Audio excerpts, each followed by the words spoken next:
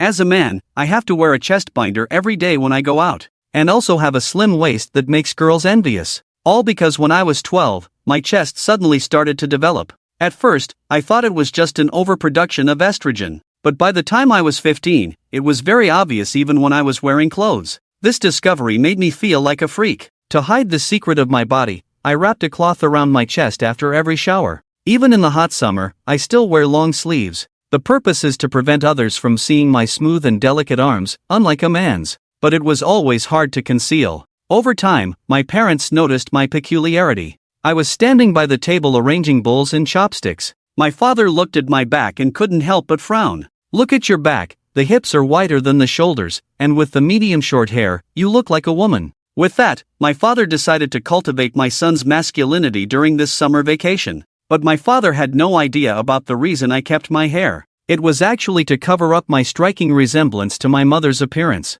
Because sometimes, even I can't tell when looking in the mirror. And just as I was lost in thought, my father, who had already walked up to me, patted my chest and said, "You should learn from your dad, walk with your head held high and chest out." After saying that, he patted my chest again while I wasn't paying attention. At that moment, both he and I were stunned. Father felt like he had captured something with those two hits, something indistinct and somewhat soft. As for me, I blushed, feeling embarrassed and awkward at the unfamiliar touch. Fortunately, at that moment, there was a knock on the door, and a tall, handsome boy appeared. He and I have been good brothers since we were little. He has always taken good care of me since we were young. When I was teased by classmates in class, being called a sissy, it was all thanks to Zhang Yang's iron fists that taught them a lesson. After some small talk, my mother walked up to Zhang Yang and softly said, "Xiaoyang, when you go to the capital in the future, please take good care of my son." Hearing this, he immediately straightened up and said, "Don't worry, Auntie Shen, I will take care of Xinyu." After saying this, he finally looked at me. "Xinyu, will you accompany me to the stall tonight?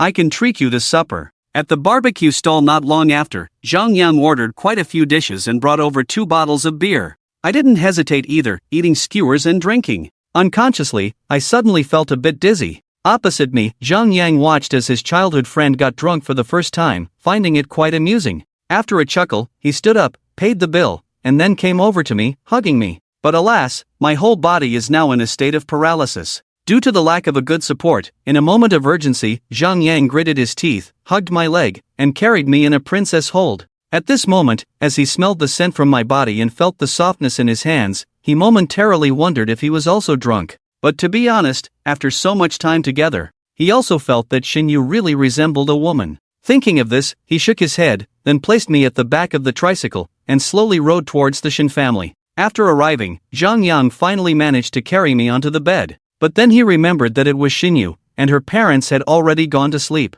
If he took their keys to lock the door and lost them, it would be hard to explain anything. Helplessly, he returned to the room again. I planned to lock the door from the inside after he left. But for now, no matter how he called out, the only response he got was my unclear voice. At this moment, Zhang Yang resolutely carried my weak and boneless body to the bathroom. Then he took down the shower head and aimed it at my face a few times in a teasing manner. As the water gushed out, I immediately woke up. "What are you trying to do?" Just then, as the water also splashed onto my chest, and with my head still a bit fuzzy, I subconsciously unbuttoned a few buttons on my chest. At this moment, the words Zhang Yang was about to say got stuck in his throat, and only his eyes were staring straight at my chest. Seeing this scene, my mind immediately cleared, and I quickly buttoned up my clothes. Frowning, he said, "Are you sick? What are you looking at?" Regaining his senses, Zhang Yang first scratched his head, then without looking back, he immediately rushed out. At this moment, on the quiet and deserted street, he got goosebumps all over his body. Is Xinyu a pervert? How could she still be wearing this? But when he thought back to the soft touch of Xinyu's body tonight, and the fragrance emanating from her. In everyday life, Xinyu always went to the bathroom and showered alone. These various phenomena all pointed to a terrifying yet only reasonable answer. Xinyu is a woman. After reaching this conclusion, Zhang Yang suddenly slapped his cheek, muttering that he might have been mistaken, perhaps it was a little vest. The next day when I saw Zhang Yang again, we both tacitly avoided discussing last night's events. It wasn't until we were on our way home after school in the evening that Zhang Yang, unable to resist, looked at my beautiful big eyes and asked the question that was on his mind. "What were you wearing inside?" Hearing this, my expression stiffened. I glanced down and then casually said, "It's just a camisole. You know it used to belong to my sister, it's so worn out, almost like a rag, but I can't bear to throw it away. Zhang Yang clearly didn't believe me, but since I didn't say anything, he had no way to argue. After a while, my stomach started cramping again. I frowned, held my stomach, and greeted Zhang Yang. I went to the restroom by myself. Now Zhang Yang's suspicion deepened. He watched my back, his brow furrowed. When I came back, Zhang Yang was bargaining with an old lady selling bracelets by the roadside. Seeing me approach, Zhang Yang jokingly said, "Xinyu, how about we do a live broadcast and get popular ourselves?" No, I don't understand it either. Besides, the live streamers must be good-looking, unlike me. Who said that anyone would watch? Zhang Yang raised an eyebrow and said excitedly, "Let me tell you, your foundation is definitely good. Plus, with makeup and beauty filters, people will definitely think you're a beauty, and your popularity will soar." Zhang Yang's tone suddenly raised, slightly trembling. "Don't joke with me like this," I said, visibly shaking with anger. My face turned bright red. Zhang Yang felt he had misspoken and then apologized. "I'm sorry." I lowered my head, feeling a moment of panic, making me even more disgusted with my own body. Actually, I knew that Zhang Yang was just teasing me, and it was really out of line for me to speak to him in that tone. At this thought, I raised my head and looked at Zhang Yang. I quietly said, "I should be the one to apologize. I shouldn't have spoken to you like that." "It's okay." Zhang Yang habitually patted my shoulder and said, "Let's go, I'll buy you a drink." But as we crossed the street, my stomach began to ache again, and it was even more severe than before. And the late-night rider who was speeding through the street obviously didn't anticipate that a young boy would suddenly stop in the middle of the road. At that moment, I only felt a sharp pain, and then my body was flung away by the strong inertia. Outside the emergency room, when my parents saw the doctor in a white coat coming out, they immediately approached him with tears in their eyes and asked. The doctor glanced at everyone, hesitated for a moment, and then sighed in resignation, "Let's go to my office, just one of you. Come with me to the office." In the office a little later, Dr. Zhou closed the door first, then said to my father, "Your son's lower body has been severely injured. In order to prevent infection and further deterioration of the wound, we have performed a surgical removal." Although Shen Goen's body trembled slightly, he managed to hold himself together, because he had already anticipated this outcome. But then Dr. Zhou suddenly changed his tone. His situation is quite unique. In fact, his male reproductive organs are non-functional, just a useless growth. Seeing the man getting agitated, Dr. Zhou quickly stepped forward and held him back. "Actually, your son was originally supposed to be a girl. He has a complete female reproductive system inside his body, and his body had already self-corrected during puberty, developing quite well. As a father, you never noticed." Seeing the other person looking bewildered, combined with the cloth wrapped inside him, this silly child, probably hiding and concealing even the peculiarities of his body, afraid to tell his family. So the follow-up treatment plan is to perform gender correction surgery for him, allowing his delayed female life to reappear. Already slowly accepting this reality, he weakly asked, "So, how much will the surgery cost approximately?" Hearing this, Dr. Zhou showed a hint of embarrassment. "We cannot do this at our hospital. The majority of patients with this condition undergo surgery in infancy. So in your situation, you must go to the capital. As for the cost, a conservative estimate would be around 300,000 to 400,000. Hearing this number, Shen Goen was greatly shocked. At present, even if he emptied the family's savings, it wouldn't be enough for one-third. In the same hospital room, I didn't dare to touch the lower body wrapped in gauze. But from the physical aspect, I may have completely lost the symbol of being a man, but I still hold on to a glimmer of hope, looking at my mother and childhood friend. Zhang Yang also heard some things, but he didn't know how to comfort his friend, so he can only force a smile and say, "Auntie, you rest first, I'll go get breakfast." As the door to the ward was closed, feelings of fear, unease, and confusion washed over me. Tears flowed from the corners of my eyes, and I said, "Mom, am I becoming useless?" Mother couldn't bring herself to speak, she could only silently embrace my frail body, tears streaming down her face. At that moment, my father walked into the room with a grim expression. "What's with all the commotion so early in the morning? Others might think Xiaoyan has had something major happen to her." I let out a bitter self-deprecating smile. "Isn't this important? Everyone says that I'm acting like a woman now, and I've become a eunuch." My face was ashen, tears still streaming down, as I stared blankly at my father. This man, who used to stand tall like a mountain, could only hang his head at this moment. Then, he took out the doctor's note. Dr. Gao explained, "Dr. Gao said you have female thyroid dysplasia. It means that you were originally supposed to be a girl." Each word felt like a lightning bolt striking my mind. It seemed like the nightmares of many years had become reality at this moment. Disregarding the pain in my lower body, I pushed my father away and said in confusion, "No, I'm not a girl, I'm a boy, Dad, I'm your son." At that moment, Dr. Zoe, who had been standing for a long time, walking in with such flamboyance, "Shayan, do you still remember me?"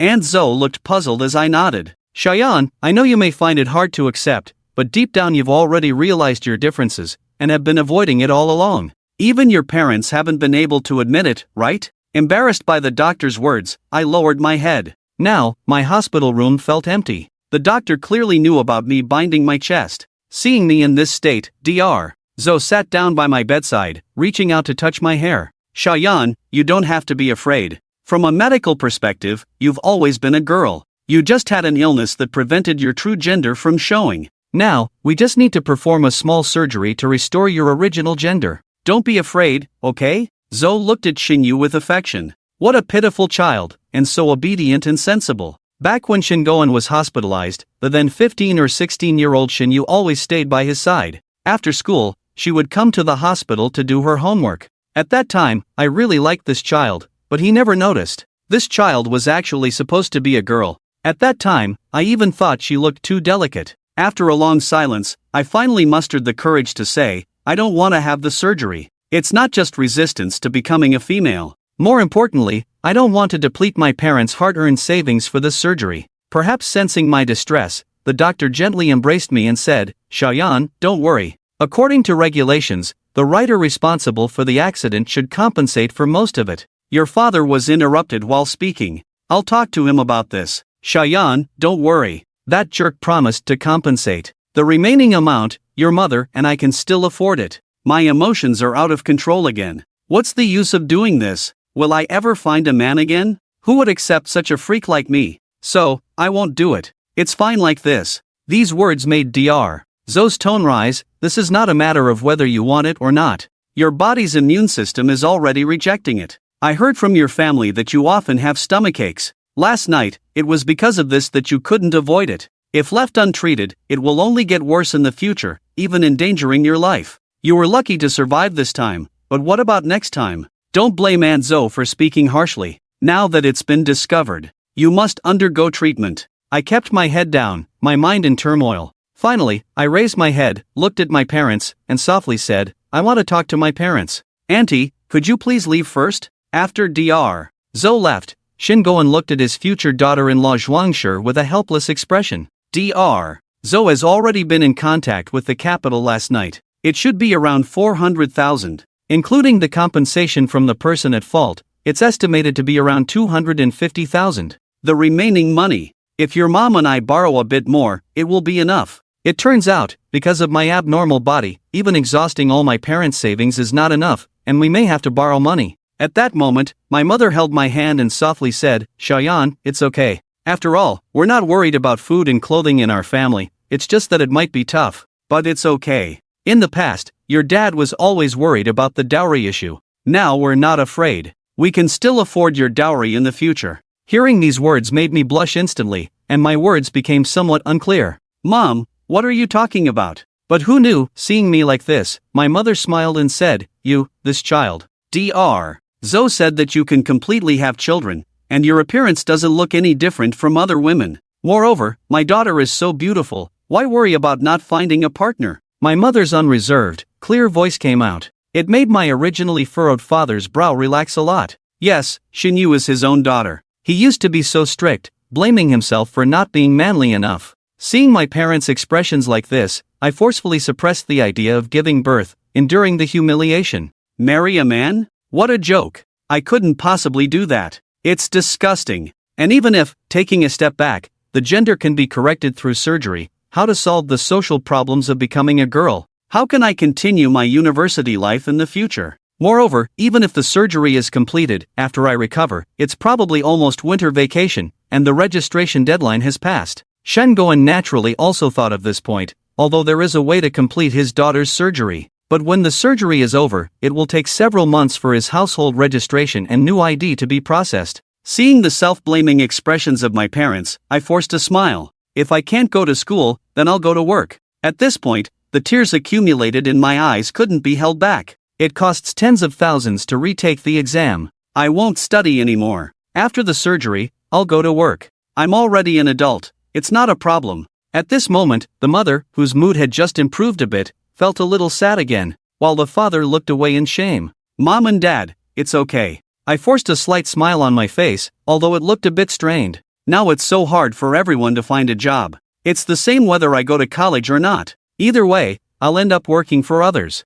And when I earn money in the future, I can apply to an adult college. The diploma won't be a problem. Seeing that the two of them still didn't speak, I held their hands. Don't you believe in your son's abilities? At this moment, Zhang Yang, standing outside the ward, made a phone call. Dad, can you do me a favor? Shen Yu has woken up. We still need your help with the surgery costs. At this point, the person on the phone smiled and said, I thought it was a big deal. Old Shen is so concerned about his reputation. I called him a long time ago. At first, he didn't want to, with his stubborn temper. Who else would lend him money? It had to be me. After hanging up the phone, Zhang Yang sneakily glanced at the ward, then quietly left the next day. I got into the hospital's special car and went to the capital with my parents. According to Dr. Zhou, the surgery should be done as soon as possible. Delaying it may affect my health. As the car left the southern city, the green scenery gradually turned into gray. After entering the capital, I looked at the towering skyscrapers.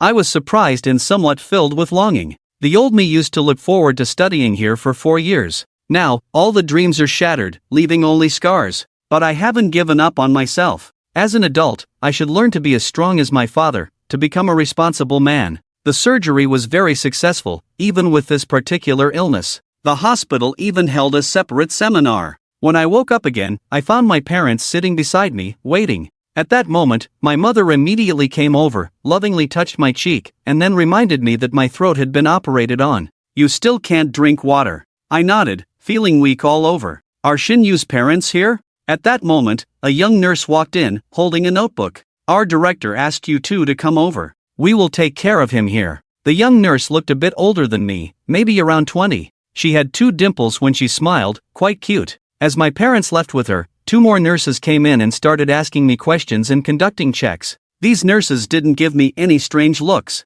Instead, they treated me just like a normal little sister, which touched me. Shinyu, from now on you're a girl. I heard one of the tall nurses mischievously say this. I had a slightly strange expression on my face. Can you both step out for a moment? I have something to do. The 2 nurses glanced at each other, then nodded. We'll be right outside if you need anything. Just press this emergency call button. As the door closed, I pulled the blanket over with my hand. I started sobbing softly. No matter how conflicted I was about my past identity, the present me has completely become you and me. From today, Shinyu is a girl. The attending doctor and the 2 nurses stood at the door, quietly listening to the girls crying. They could only helplessly discuss the process of psychological transformation, which would require a professional psychologist to guide and adjust. As for the hospital director, Shin Guiyan gratefully shook hands with the director. The originally estimated surgical cost of 400,000 yuan ended up being as high as 450,000 yuan.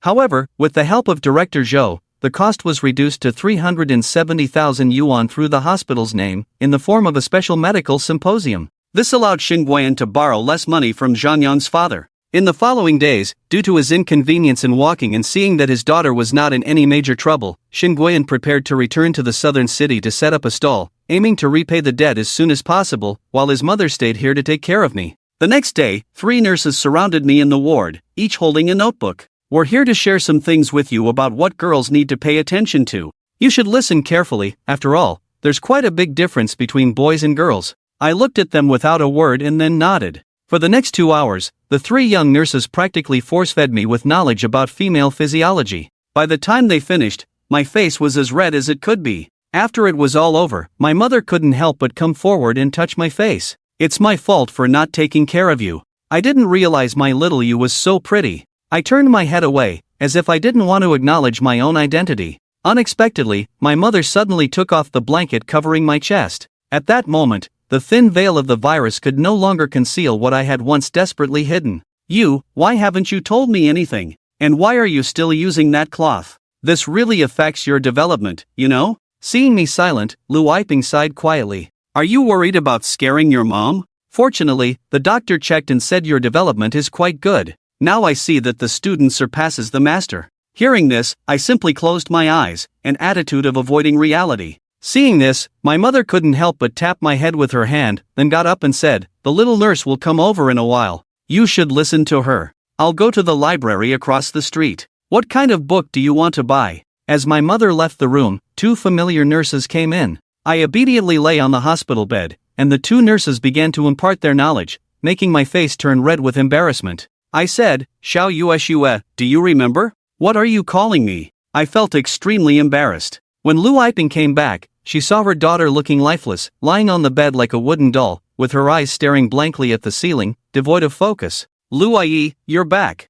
We'll leave first. Call us if you need anything." After they left, a hint of displeasure appeared on my mother's face. "You, my child, it would have been nice if you interacted with the two girls. Why are you ignoring them?" Through gritted teeth and in a low voice, they asked me what type of boys I liked and even suggested outfits. What should I say? Lu Yiping smiled and said, "That's something you'll have to face sooner or later. It means they don't see you as an outsider." Listening to my mother's nagging, I immediately buried myself under the blanket, emitting a muffled sound. 2 months later, this was supposed to be my first day at school, but now, I was being assisted by my mother and a young nurse in the hospital's garden. I walked slowly in the garden. Although the wounds on my lower body had healed, there was still a lingering pain as I moved my legs. Although President Joe suggested that I rest for a while longer before getting out of bed, I insisted on taking a walk. Now my hair completely covers the back of my neck. Even in hospital clothes, anyone can tell I'm a young girl at first glance, and my mother helps me arrange my shoulder-length hair every day.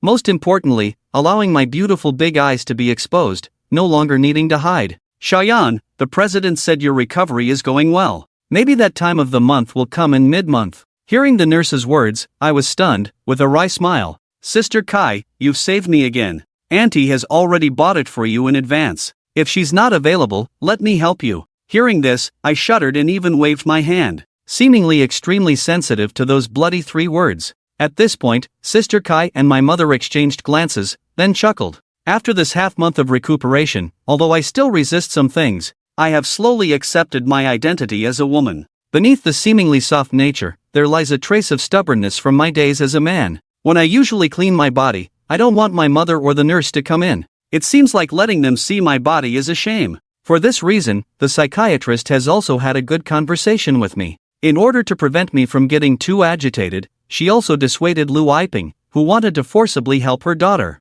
In addition to the occasional drip, I am still persisting in taking medication. I don't know if it's because of hormones, but despite my slender figure, I have started a second phase of development. Just as our group was preparing to return to the ward, a boy's voice came over. When I saw him, a smile appeared on my face as well. I quite like this boy who has been helping me since I was young, treating him like an older brother. Seeing a change in my complexion, he laughed again and explained that he had just arrived in the capital. "I heard you were here, so I came to see you. Let's go over there and sit." I glanced at the seats not far away because the ward was too gloomy. Zhang Yang supported me as we slowly walked to the seats. When I sat down, he also sat down. "How is your recovery?" "Not bad," I chuckled, with a voice completely free of restraint at the moment. That clear and melodious voice surprised Zhang Yang quite a bit. Is this really the same Xinyu he grew up with? Why does she seem completely like a woman? Xinyu has really grown into a beautiful girl, much prettier than the edgy girls he used to like.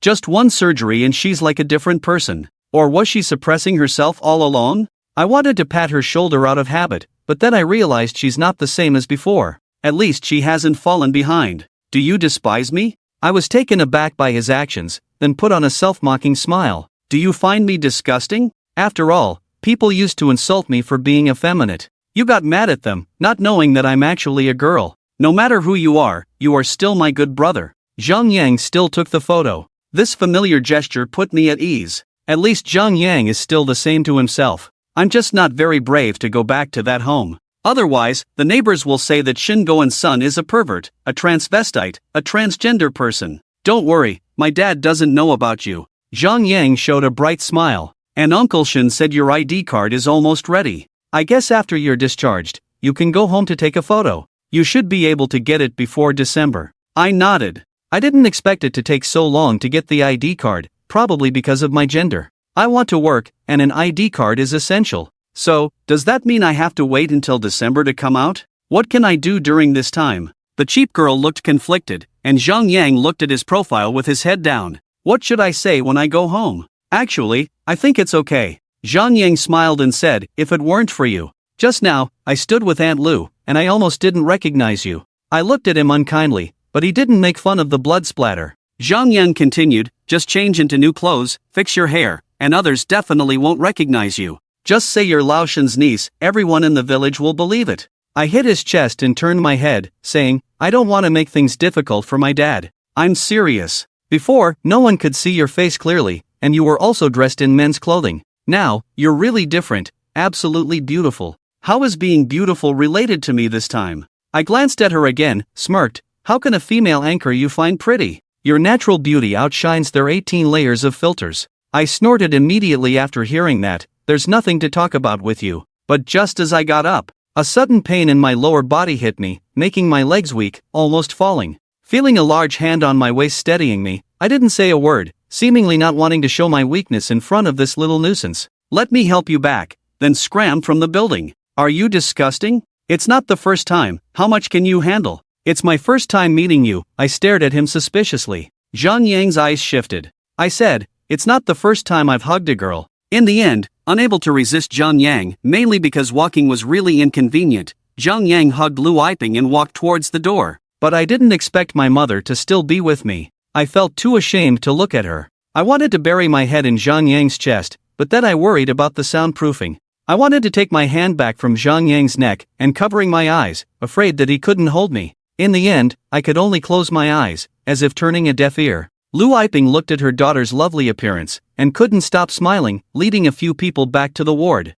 Moving from Zhang Yang's embrace to the hospital bed, I pulled the quilt over him, then turned around to look at him. Good intentions are taken for granted, but as long as I see you're okay, it's fine. I'm going back to school. As the few people left, the mother and daughter were left in the ward again. Xiaoyan, I think Zhang Yang is a good kid. No inside out. He is quite good. I instinctively responded, but then I thought of something and turned my head, anxiously asking, Mom, what do you mean? You've guessed it all, and you're still asking me. Mother is not a fool, after all, she's over 40 years old, and has crossed more bridges than her daughter has walked. Don't joke around. Xin Yu's expression darkened. I couldn't possibly like a man, and he should find a good girl, not someone like me. Our Xiaoyan is no worse than anyone else. Mom, can we not talk about this? I put on a forced smile. I'll leave the hospital early and go home, help Dad more, and when my ID comes, I'll go work in another place, and come back at the end of the year. Lu Yiping sighed and moved the stray hair from my forehead.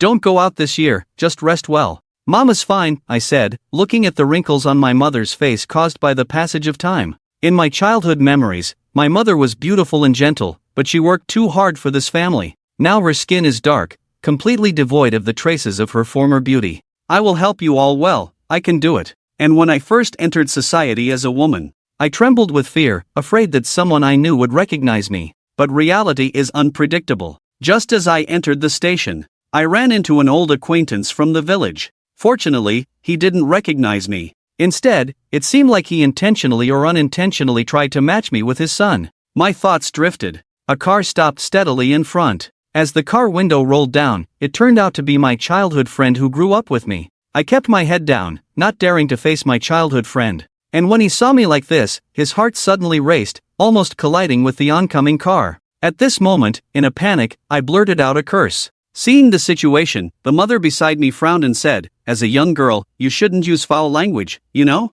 Otherwise, which man would want you in the future? As soon as these words were spoken, I blushed and lowered my voice, saying, Mom, can we not discuss this topic in front of everyone, please? But who knew? At this moment Zhang Yang awkwardly coughed and said, you can just pretend I'm not here. After a silent journey, the car finally stopped in front of the police station. At this time, the staff inside were entering information into the computer, while asking about your gender and why it was listed as male before. Just when I didn't know how to handle the situation, my mother quickly explained that there was a mistake when registering for the household before. Our Xinyu is indeed a girl. After saying this, my mother took out the hospital bill and handed it over. The other party took it and didn't say much, just reminded us to come tomorrow afternoon to get the temporary ID, and the formal one would have to wait until November. After leaving here, by the time we reached home, it was already late at night. At the dinner table, I watched Zhang Yang toasting with my dad. I also wanted to have a drink or two. but I was mercilessly refused by my mother. She said, "Little Yang told us that you can't handle alcohol well, so you better not drink." Seeing me glaring angrily at Zhang Yang, he just used the wine glass to cover his face, pretending he knew nothing. But when I looked away again, I felt like it had only been a few months. My father seemed even more tired, and I knew the heavy burden on their shoulders. Even though Zhang Yang's father didn't even issue an IOU, but my father was still stubbornly trying to repay the debt as soon as possible. More importantly, he attributed this accident entirely to himself, always feeling like he had hindered his daughter's future. The more I thought, the more depressed I felt, just eating by myself and hardly speaking. It wasn't until Zhang Yang and Shen Goen got a bit heated from drinking and were stopped by mother. At this point, Zhang Yang stood up, touched the car keys, and then hesitated for a moment. "I was so happy drinking just now, I forgot I drove here myself." At this moment, mother immediately shifted her gaze to me. "Xiao Yu, you take Xiao Yang home." Just as I was about to refuse, I was met with the irresistible gaze of my mother. Helpless, I had to nod in agreement. We walked side by side, each of us with our heads down, silently walking through the once lively streets. Now everything has changed, and I am no longer the young man I once was. This atmosphere persisted all the way to Zhang Yang's doorstep, where he finally stopped and softly asked Xinyu, "What do you plan to do in the future?" I still kept my head down and said, "I might apply for a sales position, or maybe overcome this kind of job. After all, I only have a high school education." He looked at me in silence, and after a while, he continued, "I can actually help you." Hearing this, I lightly shook my head and chuckled. Although I may not be able to do laborious work, but for most jobs, I feel I am still capable. Seeing the girl in front of him, Zhang Yang chose not to argue, but instead, he looked directly at the girl's face. "After I graduate, I plan to ask my dad for some money to open a shop. You can come and help me then." Hearing this, I nodded and readily agreed. At this moment, Zhang Yang saw the peaceful smile on the girl's face. Under the moonlight, she looked so pure and beautiful that it made him momentarily stunned.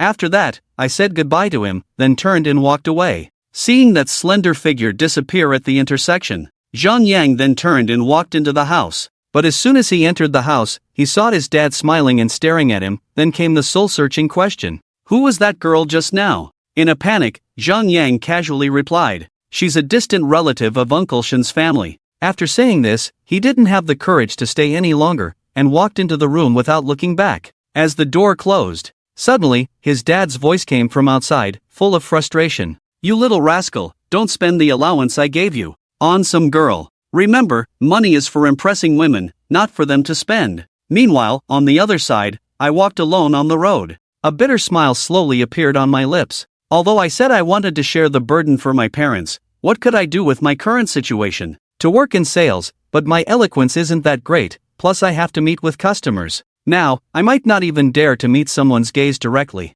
At this point, I suddenly remembered the economics and law book in my bag. Maybe I can start by getting an accounting certificate. That way, I won't have to endure the sun and rain, although the salary may not be very high, but apart from my own expenses, it should be enough. With a goal in mind, I returned home with a faint smile on my lips. In the bathroom at this time, I lowered my head and looked at my body, and unexpectedly said something that made me feel disgusted. "Xinyu, you actually have quite a lot going for you. But ultimately, the reason I feel disgusted is entirely because I lived the first half of my life as a male. And judging by the way those men look at me now, I'm definitely not lacking in that department. It's just that I don't know how to use my advantage, or maybe it's my inner male thoughts resisting." As soon as I picked up my phone, I found a message from a girl in my former classmates group. "Xinyu, I heard you got injured. Are you feeling better now?" This person is my deskmate, and one of the few classmates in the class who has no ill intentions towards me. Thinking back to my old self, male classmates despised me, female classmates rejected me, except for Zhang Yang,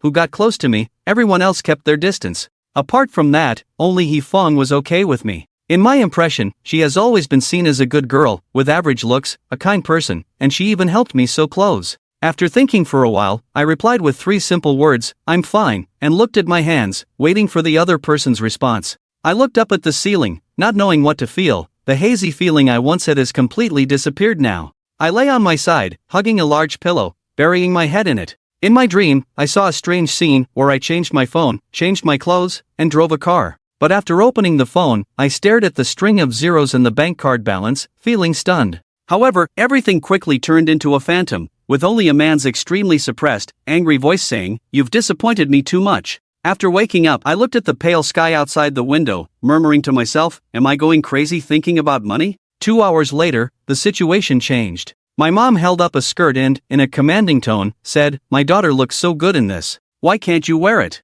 Can't you wear it at home to show me? As soon as I heard this, I immediately covered my head with a blanket, choosing to turn a deaf ear between compromise and refusal. Seeing her daughter like this, Lu Yiping's tone softened and she started to play the family card. Alright, you little rascal. Now you don't even listen to your mom. Even if it's just to satisfy your mom's little wish, can you let me see you wearing a skirt, okay? I bit my lip under the covers, but still didn't compromise. Seeing her mother hesitating again, she continued, Xiaoyan, can you help mom fulfill her dream? Your mom used to love skirts the most, but unfortunately, we were too poor back then to afford new clothes. After I married your dad, we finally had some savings. But my figure has changed, so I never had the chance. As I listened to my mother reminisce about her past, I struggled internally before finally looking up. Then let me try it on, just once. At this moment, Lu Yiping's eyes revealed a triumphant smile, then she took the initiative to strip off her daughter's pajamas. For a moment, I was at a loss whether to laugh or cry.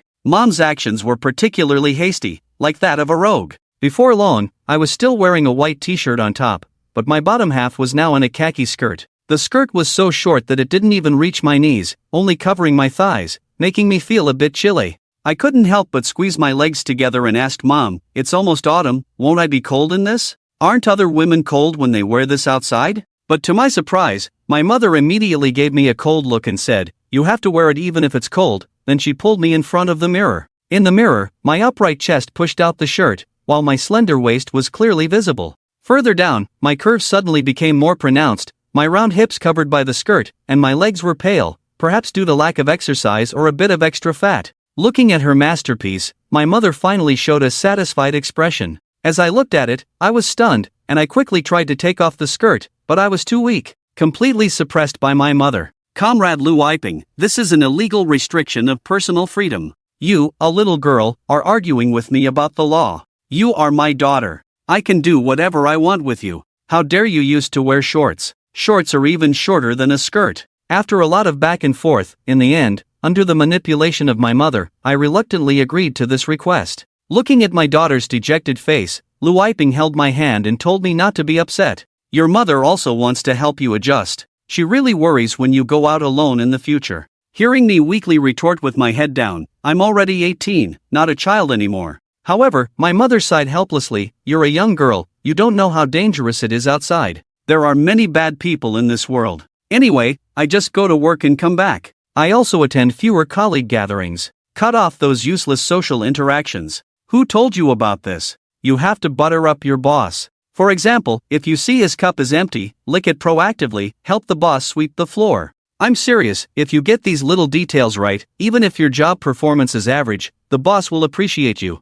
Wen Yan, I immediately snorted, don't you say I'm good looking? Wouldn't it be faster if I just seduced the boss? Speaking of this, I'm blushing so much that it's really a case of harming the enemy by 800 and damaging myself by 1000. And then my mom pinched my mouth and said seriously to me, don't interrupt. You must not have such thoughts. Do you understand? Girls and boys are different. You must protect yourself. After this morning's little episode, only then did my mother remember that she hadn't bought the vegetables for lunch. Seeing this, he suddenly came up with a plan and, ignoring my objections, took his daughter out. But as soon as we stepped out of the house, I felt a gust of wind. So I subconsciously held onto the hem of my skirt tightly, afraid of it flipping up. Seeing this, my mother couldn't help but comment, you're wearing 2 layers of leggings, what are you afraid of? Thinking back to when we just left the house, my daughter had actually put on an extra layer, which made Lu Yiping unable to help but chuckle. Shortly after, I held my mother's hand and we strolled around the market. Looking at those familiar or unfamiliar faces, my mindset slowly changed. Although I still felt a little embarrassed,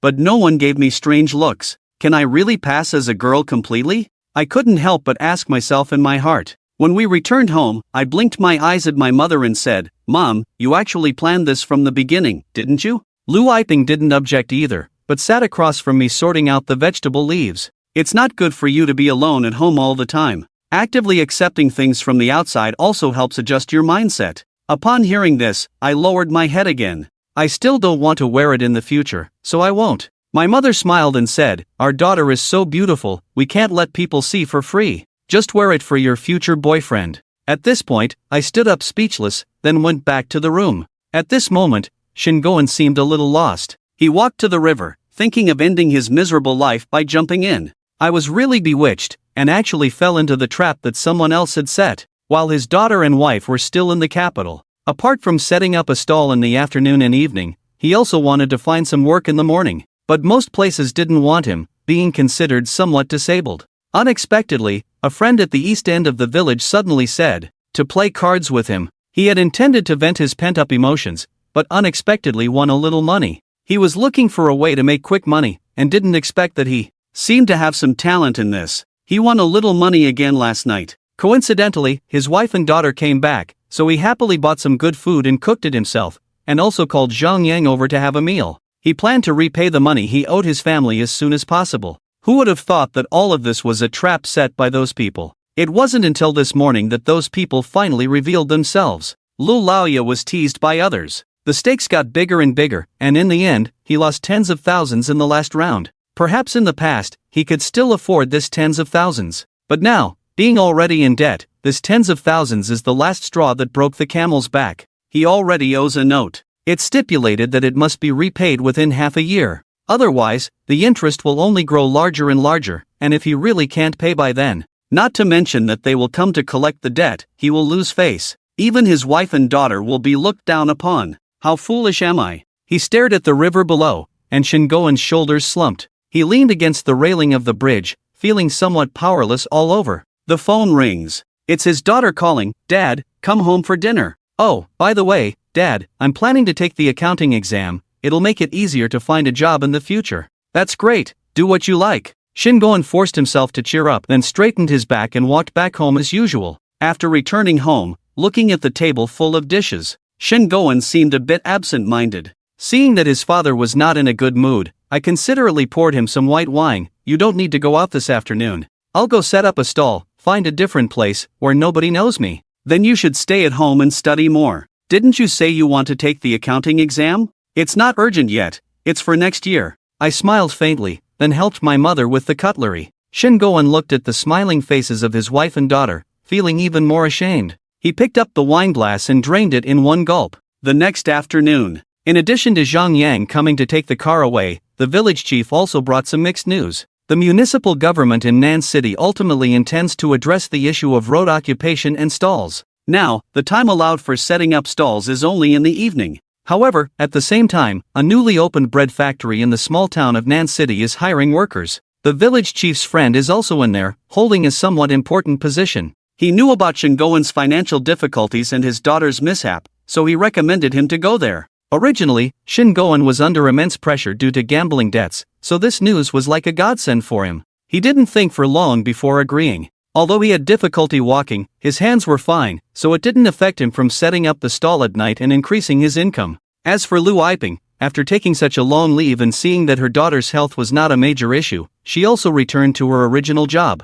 I used the little money I had saved to buy a basic accounting book. I studied at home during the day and went out at night to help my father with the stall. From then on, the streets at night were missing a boy's figure. But there was an addition of a beautiful young girl. And it was often at this time that Shingoen would reveal a hint of a smile. Slightly boastful, he would introduce her as his niece and talk about his son who was studying in the capital. Because of my changed appearance and quiet demeanor, people don't associate me with my previous self. The appearance of the girl brought a bit more popularity to the father and daughter's stall. She rarely speaks, mostly accompanying her father. And because of the last incident, after that, Shingoen stayed even closer to his daughter, afraid of another mishap. Lao Shin is busy, and Wu Jun's voice came from not far away. Seeing the girl, he felt joy in his heart again. Is this your niece, Lu Yi? My sister-in-law told me about her. I also greeted Wu Jun. Then Wu Jun looked at Lao Shin and, after seeing me nod obediently, eagerly pulled Shingoen into the nearby alley. Lao Shin, your niece has a close relationship with you guys, huh?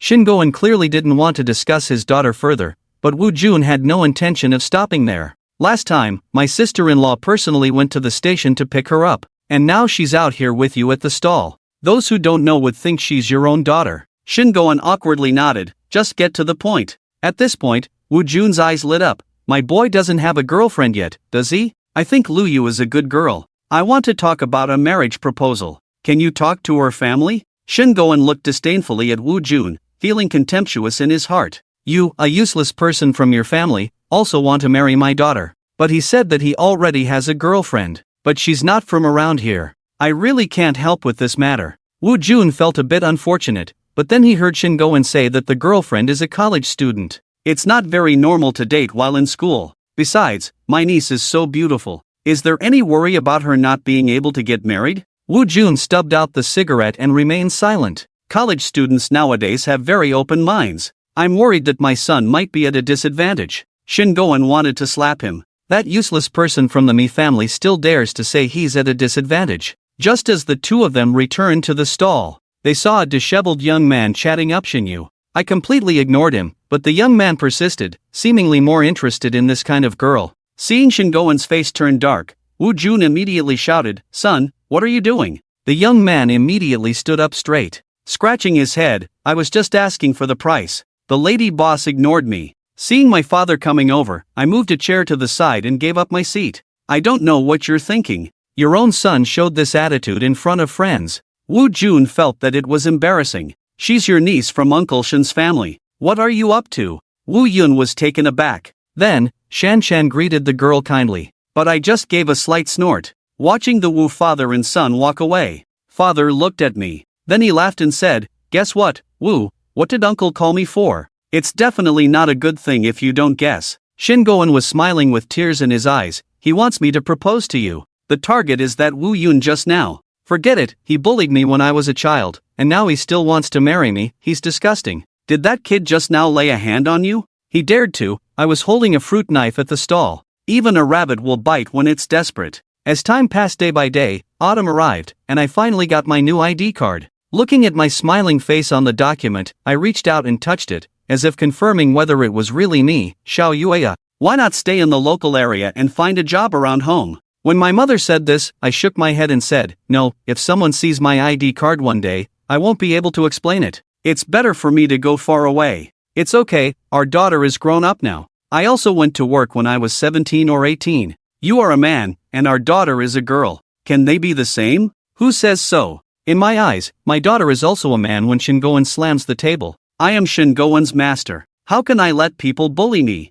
I'm afraid of interrupting my parents' conversation by arguing with my mother. I'll go to the capital to check it out. There are more job opportunities there. If it doesn't work out, I'll go to a city closer to home. It'll be easier to come back then. In fact, Shin Goen is also reluctant to let you go, but he cares about his reputation. He's also worried that once your identity as his daughter is exposed, it would be difficult for you to stay in the village. Finally, he took a sip of wine and, with the smell of alcohol, asked him, "Xiaoya, when are you planning to leave?" "It's almost December. I plan to leave the day after tomorrow. I'll pack up the things at home tomorrow and just take some clothes." Shin Goen and Lu Yiping looked at each other, and the latter went back to the room and took out a money bag. "Mom will accompany you to deposit the money tomorrow," she said. "It's not much, just 3,000 yuan. You take it first. Don't worry about repaying the money. Just take care of yourself. The capital is expensive. I bet the accommodation will be expensive. You use it first.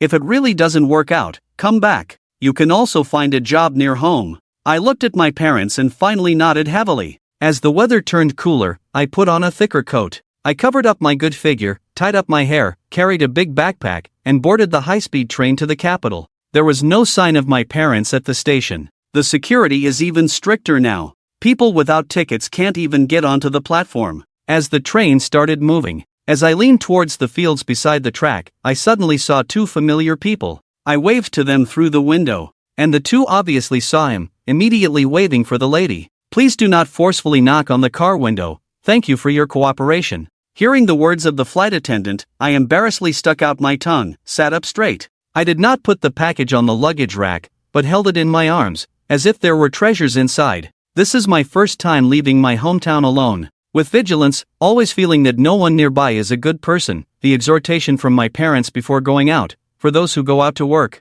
At that time, bandits were rampant. It is said that there were pickpockets everywhere on the train, and after people got off the bus, the ground was covered with razor blades. I don't know how many people's wallets were affected. Although public security is much better now, I still feel uneasy. "Hello, miss. Do you want me to help you put your backpack on top?" The man sitting next to me kindly said to me, a sentence that made my hair stand on end. No, thank you. Hearing the girl's voice, the man's expression stiffened, secretly pondering whether being ugly meant not being able to help. Hated by the girl again. Seeing me move to the side like a house, the man had to take out his earphones and started watching a video. The bus stopped at the platform, and a girl with a big backpack jumped off the bus, looking at the unfamiliar street and tall buildings. The girl took a deep breath, then walked towards the nearby university. Just a few steps away, I saw a tall and handsome boy standing at the door waiting for her. Behind him were the words Capital University of Electronics Science and Technology. Xinyu, I thought you'd come in the afternoon, Zhang Yang greeted with a smile.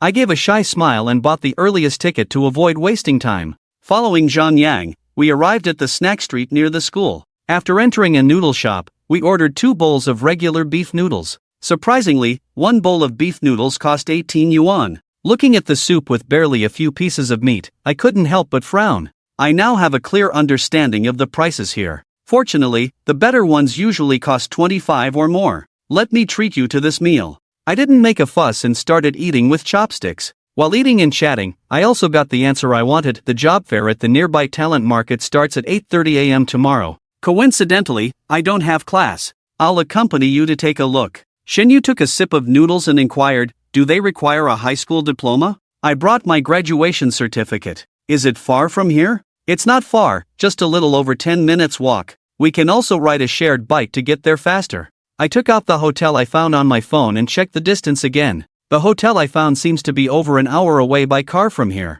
Zhang Yang snatched the phone and glanced at it. Why do you want to live so far away? It's cheaper over there, around 100 yuan per night. It's too expensive around here, probably because of the university. They all cost around 400. I can't afford that. Zhang Yang scratched his head. If Xinyu hadn't had any trouble, she could have stayed in the dorm with me for a few nights. But not now. You'll have to wake up at 5 or 6 tomorrow. I have no choice. I hope to find a job in the next few days and then find a cheap single room to live in. I regret a bit, coming to the capital without hesitation. It's quite difficult to find a job with meals and accommodation, especially for girls. If I were still a boy, even if it's just excessive work, I could work as a security guard or go to a construction site and stay in the dormitory. But now it's a bit difficult for a girl. Maybe factories or restaurants could work, but the working hours are usually very long, and it's often a 2-shift system, leaving no time for studying. After finishing the noodles, Zhang Yang wanted to take me for a walk first, and I saw that there was indeed nothing to do today, so I went back to school with him first.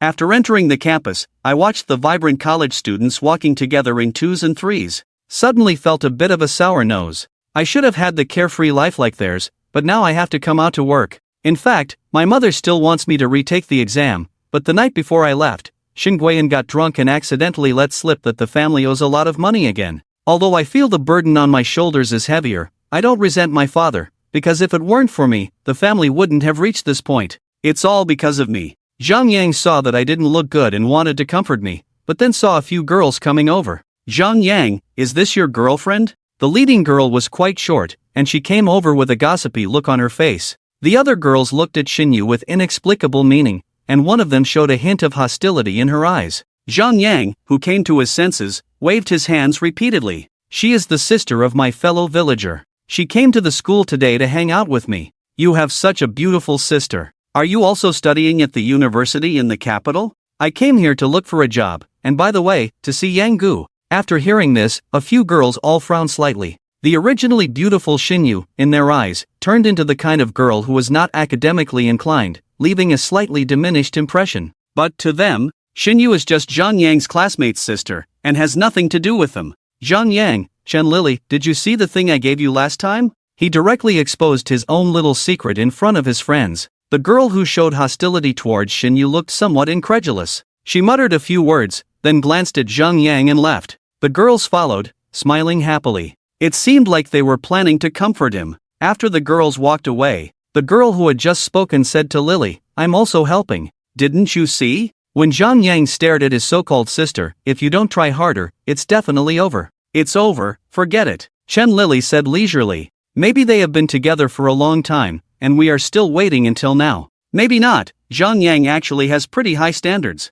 A girl who hasn't even been to college can't be compared to our Lily. I ignored the noise behind me and then looked at the tall laboratory building and dormitories. Everything seemed so novel, but it was all irrelevant to me. Now I'm like a ghost in the city, passing through the bustling streets, but unable to hold on to anything, because nothing here belongs to me. Zhang Yang, how about I go to the recommended hotel to check in first, so we don't end up with nowhere to stay later? Zhang Yang stared into his beautiful big eyes. I'll help you book a hotel nearby. Xinyu was taken aback, then shook her head. Thank you, but I'm here to find a job, not to enjoy life. Besides, it's too expensive, not suitable for me. It's not as expensive as you think, it's a bit cheaper. Less than 300 for a slightly worse location. How do you know this so well? Seeing me become suspicious. Zhang Yang coughed. My roommate told me that. He usually stays with his girlfriend across the street. I took 2 steps back, as if I was getting to know Zhang Yang again. I really haven't been there, Zhang Yang, you're being ridiculous.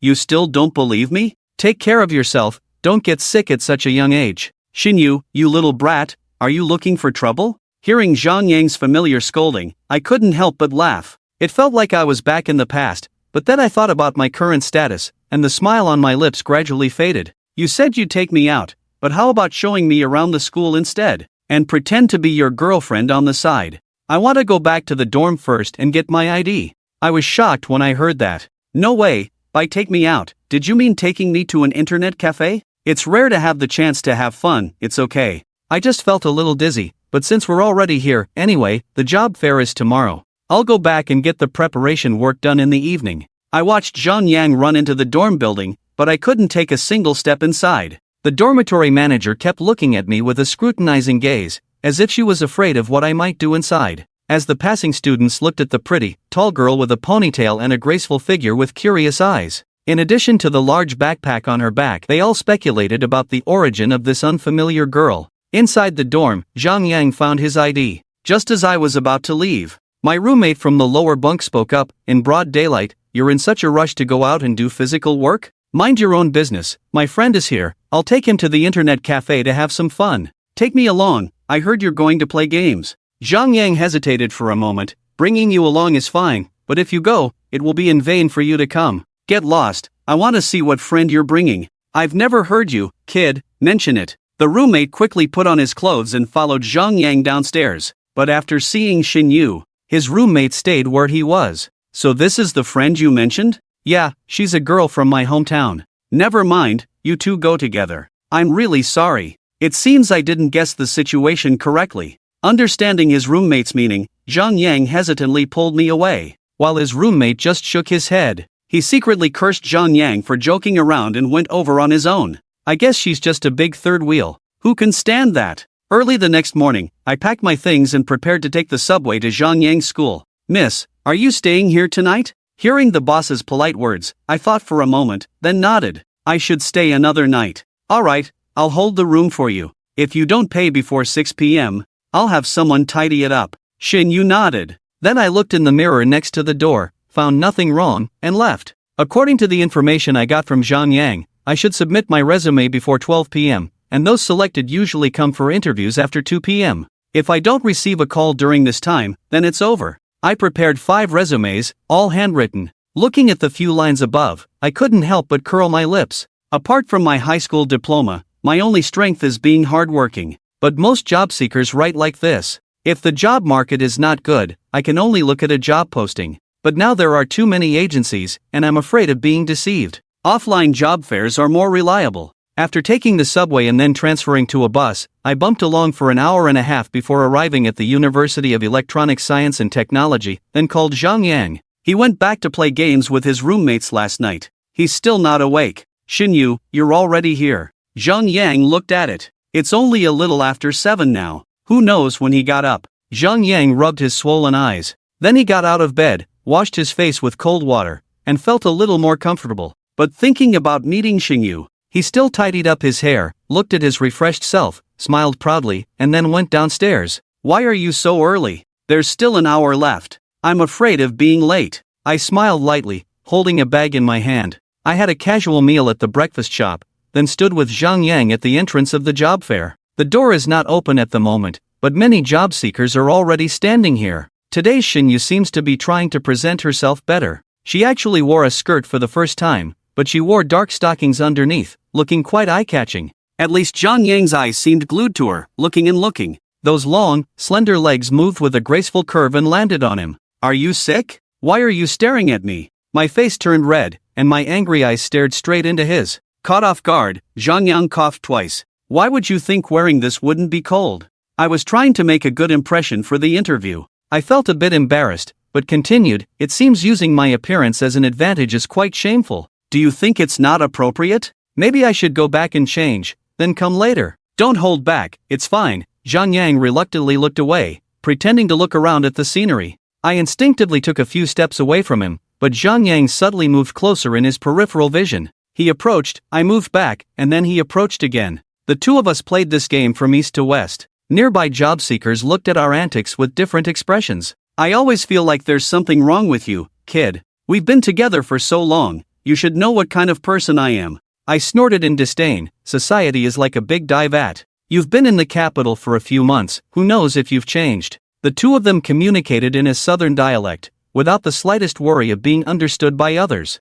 It feels really nice to have someone with you in a different place. As the door opened, job seekers and recruiters flocked to it. With the help of the security guards, a long line quickly formed, all heading towards the companies they longed for. I walked around with Zhang Yang, and in the end, I applied for a few customer service and front desk jobs. Mainly because it's not too hard. Although the salary isn't high, the place is relatively remote, the nearby rent is cheap, and the commuting time is short. I don't expect to help my family pay off debts now. After preparing at home and experiencing the reality of being here, my only goal now is to stay alive. Little do you know how many fresh graduates come out to work for a few months, still have to ask for money from home. Life in the big city is indeed not easy. After submitting all the resumes in hand, I walked out of the lobby with Zhang Yang, feeling a little lost suddenly. Zhang Yang, do you think I can be selected? Definitely no problem. Believe in yourself. Well, I have a faint feeling that I might come here today and end up with nothing. If that's the case, I'll just go back.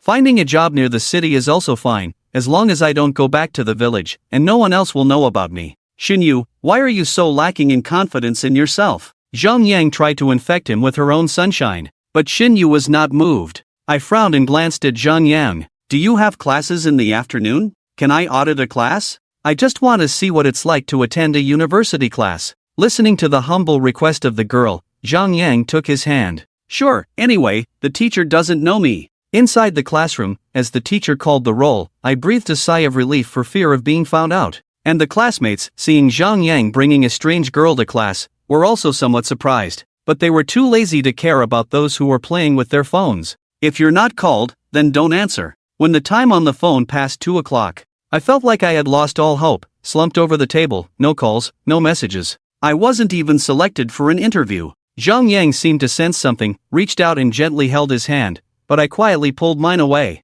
It was already past 3 o'clock when the class ended. Zhang Yang took me out of the school. Maybe I should head back first. I'll check online myself. If I still can't find it in the next 2 days, then I'll go home first. Don't stay for too long.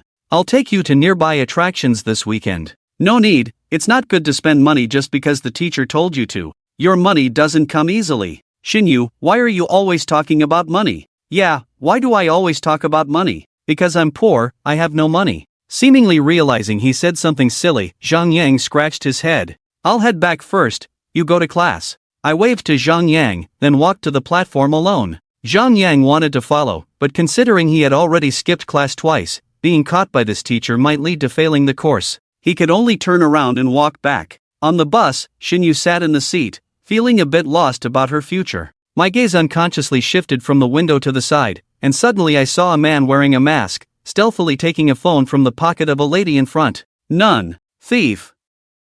Xinyan shouted, and suddenly everyone in the carriage turned their attention to her. Following her gaze, they saw a man fumbling around. The man first glared fiercely at Xinyan, as if trying to remember her face. At that moment, the bus happened to stop at the platform. When the lady hurriedly grabbed her phone, the man slipped away. Hey, aren't any of you going to do something?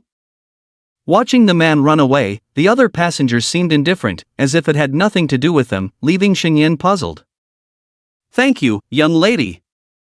The lady was somewhat relieved and then approached Xinyan, whispering, people nowadays are afraid of trouble, that's why. Aren't you going to report to the police? He almost stole your phone. The woman looked at the justice-filled young girl with a hint of amusement. Judging by her age, she looked about 17 or 18 years old, probably inexperienced in the world. As long as nothing is lost, even if it is lost, reporting to the police won't help much. By the time the police find him, the things would have been long gone, and the money too. Besides locking him up for a few days, what else can be done? Maybe his accomplices will retaliate. Shenyan was stunned for a moment, then lowered her head slightly. When she arrived at her stop, Shenyan slowly got off the bus, only to find the woman following her. "Hey, young lady, I haven't properly thanked you yet. By the way, what's your name? Are you still in school?" Upon hearing the woman's words, Shenyan stopped and turned to look at her. "Sister, my name is Shenyan. I'm not in school anymore, I came out from my hometown to find a job." "Oh, what kind of job are you looking for?" The woman seemed quite surprised and then looked at her intently. "Maybe I can help you, big sister." "Help me?" Shenyan looked at the woman in a daze. She was probably in her 30s, with a decent appearance and comfortable clothes, but what stood out was her friendly smile. Shenyan scratched her head awkwardly. After all, finding a job now was just temporary. If she changed jobs shortly, it might not be good for the woman who introduced her. "Shenyan, I'll call you Xiaoshen." The woman took a step forward. "I'm Zhao Haiyan, a bit older than you." "Just call me Sister Zhao. Our company is currently hiring, and there are many good positions that don't require high qualifications. The key point is that the company provides housing subsidies." Zhao Haiyan's words struck a chord with Shenyan, immediately piquing her interest. But upon hearing this, Shenyan felt even more embarrassed. She had only done a small favor, yet the woman was so willing to help her. She was afraid that Sister Zhao might get angry later. After a moment of contemplation, Shenyan finally gathered the courage to say, "Sister Zhao, thank you for your kindness. I'm just transitioning with a job right now. I plan to switch careers after getting certified, maybe." "Certified?" Zhao Haiyan was surprised and looked at Shenyan again. "What certification?" "Oh, if you're not comfortable talking about it, it's okay. It's nothing, just an accounting certificate." Shenyan stared at the small pebble on the ground and said softly, "Oh? That's quite a coincidence." Shenyan suddenly looked up as Zhao Haiyan smiled and said, "I happen to work in the finance department of the company, so I can really help you." Shenyan didn't expect it to be so coincidental. Although she didn't have any guard against Zhao Haiyan, she didn't want to take advantage of her kindness for nothing. I don't know anything right now, and being an accountant without a certificate probably won't work, right?" "That's not a problem. Our company is currently in need of a finance assistant." "Zhao Jia, I really appreciate your help, but I'm afraid I won't do a good job and will be scolded by the leader. You, Zhao Jia, may not have great abilities, but you've always had a good temper. How could anyone scold such a lovely girl like you?" Shenyan stared at her blankly for a moment, then seemed to guess something, her voice trembling slightly. "Zhao Jia, you're actually... Hey, I've been through it too, it's nothing. So, Xiaoshen, are you interested in joining our company? I don't even know the name of your company." Shenyan was already interested. This was a great opportunity in front of her, and she really didn't want to miss it. But deep down, she felt like she owed someone a huge favor. "Huanyu Company, a listed game company. Have you heard of it before?" "I think so." Shenyan didn't play games much, and even when she did, it was to accompany Zhang Yang in online games. She had little knowledge of standalone games, just knowing about this company. "Actually, our company's finance department is very strict in hiring, especially when it comes to money-related matters. The employees we hire must have strong integrity.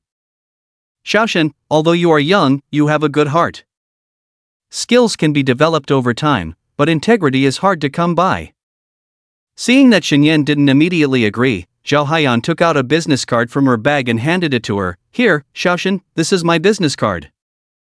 It has the company address on it. If you decide later, you can call me anytime." "Thank you." Shenyan took the business card with both hands, looking at the embossed font and gently touching it. I have something else to attend to, so I'll go now. Zhao Haiyan looked at the young girl, liking her more and more as she looked at her. It was like seeing herself in her youth, so naive and inexperienced, diving headfirst into the bustling capital city. So when she saw Xinyan now, she really wanted to help this kind-hearted girl. After Zhao Haiyan left, Xinyan turned back and looked at the bustling street corner. Finally, she sighed and returned to the inn in the suburbs. Boss, I'll stay another night. After paying, Xinyan returned to her room, took a shower, and lay on the bed feeling a bit absent-minded. She had unexpectedly met a senior financial leader of a listed company. Was this fate? But deep down, she felt a bit uneasy, as if entering that company would change the course of her life, affecting her future. After tossing and turning, she checked the time and realized it was almost evening. Her mother should have finished work, so she called her. Mom, She explained everything truthfully, except for her relationship with Zhang Yang. After listening, Lu Yiping was silent for a moment and finally said, Xiaoyan, if the senior leader appreciates you and it's the industry you want to pursue in the future, then go for it. I may not have much ability, but I know that opportunities like this may not come again. Besides, even if she appreciates you, if you wait until the last minute to call her back, she might feel uncomfortable. It's better to decide sooner. Xinyan nodded and asked, What about Dad? Your dad went to the factory today. The work there isn't too hard. Don't worry about things at home. Take care of yourself. Don't get involved in things like catching thieves in the future. Your safety is the most important. Okay, Mom. After chatting with Lu Yiping for a while, Xinyan got up from the bed, went to a nearby restaurant for a meal, then stood on the street and called Zhao Haiyan. Hello, who is this? Zhao Jia, I am Xinyan. Hearing Xinyan agreeing to her request, but the slightly trembling voice on the other end still betrayed her nervousness, Zhao Haiyan also knew that it was normal for a girl from a not-so-wealthy family to feel a bit nervous about herself. After all, when she had just started working, her legs were shaking when the boss called her over. The next morning, Xinyan packed up, checked out of the room and got her deposit back, then took the subway to Wanyu Company. The company was not far from the last bus stop, about a 10-minute walk from the subway. Looking at the 10-story building, although it couldn't compare to those large corporations, it was already quite good. Approaching the front desk, Xinyan greeted somewhat nervously, Hello, I'm here to see Manager Zhao from the finance department. Oh, may I ask your name and do you have an appointment? Yes, I'm Xinyan, here to apply for the position of assistant in the finance department. Let me check. Alright, you are Xinyan, right? Please follow me. A girl from the front desk came out and took her to the finance department on the 6th floor. At the same time, a man with peach blossom eyes also entered the company. His eyes lit up when he saw Xinyan, and upon hearing that she was going to the finance department, he had some thoughts in mind. Seeing many future colleagues in the finance department, Xinyan didn't know how to greet them for a moment, standing there like a log. In the end, Zhao Jia smiled and took her to her own office. Xinyan, I'll take your resume to the HR department. If everything is fine, you should be able to start in the afternoon. Thank you, Manager Zhao. Xinyan gratefully bowed, but Zhao Haiyan helped her up. Alright, from now on, you will be my personal assistant, okay? The work may be a bit tough, will you be able to handle it? Although Zhao Haiyan had a very good impression of Xinyan, whether this pretty girl in front of her could endure hardship was still a question. I can. Xinyan nodded earnestly, and then Zhao Haiyan asked her to sit and rest for a while before going to the HR department herself. What? Not possible. Zhao Haiyan didn't expect that what she thought was a simple matter. The HR supervisor rejected it outright after seeing Xinyan's photo and name on the resume. Are you deliberately picking on me, Lao Lu? Lu Fei, with a bitter face, said, Haiyan, I'm not trying to make things difficult for you, it's Ko's own. Ko Jing? After hearing this, Zhao Haiyan showed a displeased expression. He's just a temporary CEO appointed by Mr. Ling before Mr. Lu came to the company, and he has to manage the work of a mere assistant? Ahem, well, the problem lies with this girl. Lu Fei knew exactly what Ko Jing was up to. How about you talk to Mr. Ko? Hey, don't tell him I sent you over. Alright, we're old colleagues, I won't betray you. After coming out of the HR department, Zhao Haiyan's face darkened a bit. This Ko Jing, really incorrigible. Ah oui, I'm at Huanyu, when will you arrive? Oh, okay, sure, anyway, Brother Yin said, in a while, when sister-in-law is free, let her come over. Hey, this company has nothing to do with me. Okay, take your time on the way. Ko Jing sat in the spacious CEO office, stretched lazily, looking at the view outside the window. He was not a particularly serious person, his tie was loose, and the buttons of his suit were undone. The girl he had just seen at the front desk caught his eye. Since being provoked by his elder brother, he also wanted a younger girlfriend, who could match him in appearance. The young actress he had flirted with before, because she had experienced the world, did not have the innocence he wanted, so he soon found it boring. But he had a principle, he would never touch a rich girl. Joking, if he really causes any trouble, he will have to marry someone, and his future happy life will be completely over. A scumbag, but with principles. Calculating the time, Lu Fei from the HR department should have rejected that girl, then. The office door was knocked on, and then the secretary Zhai Shi went to open it. Ah, Manager Zhao? Seeing Zhao Haiyan walking in with a frown, Zhai Shi didn't know what to do for a moment, and watched her walk towards Ko Jing. Manager Ko, do I need to bother you for a financial assistant job? Although Manager Zhao Haiyan's words were polite, her expression was quite bad. Ko Jing chuckled, Manager Zhao, you are an old employee of the company, in terms of seniority, I can't say anything. But, just because you are senior, doesn't mean you can make decisions on your own. Zhao Haiyan took a sip of tea without saying a word. The job of a financial assistant, although not difficult to talk about, is very demanding. Of course, I'm not doubting your judgment, but, Mr. Lu just took over the company not long ago, some old employees just left, vacating some positions. But, Mr. Lu also mentioned that there are still some hidden dangers within the company, so in terms of hiring, we must be very cautious. For example, for a job position like a financial assistant, it must be supervised by me personally. Zhao Haiyan rolled her eyes, after talking for so long, she just wanted to chat with that girl.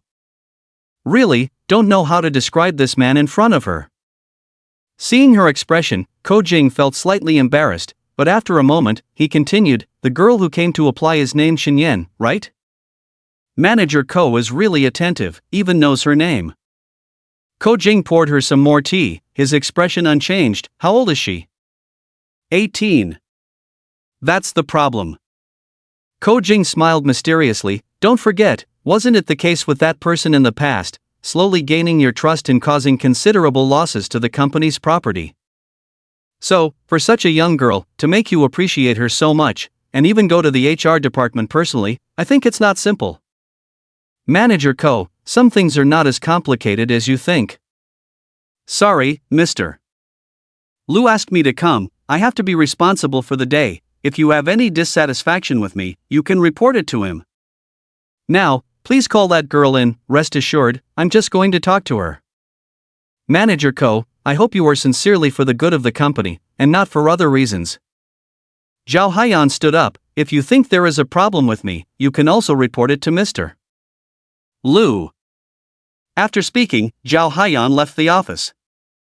Oh, Zhao Haiyan really dislikes me, as Yungu said. Ko Jing smiled indifferently, after all, she was a woman who had been deceived by a man before, and had no good feelings towards such a flirtatious man.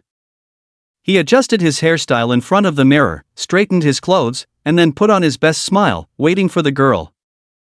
After a while, the door opened, and Zhai Shi led the somewhat nervous Xinyan in. Manager Ko, hello. Xinyan bowed deeply, then clasped her hands in front of her abdomen, looking very cautious. Upon closer observation, the girl was even more beautiful than he had imagined, those big eyes made him couldn't help but admire. Then he glanced at the stockings on the girl's legs a few more times, stood up and said, Xinyan, right? Come, sit down first, don't be nervous, I just want to chat with you. Oh, this person is so slick. Although he looked good, he gave Xinyan a feeling that he was not a good person. The girl's sixth sense had always been very accurate. Shen Yan. Well, are you 18 years old this year? Did you graduate from high school? I just graduated, and I brought my diploma with me. Xinyan wanted to take out her certificate from her bag upon hearing this, but she was stopped by Ko Jing. It's okay, there's no need to look at that. Ko Jing smiled, glanced at the girl's face. It's like this, Miss Shen, because our company recently had an incident of embezzlement, so the company has a new assessment for new employees. Well, you can understand it as a kind of trial. Assessment, trial?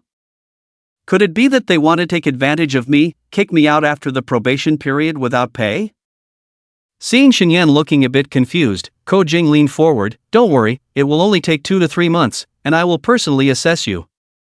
If you pass, you can start working officially, and your salary, benefits, and insurance will be provided without any loss to you. Xinyan nodded. Regardless, the man in front of her is currently in charge of the company. Okay, but I wonder how Mr. Ko will assess me? Well, considering that everyone's situation is different. Your job is simple, just stay by my side and act as my secretary. Ha? Xinyan was dumbfounded, not understanding Ko Jing's intentions for a moment.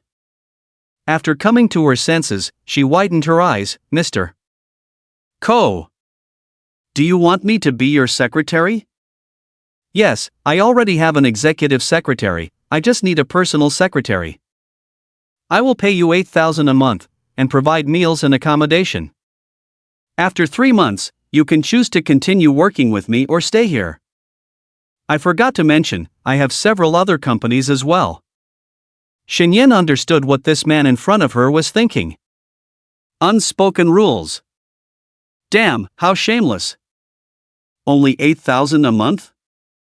What does he think of me, Xinyan? No, the current dilemma should not be this. Xinyan immediately stood up, grabbed her bag. I'm sorry, Mr. Ko, I can't agree to your request. If you don't want me to join the company, then I'll have to leave. Hey, don't go. Ko Jing also stood up. Don't worry, it's not what you imagine as a personal secretary, just helping me with some trivial matters, like travel and accommodation arrangements. Besides, you just started working, with a high school education, 8,000 a month is not low. If it's about money, we can still discuss. Go discuss yourself. Xinyan really wanted to curse directly. Her goodwill towards the man in front of her plummeted to zero. Without even saying goodbye, she walked straight to the door. Ko Jing was also a bit annoyed. He didn't expect this girl to be so stubborn. He thought his request, a young girl who had just started working, wouldn't refuse. Moreover, his external conditions were not bad. He was the temporary CEO, and he suddenly revealed his strength. Why didn't it work? Xinyan was about to open the door angrily when she heard Secretary Zhai outside seemingly talking to someone. Mr. Son, Mr. Ko has instructed that. Before Zhai she could finish her sentence, the door was opened by someone. The man who walked in was stunned when he saw Xinyan, then a hint of surprise appeared on his face, but at this moment, Xinyan had no intention of sizing him up. She turned her body and walked straight out. You. Just as he was about to speak, the girl had already run to the stairs and walked down. Sun Hui was a bit confused. Looking at Ko Jing in the office, he furrowed his brows and walked in. Old Ko, do you know that girl? Maybe we could have known each other. Sun Hui quickly walked up to him, still looking back, then said, Is she an employee of the company? Seeing Ko Jing remain silent, Sun Hui raised his voice. Old Ko, tell me the truth, what's going on? Xinyan left the company without even telling Zhao Haiyan. Although she knew that Zhao Jia was not the kind of person who would betray others, if her future boss turned out to be that kind of person, how could she continue working? If the top is not straight, the bottom will be crooked, and the company's culture will definitely be corrupted. She walked angrily on the road and soon arrived near the platform. Ah! What is all this about? Xinyan pulled her hair irritably, feeling like she was jinxed ever since she was hit by a car. Nothing had been going smoothly. Instead of going directly to the platform to go back, she lingered near the street, her eyes empty, not knowing what to do now. Zhao Jia would probably be angry with her for leaving without saying goodbye. But what could she say, because the president had ulterior motives? Perhaps it was just her speculation, but she just felt that this person surnamed Ko was not a good person. Unconsciously, she walked into a secluded alley, unaware that several unfriendly-looking men were following behind her. Xiao Dao, are you sure it's her? It's her, she ruined my plan last time. Damn, she must be taught a lesson. Daozi, I have turned over a new leaf. Just helping you for the last time. But remember, we'll just borrow something from her, don't think about doing anything bad. Don't worry. The man wearing a mask showed a fierce look, as if he didn't intend to let her off easily. The three men approached Xinyan, and when she reached the end of the alley and wanted to go back, she also saw the three men. It's you! You remember me, you bitch? Xinyan immediately recognized the man with the mask from yesterday, realizing something was wrong. Seeing a few passers-by passing by in twos and threes, she shouted loudly, "Help, robbery!" Unexpectedly, as soon as she said this, the passers-by quickly ran away. Xinyan's expression stiffened, clutching her backpack tightly, taking a few steps back. You bitch, why are you screaming? The three men were also visibly startled, quickly looking back, and when they saw no one approaching, they hurried towards her. Xinyan held onto her bag tightly, but she couldn't resist the three men, and soon her bag was snatched away. The man with the mask also tried to take advantage, but was kicked by the leader, and the three men immediately left. CK your mother.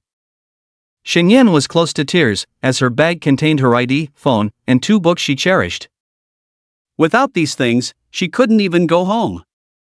She ran after them, but as soon as she reached the end of the alley, she saw the 3 men frozen in place as if they had been paralyzed.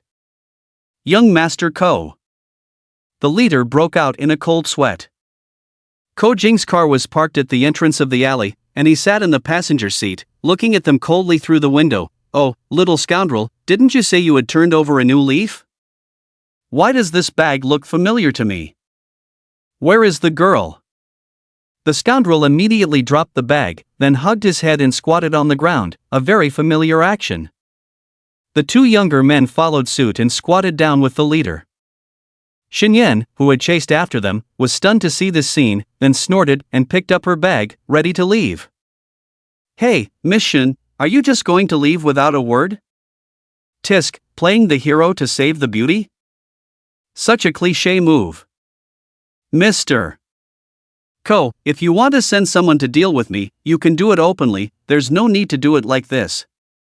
Xinyan was convinced that all of this was planned by Ko Jing. She was not naive, and she didn't believe that Ko Jing just happened to pass by. The driver got out of the car and took the 3 men aside, and when the 3 men saw the driver, they also trembled, seeming to know how formidable he was. Ko Jing immediately got into the driver's seat, drove the car next to Xinyan, and said, Miss Shin. Xinyan, it's really not what you think. Xinyan didn't even look at him directly, finding him very noisy. She held the bag, lightly dusted off the dirt on it, and continued walking without stopping. Alright, Xinyan, I admit I went too far today.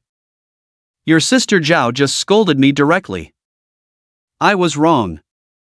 Can I go back to the company first? Xinyan sighed, but when he thought of Sister Zhao, she still felt a little guilty, but it was all because of this guy surnamed Ko. Ko Jing was somewhat helpless. He turned his head to look at his friend with a gloomy face in the back seat, and he sighed, Xinyan, if you don't want to stay in this company because of me, you can rest assured. After all, in less than a month, I will be leaving. The real president of the company is a very good person, and Zhao Haiyan really likes you from the bottom of her heart. Don't miss this opportunity because of me, okay? Xinyan stopped in his tracks, and Ko Jing timely stepped on the brake, showing a slight smile. Get in the car? Xinyan glanced at him, did not speak, but turned and opened the door to the back seat. After opening the car door, Xinyan was somewhat surprised because there was still a man sitting in the back seat, and he seemed somewhat familiar, but she couldn't remember who he was for a moment. When the man in the back seat saw her, he took the initiative to smile and reached out his hand. Hello, I'm Sun Hui. Currently, our company has a cooperative relationship with Huanyu. Shenyan felt embarrassed to leave the other person hanging, so she gently shook his hand. Hello, I'm Shenyan. However, she let go as soon as she touched it, moved to the side, and seemed to not want any contact with him. Shenyan, Sun Hui and Sister Zhao have known each other for a long time and are also my old friends. Old friends? Initially, Shenyan had a good impression of Sun Hui from the previous sentence, but when she heard that he was Ko Jing's friend, she moved away again. Ko Jing's friend? That must be of the same ilk. These wealthy men are all the same. Sun Hui felt slightly hurt when he saw the girl's actions, but he also guessed the reason. Ko Jing, who saw the scene through the rearview mirror, felt like he had inadvertently put Sun Hui in a difficult position. There was only the sound of music left in the car. The three of them returned to the company with different thoughts. After getting off the car, Shenyan just coldly said thank you and then walked towards the finance department. Lao Ko, I always feel like you're hiding something from me. Ha, not at all. Thinking about revealing the truth to Sun Hui, the usually refined Sun Hui actually showed anger. He even wanted to call Lu Yun to talk about it, which made Ko Jing somewhat apprehensive. Has this kid gone off the rails? I say, Hui, are you interested in that girl? No. Just, we've met before. Sun Hui pursed his lips. She's so young and already out there making a living. You actually made such a request to her. You really? Hey, I just said it casually. Who would have thought this girl would be so agitated? Ko Jing parked the car. She's overly guarded. If it were me, I would have agreed. Of course, you're not her. Sun Hui got out of the car, then looked at Ko Jing. Do you have the contact list of all the employees of Huanyu Company, the latest one? Ko Jing stared at him suspiciously for a while, then smirked. Well, you rascal. Back at the company, Shenyan first apologized to Zhao Haiyan, who then held her hand. Xiao Shen, from today on, you are my assistant. Don't worry. With me around, that Ko Jing won't dare to do anything to you. After New Year's Day, Ko Jing will be leaving, and our real president, President Ling, will come over. I've met her a few times before, and she's a pretty good girl. President Ling? How old is she? Shenyan raised her question. Since Sister Zhao said she's a girl, she shouldn't be too old. And she's already the president of the company, quite impressive. President Ling should be turning 21 after the new year. Zhao Haiyan pondered. 21. Shenyan was shocked. She's only 21? She's still in college. Shenyan couldn't understand no matter how much she thought about it. There are actually such talented people in the world who can become a CEO while still in college. Don't most people have to wait until middle age for such opportunities? Zhao Haiyan showed a strange smile on her face. Xiaoshen, although you can't easily manipulate leaders, some people are born lucky. This company was actually given to her by her fiancé, Mr. Lu. After all, she is the young mistress of the Lu family. Young mistress of the Lu family? She seemed to have heard this title somewhere before, but she just nodded. Less talk, more work, flatter the leaders well, that's the most important thing, don't care about anything else. After completing the registration, Shenyan planned to leave the company and rent a house first. Renting a house? A female colleague from the finance department heard about Shenyan's plan and asked, Xiaoshen, can you accept a smaller room? It's okay, as long as the rent is cheaper. Alright, I used to share a house with another colleague, it's only a few subway stops away, and there's a small north-facing room available. Should I talk to the landlord for you? How much is it approximately? Around 1,500, but there's no balcony. That's fine, can I go take a look first? Shenyan didn't quite understand the concept of 1,500, but it was much cheaper than a hotel, so it shouldn't be considered expensive. Seeing that the colleague surnamed Fong had contacted the landlord, Zhao Haiyan directly gave the two of them half a day off to solve the accommodation issue and come back to work with peace of mind. Upon arrival, Shenyan took out her phone and found that the commute time was only about half an hour, which was quite satisfactory. The room was indeed small, probably originally a kitchen that was converted into a bedroom. However, the living room had a balcony, making it convenient for drying clothes. But Shenyan thought it was not bad. She only needed a place to sleep and rest after work, without any major requirements. Upon entering, there was a single bed on the left-hand side, with a small wardrobe at the foot of the bed, and a table opposite the wardrobe. Working or writing shouldn't be a problem, and the total area was estimated to be around 7 square meters. Without a kitchen, 3 households shared one bathroom, which had a fully automatic washing machine inside, with a water-saving sign posted on it. Since you 3 young ladies are living here, it will be more convenient in the future. The landlord, a man in his 40s who taught drama at a nearby school, spoke kindly and without any airs of a local. But one thing, you are not allowed to wash shoes in this washing machine. You are all adults, so please be mindful of hygiene. Xiaoshen, since you are all colleagues and know each other well, I am at ease. I will rent it to you for 1,400 including water, electricity, and internet fees. Each room has a separate electricity meter, and if you exceed the limit, you will have to pay extra. The Wi-Fi speed is not fast, but it's sufficient. If you have any problems, you can contact me. I live upstairs in 502. They exchanged WeChat contacts, signed a 1-year lease agreement, and Shenyan gritted her teeth and paid the first month's rent and deposit of 2,800 yuan. This left her with very little money, even though the company provided a housing subsidy of 800 yuan, which would help her make it to the next month's salary. Fortunately, the landlord was kind enough to allow a 1-month deposit, as she wouldn't have been able to afford the usual 3-month deposit. Thank you, Brother Ding. Although inexperienced, Shenyan felt that this landlord was quite nice and politely bowed. Hey, we don't do that here. I'm already satisfied with being able to rent out the house. The landlord also quite liked this young and pretty girl, and after smiling, he left the room. Shenyan arranged her belongings and prepared to buy some bedding later.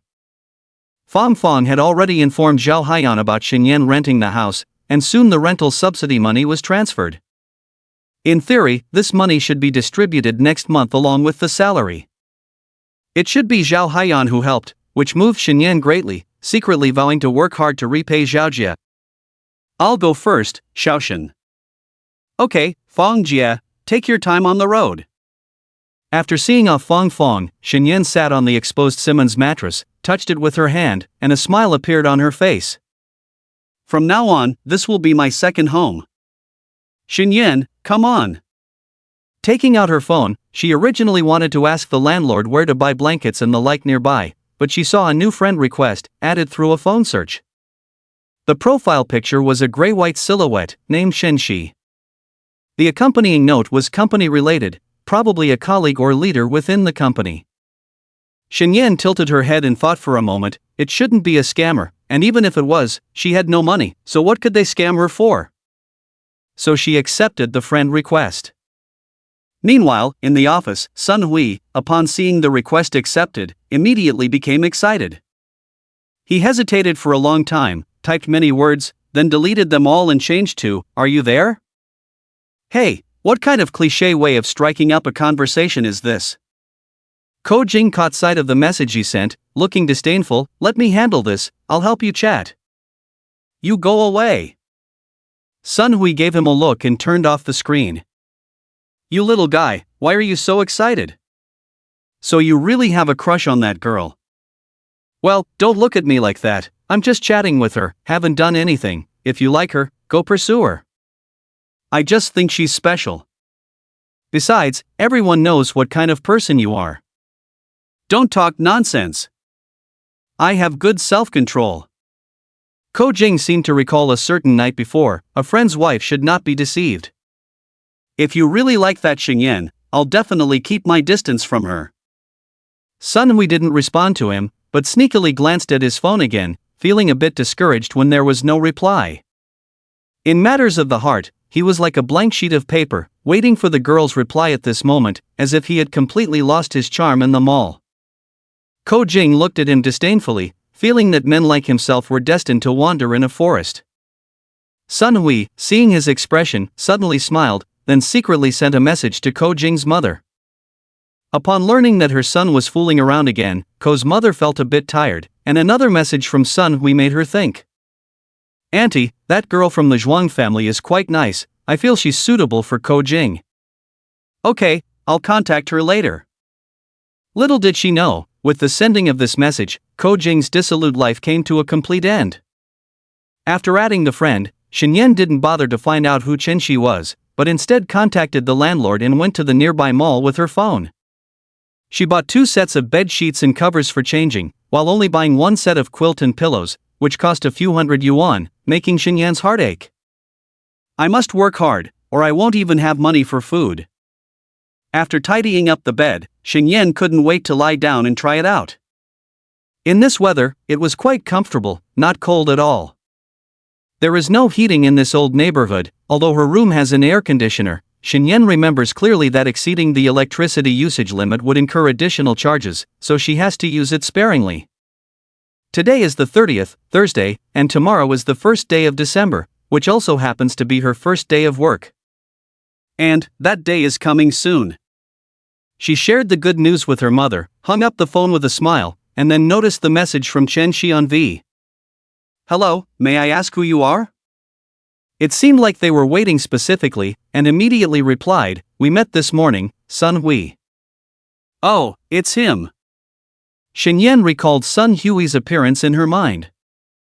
Although he was a friend of Ko Jing, this person's appearance was quite comforting to look at. She wondered if he was just superficial. After thinking for a long time, Shen finally matched the person who flashed through her memory. Is it him? It can't be that coincidental. Just as she was thinking, Sun Hui's message came again. We met before, maybe you don't remember, it was at the shop next to the station. Shen became more convinced that it was this man. However, she was unsure of what Sun Hui wanted, so she politely replied with a surprised expression, saying she couldn't remember. Sun Hui didn't know how to continue the conversation and could only respond in silence. Shen, seeing his lack of response, got out of bed, tidied her hair and clothes, and prepared to go to work. At noon, she ate something nearby, took the subway to Huanyu Company, got her badge, and officially started her job as a junior assistant. In the evening, Shen hurriedly organized the files, and left the company with Zhao Haiyan. Zhao Jia, I'm sorry, I'm a bit clumsy. Thinking about the mistakes she made in the afternoon, Shen almost buried her head in her chest. Ha, it's okay, take it slow in the future. Zhao Haiyan patted her head, let's go, I'll treat you to dinner. Zhao Jia, aren't you going home? Go home? I'm still single, it doesn't matter where I eat. Shen widened her beautiful eyes, looking incredulous. You little girl, don't you believe me? No, I thought Zhao Jia already had children. Hey, you think too far ahead, little girl. The two sat in the restaurant. As the dishes were served, they chatted more and more. Finally, Shen couldn't help but ask, Ko said that you know Sun Hui. Do you? Yes, I met him when he started his business in college, he's quite capable. What kind of person is Sun Hui? Shen lowered her head, stirring the spoon in her bowl of soup. This man left a deep impression on her from the first meeting, recalling her initial reaction and his initiative to add her on social media today. She didn't know how to describe her mental state. Oh? Seeing Shenyan's expression, Zhao Haiyan smiled knowingly. What, are you interested in Sun Hui? No way. Shenyan's tone suddenly rose, attracting the attention of nearby diners. Seeing many eyes turning towards them, Shenyan immediately lowered her head, her cheeks slightly flushed. Zhao Jia, please don't say that, I was just asking. I'm an experienced person, there's nothing I can't say. Zhao Haiyan felt like she had stumbled upon the girl's thoughts and felt a bit embarrassed. Okay, I won't mention this again, but Shen, some things may not sound pleasant. Shen remained silent, drinking her soup with her head down. Although Sun Hui and Ko Jing are not on the same path, there is still a gap in their status. I know young girls like rich and handsome men, but there are many factors to consider in relationships, and social status is important. Zhao Haiyan had seen many girls from ordinary backgrounds try to climb the social ladder for their own benefit. Even if many did it for love, the outcome was often not good. Based on Xinyan's situation, she might have some feelings for Sunhui, but Zhao Haiyan didn't want to see Xinyan follow the same path as those girls. Wealthy people have many options, perhaps at this point in time, they are very affectionate towards you. But have you not seen those older upper-class people in society? Are their partners getting younger and younger? How many of them have struggled together with their first wives when they were young? Perhaps Xinyan has the capital to make men like her now, but what about in the future? After all, the road ahead is still long. Xinyan didn't know that Zhao Haiyan had imagined so much. She was not sure how she felt about Sunhui. Maybe it was more admiration and envy? After all, looking at the current situation, even if she worked hard, by the time she reached Sun Hui's age, her own value might just be a fraction of others. This social class difference made her feel like they were from two different worlds. Although she could show some temper to Ko Jing, it was because he didn't respect people. If it was a normal superior-subordinate relationship, she would never dare to offend her boss. And, as for her body, she had no intention to get involved in emotional matters. Seeing Xinyan silent, Zhao Haiyan thought she had taken her words to heart, just making her feel uncomfortable. She put a piece of meat in Xinyan's bowl. "Xinyan, come, eat more meat, you look too thin." "Zhao Jia, I can't eat more. I feel like I've gained a lot of weight now, and the fat has all gone to my butt." "Nonsense, you look so thin. If you go out with me in the future, people will think I'm mistreating my little assistant." Xinyan pursed her lips, but obediently ate the meat in the bowl. "Is it because what I just said was not pleasant, so you're sulking?" "No, Jia, you have too much imagination." Xinyan raised her face, smiling. "I don't have any feelings for men, I just asked because Sun Zong added me on WeChat today." "He added you as a friend?" Hearing this news, Zhao Haiyan frowned, although she could joke and advise Xinyan. But if Sun Hui had any thoughts about the girl, there was no harm in being on guard every day. After all, according to Xinyan's ID card birth date, this girl was not yet 18 years old. What did he say? "Ha?" He just said, "Are you there?" Xinyan hid the fact that she had met Sun Hui once, and Zhao Haiyan, upon hearing this, smiled strangely. "Really? It seems that this Sun Hui has not been influenced by Ko Jing." "Oh, how would President Ko say?" "Him?" Zhao Haiyan leaned forward, lowering her voice. "Little sister, alone?" "Put." Xinyan almost sprayed out the food in her mouth, but considering Ko Jing's appearance, it didn't seem out of place. After the two finished their meal, Xinyan said goodbye to Zhao Haiyan. Just as she was about to take the subway back, she suddenly remembered that there was no water in her room, and it was too extravagant to drink beverages every day. She thought for a moment and decided to go to the store to buy an electric kettle and a cup. When she found the cheapest electric kettle and was about to pay, she suddenly saw a man's figure. He was dressed casually, with well-groomed hair. If it weren't for that familiar profile, she almost didn't recognize him. "President's son," Xinyan called out, indicating that she wanted to approach, and Sun Hui immediately turned around, showing a genuine smile when he saw the girl.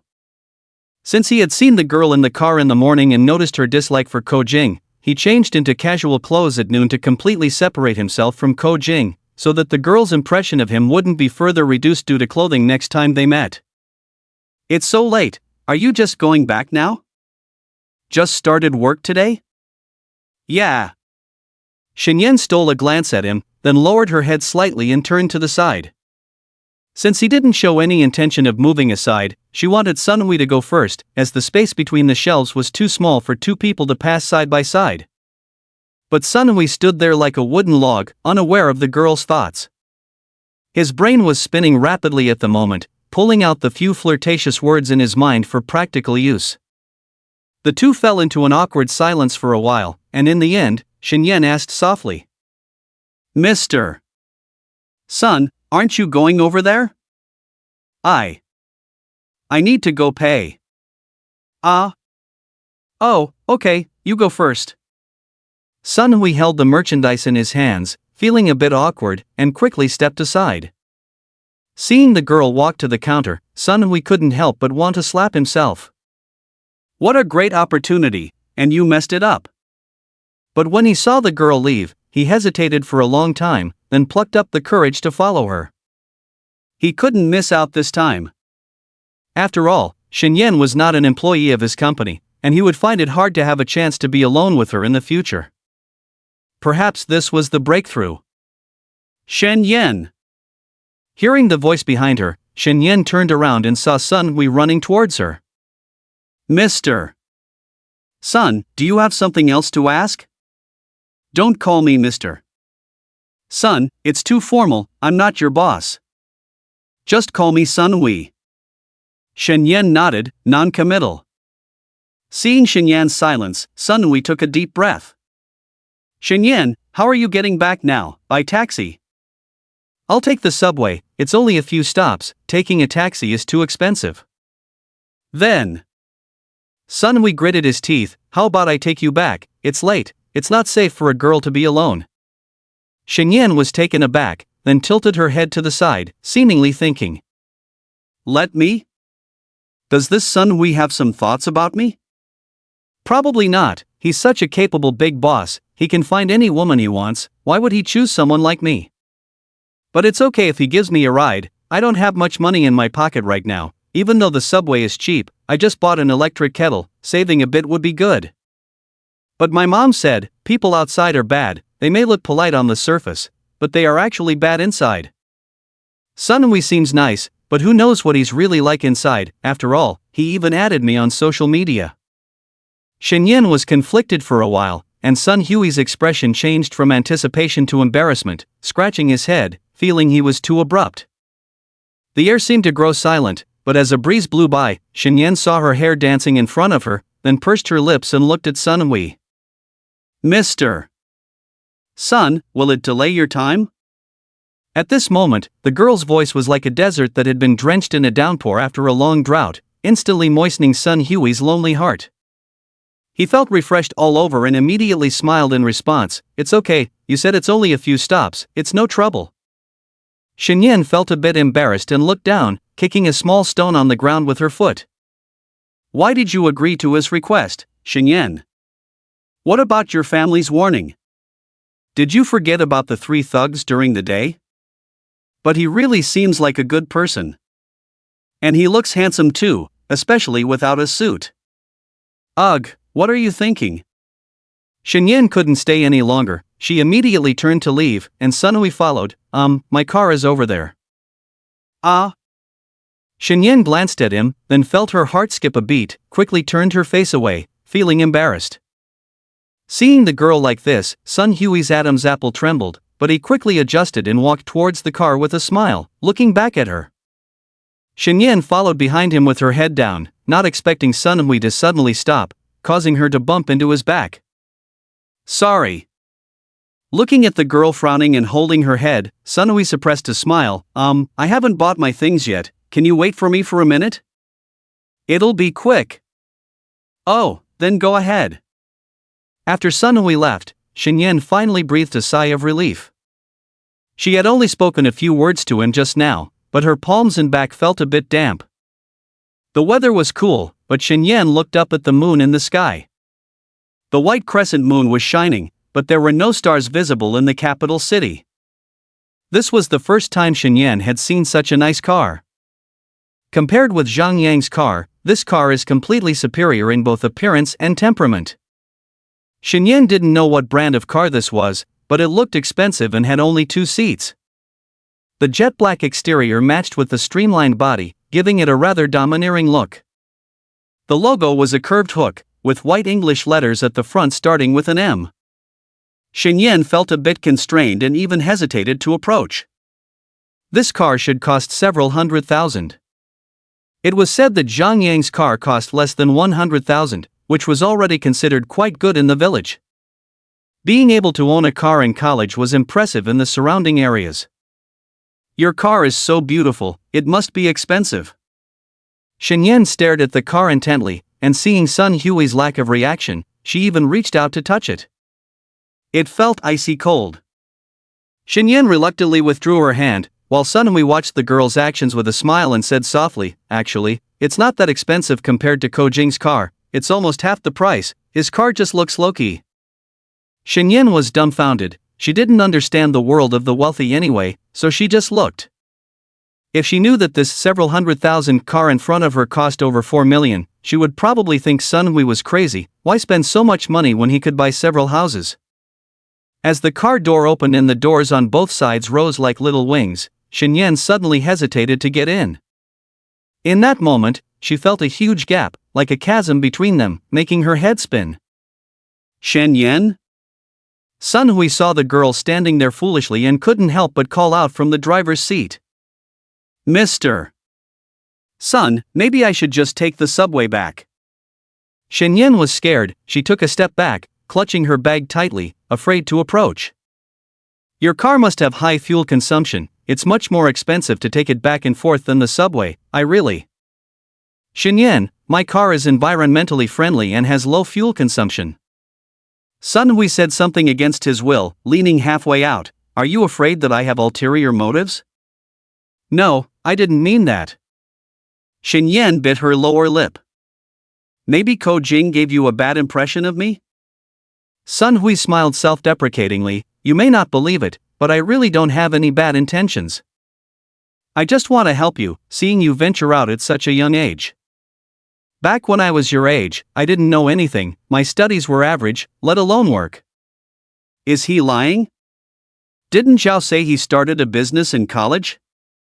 I was thinking about starting a business in college, but it ended in complete failure. Hearing this, Shenyan blinked her eyes. So your company now, did you build it up after graduation? No, it's my dad's, I just took over. Shenyan let out a heavy sigh. Zhao was right, some people are born in Rome, while she was born as a horse. It's cold outside, why don't you come in first? Sun Hui looked at her intently, with a faint smile on his lips. Don't worry, if you don't trust me, you can record everything, and if I make any inappropriate moves, you can call the police on me. This person is quite interesting. Shenyan smiled lightly and shook her head, then got into the car. Sitting in the comfortable seat, Shenyan fastened her seatbelt, looked up, and curiously examined the interior. But she didn't dare to touch anything, afraid of accidentally pressing a button that might affect Sun Hui. After waiting for a while and Sun Hui still hadn't started the car, Shenyan turned her head and asked somewhat strangely, aren't we leaving? I don't know where you live yet. Is it too forward to ask? Ahem, Shenyan almost choked on her own saliva, blushing deeply. Liming Community on Shuangtong Road, Building 2, Unit 201. Sun Hui chuckled inwardly. He could have just asked for the name of the residential area, but Shenyan even gave out her room number. It seems she really is a young girl. But he didn't point it out and instead turned on the stereo, driving off with Shenyan. Listening to the music in her ears, Shenyan was slightly surprised because based on Sun Hui's sports car, she initially thought it would be some explosive DJ or strong foreign music. She didn't expect it to be all Chinese songs she had heard before.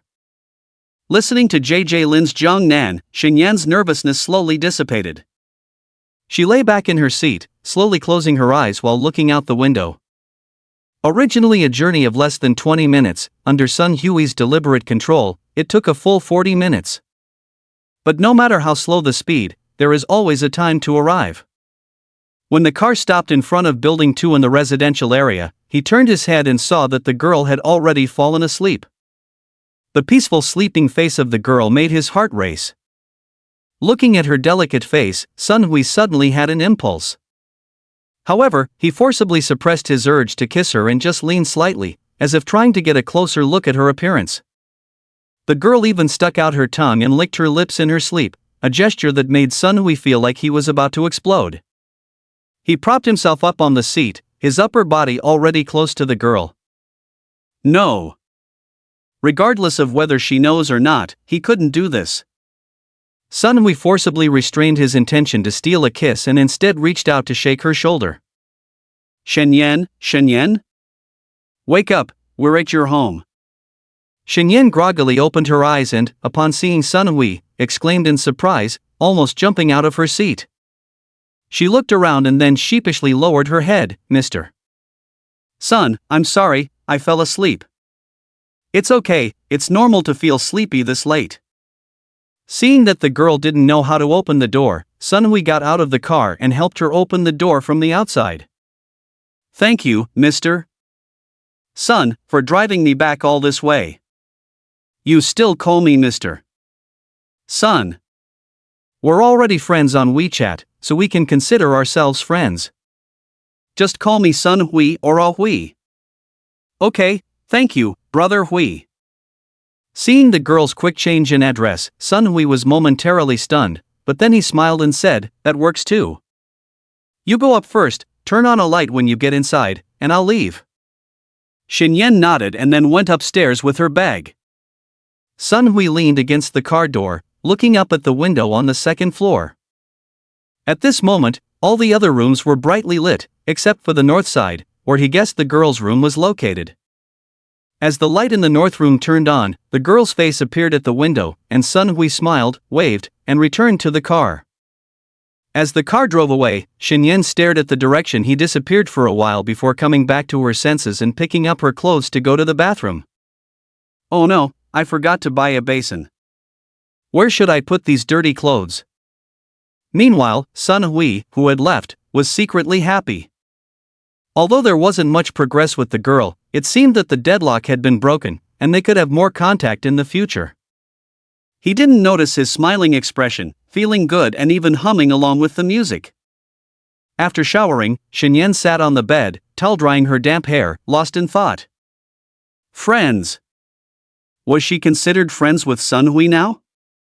Having such a wealthy friend should boost her reputation, right? But knowing her personality, she wouldn't boast about it. Zhao Jie also mentioned that the class difference between them was too great, coupled with the gender difference, gossip would not be pleasant. Who knows what labels outsiders might give her? Besides, Sun Hui only drove her home. Didn't he say he saw her as young and just wanted to help her? I shouldn't overthink it. It's like helping an old lady cross the street. Would the old lady remember you for a lifetime? He also said, it was just a casual thing. Lost in thought, she leaned back against the bed with her half-dried hair, took out her phone, and opened the chat app. Looking at the gray and white silhouette profile picture, she changed the contact name. Sun Hui, friend. After some consideration, she decided to send him a message. Thank you for taking me home tonight, let me treat you to a meal another day. Upon arriving home, Sun Hui, who had just checked his phone, excitedly shadowboxed in the dark upon seeing the message. She mentioned having a meal? Could this be another chance? The next day, Xinyan woke up from a strange dream, realizing it was only a little past 6 o'clock, still 2 hours before work. The odd dream she had just had quickly faded from her memory upon waking up, only vaguely recalling standing alone at a street corner, feeling lonely and lost. Scratching her head, she walked into the bathroom. Fang Jie and another colleague were still not up. Xinyan looked at her bird's nest hairstyle in the mirror and suddenly burst into laughter. Long hair was such a hassle, needing to be styled every day. It didn't matter when she was at home before, but now that she was a woman and had to go to work, she had to leave a good impression on others. After tidying her hair, she tied it up into a high ponytail with a black hair tie, looking much more energetic. After freshening up, she admired herself in the mirror, smiling and shaking her head. It had only been 3 months since she became a woman, and she had already started to get used to it. From resisting wearing skirts before, to now voluntarily wearing them for work. However, today she opted for a pair of fleece-lined jeans, as the weather had gotten a bit chilly, she couldn't risk her health for vanity. She picked up her large backpack, but looking at its plain appearance, she pursed her lips, deciding that once she received her salary next month, she would definitely buy a more stylish one, perhaps a waist bag. She left the house a little after 7 o'clock, and there were already quite a few people on the subway, most of them looking tired, waiting for the train to arrive.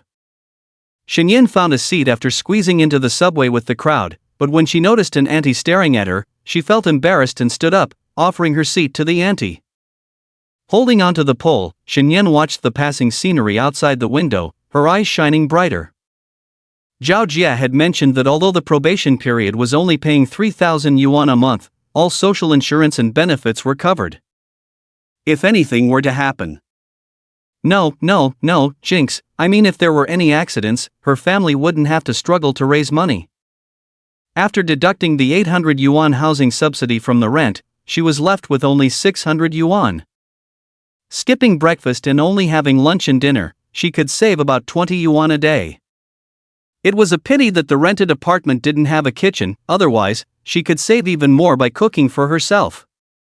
Setting aside an extra 500 yuan for monthly expenses, she could save around 1,300 yuan from her 3,000 yuan salary. With 2 months left until the Chinese New Year, she would be able to bring nearly 3,000 yuan back home. 3,000 yuan, just enough to repay the money her parents had given her. I, Xinyan, am an adult now, no longer relying on my parents. She had a smile on her face, seemingly unaffected by the gloomy atmosphere on the subway, her mind filled with visions of a bright future. As she got off the train, she almost instinctively skipped towards the office. Apart from a few sisters at the front desk, most of the employees had not arrived yet. Xinyan politely greeted them and then took the elevator to the 6th floor where the finance department was located. She first swept the outside office area and Zhao Haiyan's private office with a broom, then refilled Zhao Haiyan's cup with hot water, wiped the table with a cloth, and finally sat down at her own desk to turn on the computer. There were some forms left unfinished from yesterday, and she wanted to quickly complete them to face the new tasks for the day. At this time, it was only 8 o'clock. The finance department starts work at 8:30. The office was quiet, with only the sound of her fingers tapping on the keyboard. She wasn't typing fast, holding the documents in her hand, slowly typing away, occasionally looking back to check, afraid of making mistakes again. Her phone vibrated, she looked down and saw a message from Sun Hui. "Good morning, Xinyan." And he even sent a smiling emoji. Xinyan smiled faintly and replied, then placed her phone face down on the desk and continued with her work. As more people arrived for work, they noticed something different. The floor was clean, even the dust on the tables had been wiped off, and new trash bags had been put in the bins. A few colleagues exchanged glances, unsure of what was happening. Xinyan finished her tasks and was about to leave when she saw a few people and greeted them with a smile. "Xinyan, did you do all this?" Xinyan nodded. She was just following her mother's instructions strictly. After all, she was a newcomer and helping with cleaning was basic. "Xiao Shun, you are hard-working, but we have a schedule for cleaning, done by different people each day. I'm new here and didn't know, so I thought I'd help out." The colleagues were not the type to take advantage, and seeing the new Xinyan, they realized she was just a young girl who didn't understand the rules of the workplace. "Xiao Shun, come here." A slightly older sister waved to her, and Xinyan walked over. She remembered her name was Wang Hui. Wang Hui glanced around and then whispered, "Xiaoxin, you need to know that many old-timers like to bully newcomers. Although you are Assistant Zhao, there will always be someone who doesn't like you. Just focus on managing Zhao's office, and leave the cleaning to us to avoid becoming a gopher and cleaner for some people. Do you understand?" Xinyan nodded in confusion. "Xinyan, remember, focus on your job and don't meddle in other matters to avoid gossip." Another slightly younger sister, surnamed LV, bluntly said. "Did I meddle too much?" Xinyan lowered her head, feeling like she had done something wrong. "Shout LV, watch what you say." Wang Hui frowned, while LV Wanqiu looked displeased. "I was also bossed around when I first came in. Now, with this young girl, will they bully her again?" She then turned to Xinyan. "Don't blame me for saying this, you did nothing wrong, but your hard work is seen as a joke by some old-timers. In the future, let them take credit for tasks like taking out the trash or delivering things, but you do the work. Do you understand?" Xinyan began to understand. These sisters seemed to be kind to her, and she nodded quickly. "Xiao Shun, as Assistant Zhao personally recruited you, some people won't dare to bully you openly. You'll learn that work is different from school." "Thank you, Wang Jia, thank you, LV Jia, Fang Jia, I understand." As Zhao Haiyan arrived, they changed the topic and got busy with their work.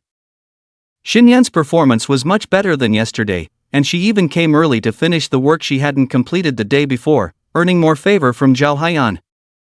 Today is December 1st, the beginning of a new month, but it's already Friday. Additionally, the finance department has weekends off unless there are special circumstances, meaning Shenyan will have a day off tomorrow. At 6:10 in the evening, Zhao Haiyan left early for something. Shenyan tidied up the things on the table, poured out the water in Zhao Haiyan's cup, rinsed it, and then took her bag downstairs. At this moment, most of the colleagues had also packed up and were ready to leave. When they reached the lobby downstairs, Shenyan saw Zhang Yang waiting for her outside the door. "Zhang Yang, over here." Shenyan waved and smiled. Zhang Yang saw her and also smiled as he walked over, taking her bag and carrying it on his shoulder. "Let's go, I promised to treat you to dinner."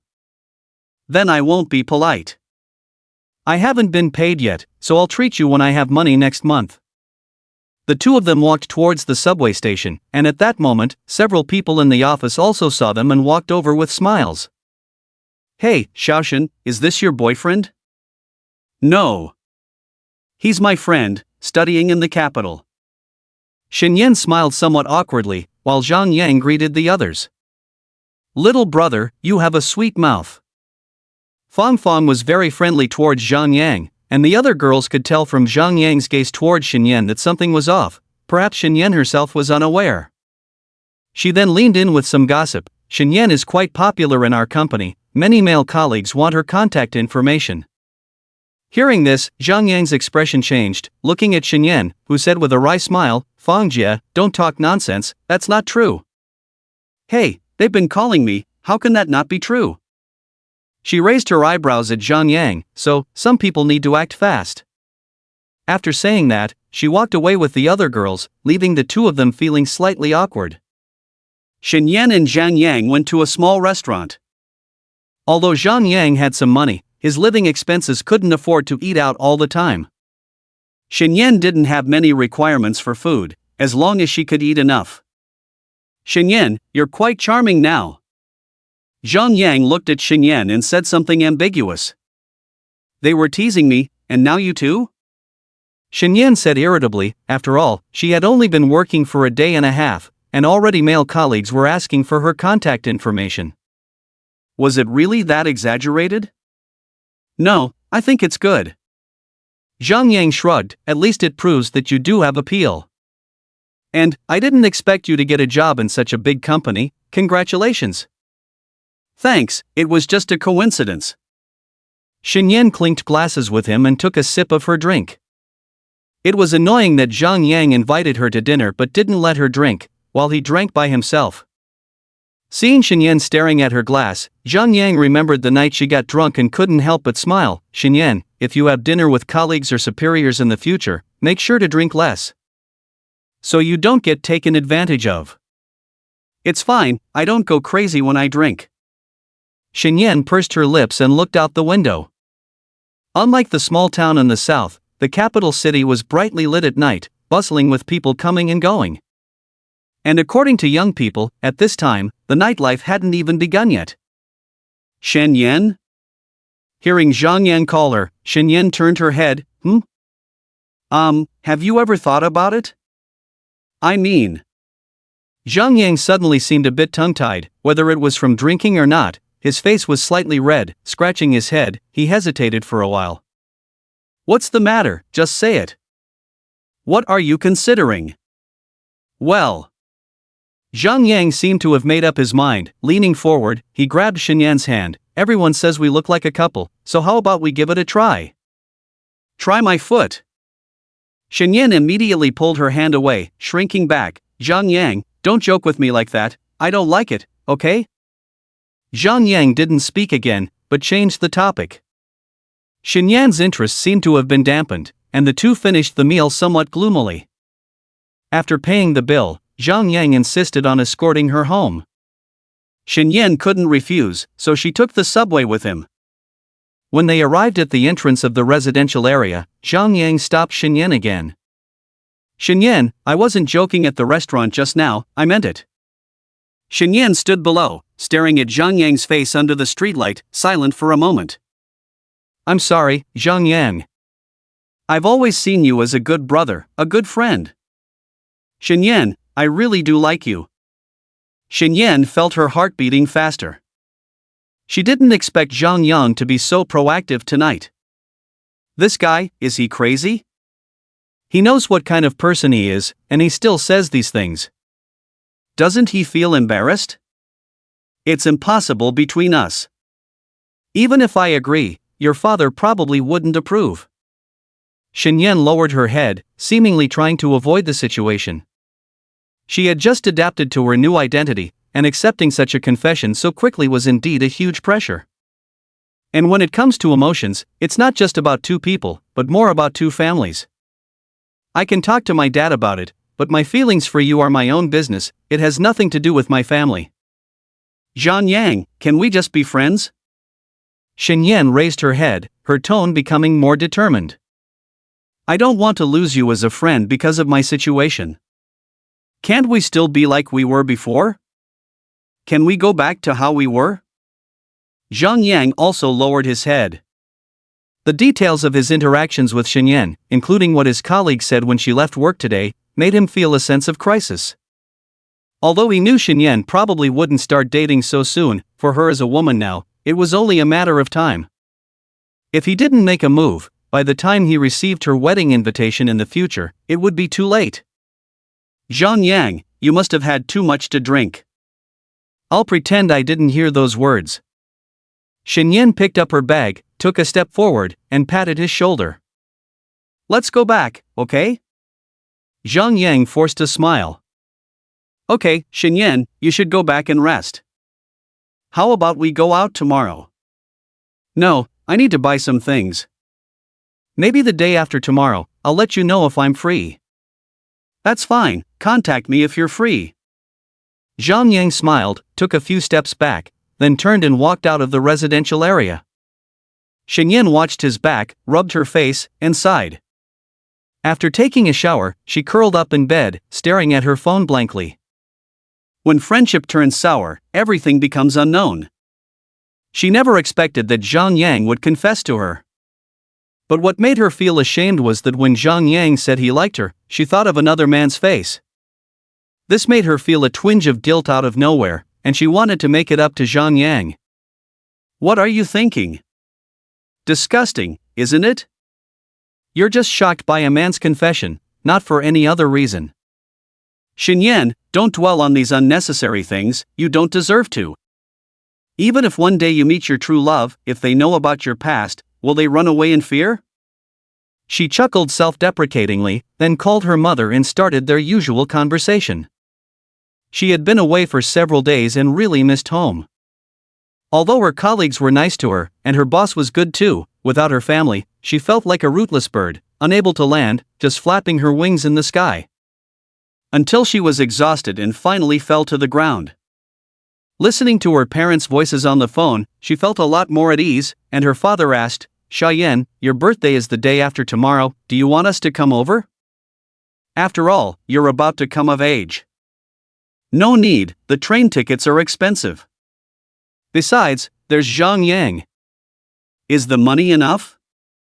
I heard that living in the capital is expensive, and you've rented a house again. The nagging voices of her parents in her ears didn't make her feel annoyed at all. She responded with a smile, one by one, until her mother spoke again. You're still young, don't let anyone deceive you. Many wealthy people like to target young girls like you who are easy to deceive. Remember that male celebrity who was involved with an underage girl. Alright, Mom, you know me well, how could I like someone else's man? Okay, I'm going to sleep now. After hanging up the phone, Xinyan lay back on the bed, her face looking strange. This mother, why doesn't she care about whether I find my job difficult, always worrying about these things? Maybe. She thought of Sun Hui's appearance again in her mind. Xinyan shuddered, then shook her head. Pervert, are you sick? Muttering to herself, Xinyan picked up her phone again and found that Sun Hui had only greeted her in the morning today and hadn't contacted her again, as if last night's incident had never happened. The phone vibrated, it was a message from Zhang Yang. I'm sorry, Xinyan, I was a bit impulsive today, please don't mind. It's okay, you should go to bed early too, don't stay up all night playing games, it's not good for your health. Chatting with Zhang Yang, it seemed that the two of them could still return to their previous relationship, but Shenyan knew that once the window paper was pierced, it would be impossible to restore it. Perhaps she was going to lose this friend. Biting her lower lip, Shenyan felt a bit aggrieved. In this unfamiliar city, she had thought she had a friend, a spiritual support, so she wouldn't feel too lonely. It's all her fault. It's all her disgusting body that made Zhang Yang like this. After all, from an external perspective, it was understandable for Zhang Yang to like her, and with the 18 years of their relationship, it was impossible for this guy not to have feelings. After all, a boy who watches beautiful female anchors and borderline girls every day, although his intentions are not bad, liking pretty girls is in his nature. Shenyan also had a good impression of him, but this impression was based on their deep friendship, and there was no trend towards romantic love. Zhang Yang stopped talking, maybe he started playing a game. Shenyan turned over, although it was still early, she felt very tired and decided to go to sleep. At this moment, her phone vibrated again, she squinted to unlock it, and saw the note from the sender. Sun Hui, friend. Shenyan, are you free on Sunday? Shenyan stared at the message, not sure how to reply. After all, she had just made plans to go out with Zhang Yang on Sunday. Although it wasn't confirmed yet, but still. She thought for a long time, and finally replied, I should be free, what's up? Maybe it's work-related.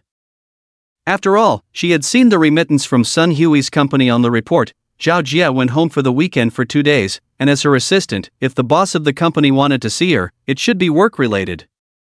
Maybe it was Zhao Jie who asked him to find her. Nothing, didn't you say we should have dinner another day? I'm free on Sunday. Huh? How does he remember that so well? I just casually mentioned it. Looking at the balance in her account, with only a few hundred yuan left, Shenyan felt like crying. Sun Hui is so wealthy, and she can't take him to a noodle shop or a local eatery. What can she afford to eat? I'm sorry, I haven't received my salary yet. Next month, when I get paid, I'll treat you, okay? She even made a pitiful expression, and silently slapped herself. What did you say? That's not good, you shouldn't have mentioned dinner. Look, he took it seriously, right? What can you afford to treat him to? On the other end, Sun Hui was all smiles, but looking at the girl's attire, he could tell that her family background was quite ordinary. Thinking about her date of birth on her resume, he decided to give her an unforgettable birthday.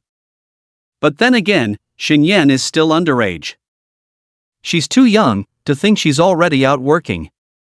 Although the legal working age in Longwei is 16 years old, it is rare to see someone as young as Shenyan in the capital. Most of them are boys, and girls usually don't come out this early. Even if they work, they usually stay near home. Just kidding, let me treat you first. After all, just sending you home would make you treat me to a meal. Either way, you would be at a loss. How embarrassing. It's okay, you can treat me when you get paid, right? Aren't we friends? Why care about this? Friend. Shenyan found this word a bit jarring, and then she thought of Zhang Yang. She put down her phone, washed her face in the bathroom, and returned to bed. What am I doing? Aren't we just friends? It's like I'm playing both sides. Shenyan, oh Shenyan, you're overthinking it. Don't speculate about others' intentions randomly. What can you guess? Can you guess that Zhang Yang will confess? Sun Hui looked over and saw no response, then checked the girl's information on the computer and confirmed it was the day after tomorrow. Or is she just too shy? Was I too rash? We've only known each other for a few days, and I'm already inviting her to dinner, especially on her birthday. Does she know that I know her birthday is on that day? What a tangled mess. Both had their own thoughts, but in the end, Shenyan broke the silence. Sure, tonight? Shenyan decided, it's just dinner, and she felt a bit flustered because of Zhang Yang's confession, and she couldn't keep letting him pay. Sun Hui is rich, let him pay, it's not a big deal, and he doesn't mind. In the afternoon, I'll pick you up. I need to buy some clothes, you can help me choose. I'm from the countryside. I don't have good taste. It's okay, after all, you're a girl. A girl? Shen tilted her head, becoming more interested in this term. She no longer felt repulsed by this title. Just like the doctor said, she is naturally a woman, and her past life as a man was just a dream. But, after all, she had a past. The secret must not be known to others, otherwise she might lose her job. After all, a listed company wouldn't keep a freak like her around. Even if Zhao Jie agrees, would Ling Zong, who comes later, agree? The upper class cherish their feathers. With a long sigh, Shen Yan replied, okay, as long as you don't mind me. Ignoring how ambiguous her words might sound, Shen Yan stared blankly at the ceiling. Suddenly feeling uncomfortable in her heart, she covered it for a while, then slowly turned to her right side, feeling a bit better. Strange, what's wrong with me? After reading for a while, she fell asleep in a daze, while Sun Hui in the mansion began a series of plans, excited and sleepless all night. The next morning, Shen Yan slept in, only getting up slowly after 10 o'clock, stretching lazily. After washing up, the phone rang, and she answered without looking. Hello, Shen Yan, you said you were going shopping today, I'll accompany you? Zhang Yang's voice remained unchanged, as if last night's confession was just a joke, which made Shen Yan feel much more relaxed.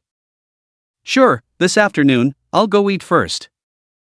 Shen Yan felt a bit guilty towards Zhang Yang, almost agreeing without thinking, looked at her wardrobe with only a few clothes, her jeans were just washed, so she decided to wear a skirt.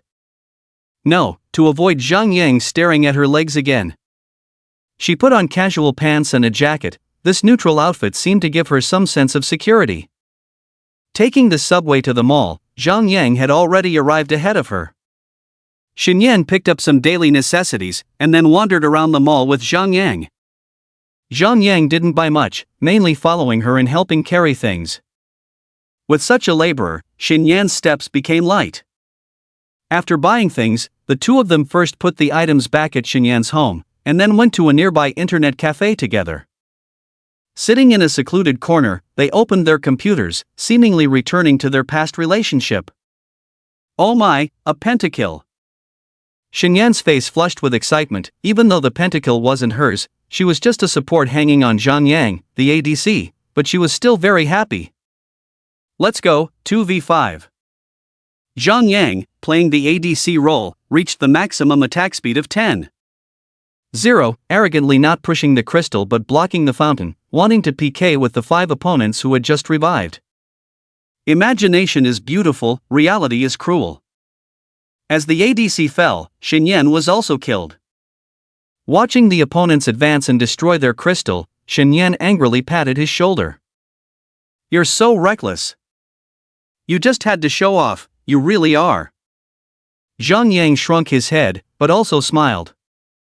The resentment from last night seemed to have dissipated, playing games happily with Shen Yan, and their differences were gradually being reconciled.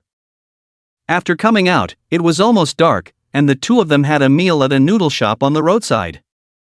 Shen Yan, you're a girl now. Even though you rejected me, I still see you as a little sister. If you ever want to find a partner in the future, I will definitely help you screen them. Got it, look at your behavior. It's not like you don't know my situation, let's not talk about this now. Although Zhang Yang still minded, after thinking all night, being able to continue being friends with her was good enough, even if he had to be a silent guardian knight. But considering Shen Yan's current situation, matters of the heart were still premature.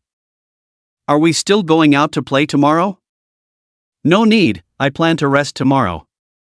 Shen Yan was taken aback for a moment, then ate her noodles and brushed it off. That's fine. By the way, aren't you planning to buy a computer? We can play games at night in the future. Not for now, aside from the money issue, I still need to study at night. Alright. Zhang Yang said indifferently. After all, Shen Yan was already working, while he was still in school. Their lives were different. Back in her room, Shen Yan calmed down, but the thought of tomorrow made her a little excited. Although not because of Sun Hui, starting tomorrow, she would truly be an adult, a grown-up. It felt like she had slept and suddenly grown up. This special feeling made her a bit excited. Staying up until midnight, as the new day arrived, messages from her parents came. Happy birthday, Cheyenne. In the family group chat, her father also sent a 200 yuan red envelope, which Shenyan accepted with a smile. Thank you, Mom and Dad. She chatted with her parents for a while, then saw birthday wishes from Zhang Yang and Zhao Jia, and responded to each one. Surprisingly, Zhao Jia even knew it was her birthday, which was really nice. She would work hard. Before going to bed, she looked at the gray and white silhouette avatar. He probably doesn't know, right? In the morning, Shenyan looked in the mirror in the bathroom for a long time. Her hair was tied up and then let down. What am I worrying about? Shenyan rubbed her face in distress. It's still early, Sun Hui said he's coming in the afternoon. Back in her room, Shenyan wanted to read a book, but she couldn't focus, and her practice problems were a mess. Today was her 18th birthday. She was so excited last night, but now she had other thoughts. In the capital city of December, although it hadn't snowed yet, the weather was already cold. Shenyan wore the coat she had brought when she first arrived, unable to resist rubbing her hands. Looking up at the air conditioner hanging on the wall, she licked her lips. Just turn it on for a while, it shouldn't use up too much power, right? Actually, what she didn't know was that the landlord, Brother Ding, had set a limit, so even if she slept with the air conditioning on every night, she wouldn't exceed it. After all, he knew how tough winter could be, and he also felt that these girls who came out to work had it hard, so he always took good care of them. Setting the limit was simply because he was afraid they would use electricity carelessly, without any concept of saving. At noon, after having instant noodles, Shenyan planned to buy a small cake for herself when she came back in the evening, even if it was to celebrate her own birthday. However, she planted a seed in her heart that next year, she must have a good birthday celebration, not necessarily a banquet, but at least invite her office colleagues over for a happy meal. By then, she must have been more than just a little assistant. Smiling foolishly twice, Shenyan saw that it was almost time, so she opened the lid of the instant noodles and started eating. After dinner, she had planned to watch some videos to pass the time, but she ended up falling asleep on the bed without realizing it. As the familiar ringtone sounded, Shenyan, with her eyes half closed, reached for her phone and answered the call. Hello? Her voice carried the laziness and hoarseness of just waking up, along with a hint of confusion. Upon hearing Shenyan's voice, Sun Hui immediately understood, a smile unconsciously appearing on his lips, as if he was imagining the cute look of Shenyan just waking up. Shenyan, it's me, Sun Hui. Ah. Shenyan suddenly woke up, immediately got up from the bed, checked the time. Luckily, it was only 2 o'clock, so she didn't have that kind of disoriented loneliness of sleeping until dark. Are you ready? I'll be there in about 10 minutes. Oh, okay, I'll get the things. After hanging up the phone, Shenyan threw her phone on the bed and hurriedly grabbed a comb and ran to the bathroom. There was no mirror in her room, so she relied on the large mirror above the sink. At this moment, Fong Fong, who had come out to use the bathroom, saw Shenyan's hurried appearance and felt a little curious. Xiao Shun, are you going out? Yeah. Shenyan responded, tidying her hair in front of the mirror, then took out 2 black hair ties and tied a cute ponytail. It had to be said that the density of her hair made Fong Fong envious. Unlike her own sparse ponytail, Shenyan's ponytail looked a bit playful and cute, which was also related to Shenyan's young age. Although Shenyan appeared somewhat frail, her development was not bad, at least when she tied her hair. The curves of her chest made Fong Fong envious again. Xiao Shun, is your boyfriend coming? That young man? Ha? No. Shenyan happened to be organizing her clothes, blushing when she looked at Fong Fong through the mirror, then turned her face away. Fong Fong guessed that the girl was too shy to admit it because of her thin skin, but she didn't mind. After all, girls of this age were full of fantasies about love, but they didn't want to be burdened by the dull reality. However, Shenyan suddenly realized that if Sun Hui was seen driving into the neighborhood by her roommates, they might say something about her. She quickly sent a message to Sun Hui, asking him to wait for her outside the neighborhood, but Sun Hui didn't reply. He might already be on his way. She wanted to call, but was worried about distracting him while driving. Just as she was hesitating, Sun Hui sent a message. I'm at the entrance of the neighborhood. Phew. Shenyan breathed a sigh of relief, walked out of the door and found that her roommates hadn't come out, so she sneaked out like a thief. She didn't bring that bulky bag, something that was usually handy, but on this special occasion today, she felt it was a hindrance. She also had some inexplicable feelings. She just didn't want to embarrass herself in front of Sun Hui. Although he didn't care. Friends. Her relationship with Sun Hui was different from the flamboyant one with Zhang Yang. In front of Zhang Yang, she could be unrestrained and show her true self. And in front of Sun Hui, she always felt a bit restrained. It seemed to be because of her status, but in the face of Sun Hui's friendly attitude and invitation, she couldn't muster any resentment or refusal. Although she felt it was not right, she couldn't help but want to get closer to him. Was it because of the coincidental encounter before? Or his gentlemanly behavior when he sent her back that night? Shenyan kept her head down, thinking all the way, and before she knew it, she was already in front of Sun Hui's car at the entrance. Unlike Ko Jing's low-key car, Sun Hui's sports car was very eye-catching. After appearing at the entrance of this old residential area, there were quite a few people watching from a distance. Shenyan's heart skipped a beat, but when she saw Sun Hui lowering the car window and waving at her with a smile, she immediately lowered her head and walked over faster. She pulled the door, only to awkwardly realize that the door was not open. Sun Hui suppressed a smile, opened the door from the inside, and Shenyan sat down. Watching the door slowly close, gradually covering her body, Shenyan relaxed a bit. The short distance made her feel a bit warm. This car is too troublesome, she muttered casually, and Sun Hui, who was turning around, heard it. Next time, drive a more ordinary and low-key car. In the past, he drove a sports car simply because he liked it. After sending the girl home last time, he enjoyed the feeling of being alone with a girl in that narrow space. But if she didn't like it, then forget it. Where are you going to buy clothes? Hearing the girl's question, Sun Hui focused on driving and didn't turn his head. Let's go to Ulai Plaza, there are many clothing brands inside. Oh, I thought you would go to those custom-made specialty stores. Some people like to have things custom-made, but I think it's fine to buy a well-fitting set, no need for anything special. Hearing this, Shenyan nodded, unexpectedly finding that Sun Hui, a wealthy person, had quite similar thoughts to hers. But even if they went to the plaza, with Sun Hui's status, he definitely wouldn't go to niche stores. The car parked in the plaza's parking space, and Shenyan finally found the button to open the door before Sun Hui got out of the car to help her. Seeing the slightly triumphant smile on the girl's face, Sun Hui was taken aback, then smiled and nodded. Oh, so it's the button, no wonder I couldn't open the door by pulling the handle.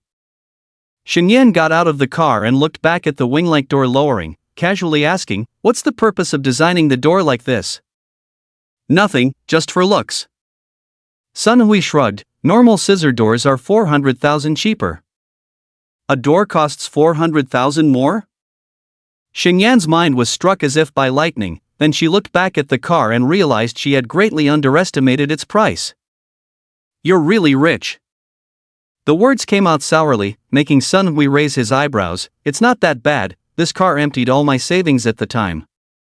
Shenyan no longer dwelled on this issue, just feeling more sour in her heart. When will she ever have the money to buy such a car? Maybe there's no hope even in the next life? If she had known, she wouldn't have come to the capital, where she was hit hard by wealthy people. As they entered the mall together, Zhang Yang and a few classmates happened to walk over. Seeing the back of the girl next to Sun Hui, he frowned. It shouldn't be Shenyan. Maybe just someone who looks similar. When did Shenyan meet such a wealthy person? And as the two entered a clothing store, Sun Hui took Shenyan into the women's section. Hey, did you make a wrong turn? Shenyan looked around and indeed it was the women's section. She was puzzled, why would Sun Hui, a man, buy women's clothes? Could it be? Oh no, is he a crossdresser? Then I have to stay away from him.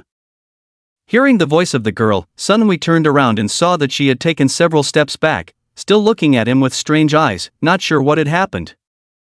I didn't make a mistake, I bought it for a female friend of mine, her figure is similar to yours, so I want you to help me try it on. I want to give it to her as a gift, to surprise her. Female friend? Shouldn't it be girlfriend? Thinking to herself, Shinyan finally understood why he insisted on bringing her over today. It turned out he wanted to give someone a gift and make her a model. But since she was already here, and he was going to treat her to dinner later, this little favor, Shinyan would help with it. Shinyan and Sunhui wandered around the women's clothing section, and after careful selection, Sunhui picked out an outfit for Shinyan to try on. As the girl changed clothes inside, Sunhui hesitated outside. Originally, he wanted to buy a set of clothes to give to his sister-in-law, but considering that he wasn't that close to her, sending a set of clothes out of the blue might make his elder brother suspicious. Judging by how protective he was of his sister-in-law, if he showed any bad intentions, he might be in trouble. Besides, she had a professional fashion designer, so he shouldn't meddle. Bringing Shinyan here today was simply to give her a set of clothes. Seeing that Shinyan didn't seem to have many outfits, and as a young girl working alone in the capital, her financial situation was probably not great. Giving her a set of clothes on her birthday was a way to show his goodwill. But he was conflicted about how to give the clothes to her in a reasonable way. Since they had only spent a short time together, giving her clothes out of the blue might make her wary, even suspecting his intentions. Which he admitted. After some thought, the girl's voice came through. Huigu, what do you think? Sunhui looked up and saw Shinyan, who had changed into the new clothes, looking radiant.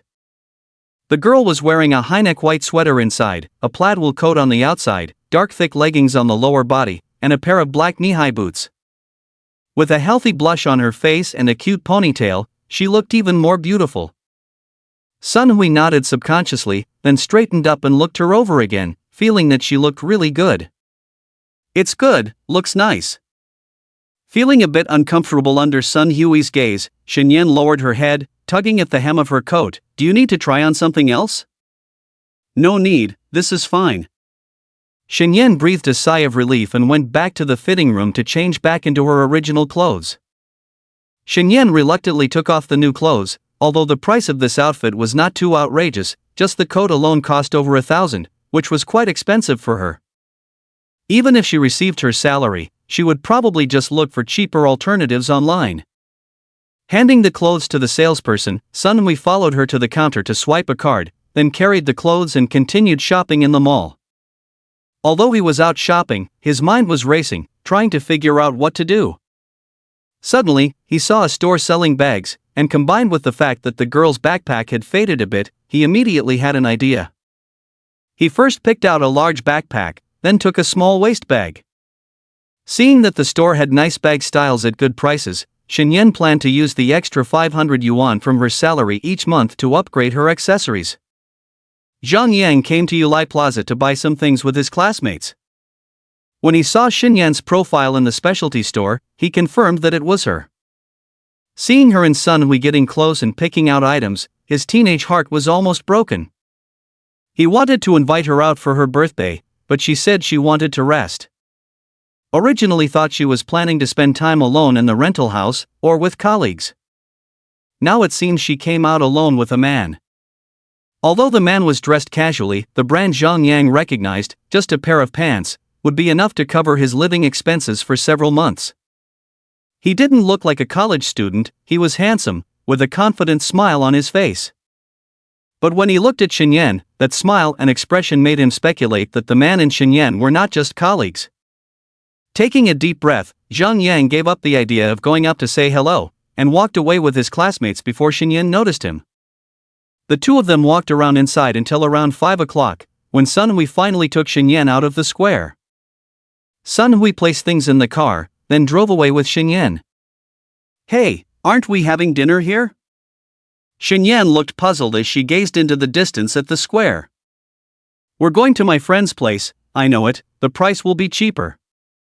Hearing Sunhui say this, Shinyan looked at him with a strange look. I didn't expect you to take advantage too. What are you talking about? Sunhui laughed. It's always good to save some money, my money didn't come out of thin air. Shinyan nodded earnestly, although she was still a bit reserved in front of Sunhui, she had already relaxed a lot. Mainly because when Sunhui was with her, he had no airs, dressed very casually, which made her feel no pressure. He was very comfortable to be around, like a breath of fresh air. Perhaps his young age and great ability were related to his charisma and capabilities. "How old are you this year?" Shinyen asked, then immediately added, "I see you're quite young. If it's inconvenient to say, forget it." "There's nothing I can't say, I'm 26. Sun Hui had both hands on the steering wheel, but the car was already on the elevated road, and the speed was increasing. "Oh, looks like you're much older than me." Shinyen muttered softly, realizing that calling him Brother Hui wasn't inappropriate. After all, he was 8 years older. Maybe even 9, since her birthday was later. Sun Hui seemed to have heard her. The faint smile on his face turned into an awkward smile. Indeed, the girl had just turned 18 today. It sounded creepy to say it out loud. Was he considered with an underage girl? "It's okay, she's 18 today, legal." Watching as they left the third ring road, Shinyen went from calm to slightly scared. It wasn't so much that she was wary of Sun Hui, but mainly because they had gone too far, in a city that was already unfamiliar, now even more so. "We're almost there, the location is not too remote, it's a hotel run by a friend." Hotel. Shinyen was exceptionally sensitive to this word. Her beautiful big eyes kept scanning Sun Hui back and forth. "It's not what you're thinking. Although there are guest rooms, its main business is dining. It's just my friend's place, and the food is really good, and the prices are fair." He, is that so? Shinyen felt uncomfortable all over, regretting coming out with him. Sun Hui also frowned secretly. Why did he have to mention a hotel when he could have just said a restaurant? Oh, did he cause a misunderstanding? The car stopped at the entrance, and a doorman quickly came out to help park the car. Seeing the high-end decoration of the hotel, Shinyen felt a little more at ease. Quite formal, not like. "Ugh, what are you thinking again?" Following behind Sun Hui, seeing those service staff calling him Mr. Sun, and the surprised and ambiguous looks when their eyes fell on her, made Shinyen feel a bit shy. Sun Hui, upon seeing this, slowed down his pace, walked with her, and even deliberately blocked half of her body. This behavior made Shinyen much more comfortable. It had to be said, Sun Hui was really a gentleman. Arriving at the pre-booked room, the suite was quite large and spacious, with bright lighting, looking very comfortable. The hotel had already turned on the heating, and as Shinyen took off her coat, a waiter immediately took it and hung it on a hanger for her. Watching Sun Hui's accustomed actions, Shinyen secretly complained that these rich people just loved to indulge themselves. They claimed the prices were fair, but that was probably relative.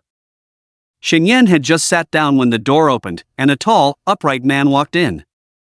Although the man's appearance was not drop-dead handsome, his overall demeanor made Shinyen secretly appreciate him. He had short hair, sword-like eyebrows, and starry eyes.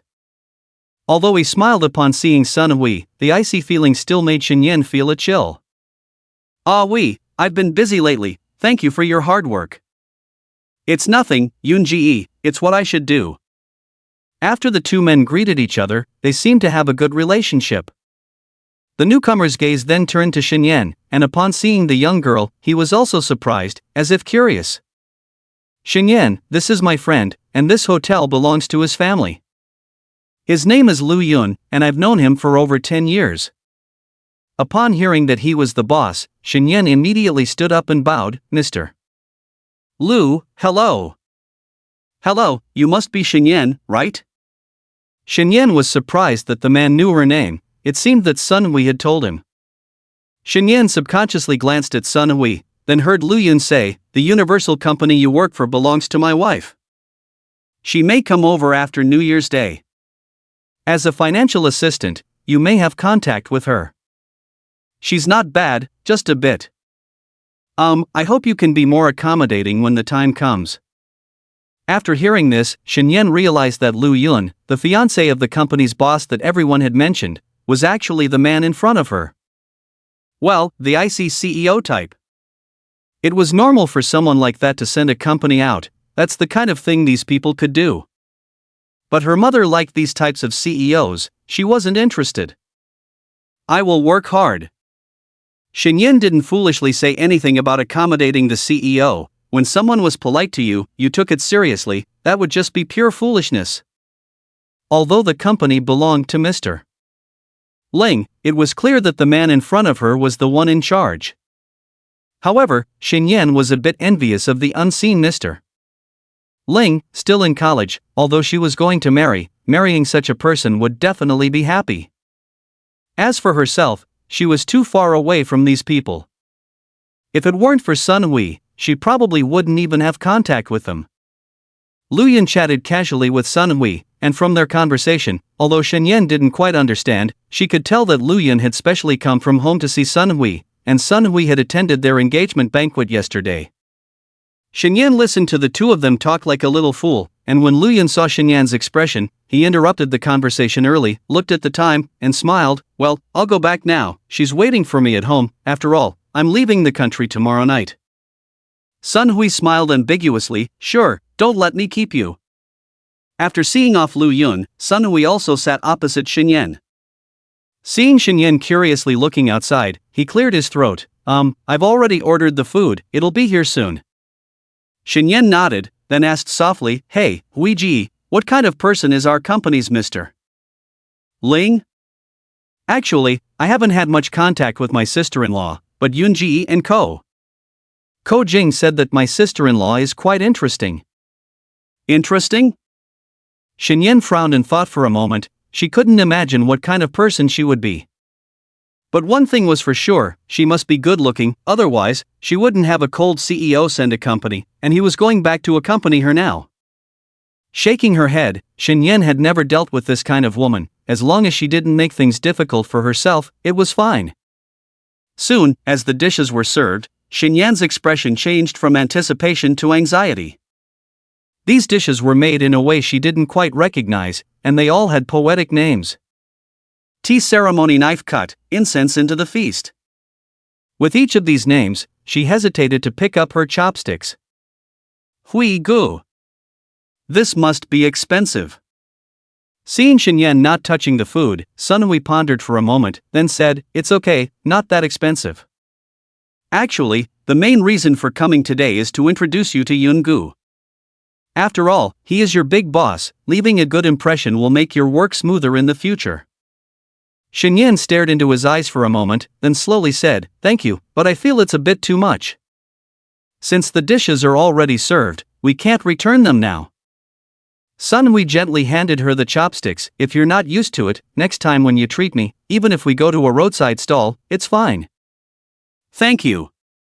Xinyan thanked him again, seeming reluctant to owe him a favor, but the aroma of the food had already reached her nose. She had only had instant noodles for lunch and shopped at the mall in the afternoon, so she was really starting to feel hungry now. Watching Xinyan eat, Sun Hui found her particularly cute.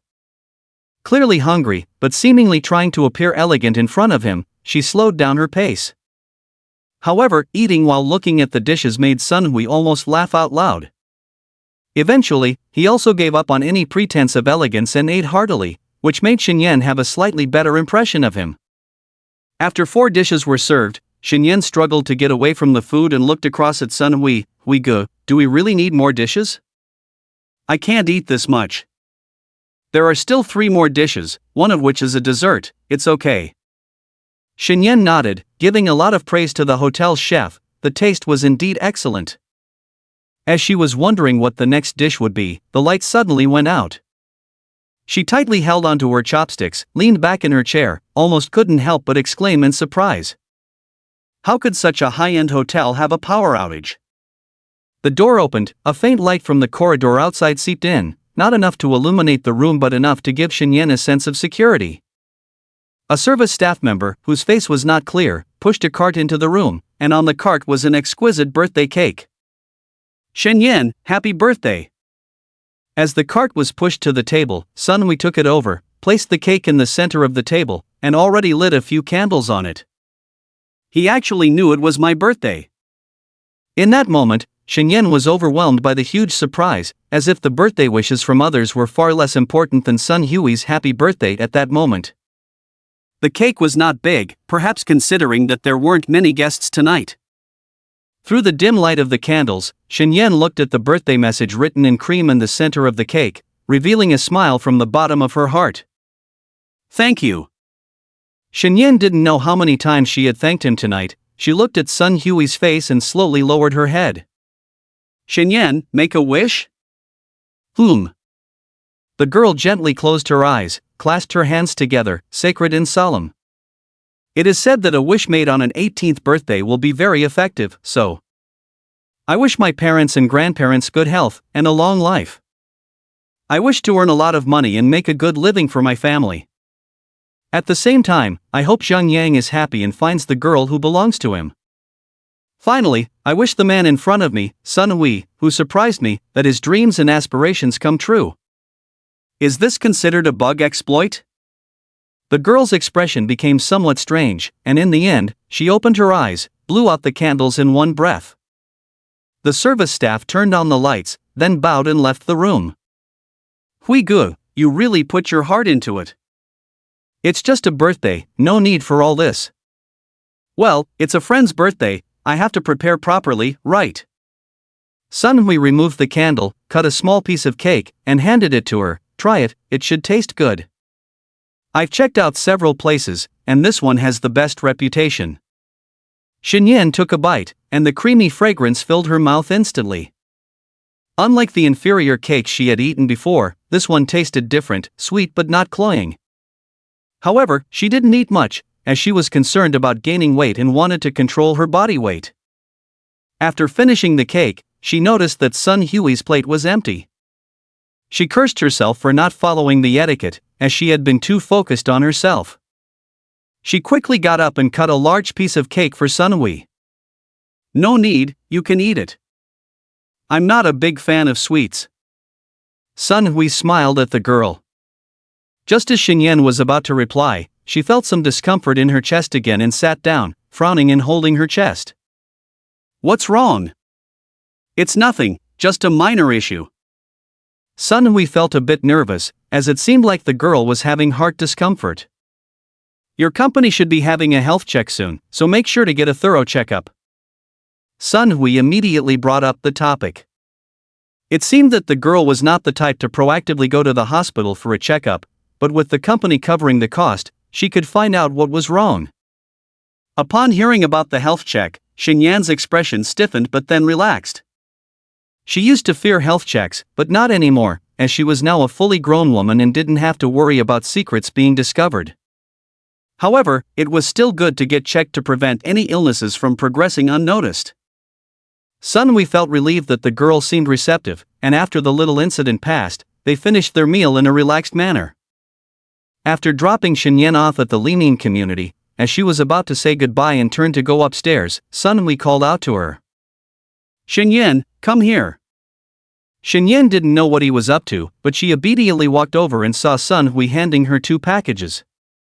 These 2 packages are for you, your birthday gifts. Ah. I already ate your food, and now I'm taking your things. Is that okay? Sun Hui had a look of I knew it but then smiled and said, it's just a couple $100 worth of stuff. Don't feel bad. We're friends, right? If you feel guilty, just give me a similar gift in the future. Anyway, congratulations on coming of age today. In the end, Shenyan accepted the 2 packages, considering them as her coming of age gifts, especially since they were from Sun Hui, which made them even more meaningful. However, she felt like she owed him more and more, which made her a bit embarrassed. Why is this package so heavy? But she didn't want to open it in front of him.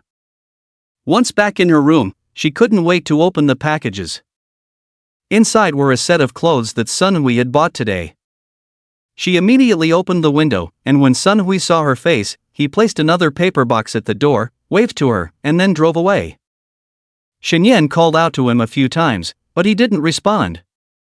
When she ran downstairs, she found a pair of black knee-high boots in the paper box. She bit her lower lip, pondered for a while, and finally sent him a message.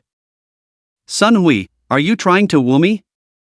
Sun Hui was driving fast, and by the time the girl came downstairs, he had already left the community and was on the road.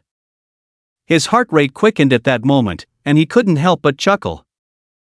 You just give a gift, and it seems like you've stolen something. He turned up the volume, played a rhythmic music track he rarely listened to, and drove towards his home. A few minutes later, his phone beeped with a message notification. He checked his phone and saw that it was from Shinyan. Seeing the few words she had sent, he almost burst out laughing, but he didn't know how to reply, so he continued driving. The phone rang, and it was her again, but this time she made the call. Sun Hui parked the car on the side of the road, pondered for a while, and answered the phone. Hello? Sun Hui was a little nervous, not sure of the excuse for giving her a gift. It's fine to give a bag, but giving someone a set of clothes, would it seem too direct? Hui. Sun Hui, are you driving? No, I'm parked on the side of the road. Hearing that Sun Hui wasn't driving, Shinyan squatted downstairs in the residential area, holding a phone in one hand and fiddling with the boots in the box in the other hand. Sun Hui, did you see the message just now? I saw it. Don't you have anything to say about it? Shinyan was very conflicted at the moment. Sun Hui treated her very well, and she also had some inexplicable feelings for him. But after all, the two of them had known each other for too short a time.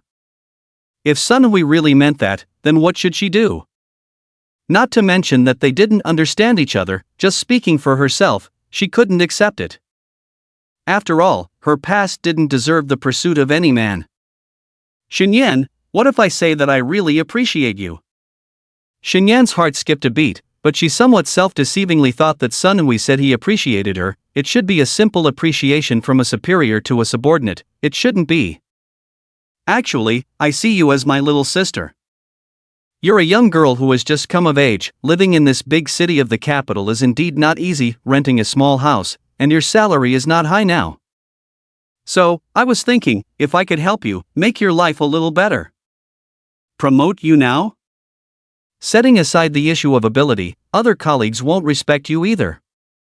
Moreover, with your personality, you probably won't agree, and you might even think that I'm on the same side as Ko Jingjin.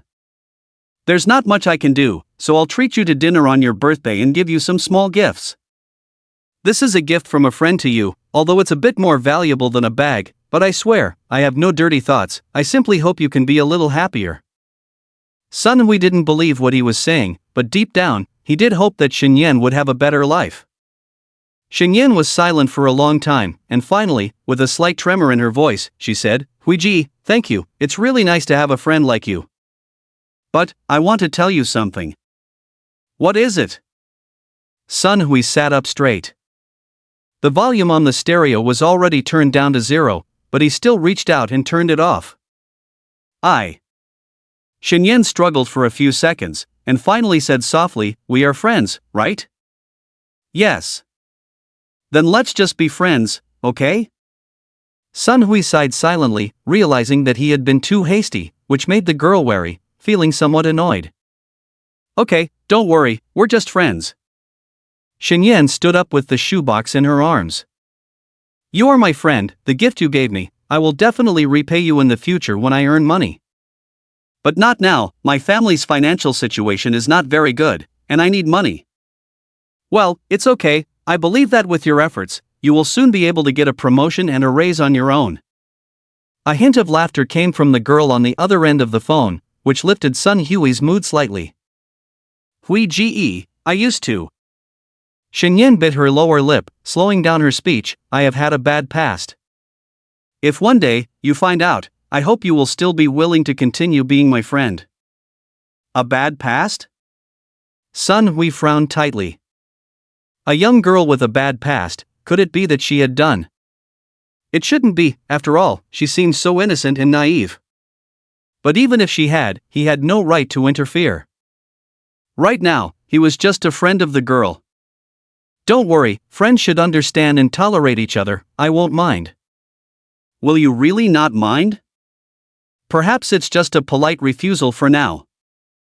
Shinyan seemed to lose her courage and didn't intend to continue.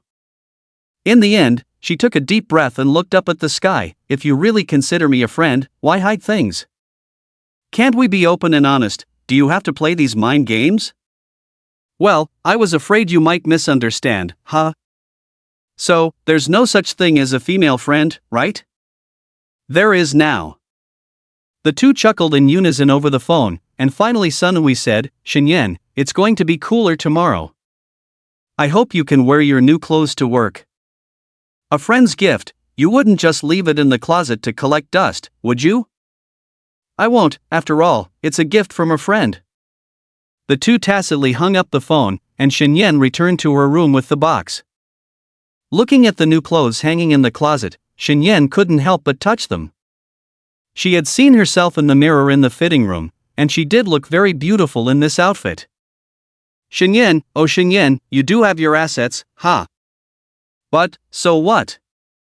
If she were a man, would Sunhui still be friends with her? Although she didn't want to admit it, most likely not. So, it's probably because she looks good. That's her advantage, but it doesn't make her happy. Stop thinking about it, she's already a girl. If none of this had happened, she would still be a boy, studying at the University of Economics and Trade, her family wouldn't be in debt, life would be completely different, and she wouldn't need to know these people. So, no ifs. Established facts should be pursued diligently, avoiding them is useless. Sun Hui's admiration probably has other implications. Disgusting? Not really, her true feelings for Sun Hui are only known by her rapidly beating heart. Ugh, so annoying. After taking a shower, she tossed and turned in bed without falling asleep. She decided not to read a book, she couldn't focus. She had to work the next day, so she checked the alarm clock. Just as she was about to go to sleep, Zhang Yang sent her a message. How was your day today? It was okay. Didn't go out to celebrate? It's your birthday after all. No, didn't go out, it's just a birthday, nothing special. Seeing the girl's reply, Zhang Yang's temples bulged. She didn't tell herself, but the meaning was quite clear. So, was her real reason for rejecting herself because of that man? Rich, good-looking, and drives a sports car. Even a girl like Xingyan would like a man like that. What was she compared to him? After replying with a good night, Zhang Yang played games with his roommates. But he had lost his usual skill. As the red letters displayed on the screen, his roommates also noticed something was off. Lao Shang, how are you going to reply to Chen Lily? You can't just leave her hanging, right? His roommate thought he was struggling with this issue and asked casually. Zhang Yang scratched his head, thought of that girl again, and finally chuckled. Let's see, she's not bad. At that moment, Shinyan, who had returned home with Sunhui, chatted for a few more minutes. Realizing it was getting late, she immediately turned off her phone and prepared to sleep. But she couldn't fall asleep, her mind was filled with the moments she spent with Sunhui today. Finally, she reluctantly opened her bloodshot eyes, sat up, and looked at the boots under the bed. Friend. If she could really just be friends with him, that would be good. Like Zhang Yang, being a true friend. Zhang Yang. I owe him an apology, Xingyan, why are you acting like a bad woman? But I'm not indecisive, I just simply don't like him. When Xingyan arrived at the company in her new outfit, even her colleagues were surprised. While Xingyan's clothes were not worn out, they tended to be slightly more neutral and a bit plain. Now, she was wearing a beautiful new outfit, carrying a small waist bag, and her whole demeanor seemed to have changed. Today you look quite spirited, Xingyan. Zhao Haiyan's eyes also lit up, and she couldn't help but tease when she saw the slightly shy expression on the girl's face. I didn't expect that when I came home, you would dress up so nicely. Is your money enough? Do you need your sister to advance you some salary? After all, an 18-year-old girl is at the age when she loves beauty the most, so it's understandable to change into a new outfit. No need, thank you, Sister Zhao. Xingyan smiled lightly and then sat down at the computer desk to start working. Zhao Haiyan had originally wanted to tease her a bit more, but when she saw the brand of the clothes, she suddenly realized something was off. In her impression, Xingyan was a quite simple and thrifty girl, and this outfit was clearly newly bought, but this brand. The whole outfit would cost at least a few thousand. How could this young girl be willing to spend so much money? She guessed that it must have been purchased by the girl's family, but logically it didn't seem quite right. However, it was during work hours, so she didn't ask and started to focus on her own tasks. Oh, Shinyan, can you run an errand for me? At the beginning of the month, she was usually busy with tax reports and statements, so Zhao Haiyan didn't have time to go out and wanted Shinyan to deliver a document for her. Sure, General Zhao, where to? It was an unwritten rule in the workplace to address someone as general during work hours and as sister after work. However, for unfamiliar employees, they would still need to address them as general in private. Manhwa Group. I'll give you the address later. Both parties have confirmed the contract, so you just need to take it to their CEO for signature. Shinyan nodded, about to take the contract, but she noticed that Zhao Haiyan was holding onto it tightly. Shinyan. How about you call Fong Fong to come in and let her deliver it? Huh? Shinyan thought Zhao Haiyan was worried about her, and she suddenly became a bit anxious, her tone changing. Sister Zhao, are you worried that I might mess up the contract? No, sister didn't mean that. Zhao Haiyan suddenly remembered who the CEO of the cooperating company was and felt a headache coming on. We are almost like one company now, so there shouldn't be any grudges over trivial matters. The main thing is. Oh well, I'll have Fong Fong accompany you. Shinyan lowered her head and responded softly, but she still obediently took the contract and went to the office to find Fong Fong. After listening to Zhao Haiyan's instructions, Fong Fong led Shinyan out, and the two of them took the subway to the front of Manhwa Group's building. Looking at the grand building that was more impressive than their own company, Shinyan took a few more glances before following Fong Fong inside.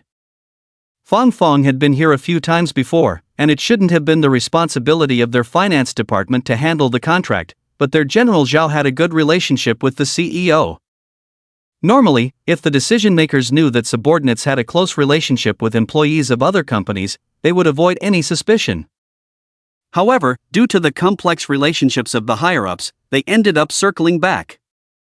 While greeting people, Fong Fong led Shinyan to the office of the CEO and chairman, knocked on the door, and heard a voice saying, "Please come in." As the secretary opened the door to the office, Sun Hui was dressed in formal attire and was looking at some documents. CEO Sun, this is the latest version of the contract. It has been confirmed by your assistant as well. Please take a look. Fong Fong, with a slightly nervous Shinyan, walked in and handed over the contract. Sun Hui looked up, saw Fong Fong, and was about to greet her with a professional smile when he noticed Shinyan standing beside her. Although the girl had her head down, her outfit and the beauty that couldn't be hidden made it hard for him not to recognize her. Hey, she really wore this outfit to work today. He didn't pay much attention yesterday, but Shinyan looked really good in this outfit.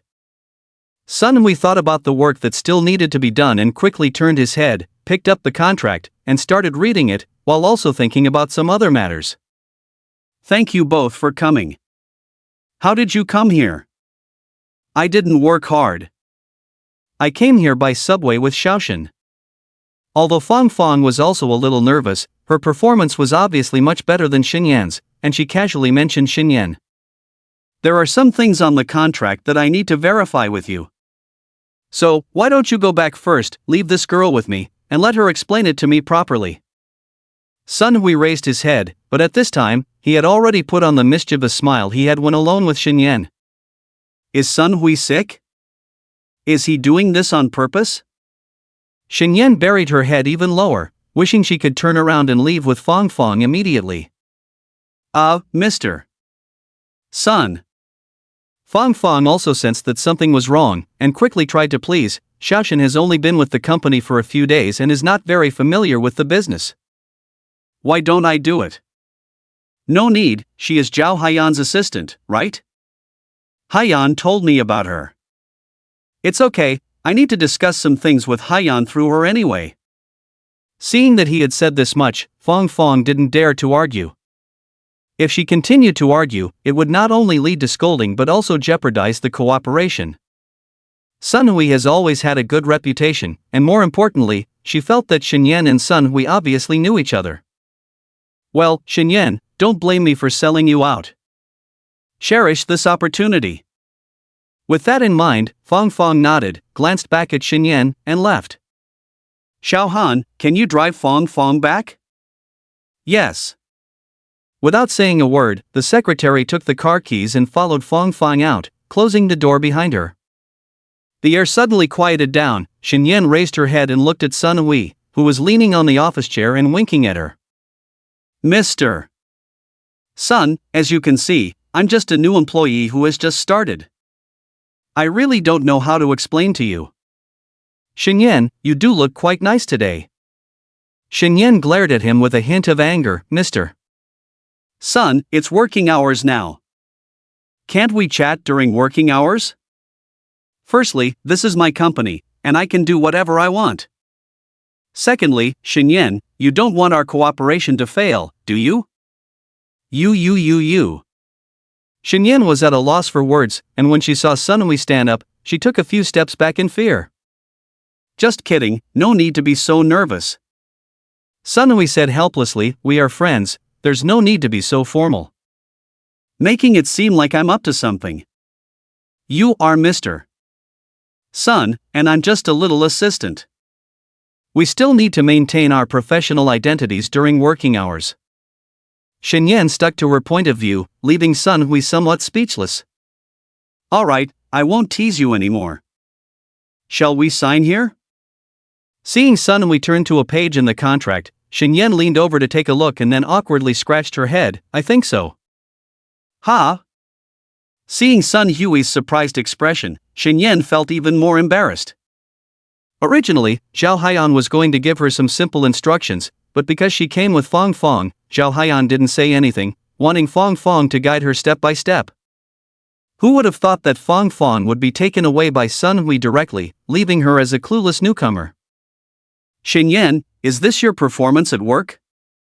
With her head down and face red, Shen didn't know what to say. It's over, I'm going to get scolded when I go back. Sun Hui flipped through the contract, signed in a place that was already clear, and handed it to her. Shen reached out to take it, but found that she couldn't reach it.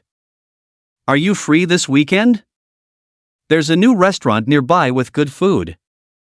Shen stared at him blankly, then took the contract from him when he wasn't paying attention and whispered, I'm not telling you. Is this how you treat a friend? Firstly, you are not my boss. Shen imitated Sun Hui's tone. Secondly, weekends are not working hours, and the company doesn't have the authority to decide employees' rest time, right?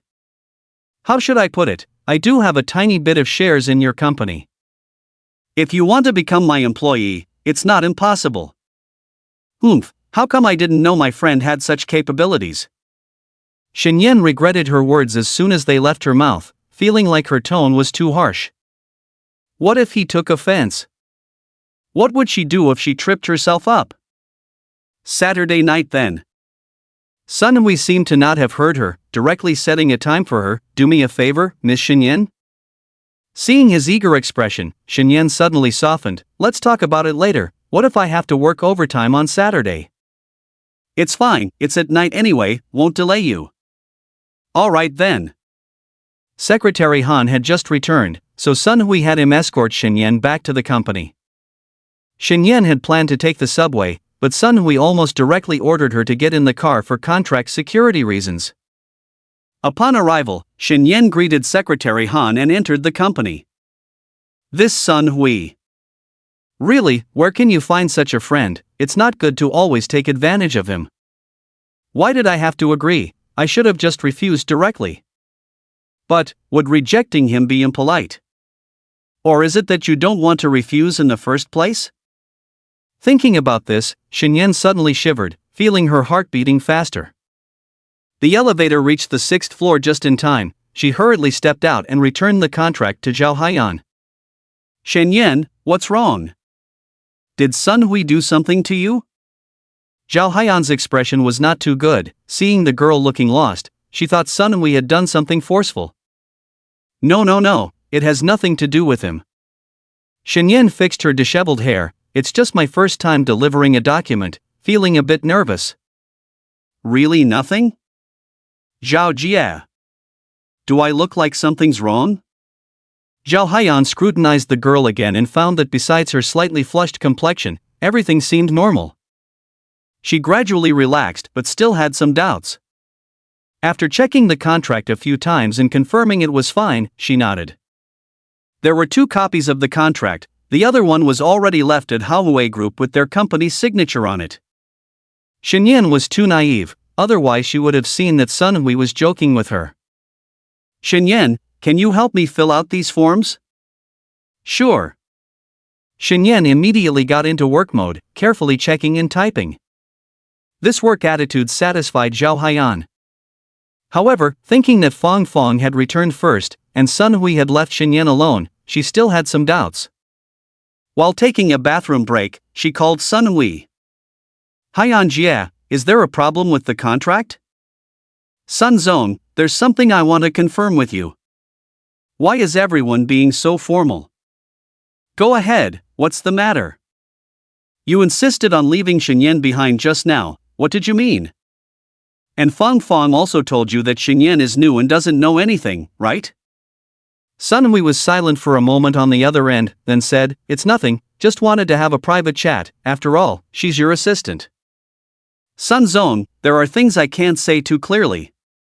But, Shenyan is a good girl, I don't want her to get involved in anything bad, you should understand what I'm trying to say. Haiyan Jia, do you not trust me? Sun Hui's voice sounded a bit helpless over the phone, you know what kind of person I am. I don't have a casual attitude towards her. Sun Hui still showed the respect due to Haiyan Jia, who had helped him a lot in the past, not denying his intentions. I hope so, but you also know how many girls there are who are taken advantage of and then abandoned. I don't have the right to criticize anyone, nor the power to control you, consider it a plea from me, if you truly like Shenyan, then please don't hurt her. She told me privately that her family conditions are very poor, she even got into college but couldn't go, so she came out to work. Sun Hui was stunned because Shenyan had never told him these things. Sun Hui, she is a very kind girl. The first time I met her was quite a coincidence. So, why don't you give up on this idea? There are plenty of beautiful girls in the world, no need to focus only on Shenyan. Instead, treat her sincerely. With her personality, if something happens, she might not even stay in our company. As she is now, where else could she find a good job? Haiyan, don't worry, I am just friends with her for now, and it seems like she only wants to maintain it at this level. Did she say that? Yes. So you're thinking too much.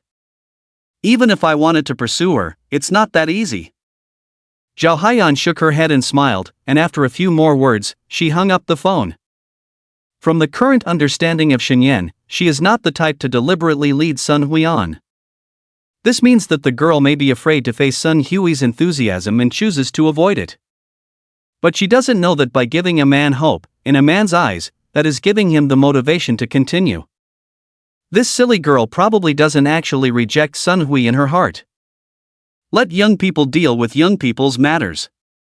Even if she wants to protect Shenyan, she is not her mother, how can she handle everything? By the way, Shenyan, we shouldn't have to work overtime this weekend. Okay. Shenyan blushed and immediately hid her head behind the screen. Indeed. This girl actually has feelings for Sun Hui. Sigh, should I stop this interference? Zhao Haiyan sighed softly. The reason she doesn't support Sun Hui being with Shenyan is because of her own past. That man deceived her trust, even when she was at the end of her rope, she still helped him, only to be betrayed again, causing significant losses to the company. Although Lu Yun and Sun Hui saved her job, there is still a thorn in her heart. She is already 32 years old, youth is no longer on her side, although she looks good and maintains her figure well, the wasted years have already squandered her best time. She doesn't want Shenyan to go down the same path as her, even though Sun Hui is not that kind of person, the so-called upper-class people, their romantic affairs can become anecdotes, but who will sympathize with the hurt girls? After work, Shenyan bought some fast food and saw Zhang Yang standing downstairs in the neighborhood. Zhang Yang? How come you have time to come over today? Shenyan's face showed a surprised expression and she ran over. Well, I came to see you because I will be busy with my studies later, I also joined a club, so I might not be free on weekends. Zhang Yang looked at Shenyan in new clothes, then glanced at the new bag on her waist, feeling a sharp pain in his heart. Oh, that's okay, it's good to enrich your college life. Let's go, let's have a meal nearby, it's not good for you to always eat these. It's okay, eating out is expensive. I haven't eaten yet. Then. Shinyan gritted her teeth, then this is for you, I'll just have some bread. Without saying a word, Zhang Yang grabbed her hand and ran directly outside the neighborhood, while Shinyan could be heard scolding him in a hurry. You, Zhang Yang, slow down, my heels are a bit high, I might fall. In the end, the two of them had a meal at a noodle shop. During the meal, Zhang Yang seemed to casually ask about her clothes, but Shinyan evaded the question. After eating, Zhang Yang looked at Shinyan and couldn't hold back anymore. That outfit was given to you by that guy, right? Huh? Shinyan raised her head in surprise, looking at Zhang Yang, then immediately buried her head to eat noodles. No, I bought it myself. I used to have some money. I saw it. You lie square, and also your bag. Shinyan raised her head again, this time she didn't speak, but bit her lip lightly, seeming a bit ashamed for deceiving her friend. Do you like him? No. We're just friends. Shinyan, do you like rich people? Because of me, I can't help you, right? Zhang Yang, that's not what I mean. I'm done eating, let's go. Seeing Shinyan stubbornly step forward to scan and pay, Zhang Yang grabbed her hand, but she shook it off, then left without a word. Shinyan was really angry. Zhang Yang sighed deeply, but the frustration in his heart made him quickly catch up with the girl. You've only been here for a few days, and you already have a friend like this? Giving you clothes, giving you a bag, even driving you around? Shinyan, don't tell me you don't know what this means? Shinyan stopped in her tracks, there weren't many people around, and she seemed to have let go of a burden. I know, but I really don't think he's that kind of person. He's rich, but he's also very respectful to me, there's no crossing boundaries. Then why did you lie to me? Saying you were at home on Sunday, but went out alone with him? Shinyan, am I your friend? Why did she lie to him? Shinyan stared blankly at Zhang Yang, not knowing how to explain. Why? Because she was afraid he would misunderstand? Afraid he would find out she went out alone with Sunhui? This has nothing to do with you. In just a few words, Zhang Yang was already struggling to hold back his fragile nerves. He grabbed the girl's shoulder, and almost squeezed out the words from between his teeth. Does he know about your past?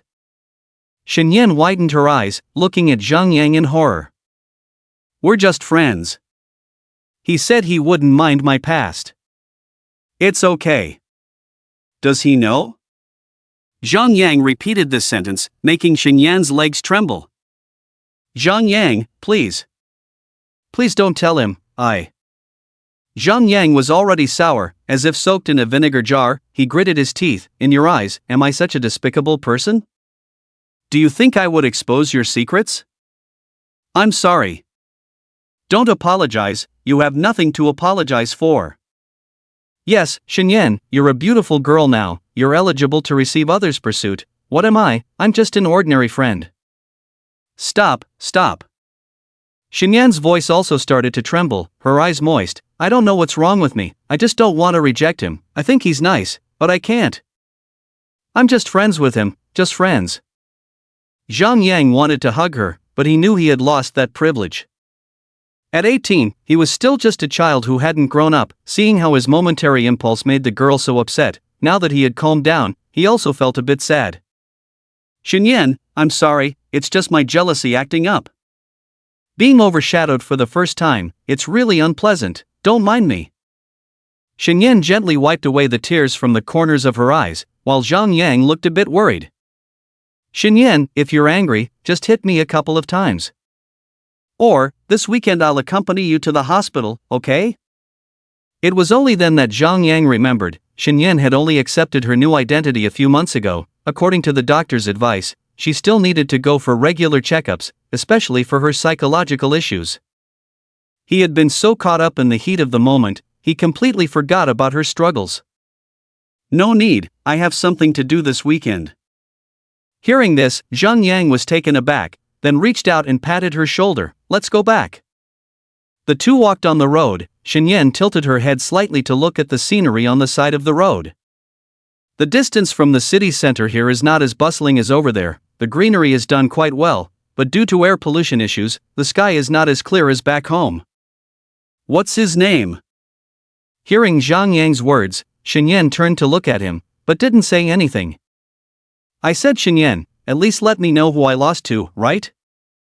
Zhang Yang pretended to be casual, looking down at the girl's profile. Sun Hui, radiant brilliance. Shenyan pursed her lips, hands in the pockets of her coat, feeling the warmth in her palms, and a smile couldn't help but appear on her lips. Well, Sun Hui is quite good-looking. Zhang Yang wanted to curse at that grandson, but refrained from swearing in front of his childhood friend. What does he do, a second-generation rich kid? His own company is currently in a cooperative relationship with the company I work for. Wow, big boss. Zhang Yang pursed his lips, seeming to search for some advantage he could have, but in the end, he found that besides being a bit younger, there wasn't much else he could compare with. What's with that tone? I'm just friends, I get it. Zhang Yang didn't mind. Shenyan seemed to be avoiding something, although he didn't know what kind of spell Sun Hui had cast on Shenyan, but for now, it seemed that Shenyan was happy with him. Damn, after spending so much time with Shenyan, he actually got his hometown stolen by someone else, how pathetic. But growing up with Shenyan since childhood, his feelings for Shenyan were quite complicated. Even if the girl rejected him, he wouldn't be angry about it, he just wanted to know what kind of person that guy was. Can't let his childhood friend be deceived by someone, right? There are plenty of people in society who pretend to be what they're not. If a fake second-generation rich kid deceives Shenyan's feelings, he would have to show him what justice means. But since he's the boss of a company, and so young, he shouldn't be fake. But they say rich people's private lives are messy. Zhang Yang analyzed for Shenyan as if he were analyzing his own love life, and unconsciously, the two of them had already reached her building. Shenyan, take care of yourself, there's nothing else I need to say. Okay. Shenyan looked at her childhood friend who had always protected her, and responded. Although she had indirectly hurt him before, he never seemed to hold any grudges against her. She could only silently wish that Zhang Yang would find his own happiness. Alright, if that Sun Hui guy ever crosses the line, you tell me. I may not have much ability, but I'm not afraid of anyone when it comes to fighting. Okay, who would dare to lay a hand on me? Take care on the way. Zhang Yang waved his hand nonchalantly and left the leaning community. Shenyan was still holding the fast food she bought today, looking at it for a while, then let out a silly smile. Actually, she was quite good. Although she didn't have money, there was always someone caring for her. The cold wind blew, she tightened her coat around herself, and gently sniffed it. The special smell of the woolen plaid made Shenyan feel a hint of warmth. Whatever, just be yourself, accept others' kindness, but always return it twofold. Like Mom said, one should know how to be grateful. Saying that, does it make her a mama's boy? She tilted her head in thought for a moment, then shook her head and went back to her room. Sun Hui also finished his day's work and drove home. Although he had a driver, he still enjoyed the feeling of driving freely, especially when it was late at night. The roaring engine sound of the car could make him forget the day's troubles. At a red light, he turned his head to look at the passenger seat, as if the girl was still sitting there. In his memory, he returned to that night and her peaceful sleeping face. Sun Hui felt much more relaxed. I wonder when I can take a step closer to her. Should I seek advice from certain people? Hey, Aoi, what's up? I'm busy here. At night, what are you so busy with? My mom is forcing me to get along well with Xuan Yun, but I can't let go of that forest. Although I promised to be faithful to her, those girls are still waiting for me. You should focus on one. How can I focus on one, when a few girls found out? They almost scolded me to death. After chatting with Ko Jing, Sun Hui's tone slowed down, and he said seriously, Lao Ko, I'm serious, how can I get closer to a girl? There was a pause on the other end. Are you talking about Xingyan? Hearing no reply from Sun Hui, Ko Jing continued, this girl seems to have some noble intentions, different from the girls I've talked to before. I won't give you advice randomly, so you don't come back to me if you fail. You are experienced in love affairs, don't you know this?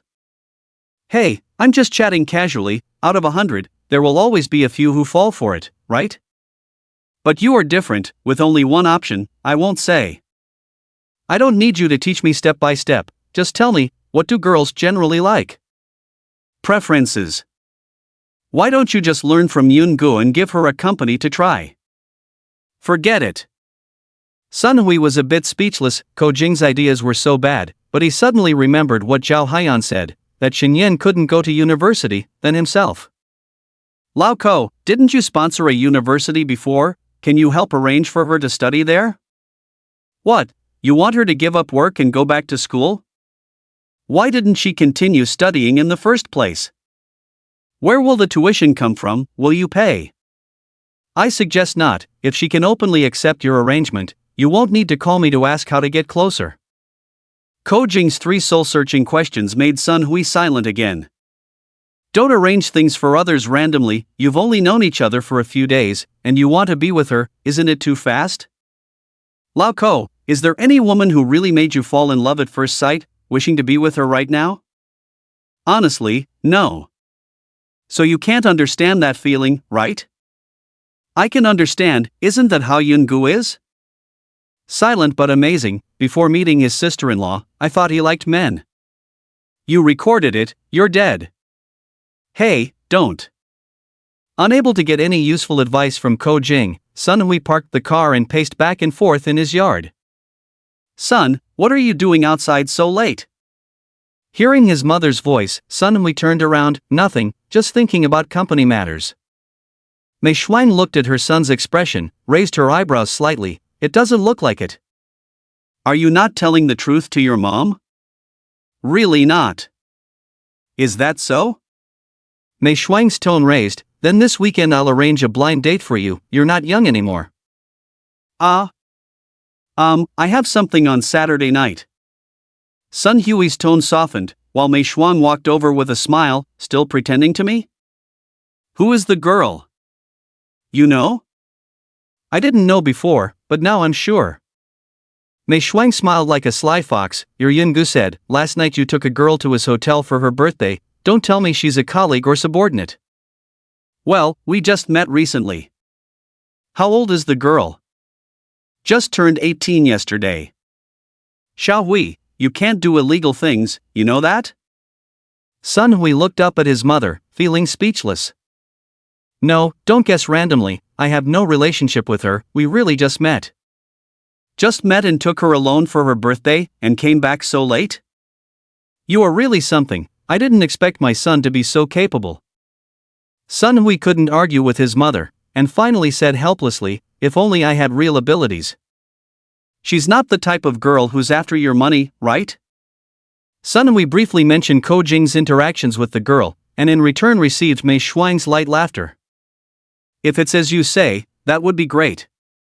Just be careful that she's not too scheming and deceives you. Sun Hui suddenly remembered the girl telling him about her troubled past. His expression darkened slightly, but he still smiled and said, it should be fine. When it comes to scheming, he's never been afraid of anyone. Saturday arrived. Shinyan changed into her freshly washed clothes and sat on the bed lost in thought. It was only noon, with several hours left until evening. According to her original plan, she should be studying, practicing, or watching videos to pass the time. But as time passed by, she suddenly felt nervous. Yesterday, she had a medical checkup at the hospital with her colleagues, and the report would be ready by Monday. She was worried that something might be revealed. If the company's management knew about her past illness, would they fire her? Would she lose the hard-earned job opportunity? For this reason, she specifically sought out Director Zhou to inquire about this matter. Shinyan, rest assured, you are no different from a normal woman now, very healthy. And we won't mention your situation to anyone. As for your current psychological evaluation, you have adjusted quite well on your own. Now you just need a trigger to know if you have fully recovered. Director Zhou, what trigger? For example, having a boyfriend. Remembering Director Zhou's teasing smile when he said this, Shinyan's cheeks were now flushed. This Director Zhou is always so unserious. A boyfriend? Where do I find a boyfriend, and who would like me? Sun Hui? Thinking of this option, Shenyan felt even more embarrassed. It seems like he has crossed the line of just being friends with her, always finding time to chat with her. Even though she coldly replies to him, he still compulsively responds to every message. Did I make him misunderstand? But I seem to enjoy it. Shenyan, you pervert, how could you like men? Even though your body is now a woman's, after living as a man for 18 years, you realize your sexual orientation has changed? Sun Hui is so good, you're not worthy of him. Lying on the bed, Shenyan didn't know what to do, whether to reject Sun Hui's advances directly, not only because she couldn't bear to, but also because she seemed unwilling. If it really came to that point, and Sun Hui truly expressed his feelings for her, should she accept it, or accept it? I don't know. As the girl buried her head in the blanket, lost in thought, the phone rang. Hello, Hui Go? Xiaoyan, it's Mom, why are you calling me Hui Go? Mom. Shenyan finally looked at the phone screen and saw the two words, Mom. Blushing, she sat up. Oh, at our company, the leaders call me Hui Go. I thought he was asking me to work on the weekend. Oh, I thought something was wrong. Your dad insisted I come over to check on his condition. Isn't it a waste of money? We have an appointment with a specialist on the 23rd of this month. Your dad is also coming, and we'll see you. Are you free?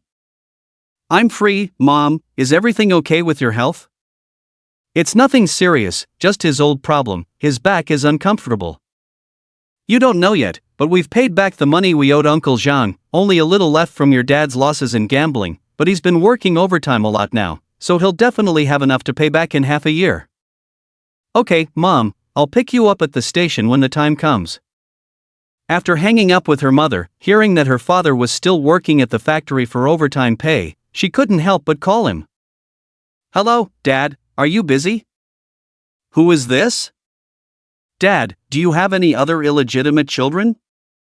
It's me, Shenyan. Oh, hello. Shenyan rolled her eyes, feeling like they were completely unfamiliar as father and daughter. Hearing the noise on the other end turn into silence, Shenyan guessed that her father must have come out from inside. Xiaoyan, there were many people just now, to prevent others from hearing your voice and getting suspicious. Oh. Shenyan's initial joy turned into a hint of sadness, and upon hearing her daughter's slightly unhappy tone, Shin Guiyan immediately spoke up. Xiaoyan, Dad doesn't have any bad intentions, but there were many people around, and it's embarrassing if they find out. Okay, I understand, I'm not blaming you. Are you and Mom coming to the capital on the 23rd? Yes, I also want to see how our daughter is doing now, if she has lost weight. It's okay, gained another 2 pounds. If this continues, she'll become chubby. It's okay, a little chubby is good, we can have a chubby son in the future. Comrade Lao Shun. Can you stop saying such things? Okay, Dad is going to work now, you rest well, don't tire yourself out too much. Okay, goodbye, Dad. Hanging up the phone, Shenyan breathed a sigh of relief. Although this father was sometimes out of tune, he was still a good dad after all. Now that he had difficulty walking, he was still working hard to earn money, so she had to work hard too and not be a fool.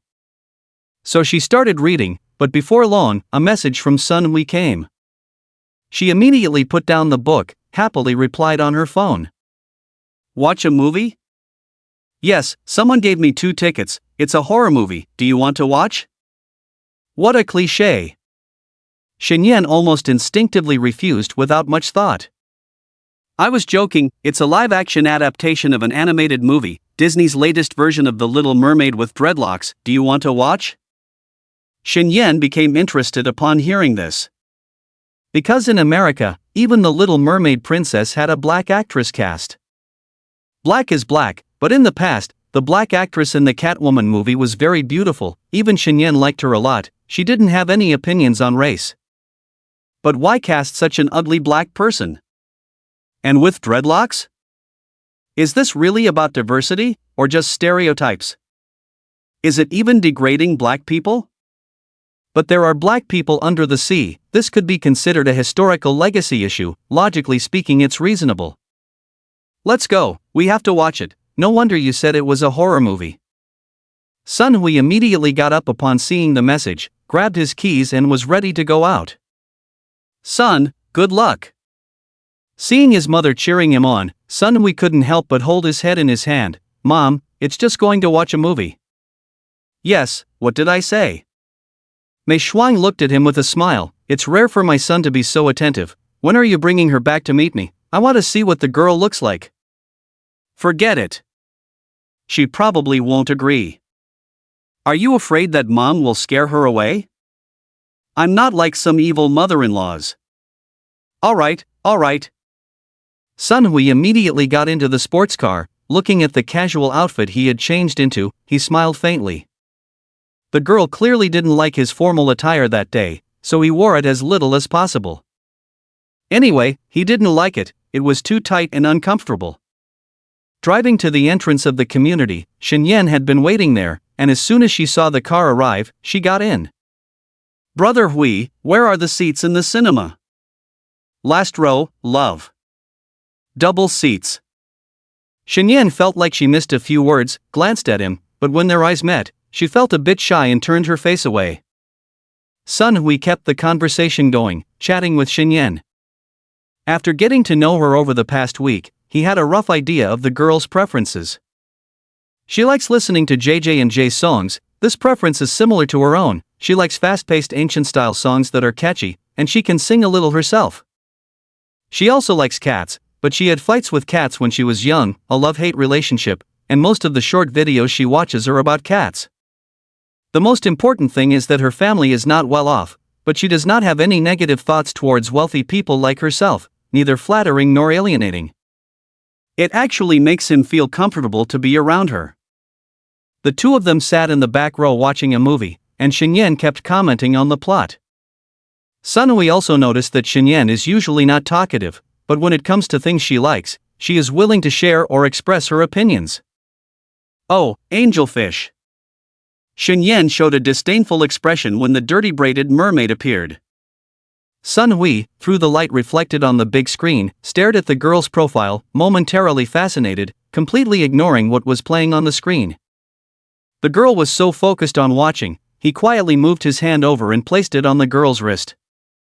Shenyan stiffened for a moment, but seeing Sun Hui staring at the screen intently, she guessed he probably didn't do it on purpose, so she just subtly moved her hand back a bit, without making a big fuss. After the movie ended, the girl blushed and pulled her hand back, while Sun Hui felt a bit regretful. How did these 2 hours pass by so quickly? After the movie, Sun Hui took Shenyan to the game center on the 4th floor of the mall. Watching the young couples playing together to catch dolls, Shenyan was not interested. Instead, she gazed intently at the shooting games. Want to play? Seeing Shenyan's gaze fixed over there, Sun Hui smiled and took out a game card from his pocket, swiped it, and said, "There's still some money inside. Do you want to play? It's a 2-player shooting game, the money inside should be enough for both of us to clear the levels." Shenyan saw that he had swiped the card, so she immediately picked up a machine gun and aimed at the screen. She used to like going to game centers before, but mostly followed behind Zhang Yang, watching others play. Arcade games were fine, but these shooting games were a waste of coins, often spending a lot and still not reaching the end. But when you've played most of it, not clearing it feels unsatisfying, so you end up spending more money. Shenyan had no money, always watching others play, but now that she tried it herself, she found the simulated machine gun in her hand quite heavy.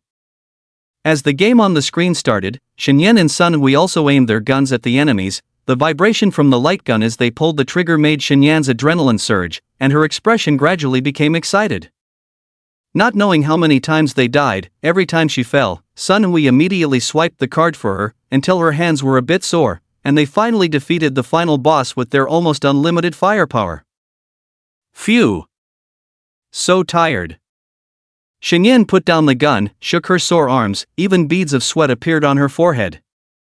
The newly opened restaurant is on the 4th floor, shall I take you there? Shenyan nodded, about to wipe off the sweat with her sleeve, but as her hand reached halfway, she suddenly caught a glimpse of Sun Hui, and immediately took out a tissue from her pocket to wipe it off.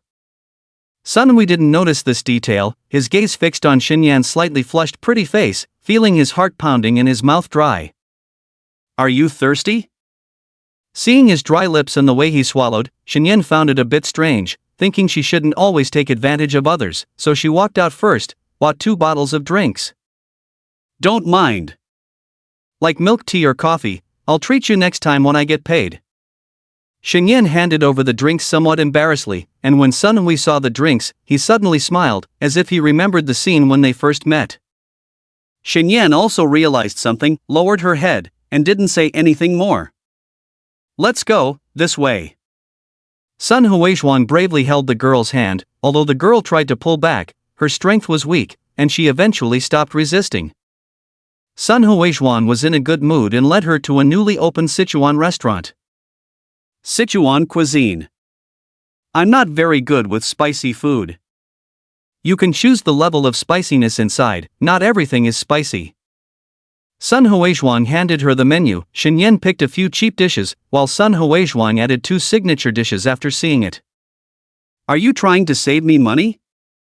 He chuckled and handed the selected menu to the waiter, while Xinyan whispered, "Saving a little is better than nothing. You said your money doesn't come from nowhere." "You remember my words very clearly." After this slightly ambiguous remark, both of them were stunned, then looked away. This Sun Huizhuang. Is he getting a bit too cocky? Shen Yan. Did I go too far just now? I hope she's not angry? The atmosphere between the two became strangely silent, but it eased slightly as the dishes arrived one by one. While eating, Sun Huizhuang suddenly saw a person sitting in the corner and almost spat out his food. "Mom? How did she know I was here?" Yes, the woman in the corner was his mother, Mei Shuang, who was now looking at Xinyan with interest. Xinyan didn't notice his shocked expression at the moment, quietly eating the food in front of her, but it was too spicy, so she couldn't help but take a few breaths and fan herself with her hand. Sun Huizhuang resisted the urge to steal a glance at the cute look of the girl, sitting upright and eating quietly, speaking much less. Seeing Sun Huizhuang acting strangely, Xinyan curiously glanced at him, took another sip of water, then stood up and said, "Huiji, I'm going to the restroom." "Okay." Sun Huizhuang replied, but as the girl left, the woman in the corner followed. "Mom, what are you doing?" Sun Huizhuang grabbed his mother's hand, while Mei Shuang raised her eyebrows. "What, can't I go to the restroom too?" Sun Huizhuang clasped his hands together. "Please, Mom, don't embarrass me." "Why are you such a strange child? You let others go, but not me." "Isn't that right, Wei Ji?" Sun Huizhuang was already too embarrassed to face anyone, so he could only watch as Mei Shuang entered the restroom, praying to the gods that nothing would go wrong. Just as Xinyan came out of the cubicle, she saw a beautiful lady walking towards her, couldn't help but secretly admire her. "This auntie has a really good temperament, she looks like she's from a wealthy family, she seems to be less than 40 years old, but I wonder what her real age is." Upon closer observation, Mei Shuang also found the girl's appearance outstanding, especially her beautiful big eyes, which made her envious. "Young lady, can you help me with something?" "Ha?" Xinyan was a bit confused when the lady in front of her spoke, then nodded. "I'm in a hurry, I didn't bring any tissue, can you lend me some?" "Oh, sure." Xinyan had just washed her hands, immediately shook off the water on her hands, then took out a pack of tissues from her coat. Since her mother advised her to pay attention to her appearance, she would always bring tissues with her whenever she went out, just in case. Seeing the girl didn't hesitate at all and handed her the tissue with a smile, Mei Shuang looked at her a few more times, then thanked her and went inside. Xinyan said you're welcome and walked back to her table. Smooth, right? Upon hearing this, Xinyan stared at Sun Huizhuang with a dumbfounded look, while Sun Huizhuang awkwardly took a sip of tea. The two continued eating, and after a while, Mei Shuang passed by them again and returned to the corner. Hui Ji, that auntie is so beautiful. Hearing Xinyan whisper about his mother, Sun Huizhuang immediately perked up his ears. I think she's okay. You must think she's okay because of her age. But I always feel that she is not only good looking, but also has a good temperament, and her family must be very wealthy. It's just strange how she came out to eat alone. Sun Hui frowned and didn't say anything. Shinyan whispered again, and she looks familiar, I always feel like I've seen her somewhere. Listening to Shinyan praise his own mother, Sun Hui couldn't help but hold back a smile. As for looking familiar, how could she not? He does look somewhat like his mother, but the young girl probably wouldn't dare to say it to his face. Now it seems that this meeting should be satisfactory for both parties. No, he just came out to have a meal, making it seem like he was trying to deceive the young girl. His mother is indeed too sensitive. After dinner, Sun Hui directly took Shinyan back home, but halfway through waiting at a traffic light, he couldn't help but reach out and grab the girl's wrist. Hui Ji. We are just friends, don't do this. The girl murmured softly, and Sun Hui also felt that he was too impulsive, so he quickly retracted his hand. I'm sorry. The atmosphere fell silent again. Shinyan tightened her clothes, suddenly feeling a bit lost.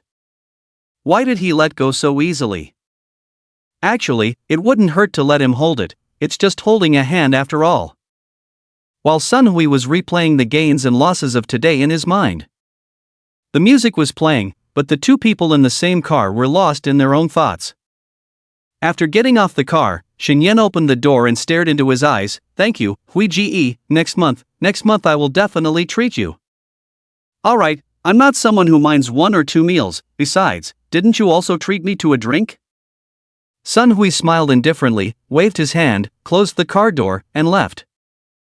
Back home, he was about to send a message to the girl, but he saw his mother sitting in the living room, smiling at him. Son, you're back? Sun Hui couldn't stand her gaze. Just as he was about to go back to his room, Mei Shuang grabbed him.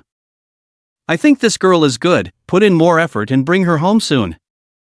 Mom! Why are you in such a hurry? Why am I in a hurry? Your father is the one in a hurry, you're not young anymore, why aren't you dating? Although we don't oppose you getting married before you're 30, but shouldn't you date first? Are you going to suddenly find a woman to marry on your 30th birthday? The girl doesn't seem to have that intention towards me. Thinking of the girl's whisper in the car, Sun Hui felt a bit defeated. I don't think so. Are you going to give up? This matter can't be rushed, so don't worry about it. Sun Hui sighed, and finally went into his room to wash up. This child. While Sun Hui was showering, he didn't put his right hand in the water. He could understand now why some perverts don't wash their hands after shaking hands with women. He himself was a bit tainted. Shinyan, here is your medical report. Taking his report from a certain supervisor, Shinyan looked at it and found that all the tests were normal. Shinyan secretly breathed a sigh of relief, and Zhao Haiyan also came over to take a look, nodding to herself. In previous years, there were employees who had bad test results, which was not good news for both the company and the employees, especially when the personnel and funds were tight. Seeing the slender girl healthy and well, Zhao Haiyan's mood improved. Carefully folding the report and putting it in her waist bag, Shinyan continued to work with a smile. Looking at the smile on the girl's face, Zhao Haiyan carefully observed for a while and guessed something. She was actually against office romances. Similar to students dating early, it would affect their work. Moreover, if they were under the same roof and had conflicts or broke up, it would be awkward for both parties, and this atmosphere could even affect other colleagues. But Shinyan couldn't talk about the matter between her and Sun Hui. Besides, Sun Hui was not an employee of the company, he was considered a partner and shareholder of the company. She was more like someone being managed. Hopefully, Sun Hui would treat Shinyan better. As an older sister, she should pay more attention. Although only 2 weeks had passed, Shinyan's work had shown significant improvement, with fewer mistakes. By following Zhao Haiyan and combining theoretical knowledge with practical experience, she gradually gained a better understanding of finance. During leisure time, Shinyan would seek advice from Zhao Haiyan on issues she couldn't understand. Zhao Haiyan was pleased with Shinyan's eagerness to learn. Although she was just a junior assistant with a low basic salary, once she officially became a regular employee and obtained certification, her situation could improve. With Zhao Haiyan's protection and Xinyan's humble attitude, her interactions with colleagues in the office were pleasant, without any office politics. One day, as Xinyan was organizing documents, Lu Wanqiu knocked on the office door. "Manager Zhao, it's like this." Upon hearing Lu Wanqiu's discreet report, Zhao Haiyan furrowed her brows. She looked at the focused Xinyan, hesitated for a moment, and then walked over reluctantly. "Xinyan, Hao Hui's side said there were some issues with the form you sent over yesterday." "Ha?" Xinyan widened her eyes, feeling puzzled. "It shouldn't be, I checked it several times. They want you to go over in person to verify the information." Xinyan's face stiffened, and she murmured, "Who asked me to go? Is it someone from their finance department?" "Mr. Sun." Upon hearing this name, Xinyan was taken aback but nodded nonetheless. She double-checked the form from yesterday, printed another copy, and left with her bag. "Manager Zhao, is it really okay for Xinyan to go alone? Should I accompany her?" Lu Wanqiu quite liked this young girl, but after speaking, she saw Zhao Haiyan shaking her head. "Forget it, you go back to work. I'll talk to Mr. Sun. At this rate, Xinyan won't even know whose employee she is." Lu Wanqiu returned to her seat somewhat puzzled and shared the incident with the gossip team. "Xinyan might be in big trouble this time," said Wang Hui, the eldest sister. "Hee, I think you two might be guessing wrong," said the informed source Feng Feng. "Oh? Is there some juicy gossip?" said the group leader Lu Wanqiu. Meanwhile, Xinyan boarded the subway again and arrived at Haohui Group. She felt a bit nervous inside. Despite her diligent work and multiple checks on the form, there could still be issues. And it was discovered by the company's CEO. She had considered that it might be Sun Hui's whim, but she doubted he would do that. Upon reaching the CEO's office, the door was opened from the inside, and the secretary Han let her in before leaving and closing the door. Inside the office was not Sun Hui but an unfamiliar middle-aged man, accompanied by a young man. Sun Hao had been informed by his wife a few days ago that their son had started dating, and she wanted him to oversee it. After all, in their eyes, their silly son was still just a child. Although he had been the CEO for several years and managed the company's business well, matters of the heart were a blank page for him. Moreover, knowing that the girl's family background was not very good, he became concerned. "Hello, Assistant Shin, right?" "Hello, I am Xinyan. May I ask who you are?" Looking at the imposing man in front of her, Xinyan felt completely overwhelmed, and her words came out nervously. "I am Sun Hao, the chairman of Hao Hui Company. This is my assistant, Xiao Zhou." "Ah, the chairman of Hao Hui Company? Isn't that Sun Hui's father?" "Uncle Sun." "Mr.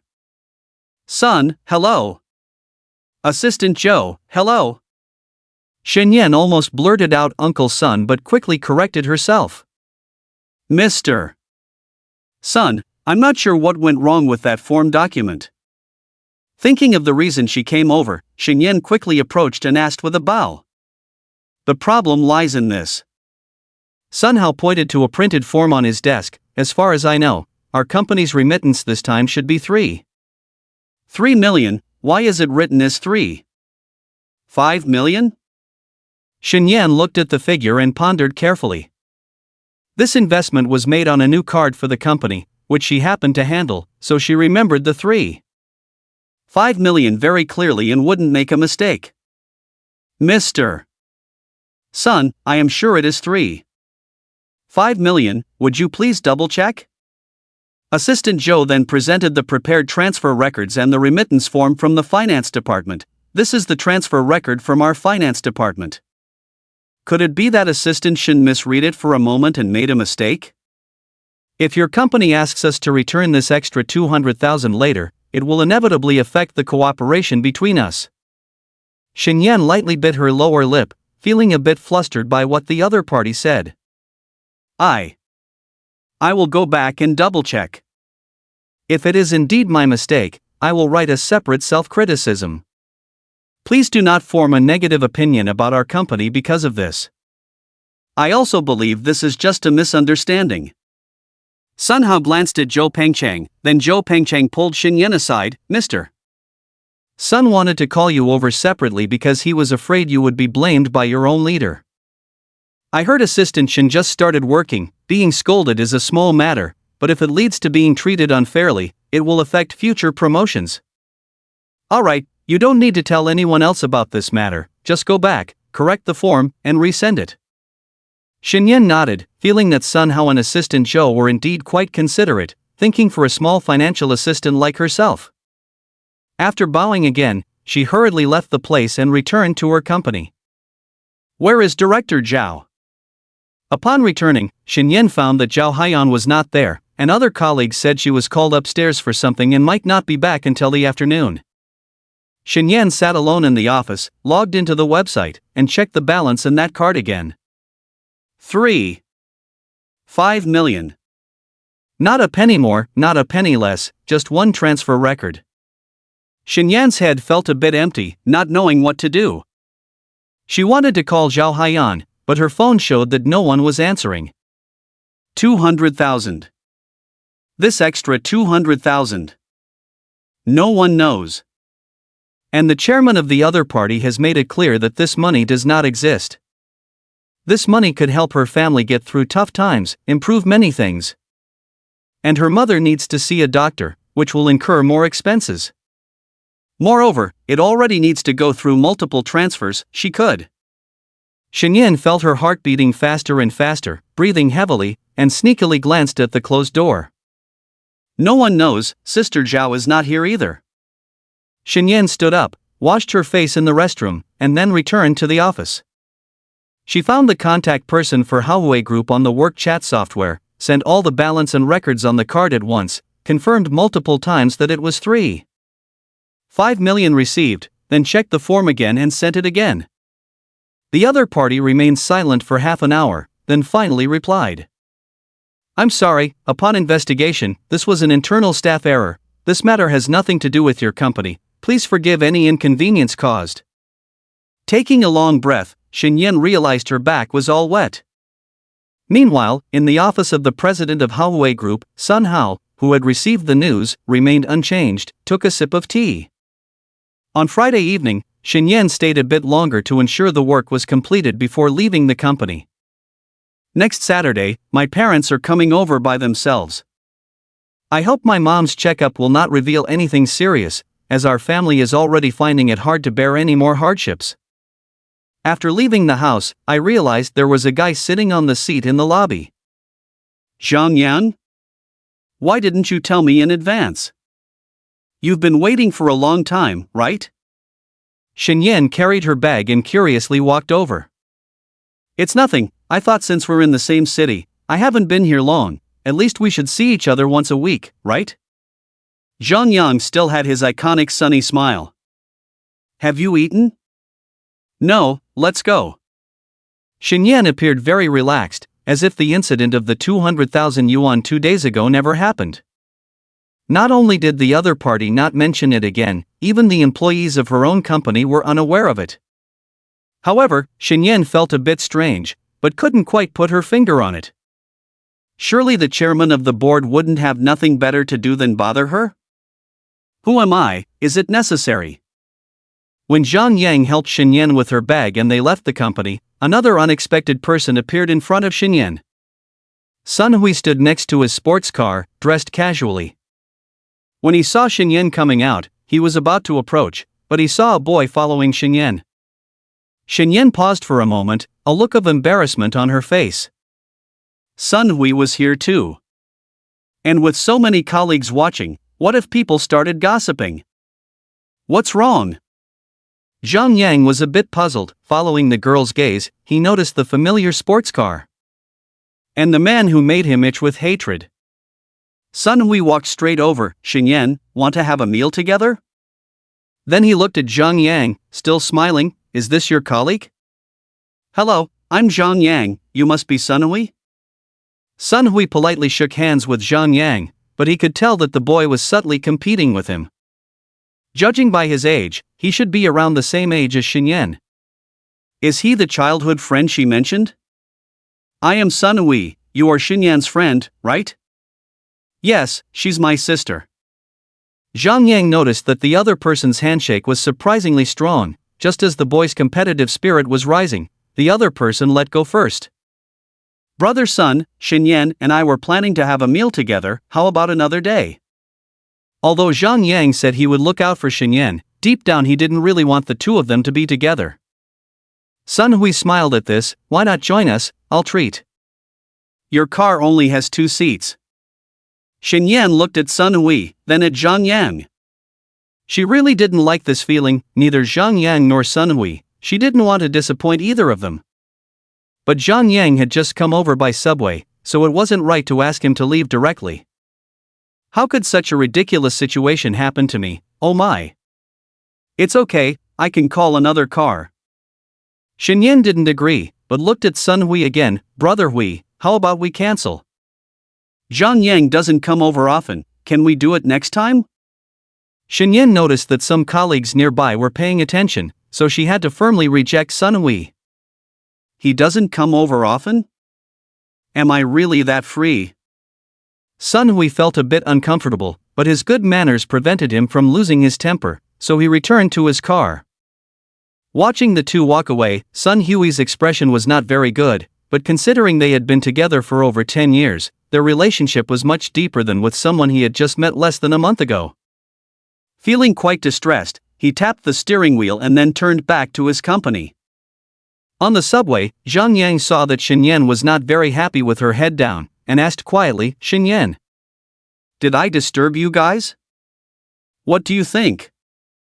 Xinyan wasn't stupid, she knew Zhang Yang's intentions, so her tone wasn't very good. Zhang Yang scratched his head. I think his intentions are not pure, he's afraid that you'll be. All right. Where should we eat? The noodle shop again? Go ahead, cook a few more dishes today. Oh, has our boss Zhang struck it rich? No, just made a small investment following a classmate, earned some money. What kind of investment? Can't reveal the secret yet, once the path is stable, I'll take you along. Can't promise big money, but earning some pocket money is no problem. Xinyan nodded, but feeling uncomfortable thinking about Sun Hui's slightly lonely expression just now. He must be very unhappy. Actually, you could have told me in advance, I didn't want this. Xinyan gripped the pole on the subway, her knuckles slightly whitened from the force. Zhang Yang saw her silent again, sighed inwardly. The slight joy that arose from Xinyan rejecting Sun Hui just now vanished. Didn't expect to lose so thoroughly. After dinner, Xinyan went straight back home, while Zhang Yang took the subway back to school. Xinyan looked at the books on the table after washing up, but couldn't concentrate. All she could think of was Sun Hui's slightly hurt expression. Looking at the silhouette in gray and white, she contemplated for a while and then sent a message. Hui Ge, sorry about today, you're not angry, right? This time, Sun Hui didn't reply instantly, but after a while, he sent a message. Unhappy. Xinyan couldn't help but smile at this. Sun Hui always played by his own rules. Next time, let me know in advance, okay? Today was a bit sudden. After all, Zhang Yang has connections with my family, I'm afraid he might say something to my parents. Saying a half-truth, Xinyan felt like a bad girl. Are you free tomorrow? I told you in advance this time, Miss Xinyan should give me face, right? Let me check. Xinyan didn't notice her cheeks were already red. She looked up at the air conditioner, suspecting she had the temperature too high, feeling a bit warm. Later, Sun Hui chatted with her for a while, and when he learned that her parents were coming to the capital next week, he immediately perked up. Are you going to the station to pick up your uncle and aunt? Yes, they're not familiar, I'll take them on the subway. How about I drive to pick them up? Sun Hui's decision startled Xinyan. She quickly replied, no need, thank you, Hui Ge. Then, inexplicably, she added, your car might not be easy to handle. That's not a problem, there are other cars at home. Aunt is not well, there are hardly any seats on the subway, I'll go. No need, thank you so much, how can I accept this? Aren't we friends? Helping each other is normal, right? Don't worry, I'll say you're my boss, and Miss Shinyan works excellently in our company. It's okay for the boss to care for the subordinates, right? Who's your subordinate? Don't forget, I have a tiny bit of shares in Huanyu too. Finally, under Sun Hui's persuasion, Shinyan reluctantly agreed to his request. Although she wanted to refuse, she knew she couldn't, but Sun Hui's request made it hard for her to speak up. Shinyan felt a bit dry in the mouth, involuntarily stuck out her tongue to moisten her dry lips, then picked up the electric kettle to boil water. Shinyan! Fong Fong happened to come out of the bathroom. Her eyes lit up when she saw Shinyan, and she greeted her proactively. Fong Jia, what's up? That's Shinyan, can you cover a shift for me tomorrow? I took a day off last time and need to make it up. I'll treat you to a meal the day after tomorrow. Tomorrow, Shinyan wanted to say she had something tomorrow, but seeing Fong Fong's expression, she couldn't bear to speak. After all, she had been quite considerate to her, so she let it go. Okay, Fong Jia. Thank you, Shinyan, I'll treat you to a big meal. What are you going to do? Sister's major life event. Fong Fong smiled mysteriously and then turned back to her room. Actually, there isn't usually anything important to do on weekends, I just need to help her clock in and out for work. But if Fong Fong doesn't make up for the missed work, she won't get the full attendance award. The electric kettle was boiling water, and Shinyan also mentioned to Sun Hui about working overtime tomorrow. Oh, I was thinking of taking you out to play tomorrow afternoon. How about the day after tomorrow? No, I might be busy the day after tomorrow. Then, how about I pick you up at the company tomorrow night? Shinyan thought for a moment. There weren't many people in the company on weekends, so she agreed. At 6 o'clock on Saturday night, Shinyan stared blankly at the computer screen. She glanced at the time in the lower right corner and realized it was time to leave work. She rubbed her cheeks, packed up her things, checked her phone, and found that Sun Hui had not left a message. She hurried over to help Fong Fong clock in, then grabbed her bag and ran out of the company. Outside, Shinyan looked around and didn't see Sun Hui's car. Just as she was about to call him, a black SUV in front honked its horn, and Sun Hui's smiling face appeared in the window. Shinyan didn't know much about cars. In her eyes, there were only sedans, sports cars, and SUVs. Unlike the compact space in a sports car, this black SUV was much more spacious inside. I'll use this car to pick up Uncle and Aunt next Saturday, Sun Hui gestured for the girl to fasten her seatbelt, casually saying. Hui Ge, I think it's unnecessary. Shinyan looked at Sun Hui with her beautiful big eyes and said this somewhat reluctantly. It's okay, I don't have anything next Saturday anyway. Sun Hui turned to look at the girl, made up his mind, and directly grabbed her hand. Between friends, there's no need to be so hesitant about small things. In the moment her hand was grabbed, Shinyan's heart started beating faster again. She looked down at their hands, her face feeling a bit warm. And Sun Hui, looking at the girl's cute appearance at this moment, neither resisted nor moved. His head was already a bit dizzy. Smelling the fragrance of the girl up close, he unexpectedly had a reaction. Let's go, it's getting late, so we don't miss out on a seat. Okay.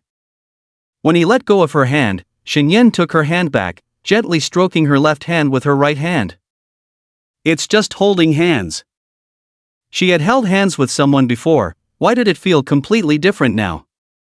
Sun Hui was very happy at this moment. All the unhappiness from yesterday afternoon was gone. He just thought about having dinner with the girl later. The car stopped at an inconspicuous restaurant, and Shinyan thought she had gone to the wrong place. Because the places Sun Hui had taken her to before were obviously of a higher class, it wasn't that she was being pretentious. After all, she herself was not willing to go to even a noodle shop. Don't be fooled by its simple decoration. The food here is really good. I used to come here a lot when I was in school. It's an old brand. After locking the car, Sun Hui walked to Shinyan's side, and once again grabbed her hand. Shinyan stiffened, stealing a glance at him, only to find that he had no expression on his face, very calm.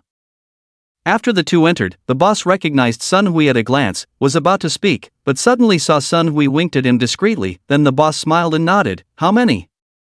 Just the two of us, please give us a seat by the window.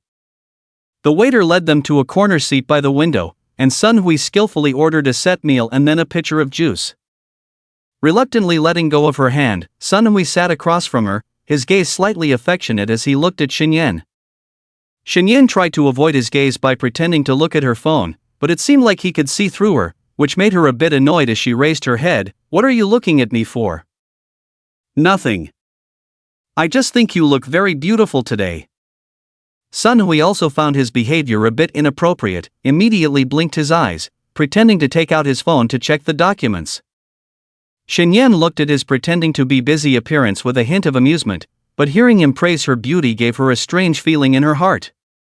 Although colleagues had said the same thing, hearing it from him made her feel especially pleased. Soon the dishes arrived, and as Xinyan pondered, she used her chopsticks to poke at the meat in the bowl, took a light bite, and suddenly felt an almost explosive fragrance coming from her taste buds. "This meat." Xinyan took another bite and realized that the taste was indeed excellent, better than any dish she had eaten before. This time-honored restaurant has its own secret recipe passed down through generations, otherwise it wouldn't have been able to stay in such a prime location for over 10 years, Sun Hui introduced with a hint of pride. "And the head chef of this restaurant is. If you like it, I can bring you here often in the future." Xinyan didn't say anything about treating him anymore, as she felt she owed him too much, and it wouldn't be easy to repay. What's more, she accepted it without guilt, as if there had been a subtle change in her heart, unsure if it was good or bad. "It's almost below zero recently, aren't you cold in that jacket?" Seeing Xinyan still wearing the outfit he bought for her, Sun Hui was curious. I plan to go to the mall with my mom next week to see. The clothes I brought from my hometown aren't this thick. I didn't know the capital would be this cold. In the southern city, it doesn't snow in winter, and the lowest temperature is around 6 to 7 degrees, so even in the dead of winter, Xinyan usually only wears 2 to 3 layers of clothes, sometimes not even needing a down jacket, just a thick coat. But now feeling the chill of the capital, she regretted not preparing well. Sun Hui wanted to offer her a jacket, but considering the girl's thin skin, he didn't say it out loud. The two chatted casually, and with Sun Hui's deliberate guidance, the conversation turned to light and pleasant topics. When they talked about the embarrassing incidents that happened when he took over the company, Xinyan suddenly said, "Hey, is your father named Sun Hao?" "Yes, how did you know?" "Oh, I met him on Wednesday because I filled out a form incorrectly, and he asked me to come over." The form was wrong, and her dad asked Xinyan to come in person? This clearly didn't make sense. Although not to belittle Xinyan, such matters were not something the chairman would be concerned about at all. Even if it were serious, it would be the secretary or assistant who would negotiate with Zhao Haiyan. Thinking about what his mom had told his dad about Xinyan a few days ago, Sun Hui felt a headache coming on. He hadn't even made a move yet, but why did it seem like everyone was getting married, one after another, as if undergoing a series of assessments? Maybe my dad was just in the mood. He rarely deals with company affairs now, maybe he just had nothing to do that day? Maybe, but your dad is quite responsible, he even personally supervises these small matters. Xinyan now had a vague guess in her mind, but she felt she wasn't worthy yet, so she could only use other thoughts to cover it up. Sun Hui couldn't tell what the girl was thinking at the moment. He just thought that after going back tonight, he would clarify these things with his parents to avoid scaring the girl. After all, they were still just friends. After dinner, the car stopped outside the residential area, and just as Xinyan was about to get off and leave, Sun Hui called out to her. "Xinyan, how about we take a walk? You should be fine going back, right?" Xinyan licked her lips, pondered for a moment, and slowly nodded. Sun Hui, as if receiving a royal decree, immediately smiled and got out of the car, once again holding the girl's hand and walking around the outskirts of the residential area with her. While Xinyan could talk a lot at the restaurant, her mind was buzzing at the moment, not knowing how to speak, following Sun Hui like a puppet on a string. The distance between the two of them was getting closer and closer, until they were holding hands and walking shoulder to shoulder. It was the first time Sun Hui had such intimate contact with a girl, and he couldn't help but steal glances at her from time to time. As for Xinyan, she could also feel his gaze, but she didn't say anything. While Sun Hui held her left hand, his right hand by his side was alternately clenched and relaxed. What was he doing? Why was he squeezing his own fingers? Just hold hands properly.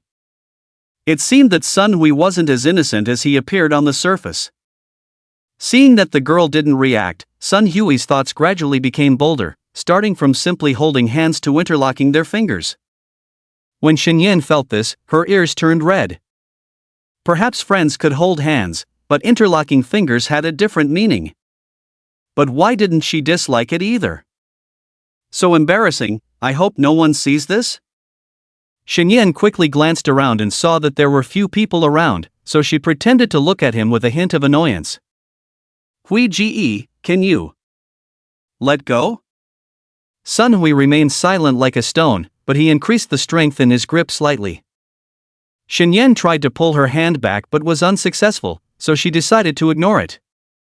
Seeing that the girl tacitly accepted the situation, Sun Hui became even bolder. As they reached the entrance of the building, Shenyan struggled to pull her hand away. Thank you, Hui Ge, I'll go up now, you should head back soon. Upon hearing this, Sun Hui didn't leave. Instead, he took a step closer, lowered his head to look at the girl. Shenyan was startled by his actions, not knowing what he was up to. Shenyan. Can I make a small request? A request?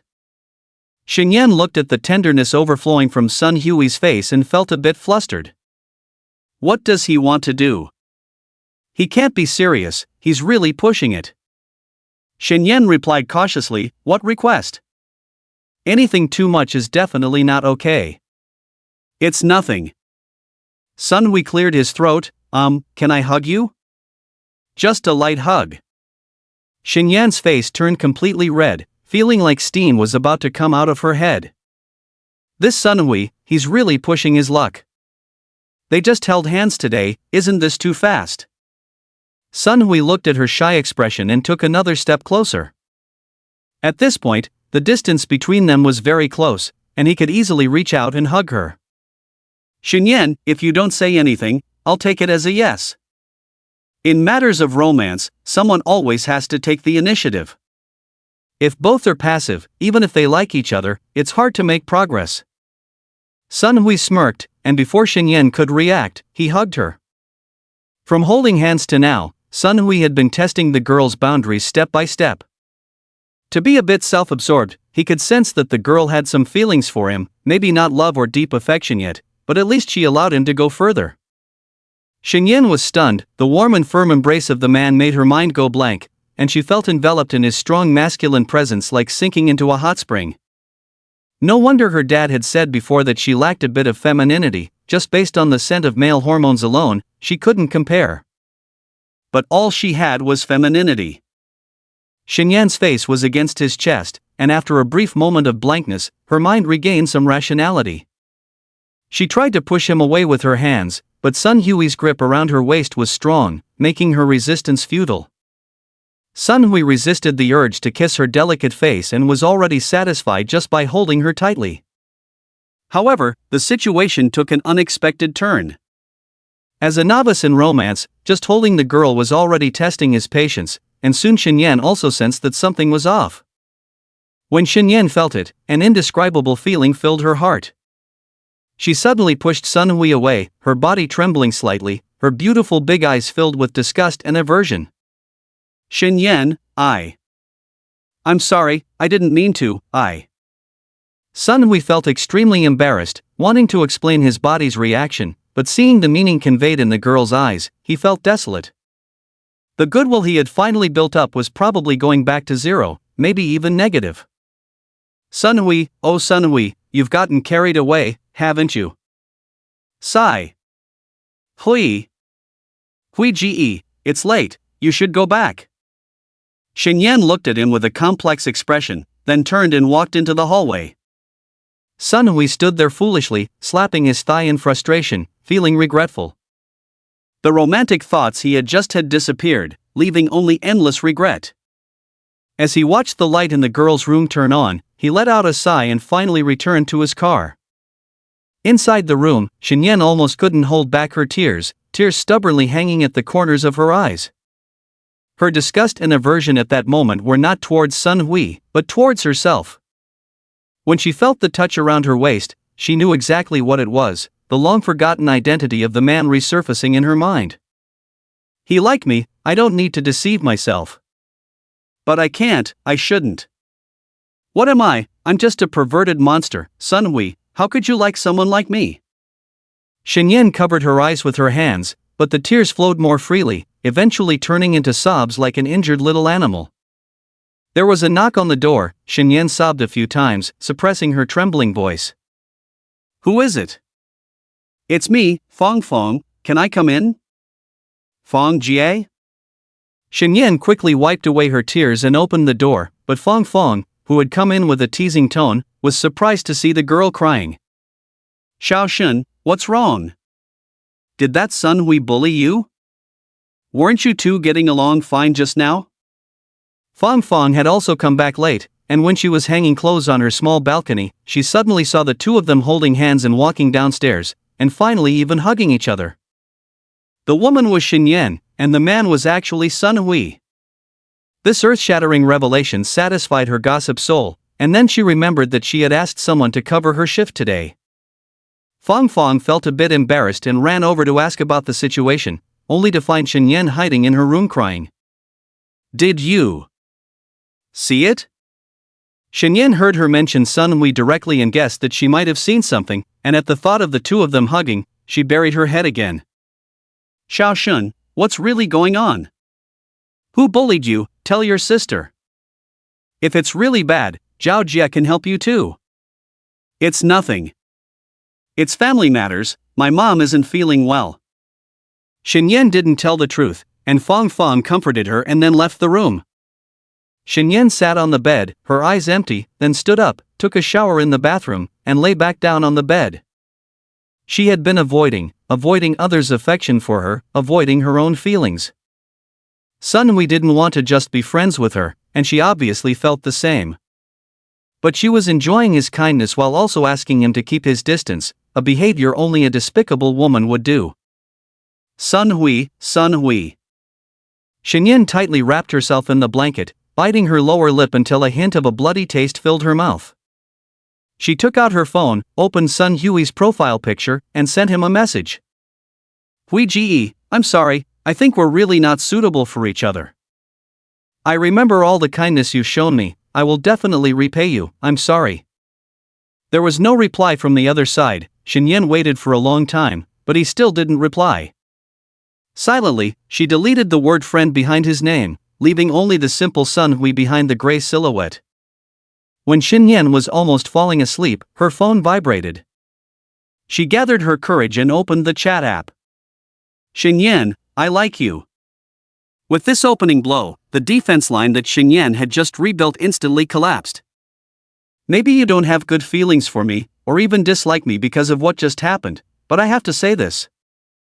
I don't want to just be friends. I owe you an apology because my intentions in getting close to you were not pure. If you really hate me, go ahead and block me now. I promise that besides work, I won't appear in your sight again. Shen Yan pursed her lips, moved her fingers a few times, but couldn't find the option to block him. I'm not worthy of your affection. I've had a very bad past. Sun Hui, on the other hand, was overjoyed to see this message. The fact that the girl didn't block him directly but replied to the message meant there was hope. As he spent more time with the girl, he found himself truly falling for her more and more, choosing to selectively ignore her troubled past. In his eyes, no matter how bad it was, it didn't matter. He liked her for who she was now and didn't care about her past. So, can I understand that you are willing to accept my pursuit? How can this person be like this? Can't he see that I politely rejected him? Shen Yan furrowed her brow, feeling uncomfortable again, but this time with a hint of annoyance covering it up. Hui Ge, we are not a good match, and I'm just a lowly assistant. I'm not qualified to be with you. I like you, that's all that matters. Shen Yan fell silent, unsure of how to respond. After a while, she saw Sun Hui send a 1. Seeing the question mark from Shen Yan, Sun Hui explained, I was just testing to see if you secretly deleted me since you didn't reply for so long. Shen Yan chuckled at his remark, turned over, and was ready to give up. I'm not easy to pursue, Mr. Sun. You probably won't be able to persist. Life is full of challenges, Miss Xinyan.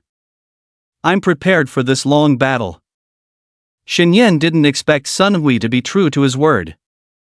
When he said he would pursue her, he did so openly and honestly. It started with a good morning message on Sunday, followed by a string of cheesy compliments that made Xinyan unable to resist commenting on. Originally, Fong Fong invited her to dinner, but it turned into Sun Hui inviting her and two other female colleagues. Fong Fong and Lu Wanqiu were thrilled, not caring about social status, but excited that the esteemed Sun Hui was actively pursuing their young colleague. They wanted to witness this romantic event firsthand. So, even though Xinyan wanted to refuse, she couldn't resist the eager gazes of Fong and Lu, and reluctantly agreed in the end. In the evening, Sun Hui's car stopped at the entrance of the building. Fong Fong and Lu Wanqiu dressed up for the occasion, leaving Xinyan unsure who the main focus of the night was. Xinyan's current mindset was complex, with a mix of fear about her identity and the excitement of Sun Hui's affection. She had come to realize that she also liked Sun Hui to some extent. As director Zhou had said, she had adjusted well psychologically, but lacked a catalyst. And now, Sun Hui, who had forcefully entered her heart, seemed to be that catalyst. Xinyan, oh Xinyan, how will you repay what you owe him? Dinner was at a restaurant in a plaza, with a slightly southern cuisine, likely chosen by Sun Hui. Watching the two excited women, Xinyan felt somewhat helpless. It was just a meal, was it really necessary to be so excited? Fong Fong, and Lu the accountant, you can order whatever you like first. Sun Hui smiled at the two women, then turned to Xinyan, would you like something to drink? I don't need anything. Why are you still treating me? It's too extravagant. Let Fong Fong pay the bill, she said she would treat me. Hey, Xinyan, why are you being so stingy? Oh, are you starting to worry about money now? Seeing Fong Fong's teasing expression, Xinyan ignored her directly. Now the two women were sitting across from each other, while she was sitting next to Sun Hui. They used to sit facing each other during meals, so sitting side by side this time was a first. You're the one to talk. Weren't you taking care of important matters yesterday? What happened? I'll tell you when it's done. Right now, the person we should be concerned about isn't me, right? Xinyan glanced at her impatiently, then caught sight of Sun Hui looking at her with gentle eyes. She felt a bit flushed and unconsciously moved to the side. Xinyan, would you like some juice? Sun Hui saw Xinyan not speaking, and directly made a decision for her. Xinyan glanced at him, then turned her head away. This Sun Hui. Didn't he see there were other people across from us? Why does he have to look at me with that expression, annoying? Xinyan felt uncomfortable throughout the meal, watching Sun Hui chatting with the two girls confidently made her even more uneasy. This feeling made her feel even more ashamed. After the meal, the two girls seemed to have planned in advance to go shopping and left together, leaving Sun Hui, who had finished paying, and Xinyan sitting there foolishly. Shayan, they left first. Xinyan nodded, then immediately turned her head in surprise. What did you call me? Shoyan. Isn't that how that accountant LV called you? I think calling you Shaoshan doesn't sound good. If Shayan doesn't sound good, then call me Shaoyan? My parents also call me that. Sun Hui, just call me Xinyan, I feel that calling me Shaoyan is too intimate. What's wrong with that? Sun Hui reached out to her, let's go, I'll take you home, or do you want to go around some more? Seeing Sun Hui avoiding the topic, Xinyan subconsciously reached out her hand and was pulled up by him, let's go home, I have to work tomorrow. That's fine, when will uncle and auntie arrive on Saturday? They have an appointment in the afternoon, so they should arrive in the morning, but they didn't tell me the exact time. I'll ask when I get back. Okay, let me know when you find out so I can prepare in advance. What do you need to prepare for? If I'm not working, I usually sleep in, dress casually, I have to tidy up my appearance, I can't leave a bad impression on uncle and auntie, right? Xinyan looked at him for a moment, somewhat disbelieving, I always thought you were a very disciplined person. I'm not a robot, and I'm still relatively young, occasionally taking a break is normal. The two did not take the elevator directly to the first floor, but walked down slowly along the escalator. When they passed by a milk tea shop, Shenyan glanced at it, and Sun Hui immediately took her there. "Hey, I don't drink. I want to drink." Sun Hui smirked. "What, I can't even buy it myself." Shenyan didn't say anything. She saw him pack 2 cups, but kept holding them in his hands without taking them out. Back in the car, the familiar music played. Shenyan noticed that Sun Hui's taste in music was similar to hers. Finding consensus in music was a subtle and comforting feeling. Chinese music actually ended before 2010.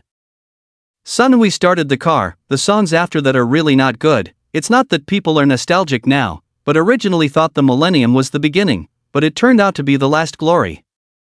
There are still some good songs, but overall, it's really not good. Especially now with short videos sweeping the country, the public is brainwashed by catchy songs. Even people around me, including Ko Jing, will hum a few lines of catchy songs. I guess I'm quite unique." Sun Hui lowered the volume of the music to avoid interrupting their conversation. Jay's rap makes people realize that not all rap has to be mocking, disdainful, or even vulgar. It can also be very classical and beautiful. Sun Hui seemed to be more interested when talking about music. "Of course, I'm not saying that the new generation of singers are not good, but people are impatient. Not many will listen to a new song in its entirety. Many will think it's good after just listening to the chorus." Shenyan looked at the passing scenery outside and somewhat agreed with Sun Hui's words. "By the way, Shayan, can you sing?" "Me? I haven't sung much." Shenyan basically just hummed a few lines in her room. She was very introverted during school, let alone singing in front of others. "I have a friend who owns a KTV. How about we go play there sometime?" "Why go to a place like that? I don't drink. And it's messy." "A very clean place, nothing much, just singing songs purely. If you're thirsty, just drink some beverages." Shenyan neither agreed nor refused. By now her tea skills had become somewhat self-taught. And when she returned to the downstairs of the residential area, Shenyan originally wanted to go straight upstairs, but seeing Sun Hui's hesitant expression, she could only stand in front of him, slightly lowering her head. "Just a hug, okay, don't have any strange thoughts." Sun Hui was ecstatic, immediately stepping forward to tightly embrace the girl's waist, afraid this was a dream. Shenyan buried her head in his chest, still deceiving herself, thinking that this was just a simple way to repay him for treating her to a meal. She hadn't formally agreed to date him, and she had no money to repay the favor. "I just wanted to make him a little happier. Don't overthink it, don't overthink it." Seeing Sun Hui not letting go, Shenyan raised her head, looking into his eyes. "Huiji, you can let go now." This time Sun Hui restrained himself quite well, and upon hearing the girl's words, he immediately let go. "This milk tea is for you, it's still hot. You go upstairs, I'll leave when I see your lights on." Shenyan blinked, took the milk tea, and went back upstairs. Looking out the window as the night grew darker, Shenyan took out her phone to check the car brand and model, and was surprised by the price. She didn't expect that such an unremarkable car would cost millions. She secretly calculated that based on her basic salary of over 5,000 after becoming a regular employee, it would take more than 50 years of not eating or drinking to afford it, and it still wouldn't be top of the line. After asking her mom, she was told to be at the station at 11 a.m. on Saturday, and after informing Sun Hui, he simply replied with an okay. Thinking about this, she shook her head, took a towel and went into the bathroom. Allowing the warm water to wash over her, Shenyan gently touched her chest. Having been in the capital for half a month, she didn't expect to have grown a bit more. Her figure wasn't very curvy, but more on the slender side, which Sun Hui seemed to like. After drying off, Shenyan put on a loose-fitting shirt, got into bed, and read a book. For some reason, the smile on the girl's lips never faded. December 23, 11:06 a.m., South Station exit in the capital. Lu Yiping, carrying 2 large bags, and Shin Goen were searching through the crowd, and when they saw a girl waving at them, they immediately walked over with smiles. "Shayan, won't you be late for work today?" "It's fine, Mom, I have the day off today." Shenyan took the packages from her mother and then said to her father, "Come with me." The 2 elders followed Shenyan, but as they walked, Shingoen realized something was off because this wasn't the way to the subway station. They had seen the subway signs when they arrived. Shayan, are we going the wrong way? No, Dad, a colleague is picking us up today, we'll take a car. Shinyan didn't mention to her parents on the phone that Sunhui was picking them up, mainly because she was afraid they would worry. After all, it was difficult to talk about this matter. Colleague? Shayan, it's fine for us to take the subway, we shouldn't trouble others. Lu Yiping immediately said upon hearing this, and although Shingoen didn't say anything, he nodded in agreement. Indeed, her parents' thoughts were just as she had guessed. The colleague happened to be free today. The subway is too crowded, let's go, don't keep them waiting. Seeing her daughter's expression, the two elders exchanged a glance, feeling that something was amiss, and became even more curious about this colleague of their daughter whom they had never met. When the two arrived at the parking lot, they saw a tall, handsome young man standing in front of a black car, and when the young man saw Shinyan, he immediately walked over. Are you the uncle and aunt?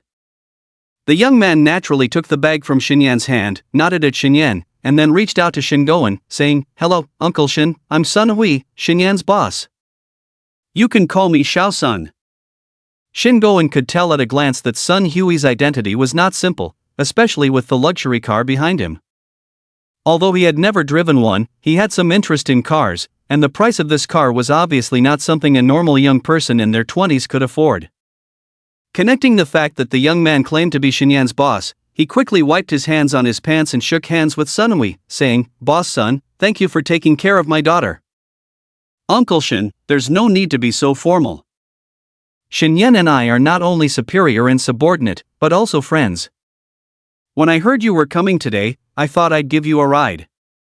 After saying that, he also nodded towards Lu Yiping with a smile, Hello, Auntie.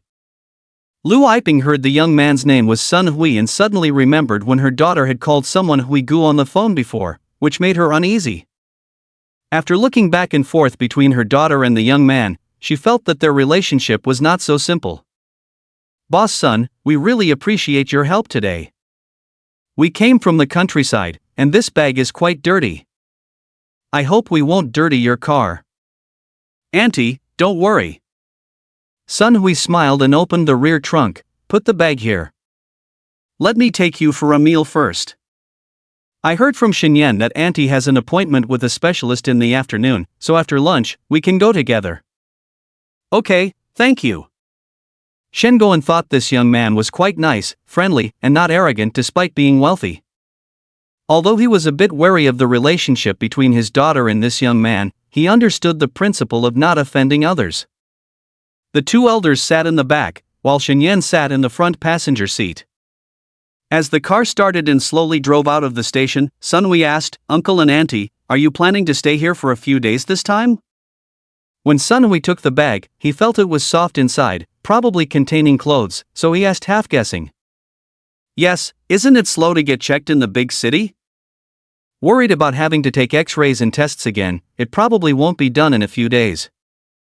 If you need x-rays, it will take longer. Sunhui nodded, main hospitals have long queues for x-rays. Even if you make an appointment today, by the time it's your turn, it will be next week, and then waiting for the report will take another day. Oh. Shingoen had no experience in this area. In the southern city, you could get an x-ray and go back the next day, but he didn't expect the capital to be so crowded. He glanced at Lu Yiping, and if what Sunhui said was true, the expenses of staying here for a few days might not be worth it, and it would be better to go back first and come back when the time was right. How about this? I heard from Shinyan that you have an appointment at the city's first hospital. I happen to know the director there. I'll talk to him for you, and if you need x-rays, I'll arrange it for Auntie as soon as possible. When Lu Yiping heard this, she was naturally delighted, but she felt a bit embarrassed that the leader was picking them up and helping them make connections. Mom, it's okay. Director Joe also knows us, right? When the time comes, I'll talk to him with Hui Gu. Oh? Shinyan, you also know Director Joe? Yes. I've been hospitalized before, and Director Joe has been very kind to us. Shen just lightly agreed without saying more, and Shen's father and mother also did not delve further into the matter, afraid of saying too much. Sun Hui suddenly thought of the first time he met the girl, couldn't help but smile, and guessed that it was probably when Shen came to the capital for medical treatment. But it was also good, if not for this encounter, he might not have met Shen. The atmosphere in the car was slightly tense. Shen adjusted the volume of the music, and as she watched her daughter operate skillfully, Shingoen's brows furrowed slightly. Obviously, the daughter had ridden in the young man's car before, they were not around, and the daughter was alone with the young man. Although Sun Hui left a good impression on Lao Shen, the young man was handsome and energetic, but Lao Shen felt like a hard-earned cabbage being taken by some creature. Moreover, the young man mentioned knowing Director Zhou and being able to speak with him, so if Director Zhou leaked any information one day, it would be difficult for the daughter to stay in the company. Lu Yiping's thoughts were different from Shingoen's, but not too different. After all, she still hoped that Shen could be with Zhang Yang. Sun Hui was wealthy, but wealthy people were too far from their lives, and she was worried that her daughter would be deceived. Besides, the daughter's identity was also very special. The reason Shen remained silent was that she couldn't chat too intimately with Sun Hui in front of her parents, to avoid them noticing anything wrong. Although she didn't know that her parents had already guessed something about her relationship with Sun Hui, she still behaved very reserved. The car arrived at a restaurant near the hospital, and Sun Hui took the three of them in, handed them the menu, and went to the restroom first. Xiaoyan, tell me honestly, what is the relationship between you and this Mr. Sun? Hearing her mother's serious question, Shen looked down at the menu and said, "It's nothing. Just a superior-subordinate relationship, don't jump to conclusions." Don't jump to conclusions? Didn't you see the way that boy looked at you? Even if you have no feelings for him, he definitely has feelings for you. Shingoen snorted coldly, feeling inexplicably unhappy. Xiaoyan, that boy aside, we should keep our distance from wealthy people, you know? Shen raised her head and looked at her parents' identical expressions, feeling a slight bitterness in her heart. Obviously, her parents did not approve of Sun Hui's relationship with her. Even though Sun Hui behaved well. Even though she hadn't agreed. I know, I and him are just friends, nothing more, don't worry, I know my boundaries. Seeing her daughter's distressed expression, Lu Yiping sighed and comforted her, it's not that I don't want you to date, but everything has its limits. You are still young and don't know how complicated society can be. So, making friends is fine, but getting too close is not allowed. Mom is just worried that you might be deceived. Do you understand? Listen to your mom. By the way, what about Zhang Yang, have you been in touch with him? Shen bit her lip, feeling annoyed for no reason. In touch, why wouldn't I be in touch? He joined a club, and he's busy on weekends, occasionally he comes to see me. The Zhang family has been very helpful to our family, especially during your illness. Shingoen said halfway, then saw Sun Hui approaching, and quickly stopped talking. Okay, let's not talk about it. Shen, have you ordered the food? Sun Hui smiled as he walked over, nodded at Shen's parents, and then looked at Shen. Seeing Shen looking at him with a complicated expression, Sun Hui suddenly paused, as if he had guessed something, and his smile became a bit stiff. However, he concealed it well, at least the two elders didn't notice any change in him. I've ordered a few dishes, take a look and see what you like to eat. Shen handed him the menu and then moved aside. Sun Hui looked at the pencil marks on the menu, and the dishes seemed to turn into gibberish, much like his somewhat bad mood. Although Sun Hui had been trying to make the atmosphere more pleasant during the meal, the more he tried, the more guarded the two elders became, and in the end, Sun Hui felt a bit helpless. He had been reflecting on every detail since meeting the two elders until now at the meal. I did well. I didn't neglect them, so why? After thinking it over, he could only come to one conclusion. Shen was too young, and his relationship with her seemed a bit too intimate. Her parents thought he was after the young girl's beauty, so they were wary of him. Heaven pity me, although I have this idea, but what I prefer is her good temperament. Although having a good temperament alone may not necessarily make me like her. Thinking of this, he felt somewhat helpless, wondering if he was being too enthusiastic and causing the opposite effect. After dinner, the group rested for a while, and the atmosphere became slightly livelier. "Boss son, what do you do at Shaoyan Company?" Sunhui glanced at Xinyan, seeing that although she was playing with her phone, her ears were clearly perked up, and he held back a smile. "I am a department manager." Xinguoyan pursed his lips, thinking to himself that a young person in their 20s was already a manager, while he had been working for most of his life, just a worker for others. "How did you meet Xiaoyan?" "Not to pry, but Xiaoyan has only been working for less than a month, and you came to help, this." Sunhui saw Xinguoyan staring at him, so he brought out the excuse he had prepared long ago. "Xinyan has always been very hardworking and proactive at work. Her performance is seen by all of us supervisors. In addition, her previous act of bravery is also worth learning from for company employees, so I have a few more appreciations for this ambitious girl. I have a good relationship with her immediate supervisor, who is too busy with work to come over, so he asked me to help out. I consider Xinyan a friend, and since I had time today, I agreed to come." Lu Yiping only believed half of his explanation, mainly because her daughter did not deny the slightly intimate relationship between the two, which made her thoughts more complicated. Xinguoyan, on the other hand, didn't believe it at all. "What nonsense about working hard, even if she did. Why are you looking at our precious daughter with that kind of gaze, clearly premeditated?" Seeing her father about to say something, Xinyan, pretending to look at her phone, couldn't sit still. "All right, Mom and Dad, stop guessing randomly. Brother Hui and I are just friends. He came to help. Why do you have this attitude?" "Hey!" Xinguoyan was unhappy. "This child doesn't know how to speak. Why is she siding with outsiders?" Lu Yiping, on the other hand, realized that after talking to old Xin for a long time, their daughter was not listening at all. Not even this silly girl had noticed. She had completely taken the wrong stance now. Although she didn't approve of her daughter's relationship with Sunhui, the fact that her daughter could accept her current status, even getting close to a man, gave her some comfort. Thinking back to her daughter's extreme aversion to marriage in the past, she seemed to have truly become a young woman now. "It's getting late, shall we go to the hospital first?" Sunhui saw that the topic was off track, so he quickly changed the subject. The group could only agree and left the restaurant. Since Xinguoyan had trouble walking, and the distance was not far, Sunhui drove them there, then let them get off first and went to find a parking spot in the parking lot. "Xiaoyan, tell Dad honestly, do you have a crush on that kid Sunhui?" There were many people outside at this time, and Xinguoyan, not a cultured person, used the local dialect. Seeing her daughter silent, Xinguoyan became anxious, but was patted by his wife and didn't continue to ask.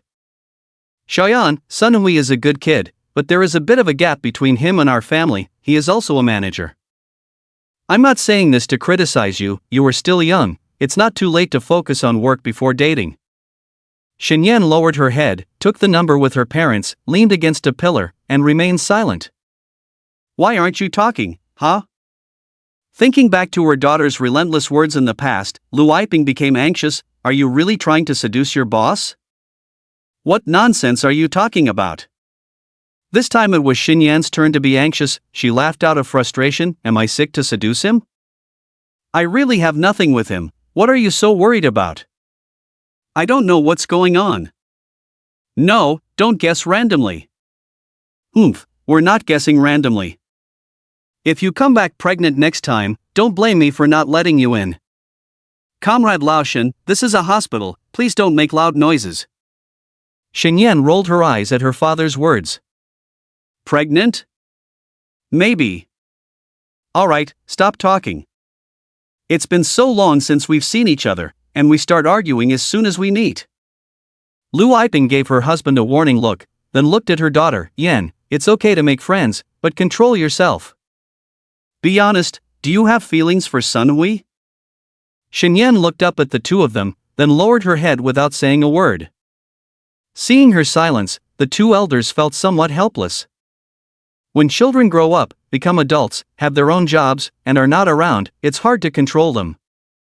"Speak up, you were just talking a lot earlier, why are you silent now?" Xinguoyan got angry, looking at his daughter's expression. He couldn't contain his anger and grabbed her hand. Xinyan was actually quite annoyed. Why do they have to meddle in this? I haven't done anything wrong. Why are they all saying these things about me?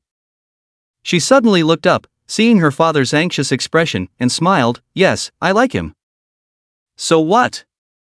Is it because of what happened before that you think I'm not worthy of being with him? Xinyan was surprised by her own words. How did she blurt out her true feelings like that? Shingoen's face turned colorful, ending with a long sigh. All right, you've grown up, daring to argue with your parents. You're a good daughter I've raised. Dad, Xinyan grabbed her father's sleeve, feeling embarrassed. Is this outfit new? Lu Yiping noticed something off about her daughter, mainly because of this stylish outfit that made her look even more beautiful. He gave it to me. Xinyan spoke truthfully, earning a cold snort from Lao Shun. He felt a bit sour. His lovely daughter, after 18 years of watching her grow up, in just a few days of absence, she was gone. Stop taking advantage of others all the time. Even if little son is rich, you can't do this. What if he finds out? I'll give you money if you don't have any. I'll pay him back next month when I get my salary. He gave it to me on my birthday. Lu Yiping thought to herself that her daughter was a bit silly. By openly accepting such a valuable gift, what would others think? As the family of three chatted, an elderly person in a white coat passed by and called out to Xinyan. Shen Ah. Director Zhou. The three greeted Director Zhou with smiles, and at that moment, Sun Hui parked the car and hurried over. Director Zhou, what a coincidence! Oh, young Master Sun, you're here today too? Yes, accompanying a friend. Sun Hui stood next to Xinyan and glanced at her. Director Zhou, upon seeing this, was pleased and looked at Xinyan with a probing gaze, while the young girl felt a bit embarrassed and turned her head away. Director Zhou, it's like this. Sun Hui briefly explained the situation, and Director Zhou nodded. Since young Master Sun has spoken, I will definitely help. If you need to shoot a film, I'll arrange it for you. Lu Yiping and Shingoen thanked Director Zhou and became even more curious about Sun Hui's identity. They heard clearly that Director Zhou called him young Master Sun, and with just a few words from him, Director Zhou immediately agreed to help, showing no hesitation or ambiguity. It seems that this Sun Hui has more influence than they had imagined. Around 2 p.m. The four of them came out of the specialist clinic. Sun Hui let Xinyan's parents sit on the chairs in the corridor outside, while he took the list and went to find Director Zhou with Xinyan. Inside the director's office, Director Zhou operated on the computer and then looked at Sun Hui. Master Sun, I will send the specific time to Xinyan via text message. Why don't you go back and tell her parents first? I have some private matters to discuss with Xinyan. What matters? After the words came out, Sun Hui felt he had spoken out of turn, then smiled, stood up, and left. He really was too nosy. Maybe Xinyan was just inquiring about her condition during her hospital stay. Why did he have to meddle in everything? Xinyan, how have you been recently? I'm fine, the chest pain has also subsided. Pay attention to rest in normal times, have a regular diet, and avoid staying up late. After all, if you don't adjust your mental state, there may be pathological problems in severe cases. After Director Zhou finished speaking, he looked affectionately at the now very feminine girl. That's Sun Hui, what's your relationship with him? Why are you asking? I'm just friends with him. Xinyan, you're avoiding again, you don't dare to look me in the eye. I've said it before, you are a complete girl, don't worry, you're only 18 years old, you have a great life ahead of you, don't put pressure on yourself, it will also affect your health, understand? It doesn't seem like just a simple friendship, I haven't seen Master Sun treat other girls like this. But don't worry, I won't tell him about your situation, but when the opportunity arises, you should know how to seize it. What opportunity, Director Zhou, please don't talk nonsense. I'm this old and still can't see through things for nothing. Alright, I won't meddle in your affairs. But pursue what you like, don't regret it later. I understand, Director Zhou, thank you. Alright, go back. Xinyan was about to leave when she turned back to look at him. Director Zhou, can you make a copy of my medical records for me? Because Xinyan's condition was special, her medical records were not connected to the network, only paper documents stored in the encrypted room. What do you need that for? You said not to avoid things, I plan to keep it as a memento. Director Zhou looked into the girl's eyes, seeing her determination, nodded, but still cautioned, all right, I'll have a nurse bring it to you. But remember, don't show it to anyone else, to avoid unnecessary consequences, I hope you understand. I know, I won't show it to anyone casually. After a while, Su Jia, who had taken care of Xinyan before, came over, first handed her the things, then pretended to be surprised. Xiaoyan, you look so beautiful now. Su Jia, where did you see that? I won't say more, I'll go busy myself first, come visit often when you have time. Xinyan was speechless. What kind of frequent visits were there in the hospital? Wasn't it better to come less often?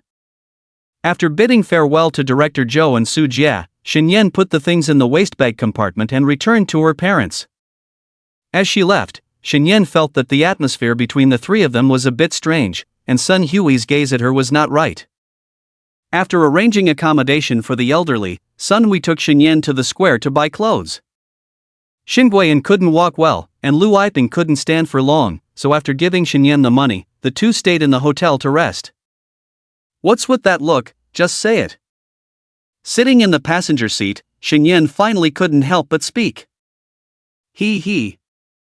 Sun Hui's smile at the moment was a bit silly, but obviously sincere. Your parents just told me something. What did they say? Xinyan was nervous, afraid that her parents had revealed her secrets to cut off her relationship with Sun Hui. Nothing, just your dad advised me to keep my distance from you. My dad is just worried that I'll be bullied. Xinyan leaned back in the chair, still puzzled by Sun Hui's smile. Sun Hui didn't expect the elders to see through it already, so he awkwardly admitted that he liked Xinyan. Although Shen's father didn't give him much face, Shen's mother seemed somewhat satisfied with him. The important thing was that Shen's mother directly gave him money to take her daughter out to buy clothes alone. The meaning was clear, even if her father treated him poorly and spoke harshly, he was still very happy. Are you happy, still smiling? Seeing Sun Hui still smiling, Xinyan inexplicably felt a little angry. Xiaoyan, where are we going to buy clothes? The same place as last time. Sun Hui started the car, but instead of driving off directly, he reached out and held her small hand. Let go. Didn't my dad tell you to keep your distance from me? Did you listen? If I really listened, I wouldn't have brought you out. Sun Hui pinched her small hand, feeling the wonderful touch, and felt sweet in his heart. And if I give up at this small setback, how can I fight the tough battle? I'll tell my dad when I get back. Okay, as long as you're willing. Sun Hui reluctantly let go of her hand, holding the steering wheel. So are we going to that place? Blushing, Xinyan softly said, let's go. With the money her mother gave her, Xinyan picked out a down jacket and then bought 2 sets of thermal underwear to prevent the cold weather from being too much for her petite frame. Does the company have heating? Yes, but my room doesn't have heating, so the air conditioning might not be enough. Sun Hui helped carry the bags, following behind the young girl, thinking about finding another opportunity to give her a coat. Considering Xinyan's figure, a long trench coat or a fur coat would look good on her. The down jacket was clumsy and couldn't show off her graceful figure. However, Xinyan seemed to be indifferent to this detail, seemingly unaware of how to showcase her strengths, different from other girls. Thinking of this, he shook his head and smiled. He didn't like it when young girls dressed up flamboyantly in front of others. Once in the car, Sun Hui realized it was still early and looked at her. Shall we go pick up Uncle and Aunt for dinner? They said they're eating nearby, not with us. Then how about playing some games? Sun Hui stared at the girl's face. Play for a while before going to eat nearby? Okay. Xinyan softly agreed, and then Sun Hui drove towards the square. Meanwhile, in the hotel, Xin Guiyan was a bit annoyed, muttering while watching TV. That's enough, looking for trouble, huh? Hearing his wife speak up, old Shen's grumbling stopped. It's normal for our daughter to have a boyfriend. Why do you have so much to say? Why not say a few more words in front of that son boy? Oomph, what can I say? They came to pick us up and treat us to dinner. What can I say? Forget it, don't I know you? You're all bark and no bite when you're out of the house. You just spoil her. Letting her go shopping alone with him, when in the future some rich person dumps her, she comes back crying with a child, you take care of it. Here you go again, do you think that son boy is that kind of person? Besides, although our daughter doesn't have much social experience, she's not stupid, and before. How could that happen? Alright, he's good. Shinguyen turned over, anyway, I don't like that kid. I also hope Cheyenne finds an honest person to settle down with, but now these two young people like each other, what can we do? Can we forcefully break them up? And Cheyenne and Sun have both said they're just friends. I lied to your dad back then and said we were just friends. Shinguyen seemed to recall the past, not in a good mood. Anyway, let that girl take care of herself and not easily give herself away. Of course. In the game hall, Shenyan was excitedly playing games, while Sunhui beside her was constantly looking at her profile, completely ignoring the characters on the screen being continuously KO'd by the girl controlling them. You're so bad, can't you play at all? The girl looked disdainfully at herself, and Sunhui suddenly woke up from his daze, then a smile appeared on his lips. Let's play again. Then his eyes were only on the game, skillfully controlling the character to defeat Shenyan, not noticing the girl's increasingly bad expression, and finally she stood up in anger. I'm not playing anymore. Humph. Shenyan didn't expect Sunhui to be so skilled at playing arcade games, and once he got serious, she was constantly being beaten down. In the end, she activated her passive skill, not playing anymore. After saying this, Sun Hui's expression changed immediately. He tried to persuade her kindly, and finally forced her to kill him several times before giving up.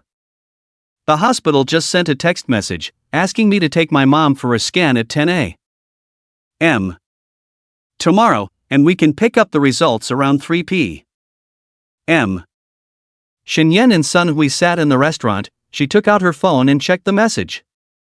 That works too, this way uncle and auntie can save on accommodation costs. Sun Hui filled her cup with juice, Shenyan drank it all in one go, and Sun Hui immediately refilled it for her. Shenyan fiddled with her phone, her hand habitually holding the cup, and when she saw the juice inside, she suddenly paused. She had already gotten used to his care and thoughtfulness. Did this mean she had passively accepted his pursuit? If one day he left, what would happen? Seeing Shenyan's changing expression, Sun Hui leaned forward, whispering, "What's wrong? Still upset about me playing games just now?" No, Shenyan placed her phone on the table, looking at him with her beautiful big eyes. "We go, why are you so good to me?" Sun Hui's heart skipped a beat, then he reached out to push aside the stray hair on her forehead, causing the girl's face to blush even more. Because, I like you. Isn't it natural to do these things for a girl you like? But I haven't agreed yet. If you do things with too strong a purpose, the results often turn out unexpectedly. I feel as long as I do my best, I leave the rest to fate. I didn't expect you to believe in feudal superstitions. If sincerity can move mountains, I would have lit incense and prayed to Buddha long ago. But as business people, we might worship a bit. After all, while you may not believe in other gods, the god of wealth, I reckon everyone in the country believes in. Are there really gods? The girl looked at him intently, seeming very interested in the topic. Perhaps, but even if there are, the gods won't care about you. They are all lofty beings, looking down on the world. Shenyan subconsciously looked up at the sky, as if she could see the clear sky through the ceiling at that moment. Hui Ge, your family should be quite influential, right? No, just honest and decent business people. Sun Hui blinked, but even Shenyan found it hard to believe what he said. I'm serious, have none of you high-ups ever encountered anything unusual? Like UFOs, gods, dragons, and the like. What era is it now? Those have long been debunked. Sun Hui shook his head. There are unsolved mysteries, but they will definitely be explained by scientific methods someday in the future. What about parallel universes? Shenyan seemed unwilling to end this topic, asking with interest. There should be. Sun Hui nodded. For example, in another timeline, maybe you and I also exist, coincidentally having a meal together, but our identities, status, gender, and even species could all change. The Earth now has a lifespan of 4.6 billion years, and any tiny change can seriously affect the future process. Maybe magic exists. Then I guess, the magical world must be a feudal society, with the noble class oppressing the lower class people tightly. The poor don't even have their own land, it's all owned by the landlords. And the landlords don't have to pay taxes, 1% of the farmers pay 99% of the national taxes, followed by chaotic dynasties. Listening to her talk confidently, Sun Hui shook his head and smiled. Maybe, but it has nothing to do with us. The dishes were served, and Xinyan was a little hungry, so she immediately picked up the chopsticks and started eating. Now her eating manners have improved a lot, at least making Sun Hui feel comfortable. After eating, Xinyan called her parents and told them about going to the hospital tomorrow. Finally, Lashan said, "Xiaoyan, you must be back to your place before 9 o'clock tonight, you know?" Dad. Xinyan stomped her foot in anger. Her coquettish little daughter's demeanor came out. I know, why are you always worrying about me? Humph, what am I worried about? Anyway, don't think about certain things now. If I find out, I'll break that boy's legs. Okay, I'm hanging up. See you tomorrow morning. After hanging up the phone, Xinyan muttered a few words softly, while Sun Hui smiled at her. What did Uncle Shen warn you about this time? Beware of scumbags. Then the two looked at each other and laughed. Holding Xinyan's hand, the two strolled around the square. Even the cold seemed to fade away a bit. Xinyan wrapped her clothes around her, and Sun Hui, seeing this, first let go of her hand, then put his arm around the girl's shoulder, pulling her closer to him. Xinyan stiffened for a moment, then slowly relaxed, didn't say anything, looked ahead, and continued walking. It's already 8:30, if we don't go back soon, my dad will probably video call to check on me. Sun Hui tightened the hand on her shoulder and said, okay. Turning on the heater in the car, Xinyan adjusted to a comfortable position, closed her eyes slowly. Sun Hui lowered the volume and drove slowly and steadily. When the car arrived at the entrance of the residential area, Sun Hui put the car in neutral, turned to look at Xinyan, and found the girl breathing steadily, seemingly asleep. The warmth from the car brought a rush of heat, but also stirred up desires in Sun Hui's heart. He looked at the girl's sleeping posture, her long eyelashes, delicate nose, slightly rosy cheeks, and rosy lips. Xiaoyan? He called softly, but Xinyan didn't respond, as if she didn't hear him at all. Sun Hui unbuckled his seatbelt, leaned down, and called softly again, Xiaoyan, we're home. Seeing that the girl still didn't react, Sun Hui felt his throat dry, licked his lips, and then leaned closer to the girl's cheek. It was at this moment that Sun Hui felt like a hypocrite. No matter how well he pretended on the outside, how refined and considerate he was, now he just wanted to hold the girl and kiss her. This primal instinct of his seemed to be tearing apart his gentlemanly facade. I just like her too much. It's okay to give her a kiss, she won't know. No. How is your behavior any different from that of scumbags and rogues? The difference? The difference is, Xiaoyan should also have feelings for me, right? After hesitating for a moment, Sun Hui finally made up his mind and leaned down. The fragrance on the girl seemed to fill his nostrils. He kissed the corner of the girl's mouth. Although it was brief, there seemed to be a sweetness that reached his tongue along with her lips. Xiaoyan, I really like you.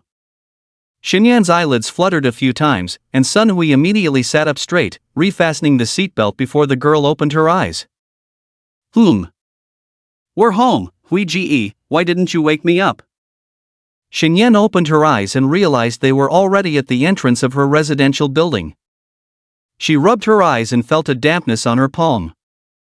The girl blushed, thinking she was drooling, and quickly turned to the side to take out a tissue to wipe it. You were sleeping so soundly, I couldn't bear to wake you up. Sun Hui turned his head away, seemingly to hide his guilt. Xinyan didn't suspect anything and got off the car with her bag of clothes. Thank you, Hui Ge, take care on your way back. Okay, I'll come pick you up tomorrow morning. No need. I can take a car over there. It's okay, I happen to be free tomorrow too. Shinyan glanced at him and suddenly smiled. It seems like you, as the boss, have a lot of free time. Sun Hui fell silent, adjusted the gear, and was about to leave when Shinyan called out to him. Are you not coming down today? Sun Hui paused, seemed to remember something, but immediately recalled the incident with the girl who stole his fragrance, and cleared his throat. No need, it's cold outside, you should go up soon. Okay. The girl carried her newly bought clothes, nodded, and then walked up the stairs with a hint of disappointment. Watching Sun Hui leave from the window, Shinyan patted her own cheek. Shinyan, do you have no shame? How can you suggest such a thing? Shinyan neatly folded her slightly thin plaid coat, prepared to wear new clothes to meet her parents tomorrow, set the alarm, and sat blankly on the bed. Fool, what are you thinking? The next day, Sun Hui accompanied Shinyan's family of 3 at the hospital for half a day. Finally, looking at the report given by the doctor, Shinyan felt a bit relieved. Fortunately, it wasn't a serious illness, just a lumbar muscle strain. It may have been due to a previous lumbar sprain that was not treated in time, now turning into a chronic condition. The doctor advised rest, lying flat, and prescribed some medication for Lu Iping to take back. If I rest, what about the factory? Lu Iping sighed, thinking about the debt owed by Olchen at home, feeling somewhat helpless. It's okay, it's not that much money. If necessary, I'll ask old Zhang for a loan later. This is my business, you rest well. Shingoan felt indebted to his wife and daughter. They could have lived peacefully, but because of his debts, they couldn't. Alright, let's not talk about it. I'll ask my parents for a loan later. Lu Iping decided to rest for a while, mainly because the back pain was making it difficult for her to work, and then the 2 elders prepared to take the night train back, not wanting to stay here and waste money. Mom, get a soft sleeper ticket, more comfortable. Xiao. Shinyan, with your mom's back, it's better to get a hard sleeper. A soft sleeper might worsen the condition. Sun Hui interjected. Shinyan glanced at him and nodded. After all, she didn't understand this aspect. Since Sun Hui brought it up, she would listen to him, and besides, a hard sleeper would save money. Lu Iping's perception of Sun Hui was getting better and better. She couldn't help but feel that this young man was good. If not for the vast difference in family background, she would fully support her daughter being with him. But Olchen didn't think so. Although he couldn't find fault with Sun Hui's behavior, his male pride and a hint of jealousy made him unable to like Sun Hui. If he had no intentions towards his daughter, he would try to please him. After sending the 2 elders to the train station, it was almost dark. Shinyan wanted to have dinner with her parents, but the elders insisted on leaving, saying they would eat at home, not wanting to stay with them. Watching the 2 elders enter the station, Shinyan and Sun Hui returned to the car. Leaving? Yes, let's go back. You're not coming to eat with me? Shinyan looked up at him and smiled lightly. Let's go, I'll take you to a restaurant. Oh, finally taking advantage of you. After saying something ambiguous, Sun Hui realized and wanted to clarify, but found that the girl's face was already red. Scratching his head, Sun Hui remained silent and started the car directly. Following Shinyan's guidance, the car arrived at a noodle shop near Shinyan's home. The streets here were narrow, and it was not easy to park the car. Finally, under the direction of the shop owner, the 2 parked near the shop entrance. What would you like to eat? The shop owner was very enthusiastic because just by looking at the car and the young man's attire, he knew he was not someone a small shop owner could afford to offend. Sun Hui, on the other hand, appeared very easygoing and gestured to Shinyan. She's treating. The 2 sat at a table further inside. Although Sun Hui was slightly repulsed by the slightly greasy tables and chairs, he had no choice but to sit down after seeing Shinyan take a seat. Looking at the prices on the menu, Sun Hui's memory seemed to return to his university days. Back then, he would only come to this kind of small restaurant when his roommate treated him. When he treated others or went out with his family, he would choose slightly more upscale places. Shinyan ordered a few stir-fried dishes and then asked him if he wanted rice or noodles. Fried rice, I'm not a big fan of noodles. Actually, me too. Shinyan smiled and ordered 2 plates of egg fried rice. She then picked up the chopsticks, wiped them with a tissue, and handed them to Sun Hui, saying, "Here, I wiped them, don't mind." "No problem."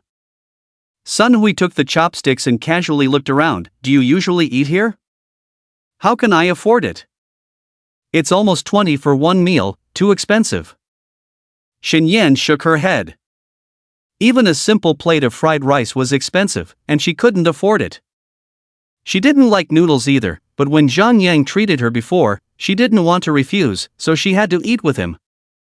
Speaking of Zhang Yang, he hadn't contacted her much in the past week. Probably busy getting rich with his so-called buddies. The dishes arrived: a plate of stir-fried vegetables, a bowl of tomato egg soup, and finally a plate of stir-fried pork kidney. Shen Yan had invested in this meal, and it cost her a 3-digit sum, which was a big expense for her. "This is good for men." Shen Yan tried to offer Sun Hui some advice in the tone her father used at home, but after saying it, she suddenly froze. "Oh no, what did I just say? Oh my god, will he misunderstand? Damn it, Shen Yan, can't you use your brain?" Sun Hui was stunned, then looked at the girl's hesitant eyes and suddenly smiled. "Okay." Shen Yan wished she could bury herself somewhere, ate in silence, and was surprised to see Sun Hui finish the plate of pork kidney. "Is it tasty?" "Not bad." Sun Hui nodded. "It's mainly good." "You shameless flatterer." Shen Yan was embarrassed and hurriedly poured a bowl of soup, but choked on it after just one sip. "Slow down, don't rush." Sun Hui picked up a tissue and helped her wipe her mouth. Shen Yan paused her movements, withdrew her hand, and silently watched his actions. Sun Hui was gentle and kind, just like when she first met him. After watching him finish wiping, fold the tissue neatly, and throw it in the trash can, Shen Yan frowned slightly. Why not just throw it away directly? Why bother folding it? "Well, it's a habit." Sun Hui had been educated this way since he was young, so he tried to present himself well in front of others. This small habitual action made Shen Yan feel that there was still a gap between them. After finishing their meal, the two took a walk downstairs to the building. Shen Yan was about to leave when he stopped her. Can I hug you?" Shen Yan turned around, didn't say anything, just stood quietly, tilting her head slightly to one side. Sun Hui gently hugged her, this time not as tight as before, as if he had confirmed his thoughts and was not afraid that she would disappear in his arms. "Xiao Yan, can I kiss you?" "No." Shen Yan almost immediately refused without thinking. No way, she didn't want to give away her first kiss so soon. At least, she needed some time to test it out. Moreover, she had not completely turned her heart around and was not very accepting. "Just a kiss on the forehead, can I?" gently. "Just one kiss." Holding the girl's waist, smelling the fragrance coming from her hair, Sun Hui's heart palpitations grew stronger and stronger, and he even used a voice that sounded like a mixture of desire and murmuring to ask the girl. "Forehead?" Shen Yan buried in his arms, pondering in her mind. "Actually, kissing on the forehead should be fine. It's like holding hands and hugging. People in foreign countries even kiss on the cheek when they meet. It shouldn't be a big deal." Sun Hui saw that she was not speaking, thinking she still disagreed. Although he was a little disappointed, it strengthened his determination to continue. In the girl's heart, it was a struggle between heaven and earth. Whether to give in or not became a very important question. To be or not to be, it is a question. "Hurry up. I'm going up." Sun Hui was stunned, then ecstatic. He lowered his head and officially stamped his mark on the girl's forehead. Her forehead felt warm, then a little cool. Shen Yan blushed and broke free from his embrace, then without saying a word, she turned and left, leaving Sun Hui standing foolishly in the cold wind. "Xiaoyan, tomorrow is Christmas, do you want to go out for dinner?" "No need, we eat out every day." Shen Yan walked away without looking back, but Sun Hui had no intention of giving up. He smiled and returned to his car. Finally, he kissed her openly and honestly.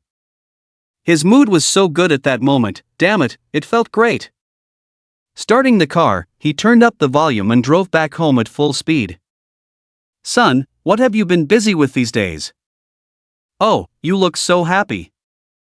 Mei Shuang watched her son happily enter the house and take off his coat, then she noticed something was off and walked over with a smile. Did you succeed? It's too early. Sun Hui immediately restrained his smile. Where's the old man? Your dad went to bed early, said he has something to do tomorrow morning.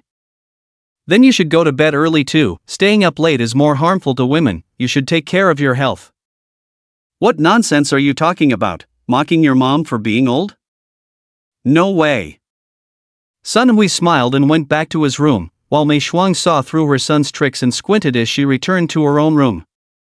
Perhaps to cater to the trend of young people, even the company had started to decorate according to Western holidays.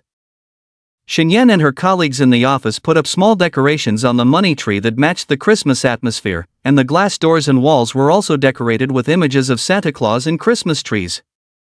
The logistics department will give us small gifts later, and we will take a group photo, so tidy up your appearance, got it? Although she didn't have strong feelings about Christmas, Shen was still quite happy when she heard about the gifts from Zhao Jia. She tidied up her hair in front of the mirror, working while waiting for the people from the logistics department to arrive. Thinking about having 3 days off including New Year's Day on the weekend, the enthusiasm of her colleagues increased even more, and the atmosphere in the office felt like the Lunar New Year was approaching. Zhao Haiyan helplessly looked at her subordinates and decided to give them a little reminder to avoid any issues at this critical point at the end of the month. Soon after, Ko Jing, Sun Hui, and the company's general manager arrived at the building with a few female colleagues from the logistics department carrying things. I say, Ah Hui, what are you doing here today? Isn't Yungu going back to Sioux City with his wife? I'm here to help. Oh, to help? I see your intentions are not simple. General Manager Lu Jiechuan pretended not to hear. The conversation of several senior executives was not something a high-level employee like him could participate in. He just needed to focus on his own work. And most importantly, if they needed his help, he had to play the role of a mediator and peacemaker. And then the logistics department girls' gossip souls were already burning fiercely. According to some unknown gossip, it seems that Mr. Sun from the Haohui group has an ambiguous relationship with a colleague from his own company. In addition, since Sun Hui is not their boss, they chatted privately, unable to determine which lucky girl it was. But obviously, today they would find out. First go to the front desk, then take the elevator to the top floor, and then go down floor by floor. In the afternoon, someone will bring a snack gift package, and they are currently holding small figurines and shopping vouchers, each person holding a large box, which is enough to distribute. When they arrived at the 6th floor, Sun Hui felt a bit nervous, but in front of so many people, he had to appear more natural, not letting anyone notice anything wrong. Finance department, opening the door to send warmth. Upon hearing the voice of the logistics department, Lu Wanxiu, who had been waiting, immediately opened the door and welcomed everyone in with a smile. Come, one gift for each person. By the way, where is Mr. Zhao? Ko Jing glanced around at the several girls, then personally handed out the gifts one by one. Here. Zhao Haiyan came out of the office with Shen, and Sun Hui's eyes lit up when he saw Shen, discreetly moving forward to stand in front. Shen, Merry Christmas. Ko Jing smirked, blocking Sun Hui's body, and then handed the small gift box to Shen. Thank you, Manager Ko. Shen, not noticing the anxious Sun Hui behind her, slightly shyly accepted his gift. Towards Ko Jing, she still didn't like him very much, even though she knew this man was just all talk and no action, never doing anything against a woman's will. Her level of favorability, well, barely a 5 out of 100. Alright, someone will bring a snack gift package in the afternoon. Come, let's take a photo. Ko Jing instructed, and then everyone immediately stood together, with the logistics department already holding the camera. Sun Hui.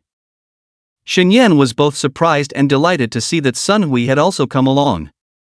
The two locked eyes, and Shen quickly turned her head, pretending not to recognize him.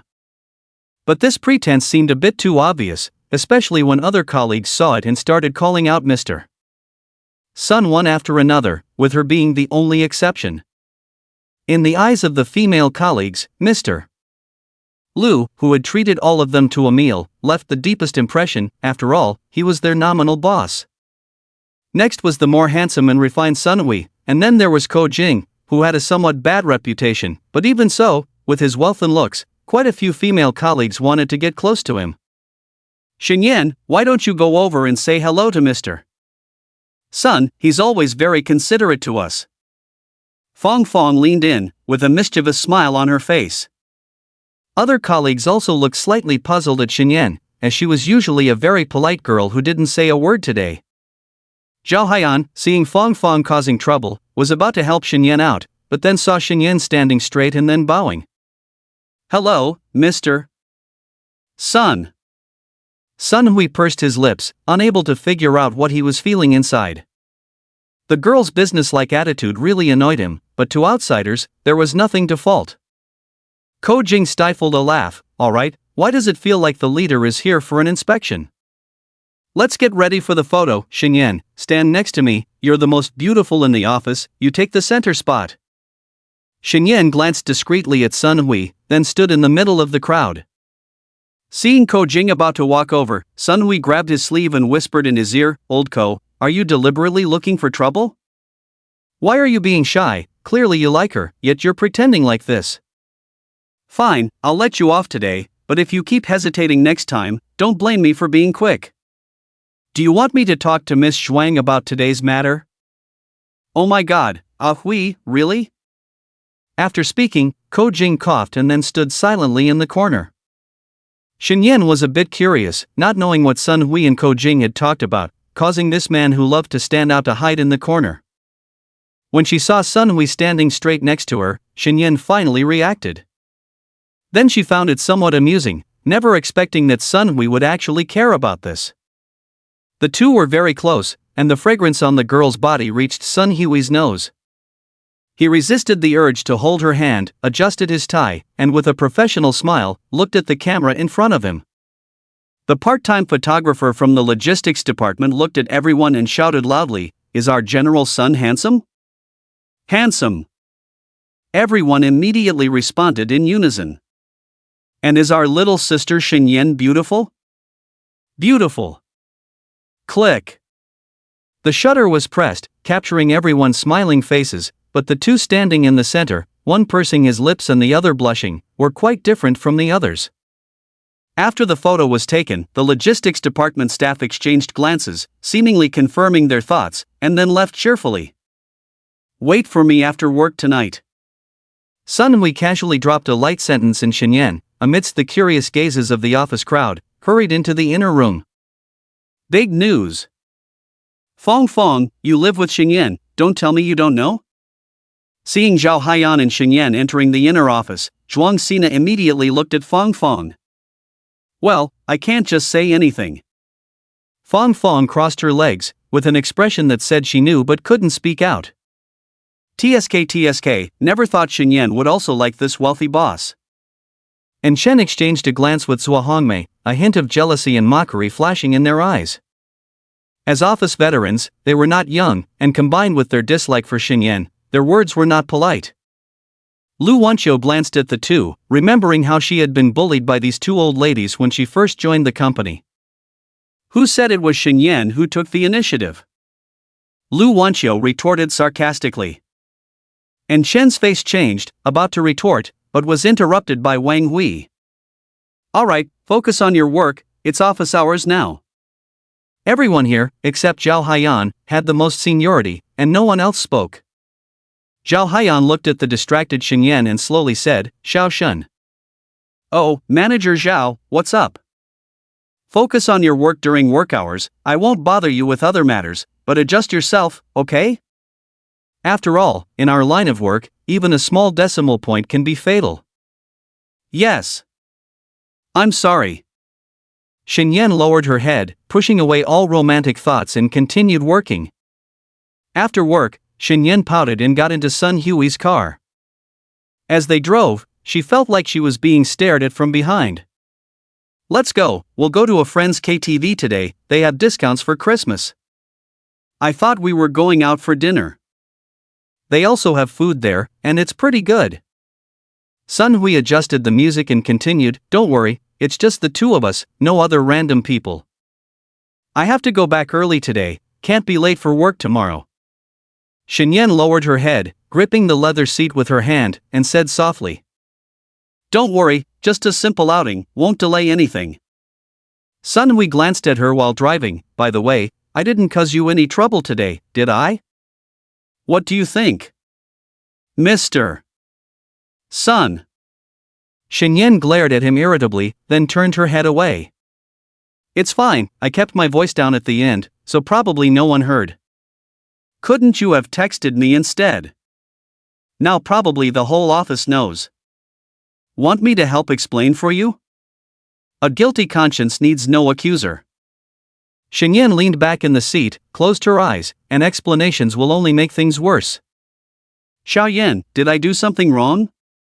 Shenyan didn't speak, mainly because she didn't know what to say. This Sun Hui, he must be doing it on purpose. How did she not notice it? This person is really bad. Oh no, what should she do now, this Sun Hui? This Sun Hui. But why does she feel a little sweet inside? "Shenyan, you're done for, you're probably going to fall." Hey, why did I say also? The car stopped in front of a 4-story KTV. After Sun Hui got out of the car, he held the girl's hand and walked in. "Hey, isn't this my brother's son?" A man dressed more flamboyantly than Ko Jing walked over, all smiles, and hugged him. "Here to support you, arrange a VIP room for me, just the two of us." "Got it." After letting go, the man immediately spoke into a walkie-talkie, then looked at Shenyan. "Hey, brother son, got a new sister-in-law again?" "Again? New."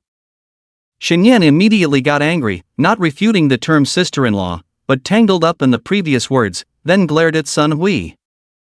"Hey, how many am I?"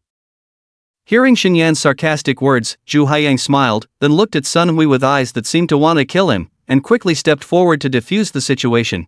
Sister-in-law, I was just joking, Sun has never been in a relationship, I guarantee that." "Okay, I believe you." Giving Sun Hui a sidelong glance, Shenyan instinctively took a few steps away from him. "You." Sun Hui gritted his teeth, looking at his mischievous friend, feeling somewhat helpless, and could only explain to Shenyan, "He's Zhu Haiyang, from the Zhu family. A rich second generation, also the owner of this KTV. Lao Zhu, this is my friend, Shenyan." "Hello, sister-in-law." "Just kidding earlier, don't mind, it might affect your relationship, I don't want Sun to silence me." "I'm not your sister-in-law. I'm just a regular friend with him." Sure. Zhu Haiyang didn't dwell on that, then the walkie-talkie rang, and he immediately led the two to a private room on the 3rd floor. "Wait for the waiter to bring food later, you guys have fun, drinks are on me today." "I won't drink alcohol, just some drinks." Sun Hui ordered, then Zhu Haiyang nodded, adjusted the microphone for them, and left. "Xiaoyan, that's just how Zhu Haiyang is. You're not mad, are you?" "I'm not anyone to you, why would I be mad, really? Come on, son, pick a song?" "Ha ha." Sun Hui laughed, bending over. Although Shenyan was angry at the moment, he felt good inside, at least knowing that he was somewhat important to her. Never thought that Shenyan would also get jealous. She's really cute. Shenyan sat there as if deliberately opposing him, selecting a bunch of popular songs from recent years. Sun Hui didn't sing or speak, just watched Shenyan sing awkwardly, skipping a few lines in frustration, and finally handed her the microphone. "I said I haven't sung much, you called me over, and now you're not singing. Don't be mad."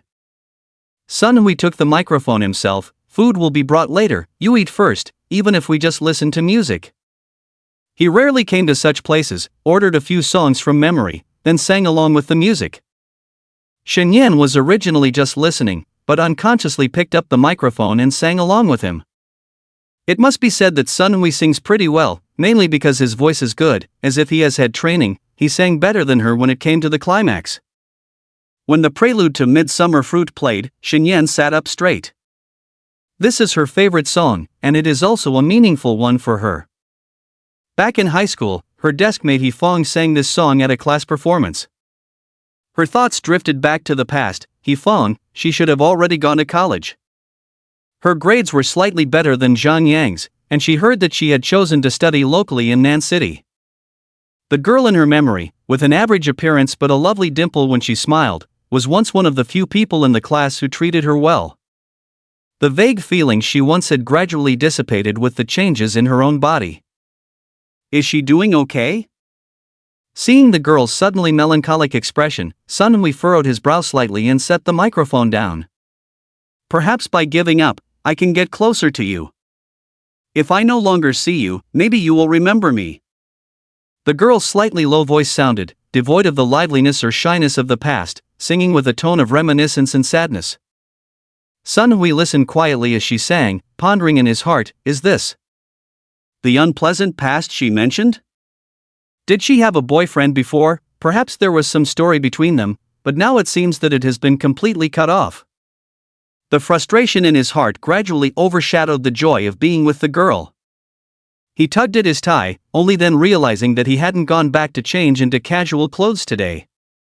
Because his mind was filled with images of being with her at night, he subconsciously ignored these details. The door opened, and the waiter brought food and drinks.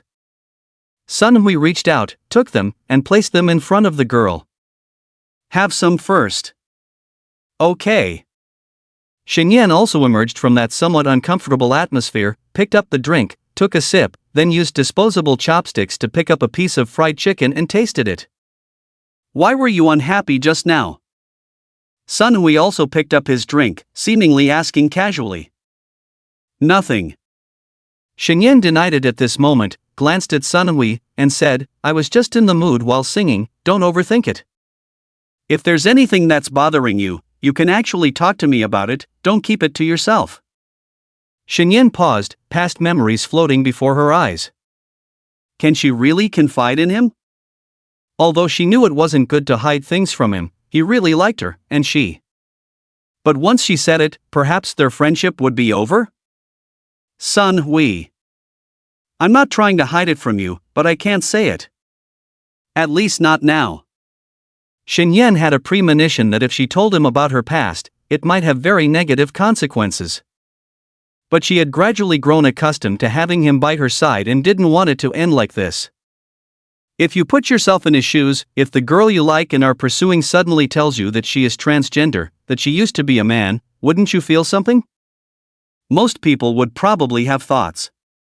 Although she wasn't a transgender person in the traditional sense, she just had an illness. Hui Gu. Hearing the girl call him, Sun Hui looked into her beautiful big eyes. What's wrong? I will tell you about my past, what happened before, but not now. I hope that when you know in the future, we can still be friends. If it's inconvenient, forget it. Sun Hui smiled, although he really wanted to know what had happened to the girl before, he didn't press further. Everyone has scars from the past to some extent, but we must look forward, not always dwell on the past, right? After eating for a while, the two of them ordered a few more songs. Until the end, Xinyan seemed to be venting some emotions, ordering many songs that relied on shouting, not noticing that their bodies were getting closer. Sun Hui held the girl's waist, smelling her scent, unable to distinguish what they were singing. All right, let's go back, it's getting late. Xinyan gently set down the microphone and removed his hand from her waist. Okay, let's go. Sun Hui got over his addiction to gambling and felt much better. He held the girl's hand and walked out the door. In the car, the girl looked at Sun Hui's profile as he drove seriously, then suddenly reached out and grabbed his wrist. Hui Ge, can we really be together? Sun Hui almost lost control of the steering wheel, his heart pounding in his throat. There should be a big gap between our families. And my parents don't seem to like wealthy people like you, let alone your parents. Why should our relationship involve our parents? Sun Hui parked the car on the side of the road, turned around, unbuckled their seatbelts, and hugged the girl in her surprise. Xiaoyan, as long as you are willing, leave the rest to me. Time passed quickly. Xinyan felt that since she entered high school, time seemed to have accelerated. When she was a child, each day felt long, even after playing for a long time, only a few hours had passed. But now, in the blink of an eye, it was almost New Year's Day. She had planned to spend one day at home, then go out for a day, and finally spend the last day relaxing and reading. But Sunhui called and asked her to go out with him. His plan was to take Shenyan on a trip for a few days, but Shenyan immediately refused at the thought of staying overnight outside. Even though Sunhui insisted on getting 2 rooms, Shenyan still disagreed. In the end, they changed their planned destination from out of town to a local one.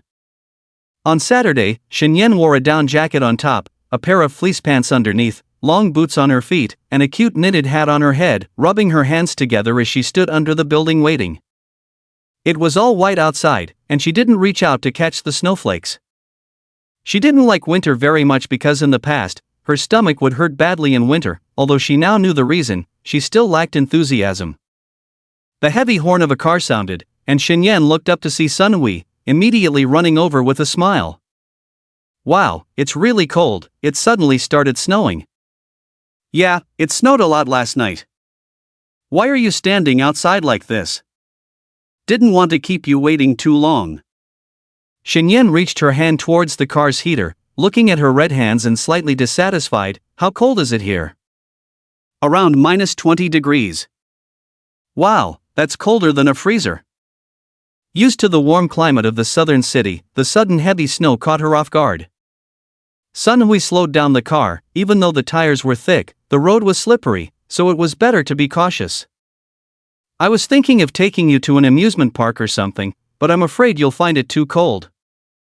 How about going to the entertainment city first? Let's go in the afternoon. It's okay, the cold weather has its benefits, no need to wait in line. Sunhui nodded, and the two chatted as the car drove off into the distance. Shenyan lay on the chair feeling drowsy. The car was warm now. Even though she wasn't sleepy, the comfortable environment made her want to close her eyes and rest. But before she could fall asleep, a phone call woke her up. Hello, Zhang Yan? There was no response on the other end, but after a while, Zhang Yang's slightly nervous voice came through. Shen Yan. Do you have any money? Can you lend me some? Oh, are you in urgent need? I don't have much, just a few hundred yuan. I'll give it to you when I get paid in a few days. No, I need it now. The project on hand urgently needs money. Just give me a few hundred yuan for now, after today. After 10 o'clock it won't work. Shenyan looked at her phone. It was already 9:30. Are you in such a hurry? Can you slow down a bit? Why is this project so urgent?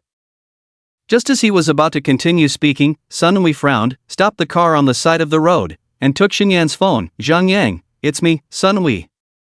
There was a pause on the other end, and then Zhang Yang's tone changed, with a hint of impatience. Are you with Shenyan? Give her the phone, I need to talk to her. Sunhui seemed very sensitive, ignoring Shenyan's displeased expression, and continued, Shenyan doesn't have money now, and more importantly, what project do you need money for so urgently, and it has to be used before 10 o'clock? It's none of your business, I promise to pay it back in 2 days. Hurry up and give her the phone, it's almost 10 o'clock. Listening to the urgency in Zhang Yang's tone, Sun Hui's frown tightened even more, as if confirming his suspicions. I can advance the money first, Xiaoyan's savings are only enough for meals. What will she do if you can't pay her back? Zhang Yang didn't reply directly, but after a few seconds, he quickly said, just 500, I only need 500, transfer it to me now, and I promise to pay back the principal and interest in 3 days. It seemed noisy on the other end, with urging voices from Zhang Yang's friends. Sunhui nodded and asked him to send the payment code. After hanging up the phone, Shenyan snatched back her phone, looking annoyed. What are you doing? He asked me for money, why do you have to get involved? Xiaoyan, I just want to make sure what he's up to. Sunhui took out his own phone and then looked at her. Did he send the payment code? If he did, I'll transfer it to him. I have money of my own, I don't need to use yours, and Zhang Yang is not your friend. Shenyan was somewhat resentful of Sun Hui's domineering behavior. She didn't want Sun Hui to meddle in her relationship with her friends, especially since their relationship wasn't that intimate yet. Xiaoyan, do you think I'm being presumptuous? Shenyan looked at the payment code that Zhang Yang had sent, then looked up at Sun Hui, feeling confused. Right now, we can't be sure if he's doing something wrong, but the cost of this simple trial and error is a bit high for you. I just want to help you. And also see if he's really as I suspect. I hope not. Shenyan stared at him blankly, watching as he transferred the 500 without batting an eyelid. Hui Ji. What do you mean? His words and urgency are a bit like a gambling addict I knew before. Gambling? Shenyan's tone suddenly rose, then she shook her head. Sunui, I know you don't like Zhang Yang, but there's no need to slander him like this, he's not that kind of person. The scariest thing about gambling is not losing, but having won before.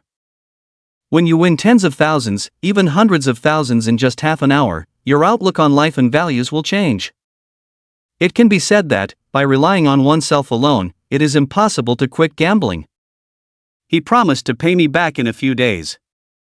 When a gambling addict swears, no matter how sincere, even if you make him write in blood, he can do it.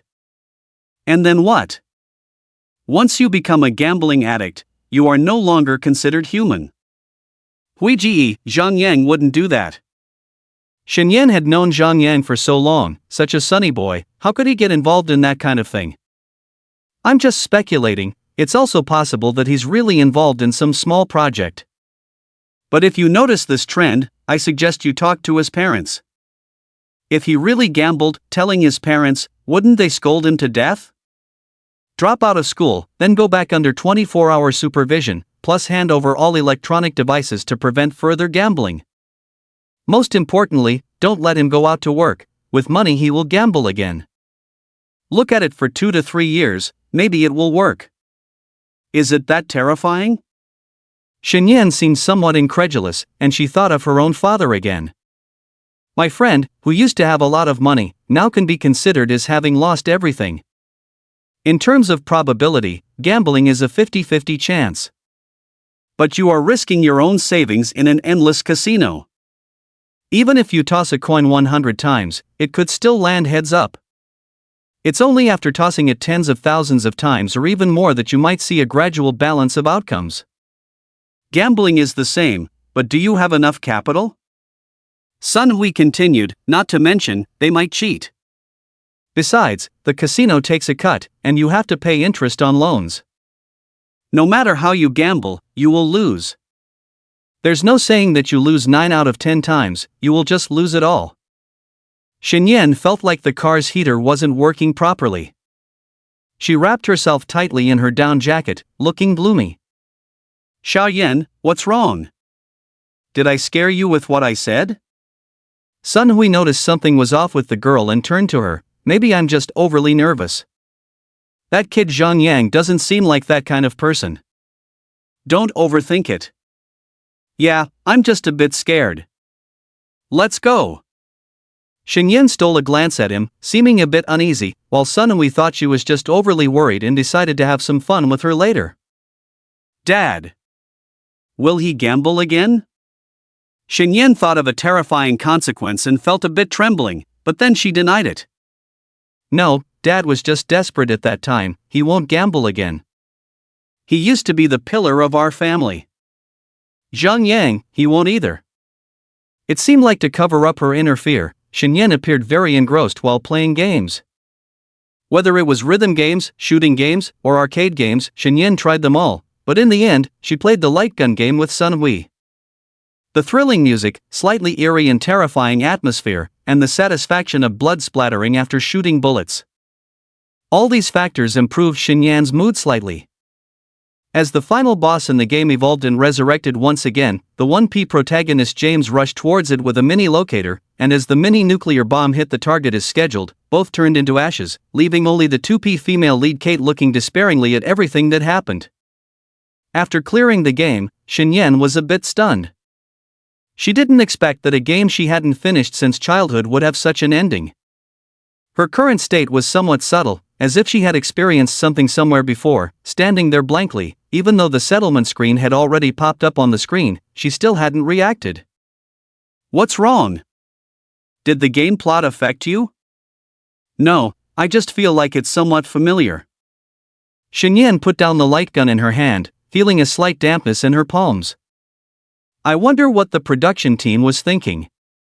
James, who had been the male lead in 2 generations of games, actually died like this. Couldn't he just throw the locator over? Why did he have to run over himself? Sun Hui criticized the game plot. If it was the female lead who got it, maybe out of her liking for the male lead, she might do the same, right? Maybe, Sun Hui shrugged, unaffected by the game. Want to play something else? It's still early. Yeah, my mouth is a bit dry. Is there water for sale? Yes, I'll go to the bar and buy some. You wait here. Shenyan nodded, sitting on a nearby chair, watching another pair of children who came to play taking over the machine she was just on. Watching the 2 play and frolic, she seemed to recall her own carefree days, except for homework. Beauty, want to skate? Hearing a strange man speak, Shenyan looked up and saw a few young men standing in front of her. The one who spoke was the guy in the front, probably in his early 20s. No, thank you. Shenyan thought it was a salesperson from the nearby roller skating rink and politely declined, then lowered her head to check her phone. Little sister, it's boring to be here alone. Let me treat you and you can practice. The person didn't give up, smiling as they approached Shenyan and sizing her up. Give me some face? I said no. Shenyan realized something was wrong, furrowed her brows, stood up, and tried to leave. Don't be like that, just for fun, nothing serious. Why are you being so disrespectful? Seeing a few people blocking the way in front of her, combined with the nearby tourists looking scared to back off, Shenyan's expression turned grim. She remembered encountering such hooligans in the arcade when she was young. Adults wouldn't dare, only targeting children. And when they saw a pretty girl, they would come forward to chat, though they were lecherous and disgusting.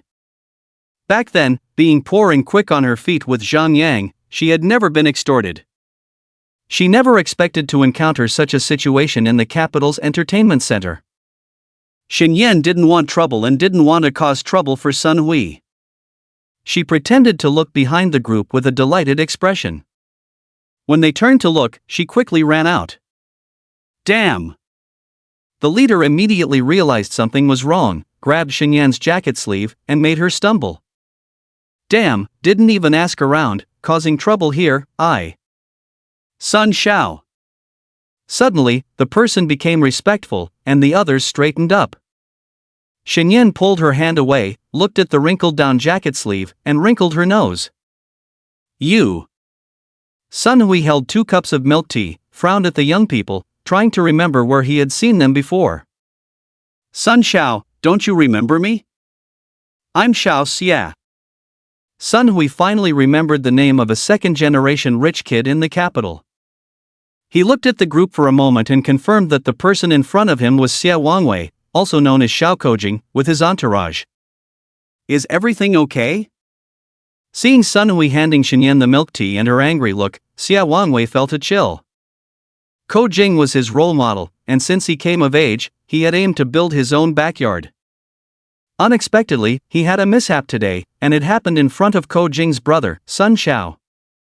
Hey, look at the mess I've made. I was just joking with sister-in-law. Sister-in-law, please don't mind. Xia Wangwei changed his arrogant demeanor, smiling like a little lapdog, very fawning. Do you know him? Seeing Shenyan looking at him unfriendly, Sun Hui was stunned, then nodded. I know him. How do you know all these people? Ko Jing, and that Zhu Haiyang from last time. Humph, it seems you're not an honest person either. As Shenyan walked away angrily, Sun Hui glared at the group, while Xia Wangwei looked somewhat embarrassed. Sun Xiao. How about I cover all the expenses for sister-in-law today? I'll talk to Uncle Xia about this another day.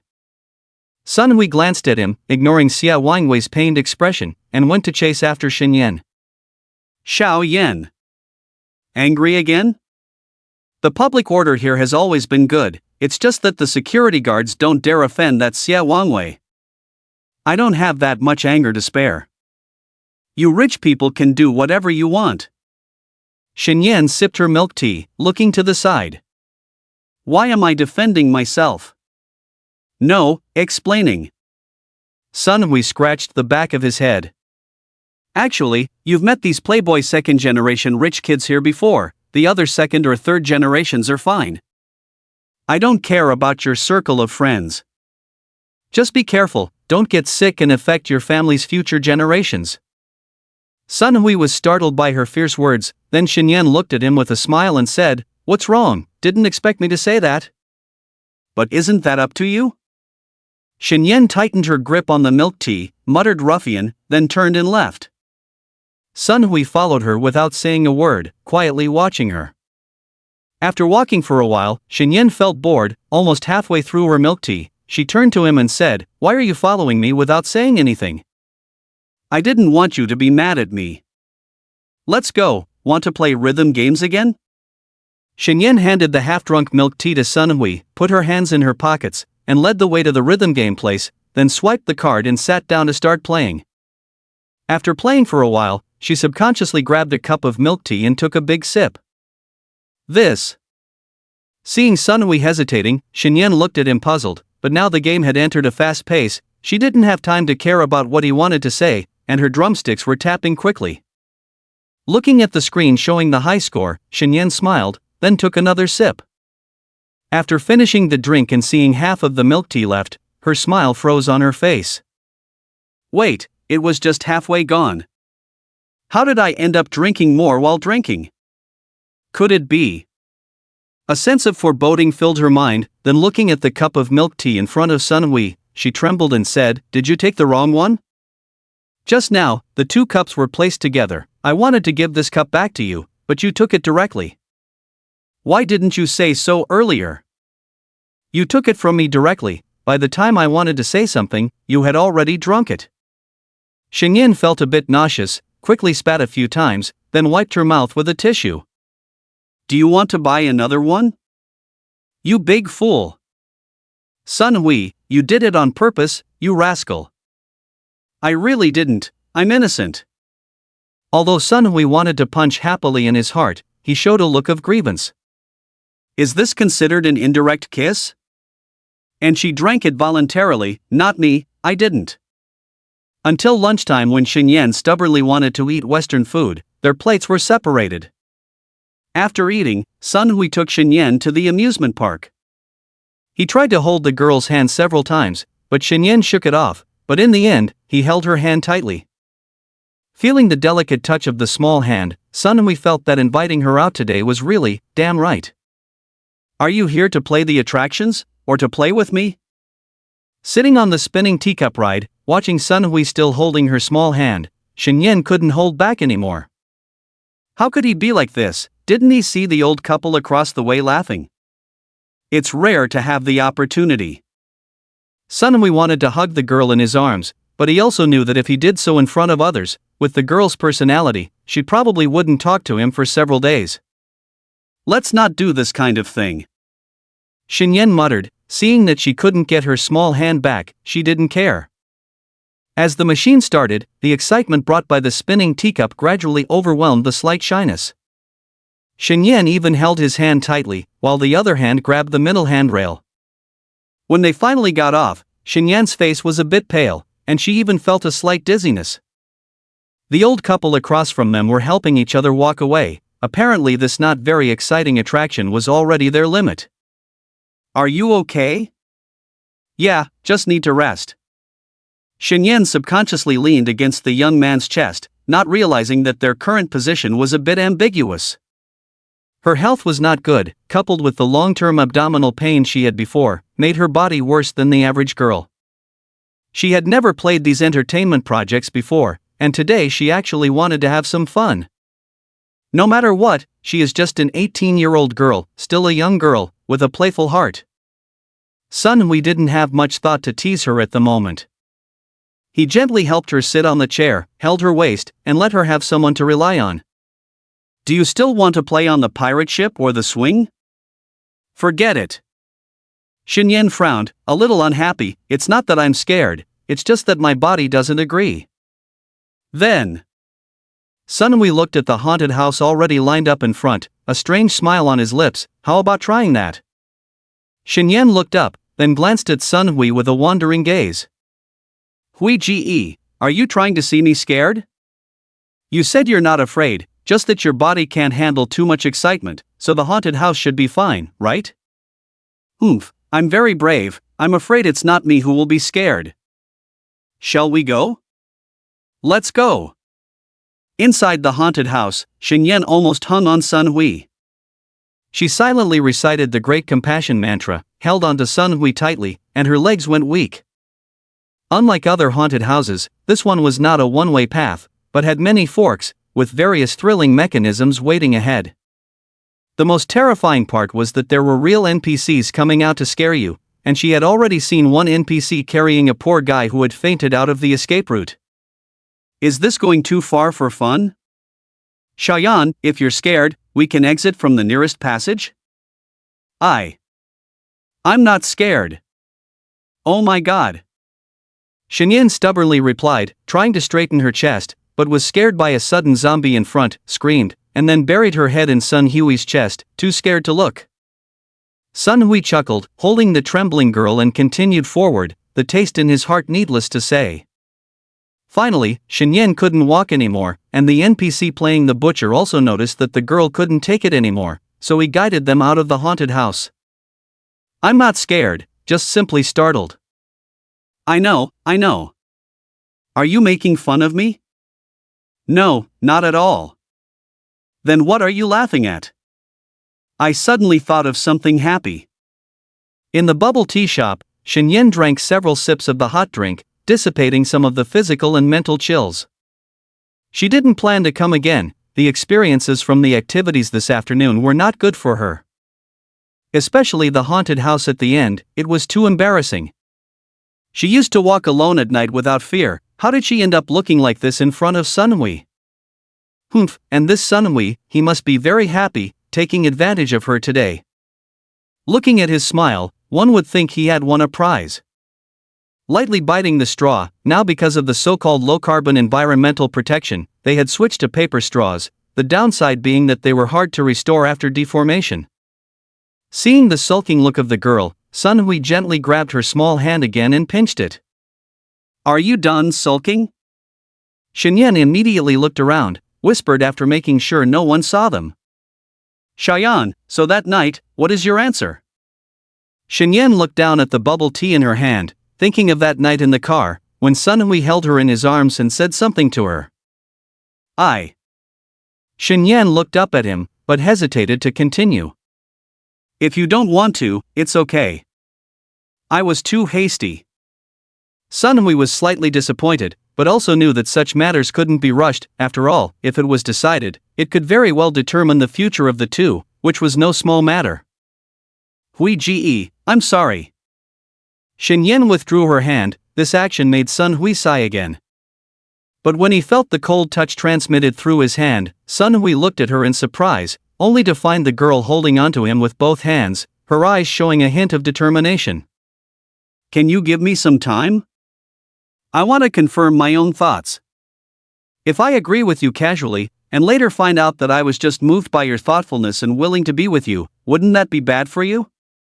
So, give me some time, Hui Ge. I'm not stringing you along, but really trying to make sure if I really like you, if I'm really suitable to be with you. Thinking about the girl's words, Sun Hui held her two small hands back. There's no question of suitability, why would you say that? Because maybe you'll know in the future. Can you give me an answer before March? March? Shinyan tilted her head, not understanding what he meant. I might have to go on a trip in March, and maybe not be back until June, by then. I hope to bring you with me to attend my friend's wedding. Bringing an opposite-sex companion to someone else's wedding, the meaning was already clear. What if I can't give you an answer now? Then I can wait, after all, we're both still young, right? Sun Hui asked back, but his inner thoughts remained unchanged. He believed that, setting aside external conditions, just in terms of liking the girl, he believed he wouldn't lose to anyone. He would definitely, openly and honestly, take her to Yun Ji's wedding as his girlfriend. Perhaps, on that day, the truly happy people wouldn't just be the two newlyweds on stage, right? In the capital city at night, the lights were brilliant, without a hint of desolation. Those tireless young people were extravagantly spending their youth and vitality, trying to leave their mark in this metropolis. Walking down the street, Sun Hui held Shenyan's hand. To outsiders, the two of them looked like a normal couple taking a stroll. Xiao Yan, where do you want to go tomorrow? I want to rest at home. Were you not happy with today's outing? Shenyan shook her arm, casually looking at the roadside. I say, son, you really don't understand the hardships of life. Shouldn't rest time be spent sleeping in at home, instead of getting up early to go out and play? It's too tiring. Is work very hard? Not really. Sun Hui leaned in, teasingly asking, then, are you interested in working by my side? Ha! Shenyan turned to look at him. Are you playing with me again? You know what happened with Mr. Ko. I'm not like him, and our relationship is different. Presumptuous. Shenyan snorted. Zhao Jie is very good to me, I won't leave. And going to your side, I don't know anything now, there will definitely be people talking behind my back. Haha, who dares to insult the president's wife? You're asking for it, talking nonsense, I haven't agreed yet. It's just a matter of time. Go see your ghost. Sun Hui smiled at the girl. The smile on her face and that hint of feigned anger were deeply imprinted in his mind at that moment, becoming an important memory in his life. January 1st, 2024, New Year's Day. Shenyan spent the whole day lying in the dormitory like a lazy fish yesterday, not doing anything, just playing with her phone and reading books. Lu Wanqiu and Fong Fong have both gone home. Although they are not locals, they are not far away, just over an hour's journey by high-speed train. Although Sun Hui really wanted to spend time with Shenyan, the girl didn't want to go out, so he had no choice. When he woke up this morning, it was only a little after 6 o'clock, and it was still bright outside. There were no morning birds chirping from his hometown, only the sound of cars passing by not far away on the road. Fortunately, horn honking was prohibited nearby, otherwise, who knows how noisy it would be. Shenyan was sleeping drowsily. The warm air from the air conditioner only kept the room temperature at a neutral point, neither cold nor hot. She was wearing thin pajamas, stood for a while feeling a bit cold, then turned over and got back into bed. What to do today? Wrapping herself in the blanket, the young girl didn't have a specific plan, but the thought of Sun Hui possibly calling her felt a bit strange. Alone, with a smile on her lips, she hid in the covers, lost in thought. There was a time when she fantasized about what her future love life would be like, what type of girl she would be. But now, the image of the girl in her fantasies had disappeared, leaving only a tall, handsome young man. It was difficult to say, but Sun Hui's embrace was warm and comforting. Shenyan, are you really going to die? In a daze, she seemed to fall asleep again, and after a while, the phone rang. Hui Ge? Shenyan, it's Zhang Yang. Shenyan's mind suddenly cleared, then with a hint of embarrassment, she brought the phone closer. Zhang Yang, what's up? Shenyan, I'm sorry, I might need some time to pay back Sun Hui's money. What happened? The reminder from Sun Hui that day was still fresh in her mind. Shenyan immediately sensed something was wrong and sat up straight. I was deceived. Listening to Zhang Yang's account, although Shenyan's heart was still tense, it wasn't as nervous anymore. Fortunately, Zhang Yang didn't gamble, he was just swindled by a professional scammer who took away his money, as well as his roommates' and classmates' money, totaling nearly 100,000.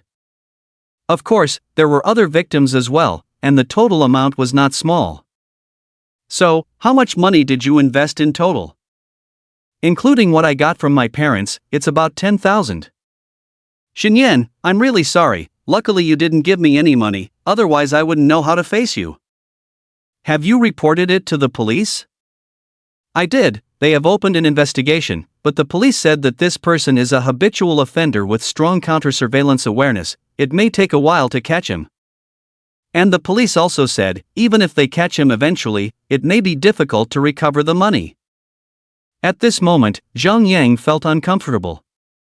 Originally, he had made some money following a few classmates, although not much, it was enough for him to live comfortably. He thought it was a good thing. But in just half a month, the scammer showed his fangs, harvested a wave of victims, and then ran away. No one knew where he went. He had explained to his parents, but he didn't dare to tell them about borrowing money from Sun Hui, as it was a bit complicated. He hoped to slowly repay it with his living expenses. I understand, I should tell Sun Hui the truth. After all, you are also a victim. No. Zhang Yang held the phone, his tone urgent. Xingyan, I will definitely pay him back before the Chinese New Year. Let's not mention this matter, okay? At this moment, Zhang Yang's last trace of self-esteem was at play. He didn't want Sun Hui to know the truth. I just thought, maybe he could help. After all, he is in the capital. Do you want him to laugh at me, Xingyan? Zhang Yang, that's not what I meant, and Sun Hui wouldn't laugh at you. Do you trust him so much? Zhang Yang gave a bitter smile. Are you two together?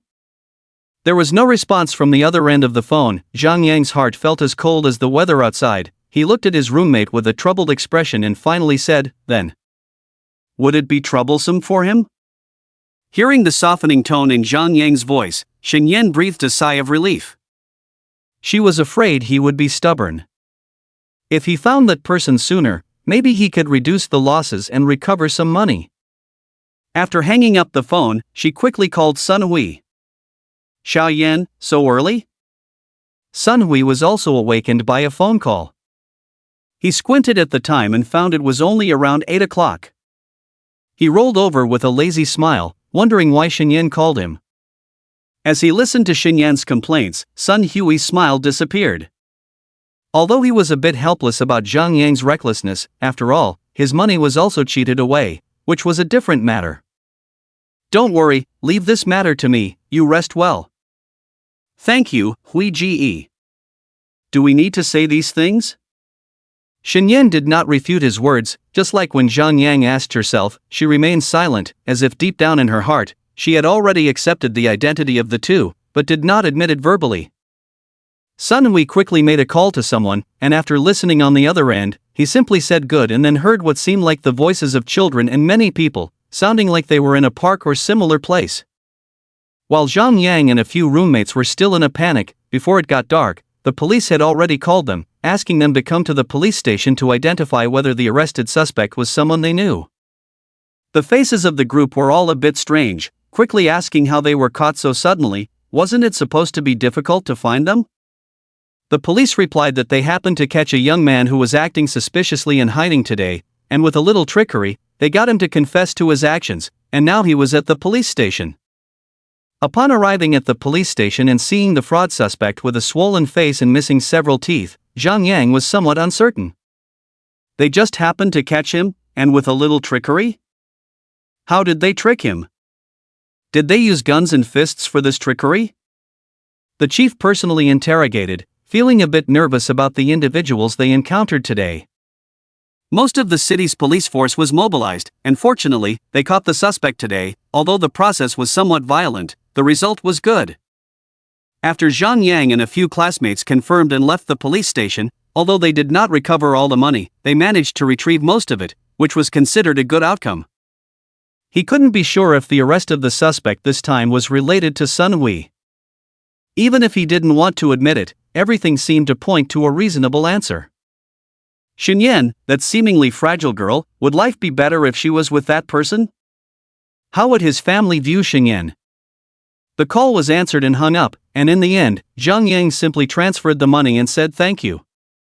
Looking at the message sent by Chen Lily, Zhang Yang also smiled slightly. The matter is resolved, sorry for worrying you. Perhaps he should have left earlier. Xingyan was not his someone, just a friend in his life, nothing more. She should lead her own life. That seemingly fragile girl was once a strong boy. As for himself, he should have his own life. Xingyan, I wish you happiness. In the restaurant, Xingyan looked at the message and transfer from Zhang Yang, also showing a relaxed smile. Hui Ge, it's really resolved. Thank you, how did you do it? It's nothing, just talked to a few friends, happened to have some connections. Sun Hui smiled faintly, looking at the transfer from Xingyan on his phone. He was about to say to let her keep the money, but stopped himself. This Zhang Yang, he's just too impatient. There's no easy way to make money. Sun Hui asked sourly as he saw her expression when mentioning Zhang Yang, are you very close to him? When I was in school, if someone bullied me, he would step in for me. Shen Yan's expression was very serious. He protected me like a brother, so I care a lot about his matters. Just like a brother? Like my brother Hui Ji? No. Shen Yan looked at him and bit her lip. Not the same. In the Limin community downstairs, a couple embraced quietly. Although Sun Hui felt ashamed to have a reaction again, the girl in his arms did not jump away directly like the first time, but blushed slightly and did not move. Xiao Yan.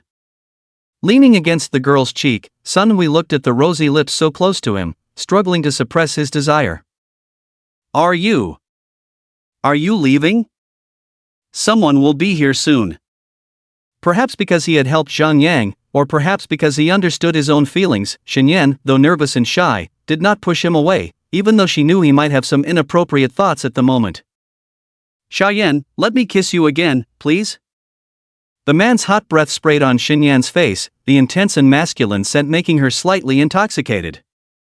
Perhaps if it were another man speaking to her at such a close distance, she would feel uncomfortable, but this person was Sun Hui. It seemed not too bad. Shen Yan's eyelashes trembled slightly, slowly closing her eyes, thinking it wouldn't hurt to let him kiss her forehead again. A moist feeling appeared on her lips, then the man's hand held the back of her head tightly, while the other arm hugged her waist firmly. His kiss was clumsy and urgent, and just as Sun Hui was about to pry open Shen Yan's lips, she forcefully turned her face away and pushed him away. You're dead, Sun Hui. Who told you to kiss my lips? Shen Yan wiped her lips with a tissue, her head seemingly steaming with anger, glaring at Sun Hui as if she wouldn't let it go without an explanation. I thought you agreed. In fact, Sun Hui had only intended to stop at a light kiss, but the moment he touched the girl's lips, his brain short-circuited, and what happened next was simply instinctual. Shen Yan glanced at his waist, then turned away in anger, saying, I'm leaving, next time you do this, I won't talk to you. Sun Hui awkwardly nodded, straightened his clothes, and got into the car. Hey, what just happened? Why couldn't he control himself? And Shen Yan didn't seem too angry, so maybe next time. Ahem, don't think too much, take it slow. Back in her room, Shen Yan buried her head in the blanket, whimpering like a little animal. Shen Yan, you're dead, why are you enjoying this a bit? It's only been a few months, and you've completely let go of your past identity, accepting a man so easily? But Sun Hui is really nice. Until she was almost out of breath, Shen Yan raised her head, took a deep breath, then chuckled, rolled over and lay on the bed, staring at the ceiling. This Sun Hui guy, he really is a virgin, can't even control himself, how pathetic. Oh well, even if he's pathetic, he's better than you, right, Shen Yan? He. Finally, Shen Yan couldn't resist her own imagination anymore, grabbed her clothes, and ran to the bathroom. Looking at her charming face in the mirror, and her messy hair from rolling on the bed, Shen Yan looked at herself, then smiled. Maybe because she had a few alcoholic drinks tonight, Shen Yan felt a bit dizzy. Looking at the cute and pretty girl in the mirror, she leaned in for a closer look. No wonder Sun Hui couldn't resist, she really was quite pretty. So, I was originally a girl, my past was just a dream, it's all in the past. Shen Yan, keep going.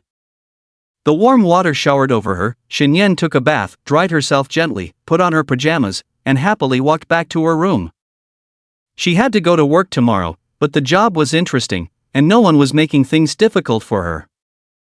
Wrapped in a towel on her head, Shen Yan read a book while listening to instrumental music. The cold wind was howling outside, but inside, she felt incredibly warm. January 18, 2024, Thursday. Shen Yan went to work as usual. Zhao Haiyan hadn't arrived yet, but a few other colleagues were already there. Although Sun Hui still came to see her whenever he had time, and their relationship had become closer, Shen Yan didn't let him get any closer. Not only out of shyness, but also because she didn't want to give in so easily.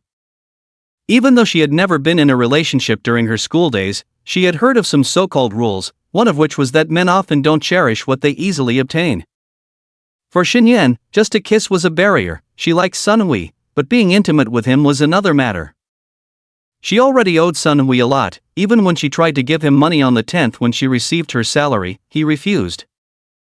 In the end, Xinyan had to call and insist that he take it. So, tit for tat, constantly taking without giving back, without establishing a formal relationship, this was typical of a scummy woman. But in Sun Hui's eyes, Xinyan was already his girlfriend. They were so close that worrying about their friendship status was a joke. Since Xinyan felt this way, he was willing to play along with her.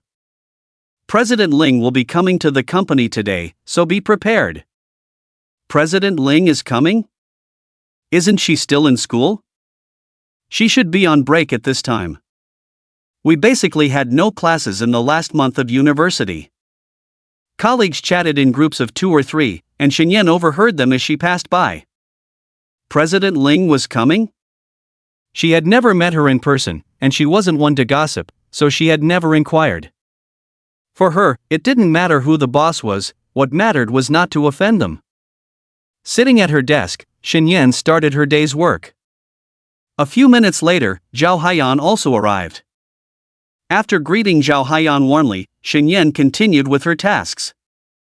Unlike others who were lazy, Xinyan worked diligently and seriously. According to workplace jargon, those people had become seasoned professionals. They listened to criticism with a smile but refused to change. Perhaps everyone started their job with enthusiasm, but over time, they tended to become more complacent. Thinking about this, Zhao Haiyan sighed, hoping Xinyan wouldn't forget her original intentions. During lunch, Xinyan went to the cafeteria with Fang Fang. Since the cafeteria opened earlier this month, Xinyan had been having lunch there, but she wasn't always there in the evenings because Sun Hui often came to see her. President Ling, hello. President Ling. Following the voices of the crowd, Xinyan saw 3 women entering from the entrance. The leader was a beautiful girl, wearing a long white down jacket, with lazy French curls that gave her a sweet and playful look. The other 2 were the president's secretaries, Zhai Shi and Xiao Yiyun. Is that beautiful girl the president? Xinyan looked up and realized that President Ling was not the wealthy image she had imagined. At the moment, she seemed a bit embarrassed and surprised by the warmth of the employees. When Lingya walked up to Xinyan, she immediately stood up and bowed to her. President Ling, hello. Lingya was somewhat surprised by her gesture. This pretty girl seemed a bit too formal. Hello, little sister, what's your name and which department are you from? President Ling, I'm Xinyan, an assistant in the finance department under General Manager Zhao. Finance department, General Manager Zhao? Oh my, who is this? I have no idea. Lingya smiled awkwardly and politely, then nodded and went to the counter to get her food. President Ling is so beautiful, I thought she was using a beauty filter in the photos. Fang Fang turned her head to take a look, but immediately turned back to look at Xinyan. But I don't think our Shayan is worse than her. Sister Fang. What am I compared to President Ling? Xinyan smoothed her hair, feeling that these colleagues liked to compare appearances, but she never paid attention to these things. She only thought about how to get along harmoniously with the leaders. But this President Ling doesn't seem like an arrogant person, so he shouldn't deliberately make things difficult for her, right? Because of the incident with Ko Jing, Xinyan had a natural guard against the president of her company. Moreover, no matter how young President Ling looks, she must have her own unique insights into company management. Hopefully, she won't make random reforms. Xinyan is quite satisfied with the current work environment. When leaving work in the evening, a few female colleagues leaned against the window and watched Lingya get into Lu Yun's car. Fang Fang couldn't help but say, President Ling has a really good relationship with President Lu. LV Wanqiu seemed to think of something and said with a hint of sarcasm, isn't Mr. Song pursuing you? Why didn't you agree? Now you're concerned about President Ling's affairs. Fang Fang glared at her impatiently, how can they be compared? President Lu is so devoted, that Mr. Song changes partners every month, who can live with him? The people in the office all laughed at her words, while Xinyan looked at Fang Fang thoughtfully. Previously, Fong Fong had mentioned that she was being pursued by a small boss named Song Fu to solve her major life issues. Originally, Fong Fong had thought of finding a wealthy partner, but after finding out that Song Fu was not only ugly but also insincere, she quickly ignored him. Just as Lu Yun's car left, a black Hyundai Santa Fe stopped downstairs. Everyone was about to leave after packing up, but when they saw the car, they looked at Shen Yan with envy and jealousy. "Alright, President Lu just left, and President's son is here to pick up our future missus." "Son? LVGA, what nonsense are you talking about?" Shen Yan blushed and quickly collected her things into her bag, then ran downstairs as if escaping from everyone's gaze without even taking the elevator. She got into the passenger seat and looked at the girl's slightly flushed face and panting appearance, making Sun Hui curious. "What's wrong?" "It's all your fault." Sun Hui was a bit puzzled, not understanding why Shen Yan suddenly seemed upset. Then he thought of something, looked at her with a strange expression, and glanced at her bag. Shen Yan felt a chill as she was stared at, not knowing what he was thinking. "Today is my birthday." "Ah? You didn't tell me in advance, I haven't bought a gift." Shen Yan looked at Sun Hui in astonishment, not expecting that it was his birthday today. When she thought about the surprise he had given her on her birthday, she wanted to slap herself. How could there be such a big difference between people? She seemed to have never really cared about him. "No need for a gift, just promise me a small request." Sun Hui didn't start the car but turned to look at her, his eyes shining with an indescribable light. "Don't take advantage of the situation." Shen Yan shrank back and subconsciously covered her lips. "I didn't mean that." Seeing the girl's defensive posture, Sun Hui shook his head and smiled. "Tonight, my parents are hosting a dinner, just the three of us, I want to take you there." "Ah. I'm not ready yet." Shen Yan slowly put her hand down, just not expecting things to progress so quickly. "Actually, you've met both of them before, they are not very picky people." "I've met your parents, and they didn't give me a hard time, right?" "But your family is wealthy, how could they look favorably on a little girl like me?" "My parents have a good impression of you, it's just one meal, can you come?" Sun Hui held Shen Yan's hand and looked at the side of the girl's face. The car was quiet, and even his heartbeat seemed audible at this moment. "In what capacity should I meet them, as friends?" "Xiao Yan, will you be my girlfriend?" The sudden confession made Shen Yan's hand tremble slightly. She bit her lip, pondered for a moment, and finally whispered, "Okay." "Really?" Sun Hui tightened his grip on her hand, eyes wide, afraid he had misheard. "Yes, I agreed." Shen Yan also let go of all burdens. Since that night when she decided to cut ties with the past, she didn't want to escape anymore. "I am a girl," Director Zhou also said, "I have the right to pursue my own happiness." "I can do it." "Xiao Yan." Sun Hui was excited. "Are you willing to go?" "Yes." Sun Hui sat up straight, fastened his seatbelt, then sent a message on his phone before driving away. In a private room of a restaurant, Mei Shuang smiled when she saw her son's message. "What, did my son bring a girl over?" "Of course, my son is amazing. Is there anything he can't do?" Sun Hao, seeing his wife's proud look, shook his head and took a sip of tea. "Drink less tea, so you won't have trouble sleeping at night." "Oh, stop looking at me like I'm a criminal." Sun Hao ignored his wife's words. Over the years, she had been nagging every day, and his ears were calloused. After a while, a tall young man led a pretty girl into the room. "Uncle Sun, Auntie, hello." Shen Yan greeted slightly awkwardly, then sat down with Sun Hui. Sun Hao had seen her before, the impression of that incident was quite deep, but Sun Hui's mother looked familiar. Like he had seen her somewhere. Mei Shuang carefully examined Shen Yan. The more she looked, the more satisfied she was.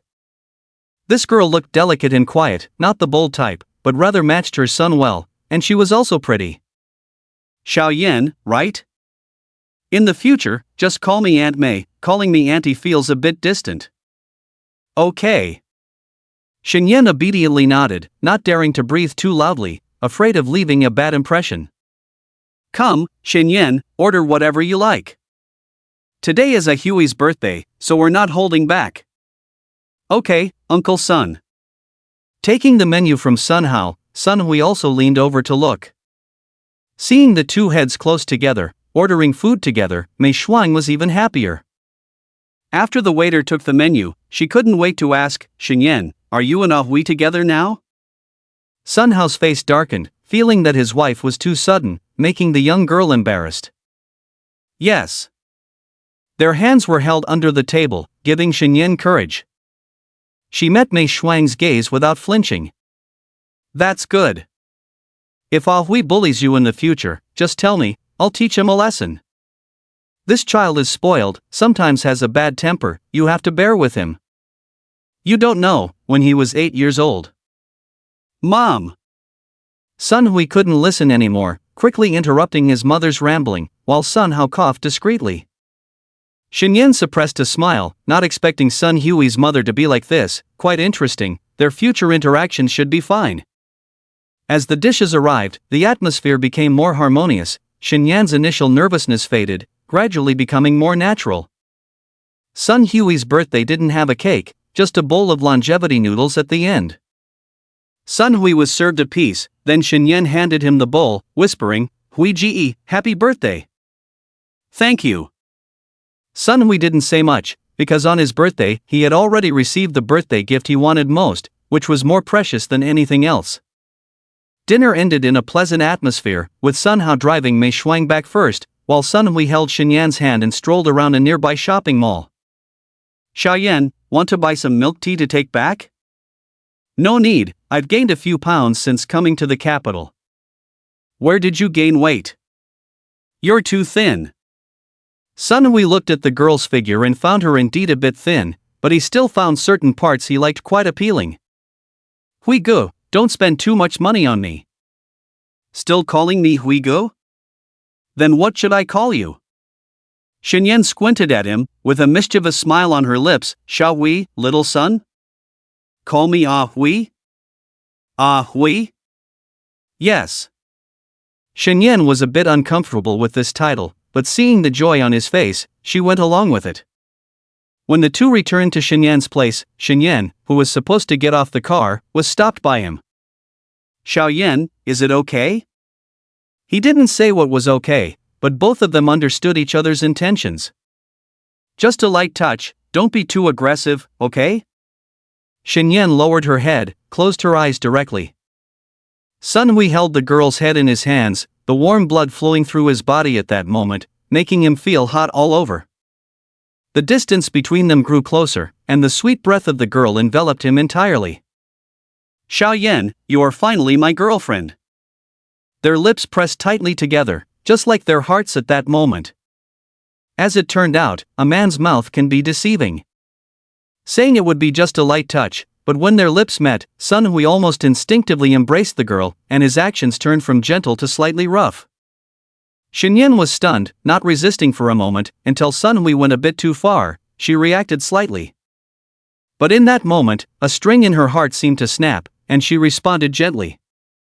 Feeling the movement of her small tongue, Sun Hui became even more unrestrained, as if wanting to leave his mark there. After some time passed, when Shinyan was having trouble catching her breath, Sun Hui slowly released her lips. But instead of moving his head away, he leaned against her forehead, looking at the girl's eyes that seemed to be holding back spring water, and slowly brought his lips closer. Hui. The girl's whisper seemed to bring him back to reality, and Sun Hui suddenly became aware. Then he sat up straight, gently stroked her slightly swollen lips. Xiaoyan, I'm sorry, I couldn't control myself just now. Shinyan's brain hadn't fully recovered. She thought Sun Hui would continue, so she was prepared, but he unexpectedly became serious. I'll go. Shinyan didn't know what to say. She quickly opened the car door and ran out, slamming the door heavily. Xiaoyan, your bag. Seeing the waste bag the girl had dropped in a hurry, Sun Hui quickly called out, but the girl had already run upstairs, not hearing his voice at all. This little girl. Sun Hui recalled the sweet taste from earlier, chuckled lightly, feeling that this was the happiest birthday he had ever had in his 26 years of life. After Xinyan ran to her room, covering her face, she sat quietly for a while before realizing she had forgotten to bring her bag. Thinking about what was inside the bag, her face turned pale, and she hurried downstairs, coincidentally meeting Sun Hui, who was holding the bag. "Ah Hui, you didn't open it, did you?" Seeing the girl's expression change, Sun Hui was taken aback, realizing what she meant, and jokingly said, "Of course not, I don't have the habit of rummaging through other people's bags. Besides, women do have a few uncomfortable days every month, I understand." Xinyan was taken aback, then realized he had misunderstood, but it turned out to be a lucky mistake. After taking the bag and saying thank you, she took 3 steps back and went upstairs. "Are you free tomorrow night, Friday?" "I'm pretty much free, it's up to you." Xinyan stopped in her tracks, holding the bag in her hand, and a sweet smile appeared on her face. Sun Hui was momentarily stunned, then realized that the lovely and pretty girl in front of him was now his girlfriend, and he felt a surge of excitement. Leaning against the car door, he slightly adjusted his posture, seemingly trying to hide his embarrassment. "Okay, I'll come pick you up then." "Hui Gu, good night." "Calling me Hui Gu again?" Sun Hui's face showed a hint of dissatisfaction, but he couldn't hide the joy in his eyes. "Ha?" The girl tilted her head, then lowered it and chuckled, "Just a habit." Sun Jia, watching their son doing military exercises in the yard in the cold wind, Mei Shuang and Sun Hao stood in the living room, looking at each other in silence. "Is our son having a problem with his head?" During the honeymoon period, any abnormal behavior is normal. Sun Hao shrugged it off, glanced at his visibly overly excited son, and sighed, "Well, he's grown up, we don't need to worry too much." He returned to his room and called his assistant.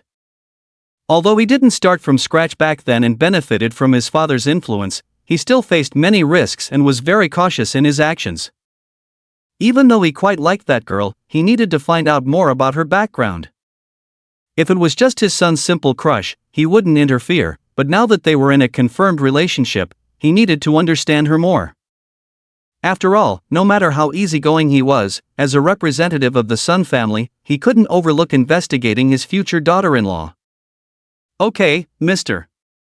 Sun, the girl named Xinyan, from the southern city, right?" "Yes, you don't need to investigate too deeply, just get a general idea of her family background." "I've already sent you the photos." "Got it."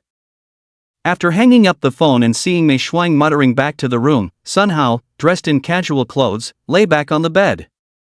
"I used to quite like that Xinyan, but seeing our son now, I'm afraid he'll sell the company." "Ah Hui is just naive, not stupid." "I think you're overthinking it." Mei Shuang also got on the bed, leaning against Sun Hao's chest. "It's the first time our son has acted like this, so I'm a bit worried too." She lay there for a while, then turned over and placed her hand on Sun Hao's chest.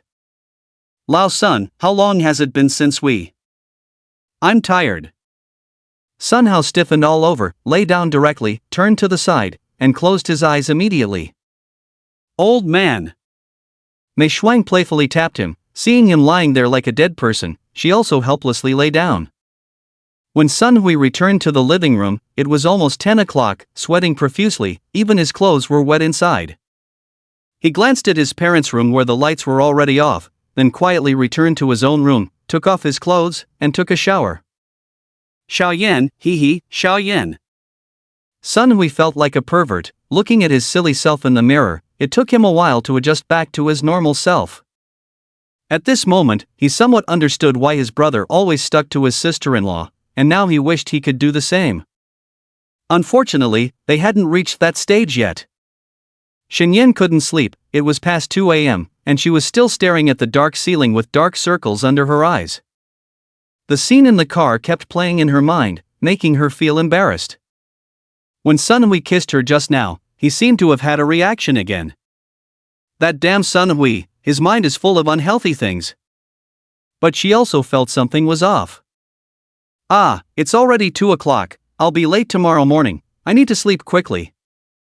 Afraid that the alarm clock wouldn't wake her up, she sent messages to Fong Fong and Lu Wanqiu, asking them to call her tomorrow morning. The next morning, Xinyan arrived at the company in a bad mood. Seeing her colleagues looking at her with strange eyes, Shinyan felt even more embarrassed, knowing that they must have misunderstood. Zhao Haiyan also noticed something was wrong with her and asked softly what was going on. Nothing. Sister Zhao, it's my period, not feeling well.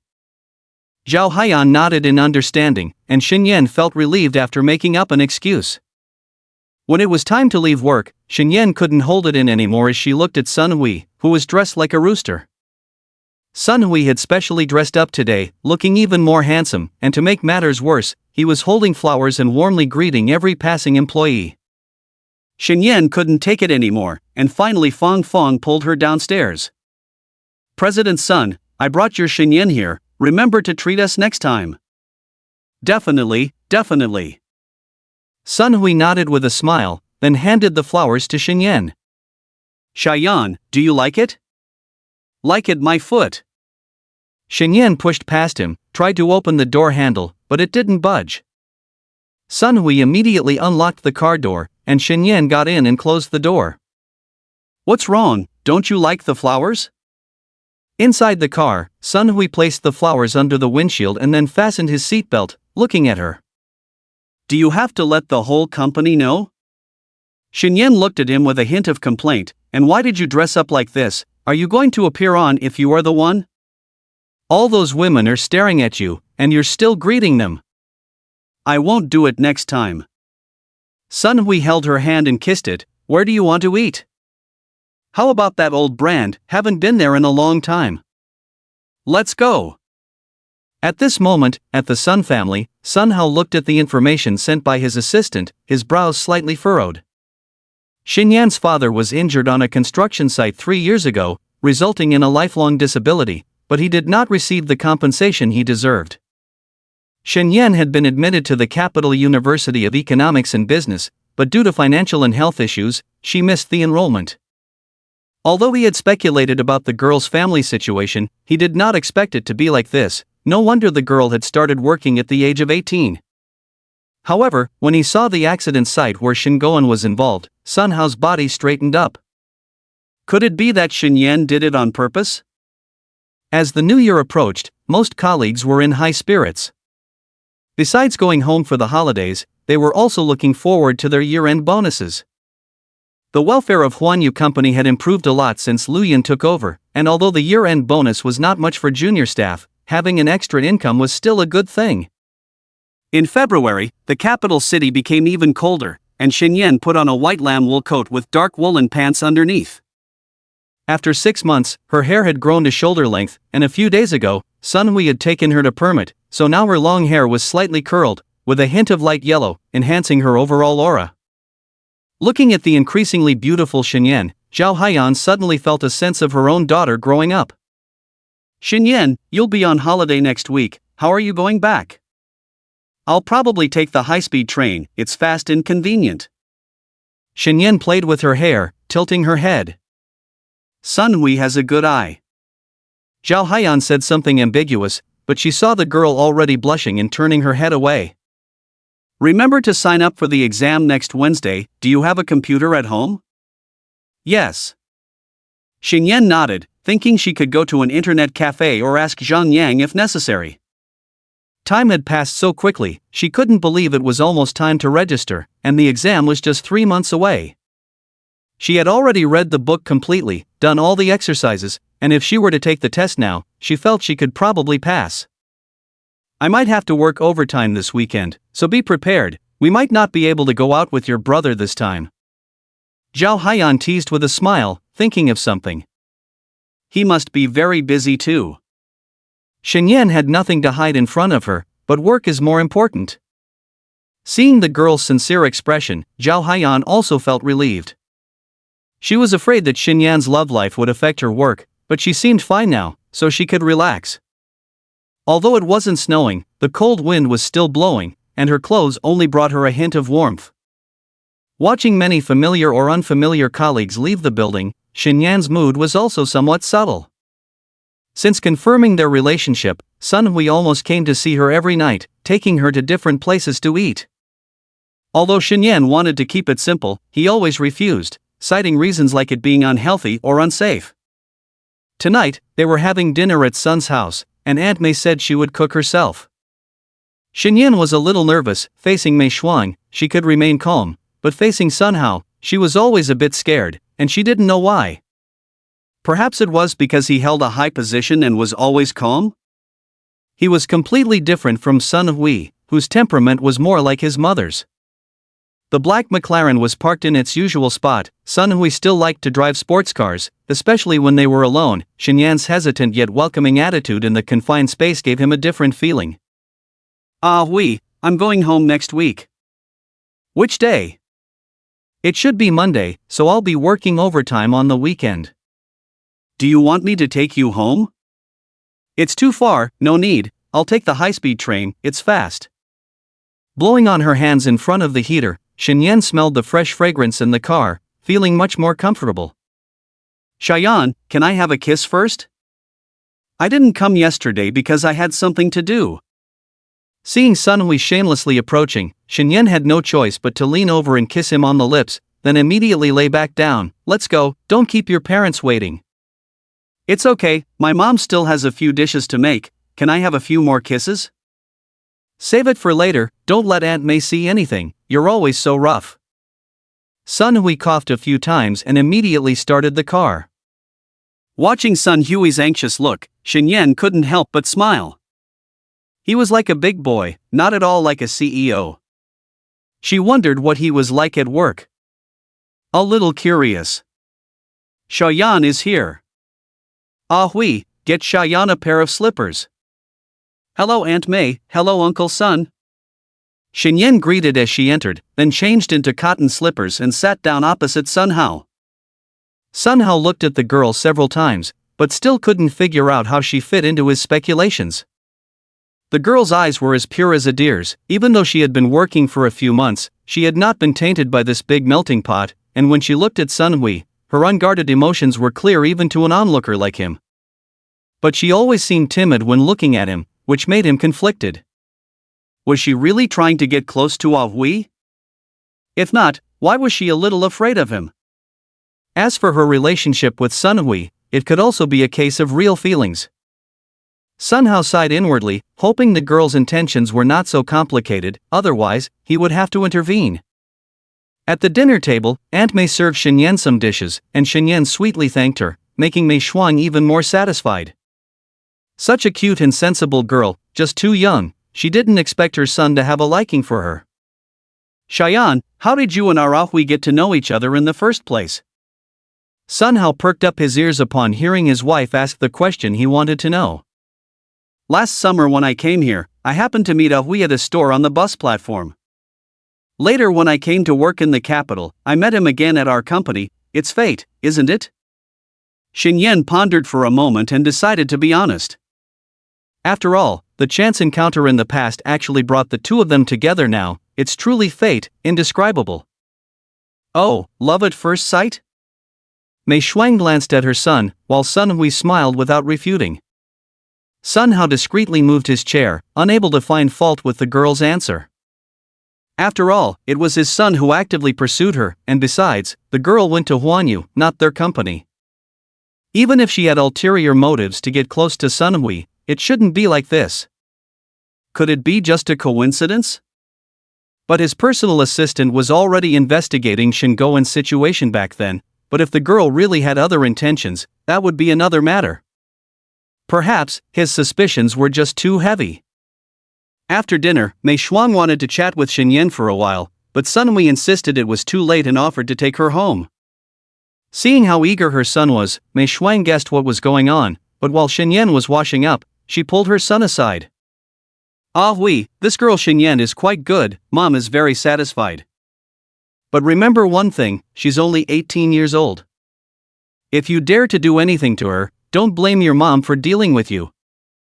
Mom, you're talking nonsense. She's already an adult, right? Even if she's an adult, she's still a young girl. You brat, don't tell me you've already. No, Mom, rest assured, absolutely not. Remember what your mom said, no matter what, you have to wait until she's 20, understand? Yes. Although he answered confidently, Sun Hui didn't think that way. It was already hard enough for him to wait for a year, now he had to wait 2 more years? At this rate, by then his friends' children might start calling him uncle. But he wouldn't force the girl, unless she was willing, he wouldn't do anything out of line. Right? Everything had to happen at the right time. Xinyan said goodbye to the elderly couple after washing her hands and left. The car stopped in front of her house. Xinyan sat quietly on the side, seemingly waiting for something, but Sun Hui didn't say anything either, and the atmosphere suddenly became a bit silent. You. They both spoke at the same time, then chuckled. Sun Hui looked at her beautiful eyes and leaned down, asking, "Can I?" "Hurry up, so that Sister Fong and the others upstairs won't see me still in the car and make fun of me." Their lips met again. Sun Hui skillfully opened her mouth, chasing after the girl's tongue, while his hands roamed somewhat mischievously on her body. Xinyan was still the same. Once he kissed her, her brain was no longer under control. Although she firmly held her boundaries, she couldn't resist him teasing her. After a while, they parted, and Sun Hui couldn't help but kiss her cheek. Then he wanted to continue down her neck, but Xinyan moved away. "No, the neck is too sensitive." "Okay." Sun Hui was slightly disappointed, but now that the girl allowed him to taste her, he was already content. Adjusting his clothes, Xinyan felt the heat was a bit too much. As she was about to get out of the car, her left wrist was held by him. "Xiaoyan, when can we? Let's talk about it later." "Ah, Hui." Xinyan understood what he wanted to say, but she was still a bit afraid. "This isn't urgent, okay, we've only been dating for a short time." "I was a bit rash." Sun Hui showed no surprise. "Rest well, see you tomorrow." The crowded station, the crowd shoulder to shoulder like dumplings. Xinyan carried a large bag in front of her chest, with her waist bag tucked behind the big bag, afraid of being stolen. As the new year approaches, coupled with being at the capital train station, it was already considered lucky to find a slightly empty spot to stand, let alone find a seat.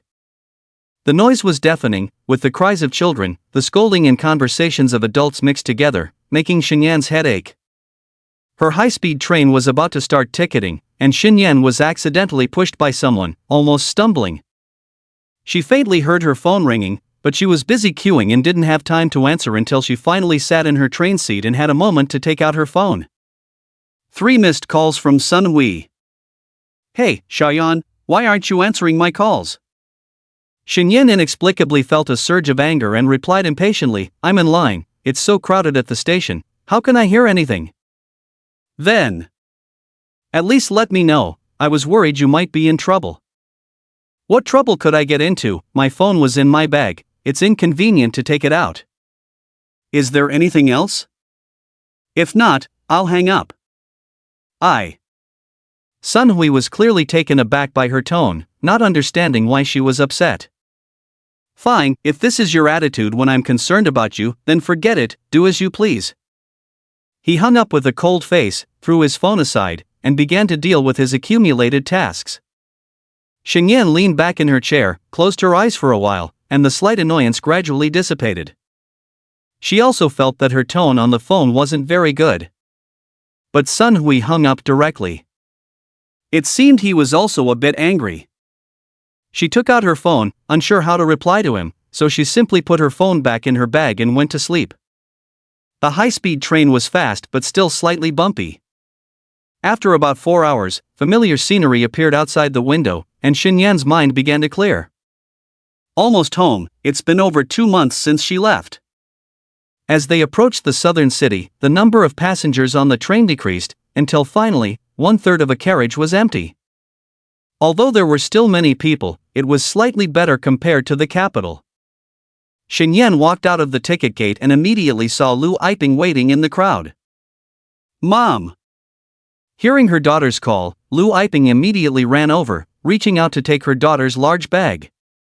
"Why didn't you buy a suitcase? It would be easier to push." Although she complained, Lu Yiping's face was full of joy at her daughter's return. "It's not necessary to spend extra money." Xinyan didn't voice her thoughts because the bag was a gift from Sun Hui. "How are things with Xiao Sun now, still just friends?" Xinyan responded softly, causing Lu Yiping to look at her more. Seeing no significant change in her daughter's demeanor, she guessed that their relationship was still good. Don't mention him to your dad when you get back. Lao Shen is not happy right now. Why? How does my relationship with Sun Hui bother him? Look at what you're saying. Which father wants his daughter to be in a relationship early on? Back then, when your dad was pursuing me, he was also scolded by your grandfather. It's all normal. Hearing her mother mention her grandfather, Xinyan's expression turned sour. After all, the only ones who knew her true situation now were the village head, her parents, and Zhang Yang, while her grandparents were completely unaware. Mom, what about Grandpa and the others? You didn't mention it to them, did you? No. Lu Yiping hesitated for a moment, then shook her head, speaking softly. I haven't said anything yet. I'll see how it goes when the time comes. Ah. Xinyan thought of her kind grandparents, her always stern grandfather, and her grandmother who was especially fond of her, and she felt a bit nervous. When she went to the capital for medical treatment, she kept it a secret from the 4 elderly people. Her parents were only children, which was rare in this small southern city, so she didn't have to worry about more people finding out. But to let the elderly know that the grandson they have raised for 18 years suddenly became a granddaughter, it is estimated that they would be quite shocked. It's better not to say anything, so as not to scare them. The truth will come out sooner or later, we can't hide it forever, right? And they haven't seen you in a long time, always saying they want to see you. Xinyan sighed, feeling somewhat listless. Others should be fine, probably just a bit surprised and can gradually adapt. But as for his own grandfather, forget it, he might end up kicking himself out with a stick. His grandfather didn't seem to like him much before, and now it's probably even worse. Back home, it was already close to 6 o'clock in the evening. Lu Yiping finished work early, while Shin Goen still had some time left. After helping his mother prepare dinner, Shin Goen arrived home on his electric bike. Pinger, has Xiaoyan come back? Dad, dinner is ready. Xinyan's clear voice rang out, making Shin Goen, who had worked hard all day, feel a sense of relief. Although he had debts to repay, what he cared about more was seeing his wife, daughter, and elderly mother living a healthy and happy life. Oh, our Xiaoyan looks even more beautiful. Shin Goen looked at his daughter, noticing her long hair. Did you get a perm? Trying to look pretty? Is that a new outfit you just bought? Yes. Xinyan remembered her mother's words and didn't say much, so as not to upset him. This outfit wasn't cheap, right? Was it that guy who gave it to you again? Dad. Xinyan was speechless, her father was still her father, he could see through things at a glance. Xiaoyan, come here, come here. Seeing her mother still busy, Xinyan ran to her father's side, expecting to receive a scolding, but Shin Goen didn't explode in anger. Don't act like you're waiting to be scolded, I'm your father, not your enemy. He rolled his eyes. I'm asking you, did that guy take advantage of you? Tell me the truth. Not really. Not really? That means there was something. Shin Goen felt a bit sour inside, but his daughter was grown up now. He knew that being too strict would only backfire. Xiaoyan, you used to be a boy, and I didn't talk much with you. But now you're a young lady, there are things you need to be careful about, understand? That guy may like you, but no matter how good he is to you, you can't just let him take advantage of you. These rich people, you never know when they might just dump you, understand? Although she didn't fully agree with what Shin Goen said, she believed that Sun Hui wasn't that kind of person. But when it came to certain principles, Xinyan still took his words to heart. Dad, don't worry, I know my limits, I won't let that happen. Alright, consider me being too nosy. But when you owe too much in favors, it's hard to repay them later, so be careful not to get into a mess, understand? I gave him some money. Xinyan nodded. As the last ones to take a break at the company, they had just distributed all their wages and bonuses yesterday. Zhao Jie also took good care of her, even though she had only been working for 2 months, she gave her nearly 2,000 yuan as a bonus to go home for the new year. After receiving it, she immediately transferred it to Sun Hui. Although she only had less than 2,000 yuan left for the new year, she was still happy inside, at least she wasn't in debt.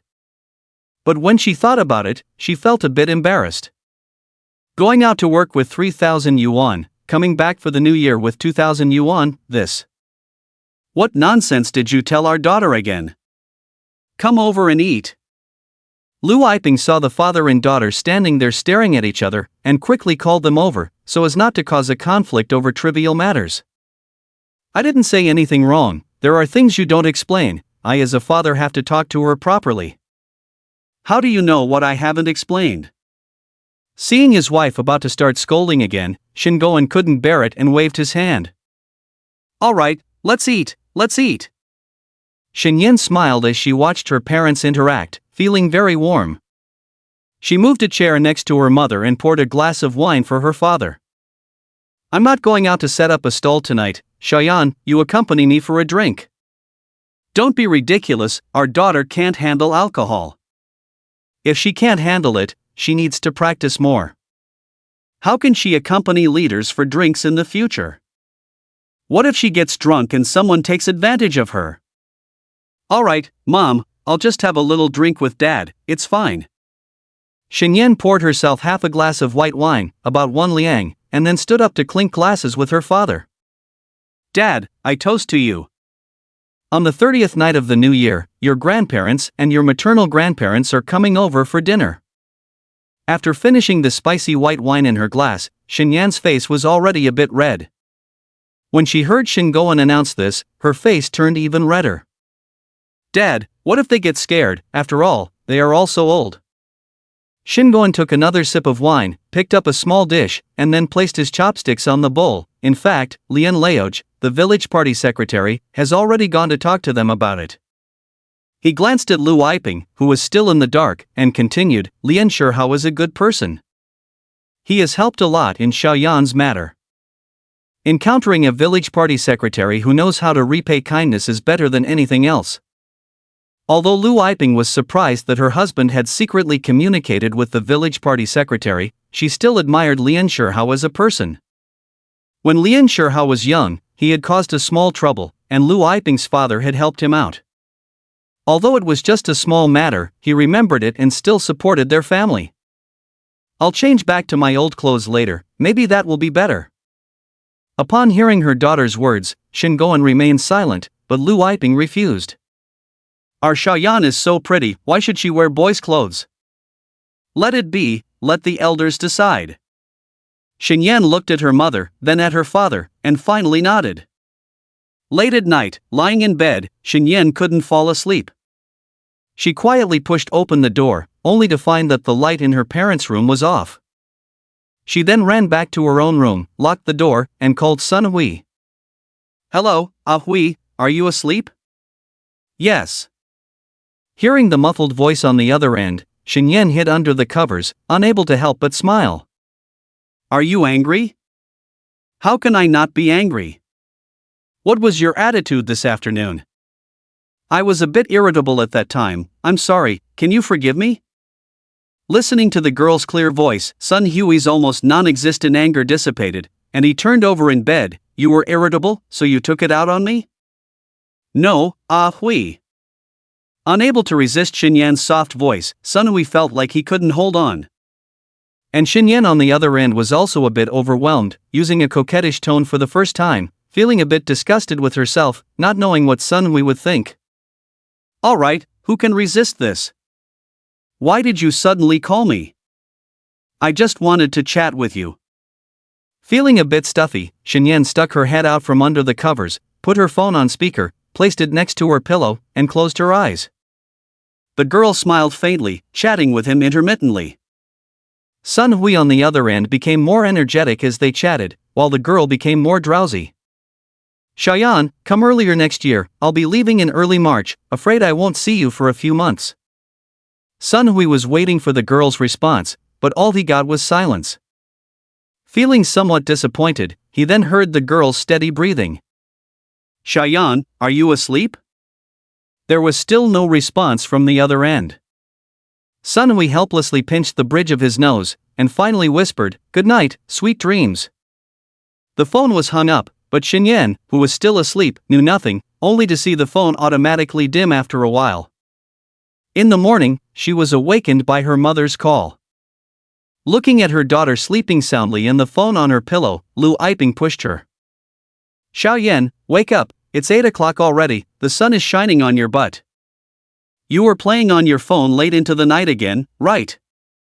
Xinyan woke up groggily, looked at her mother, then turned over and said, "I'm not working, let me sleep a little longer."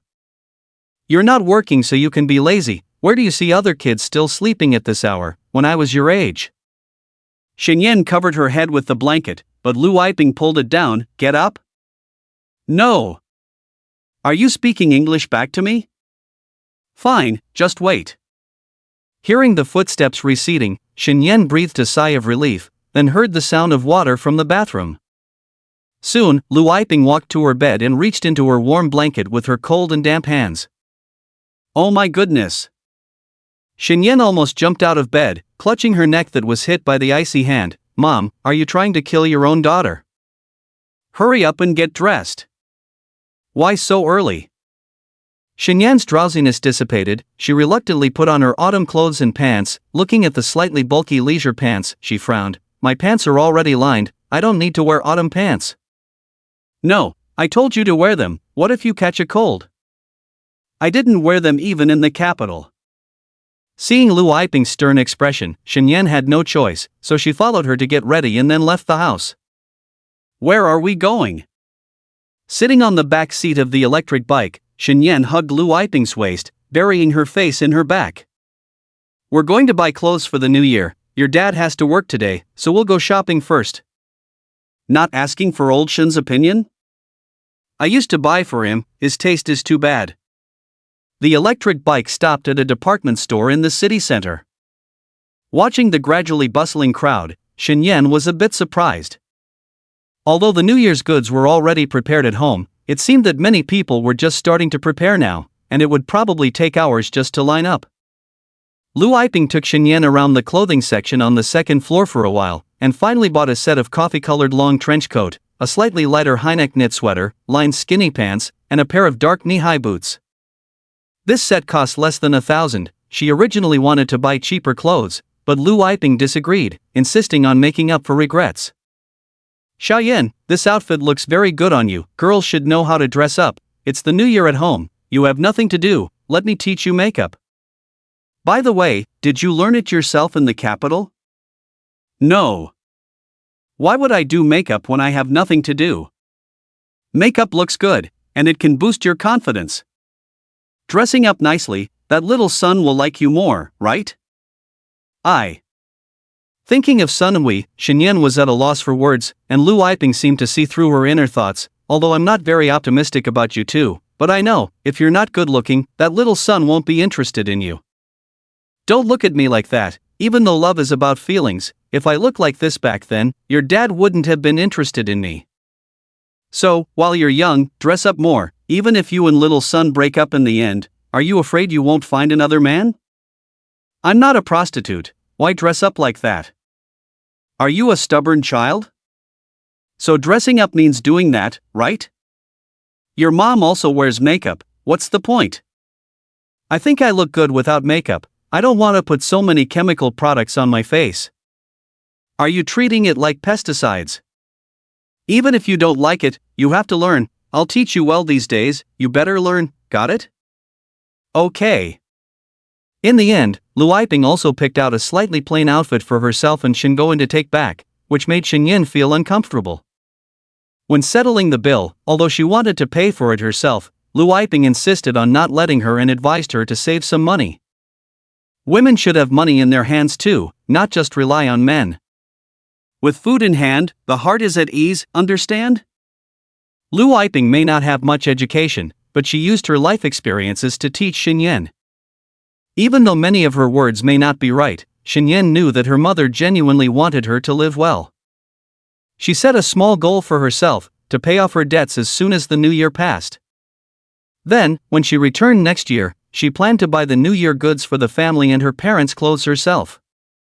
Additionally, she wanted to buy a new electric bike for the family and renovate her father's tricycle to an electric one. Back home, Lu Yiping went to prepare lunch, while Shenyan tried on her new clothes in her room and took a few photos in front of the mirror. She saved the photos on her phone, planning to send them to Sun Hui after midnight on New Year's Eve. Even if they couldn't meet in person, she wanted him to see. Changing back into her old clothes, Shenyan lay on the bed and scrolled through her phone for a while, seeing a message from Zhang Yang. "Shenyan, want to go out this afternoon?" Shenyan thought there was nothing else to do, so she replied, "Okay." In a small internet cafe in the southern city, Shenyan was busy controlling her character and eventually the screen went blank. "It's been a long time since I played, my hands are rusty." Shenyan smiled apologetically as she watched Zhang Yang accidentally knock over their crystal. "It's okay, after all, you're working, it's normal not to have time to play games." Zhang Yang didn't mind at all and then glanced at her. "How are you and Sun Hui now?" "We're doing fine." Shenyan didn't elaborate, afraid of upsetting Zhang Yang. "You look much prettier now." Zhang Yang looked at the side of the girl's face, her beautiful big eyes still captivating under her slightly curled hair, and her clear and fair face making it hard for him to look away. "Why do you keep saying these things?" Shenyan noticed his gaze, and Zhang Yang seemed to have matured a bit in the past 6 months, but he still looked like the sunny boy she knew when they were together. "Let's go out for a walk." "Sure." Seeing Zhang Yang change the subject, Shenyan stood up from her chair. She didn't like the environment of the internet cafe, it was too noisy and smoky, she preferred a quieter place. Walking on the streets of the city, the warm sunlight shining on her, Shenyan unconsciously stretched. It was only 7 degrees in the southern city at the moment, but wearing autumn clothes and pants, she didn't feel cold at all. "Shenyan, can we still be friends?" "Of course, why are you asking this?" "You won't, after getting together with Sun Hui, stop playing with me, right?" "Why would I?" Thinking that they did chat less when they were in the capital, Shenyan added, "I was busy in the capital, and by the time I got home after dinner, it was almost 9 o'clock, and you were playing games." Zhang Yang smiled familiarly. "Actually, I have a partner now too." "Oh, who is it? Is she pretty?" Shenyan looked at him in surprise, but she was genuinely happy for him. After all these years of friendship, it was a good thing for him to have a romantic relationship. Although they were childhood friends, Shenyan had no romantic feelings for Zhang Yang. After all, from childhood to adulthood, they knew each other's embarrassing moments very well, having seen each other at their worst, and were too familiar with each other, almost like family, so there was no room for love. If something happens to Zhang Yang, Shenyan will be the first to help, just like when she was in the hospital and Zhang Yang ran over. But this is just care between childhood friends, with no other factors. Perhaps after knowing she was a girl, Zhang Yang had thoughts of attraction and pursuit, but Shenyan was not willing to accept. She had a hint of avoidance towards her past life, even though she could now face her identity, but if she didn't avoid it all, openly told everyone that she had always been a woman, just pretending to be a man for 18 years due to illness. Is that possible? Not to mention the gossip in the village, just the public opinion from the outside would be enough to crush her. So when Zhang Yang confessed at that time, it brought her fear but no feelings of attraction. But she didn't want to play with the emotions of her childhood friend, distancing herself from him yet afraid of hurting their relationship, so she didn't refuse when Zhang Yang came to find her or asked her out to play, hoping to keep him as a friend. Perhaps in the eyes of others, Shenyan's behavior seemed a bit ambiguous, but Zhang Yang also understood Shenyan's inner thoughts. Now, Shenyan knew that he actually had a girlfriend, and she was genuinely happy for him. "She's not as pretty as you, but I think she's great." Zhang Yang took out his phone directly, without any concealment, and showed her a photo. "You've met her before, maybe you don't remember, her name is Chen Lily." Shenyan looked at the photo of the youthful girl exuding vitality and nodded. "I vaguely remember, she seems nice." Although Shenyan had suffered a setback, Zhang Yang quickly adjusted himself. Over the past few months, his relationship with Chen Lily had developed quite well, although Chen Lily still had some hostility towards Shenyan as a virtual rival, her feelings for Zhang Yang were genuine. "Have you and Sun Hui, done anything?" Hearing this, Shenyan froze, then fiercely kicked him. "Zhang Yang, are you crazy? I was just asking, hee hee. Zhang Yang scratched his head foolishly. It's impossible, you know. How could I accept it now? Indeed, the tables have turned, now you're the one being suppressed. Damn you, Zhang Yang, don't you dare run. Xinyan dropped all pretenses in front of Zhang Yang, different from her cautious and ladylike image in the capital. She appeared unusually lively, even kicking him after catching up to Zhang Yang. Indeed, you're the Xinyan I know. Zhang Yang rubbed his sore but, pretending to grimace, when I saw you and Sun Wei together, that coquettish shy look, I almost didn't recognize you. Where did you see me being coquettish with him? Stop making things up. Fine, forget I said anything, I didn't see anything. After registering for the basic accounting exam at the internet cafe, Xinyan decided to study harder and aimed to pass it in one go. Sun Hui said he would take her to a friend's wedding in June, by then she should have her certificate, right? Back home, Xinyan buried herself in her room again, not playing with her phone but reopening her books to study. Her mother had mentioned in the morning while buying clothes that her grandparents knew about her father's gambling and had given him some money.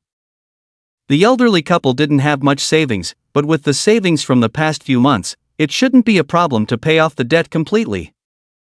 Although Xinyan didn't help much, the pressure on her was greatly reduced. Lu Yiping actually did it to reassure her daughter. After all, for a high school graduate girl to venture alone in the capital, being able to eat and dress well was already good. Adult matters should not be borne by the next generation.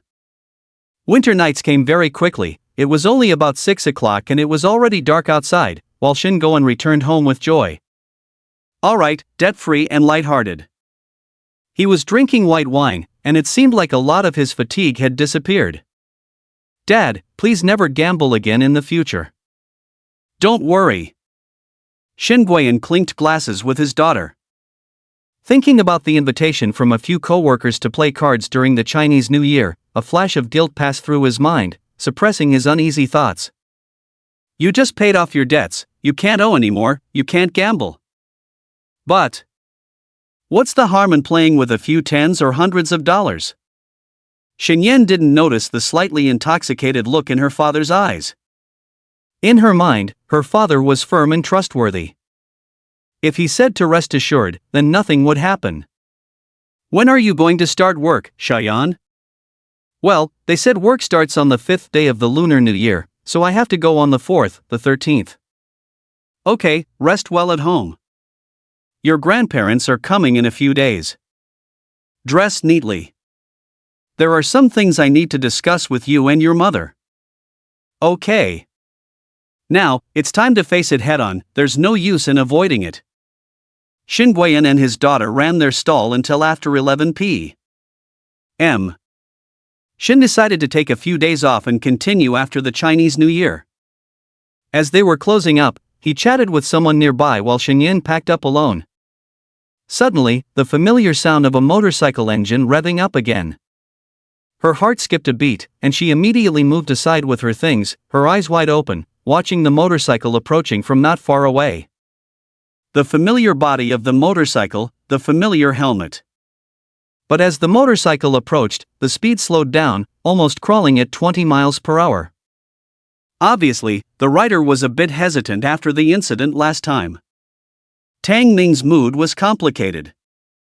Ever since he hit someone 6 months ago, his father had forbidden him from riding his beloved motorcycle until now. If it weren't almost the new year, his father would probably continue to keep a tight rein on his motorcycle. Hey, the girl on the side of the road is so pretty. In this small town, there are girls like her. Wait, she looks a bit familiar? Tang Ming's car slowly approached Xinyan, and he secretly glanced at her from behind his helmet. Just as he hesitated whether to get off and strike up a conversation with the girl, a man with a stern expression walked over. It's you again. Hearing the man's voice, Tang Ming's hair stood on end. But he was still filled with guilt, so he turned off the engine, took off his helmet. Hello, uncle. Is your son recovered now? Thanks to you, he's better now. Shin Guiyan shielded half of Xinyan's body because he sensed something was off about this young man. That's good, I'm really sorry about before. Tang Ming stole another glance at Xinyan and saw the anger in her eyes. He guessed she must be the sister or older sister of the victim from before, and all his previous thoughts vanished. If she didn't resent him, that was already good enough, let alone any further development. But Tang Ming was not ready to give up. He put his helmet on the motorcycle and said with a smile, "Uncle, how about I go to the supermarket across the street to buy some water for you guys?" Little did he know he had stepped into a minefield. Shin Guiyan clenched his teeth, his tone harsh. "No need, we're going home. Please move aside." "Oh, okay." Tang Ming could only steal another glance at Xinyan before riding off. But he couldn't help but remember this beautiful girl and decided to inquire about her. Look at him, acting all high and mighty just because he has some dirty money at home. Shin Guiyan muttered to himself, then looked back at his daughter loading things onto the tricycle and said, "Did this kid figure something out?" Xinyan recalled the young man's gaze and the familiar look she often encountered in the capital city. She shrugged, he probably didn't figure it out. "Let's go, get in the car." "Okay." Xinyan sat behind the tricycle, while Shin Guiyan slowly rode the tricycle. The father and daughter's figures gradually disappeared by the roadside. On New Year's Eve, after helping her father put up the Spring Festival couplets, Xinyan stayed inside the house and didn't go out. She looked at the clothes in the wardrobe, some brought back from the capital by herself, and some bought by her mother before. As for the boys' clothes, she had already gotten rid of them all.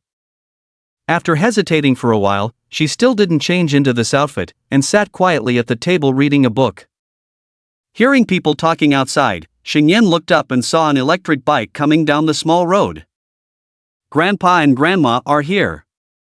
Xinyan closed the curtains, listening to her mother talking to them outside. She hid in the house without making a sound. "Xiaoyan, your grandparents are here." "Oh. Oh, what? Open the door. Do I need your mom to bring the keys over again?" The door cracked open, and the Lu couple pushed it open nervously and walked in, only to find a beautiful girl in a plaid coat sitting on the bed with her head down. Yuan? Is that you?" Grandpa stood at the door without entering, but Grandma tearfully approached Xinyan. "Mother-in-law, father-in-law." Xinyan glanced at the elderly couple and found that they did not show any disgust, but Grandma's eyes were filled with a hint of pity. She hugged Xinyan, patting her back. "My poor Yuan, I thought you were delicate at the time, even thought your mom gave birth to a tomboy, but now it seems you are indeed a girl. Does it still hurt?" "No. It's been a long time, I can run and jump." Grandpa also came over, although he didn't dare to touch her head like before. He stood aside. "Raise your head, let Grandpa have a good look." Xinyan obediently raised her pretty face. After looking her over, Grandpa nodded repeatedly. "Good. Even more beautiful than your mother when she was young. I heard from Xiaolian about your situation. At first I was worried you wouldn't be able to get married, but now I'm not worried." Xinyan frowned. It seemed that the elders in the family had some kind of obsession with getting married and having children. Where did Guiyan go? Grandpa turned around, not seeing his son-in-law. He went to pick up his parents. They should be here soon. Hearing that her grandfather was also coming soon, Xinyan couldn't help but feel a little worried. Grandpa and Grandma loved her, whether she was a boy or a girl, but as for her grandfather. Yuan, are you afraid of your grandfather?" "A little bit." Grandpa sat on her bed, not concerned, although he also found it hard to accept at first. "Took a few days to come around. I'm sure your grandfather is the same. But don't worry, your name was chosen by your grandfather. Laoshan wanted a granddaughter back then, blamed your dad for not being capable, only managed to have a son. Now that he knows about you, who knows where he might be happy." "Happy?" Xinyan was confused. She didn't know her name was chosen by her grandfather, and she never thought her grandfather actually wanted a granddaughter. No wonder he didn't like the old her.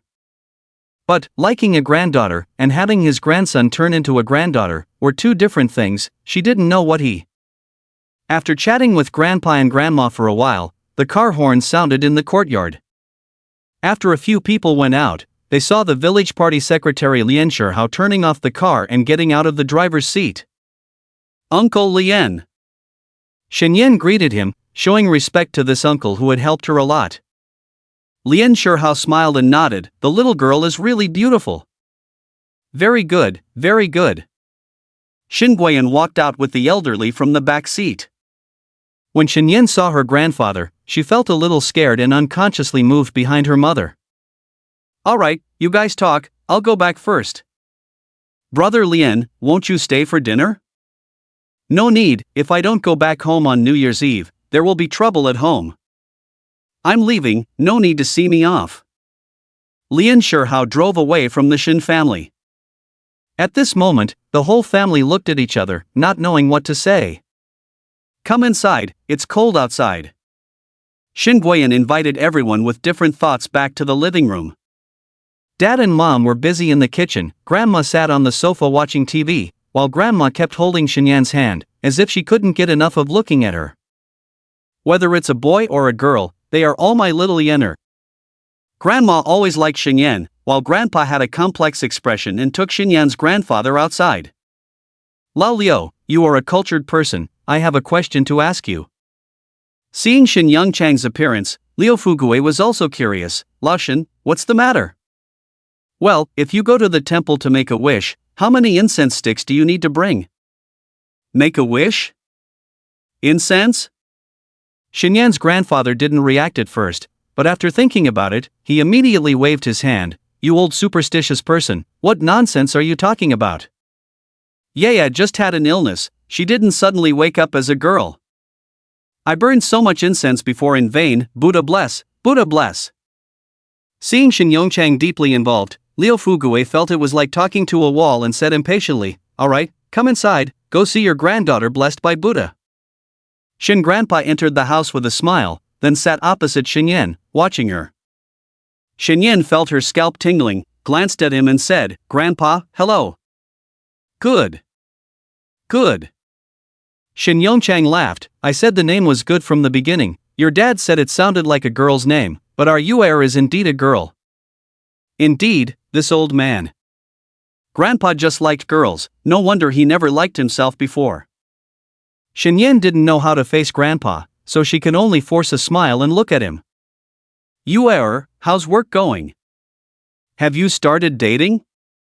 Faced with Grandpa's barrage of questions, Shenyan felt uncomfortable and said, work is fine. But Shen Yongchang was clearly not satisfied with her answer and leaned forward. Grandpa asked if you have started dating? Grandma pushed him, our Yuer is still young, and just became a girl, how can it be so fast? I heard that Yuer has a boyfriend in the capital, is that true? Who did you hear that from? Shenyan frowned, glanced at her slightly surprised grandma, and finally nodded, yes, I am dating.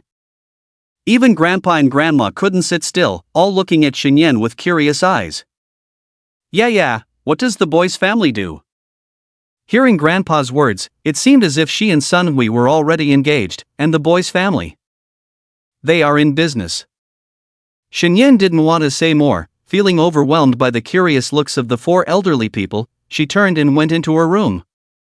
There was no chaos as she had imagined, perhaps because the village head had prepared them mentally, their attitude towards Shenyan didn't change much. Except for her own grandpa. If she knew that Grandpa had been going to the temple every week until last month to pray for his granddaughter, she would probably laugh at his behavior. With her head buried in the blanket, Shenyan's head buzzed. Just then, the phone rang. Shayan, Happy New Year's Eve. Ahui, Happy New Year's Eve. Shenyan quickly sat up from the bed, smiling without any embarrassment from the awkwardness in the living room just now. How have you been these days? Pretty good, and you? I went back to my hometown. When are you coming over? On the 13th, since I have to work on the 14th, I want to spend more time with my parents at home. Sunhui agreed, then looked at his mother who was busy in the kitchen. That's good, should I pick you up at the station then? Ah Hui, I'll take the car myself, there are too many people, and it's inconvenient for you. It's okay. I didn't take that money, it should have been automatically refunded, you keep it for a good year. You take it, I'll feel more at ease, I don't want to use too much of your money. Xiaoyan, I'm willing to do this. Sunhui sighed, don't be so clear with me. Even close brothers still keep accounts. Shinyan tilted her head, unconsciously fiddling with the button with her right hand. You really are. Sigh. Sun Hui couldn't do anything with Shinyan. The call hadn't even ended when he saw Shinyan transfer another 2,000 yuan. After hesitating for a moment, he accepted it. Ah Hui, I know you're good to me, but I don't want people to think I'm a gold digger, always taking from you. What kind of thing is that? After I pass the certification exam and become an accountant, my salary will be higher. When I have more money, I'll take you to a nice restaurant. Okay, I'll wait for that. Sun Hui smiled and chatted with her for a while before hanging up the phone. Ah Hui, go call your dad and grandparents to come over for dinner. Okay. Sun Hui stood up, first called the elderly over, and then went to his mother's room. Sun Hao's face was a bit gloomy at this moment because the information sent to him by his assistant just now shocked him. Is what you said true? Absolutely, Shin Goen only has one son, there is no daughter at all. Shin Yen changed the gender on his ID to female only last November. Dad, it's time for dinner. Sun Hui stood at the door, but saw his father frowning, then Sun Hao covered his phone and said to him, in a while, something came up. Sun Hui didn't suspect anything, turned and left the room. Mr. Son, are you still there? I'm here, tell me clearly about what you found out. Well, I specifically went to the southern city these days. Whether it was Shinyan's former teachers or classmates, they all claimed that Shinyan was a boy, but because he was too delicate, he was teased by many boys. I have his photos from that time, I sent them to your account. Sun Hao opened his work account on hands-free, saw the photo of Shinyan at the age of around 10, with a delicate face somewhat similar to now, but more beautiful now. Those big eyes left a deep impression on him. At that time, Shinyan's body had not yet started developing, with semi-long hair, wearing boy's clothes. At a glance, he was a slightly delicate little boy. But now, not even Ah Hui noticed anything wrong? I also found out that Shinyan had a record at the police station back then, showing that he had an accident in August last year, and was transferred from the southern city to the first hospital of the capital city for treatment, but the specific information was hidden by someone. The first hospital, did you ask Director Zhou about it? He personally hid it. Sun Hao was surprised. Director Zhou was also an old acquaintance, a person of integrity, he wouldn't do anything out of line. As for why he personally hid Shinyan's medical records? It might be out of respect for the patient's privacy. But why would he personally do such a thing, and where does Shinyan need to be hidden? Who was the attending physician, and what department? A sense of foreboding filled his mind, he felt he was thinking too bizarrely. It seems to be the surgery department. I'm not sure who exactly, the hospital is tight-lipped. Ask the Liu family. Sun Hao leaned back in his chair, rubbed his forehead, his thoughts were in disarray. Okay, Mr. Sun. There's one more thing, the project manager Wang Qi, who was in charge when Shingoan had an accident, after completing the construction of Haohui building, resigned from his job and followed the Li family, becoming the manager of a theme park in Sioux City, But what? Last year, there was an incident at the amusement park on Qixi Festival. This person was beaten half to death by the young master of the Liu family. Should we also ask the Liu family to see if we can get any information from him? Let's ask together. Sun Hao closed his eyes, but the assistant on the other end of the line did not hang up the phone. Director Sun, there's something I'm not sure if I should mention. Xiao Zhou, you've been with me for so many years, is there anything you shouldn't say? Director Sun, I also met Shinyan before, and honestly, I didn't realize he was a man. And Sun Xiao should have noticed something was off after spending a few months with her. So I have a guess, this Shinyan might really be approaching the young master for his father's compensation money by undergoing a sex change. Investigate thoroughly first. Although we owed his father in the past, if he really did that, you know how to handle it. Yes, then I'll hang up first. Sun Hao hung up the phone, his face returning to its usual calm demeanor, then he stood up and walked slowly to the dining room. Old son, why were you on the phone for so long? A few old friends want to get together after the new year, nothing important. Sun Hao glanced at his son who was chatting on his phone, shaking his head slightly. The boy seemed happy now, unaware of the serious issues with his girlfriend he was talking to. He actually had a good impression of Xinyan. She didn't seem like that kind of person. But often, it's the ones you can't see through that are truly cunning. However, after being in charge for so long, he wouldn't be manipulated by a young girl. Although he almost overlooked it, he still noticed her intentions. Shen Yan. I hope you know what you're doing. At the Shen family's dining table, everyone was happily enjoying the meal, with Mr. Shen pouring white wine specially, his face beaming with joy. Shen Yan rolled her eyes. Besides eating, she was chatting with Sun Hui on her phone. Seeing her daughter so happy chatting, Lu Yiping couldn't help but lean over to take a few glances. When she saw Sun Hui's name in the contacts, she almost pressed her head against the screen. What are you doing? Shen Yan quickly turned off her phone and put it in her pocket. Spying on my privacy. You, my child, are all your mother's. What privacy? Not letting you see. Although there was nothing explicit in her chats with Sun Hui, Shen Yan was still cautious, not wanting anyone to see, not even her own mother. Come, drink with Grandpa. The old man raised his glass towards Shen Yan, and she could only pour a little wine and clink glasses with him. After drinking this glass, a few minutes later, Shen Yan's face was already flushed, adding a hint of charm to her appearance. Outside, firecrackers and fireworks were crackling and popping, as the small town of Nan City had no special regulations, as long as it didn't cause accidents. Shin Goen hung a long whip under the eaves, then lit the fuse.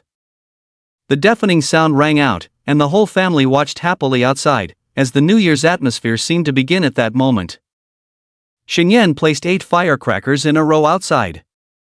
It used to be her father's job, but now that he had leg problems, for the past 3 years, it had all been her responsibility. Lighting them one by one, the firecrackers exploded in the sky, with the shattered outer casings and unreacted sulfur and other debris falling down with a crackling sound on the tiles. Back in the living room, because there were many rooms in the house, Lu Yiping had already tidied up, and the old man would stay here until the second day of the Lunar New Year.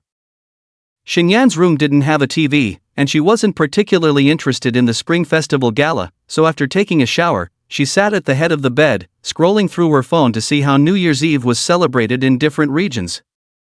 After a while, she received a call from an unknown number.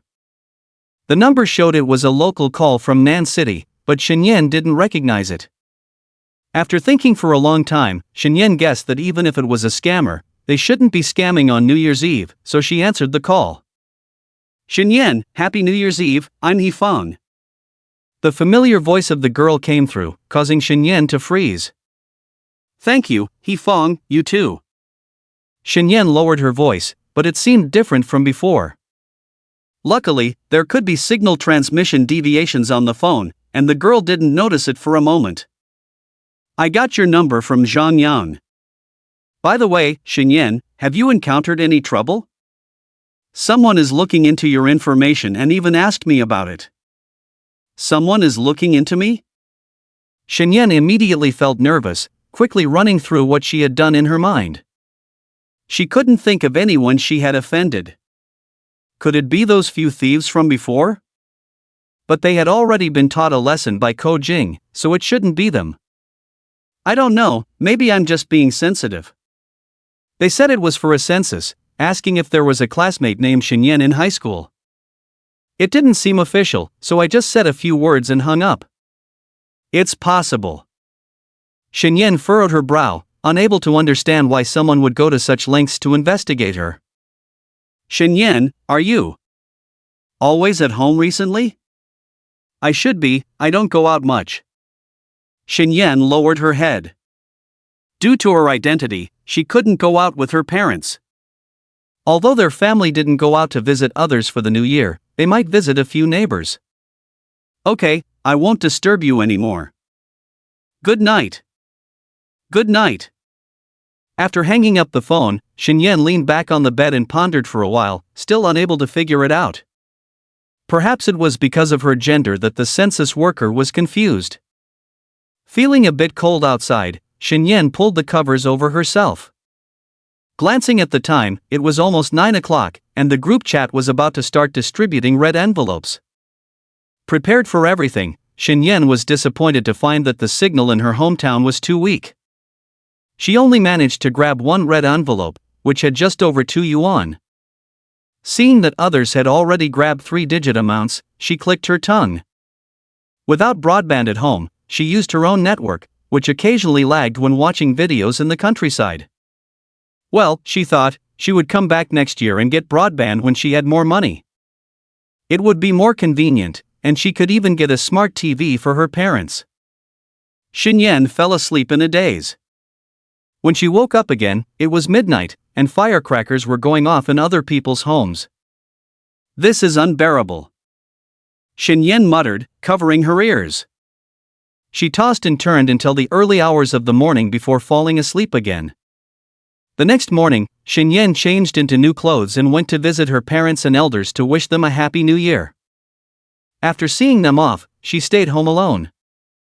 Are you really not taking Yu out? Grandpa was still reluctant to leave his granddaughter alone at home, but the others shook their heads. Although they all felt sorry for Shen, it wasn't a good time to go out and face relatives and friends, saying, "This is our second daughter? It's okay, I'll just watch TV at home. You guys go ahead." Shen waved her hand nonchalantly and then lay down on the sofa, listening to the background music on TV while chatting with someone on her phone. After the family looked at Shen and saw that she wasn't unhappy, they all left. Once everyone had left, the house suddenly felt empty. Shen looked at the empty living room and grabbed some melon seeds to snack on. Let's make dumplings together. Hearing the end of a skit, Shen spat out the melon seed shells and said, "We don't eat dumplings for the new year here." But it's so boring. Glancing at the cardboard box in the corner of the living room, Shen walked over and found some small firecrackers at the bottom. She had bought them secretly, afraid of being scolded by her father for being childish, so she hid them under the big firecrackers to avoid being discovered. She lit an incense stick, took a few boxes, and went outside to the family's field, arranging the firecrackers in different patterns and lighting them one by one. When she was having a great time playing, a girl's voice came from behind. Shen!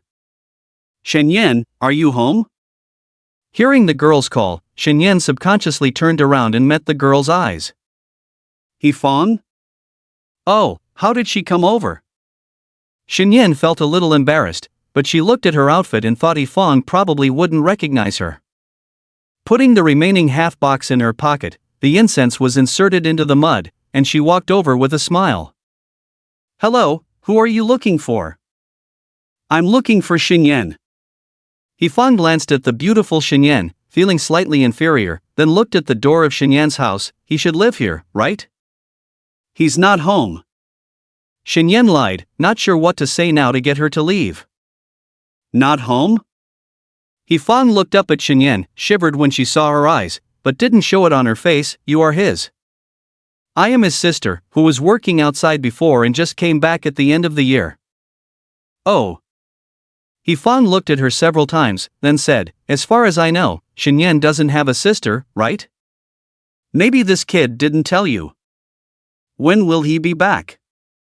It should be quite late, right? Why don't you go back first, and I'll have him call you when he gets back. Really? Yifang looked at Shen's eyes again, then suddenly smiled. No need to bother, I'll call now. Hey, don't. Before she could finish her sentence, the phone rang. It seemed that before Yifang said those words, she had already secretly dialed her number. Shen. Why are you like this? Yifang looked at her in confusion as she hung up the phone, a hint of sadness on her face. Do you hate me? You didn't meet me after graduation, and even now you're dressed like this? Shen, do you? I have no choice. Shen looked at Yifang's moist eyes, not knowing what to say. After a moment of silence between the two, she sighed softly. Let's go inside first, I'll tell you slowly. Sitting on the sofa, Yifang held the hot water poured by Shen in her hands, her face changing from sorrow to surprise and finally to a little grievance. So, you were originally a girl? Yes, that's what the doctor said. Shenyan peeled an orange for her, but Yifang stared at her fair and tender hands, then took the orange at her urging.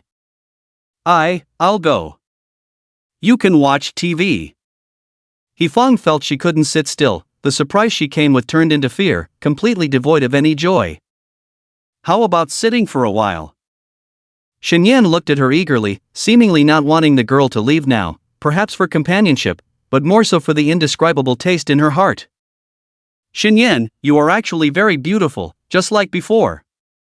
Yifang sat back on the sofa, looking at her. I used to think I was a monster, so I didn't have time to pay attention to this. Shenyan scratched her head. In front of Yifang, she seemed to have regained a hint of the feeling of the naive boy she used to be, but she knew she could never go back. You know, the girls in the class used to secretly say that if you put on makeup, you would look better than all of them. Now, it seems that even without makeup, you could kill the whole school. Shenyan remained silent, but her face turned red. The two remained silent for a while, watching TV quietly, and finally Yifang stood up. Shenyan, I'm going back now, your family should be back soon. Can I walk you home? No need, I know you probably don't dare to go out because of gender issues. But Shenyan, you can be more confident and sunny. By the way. Yifang looked at her, a smile of relief on her face. I used to like you. Shenyan stood there in a daze, her mind seemingly blanking out again. Yifang. Shenyan grabbed Yifang's hand, not knowing how to continue, but Yifang gently squeezed her hand and said, Shenyan, I'm leaving. Let's still be good friends, okay? Okay. Yifang let go of her hand, glanced at her again, as if trying to remember her current appearance, and then walked out the door.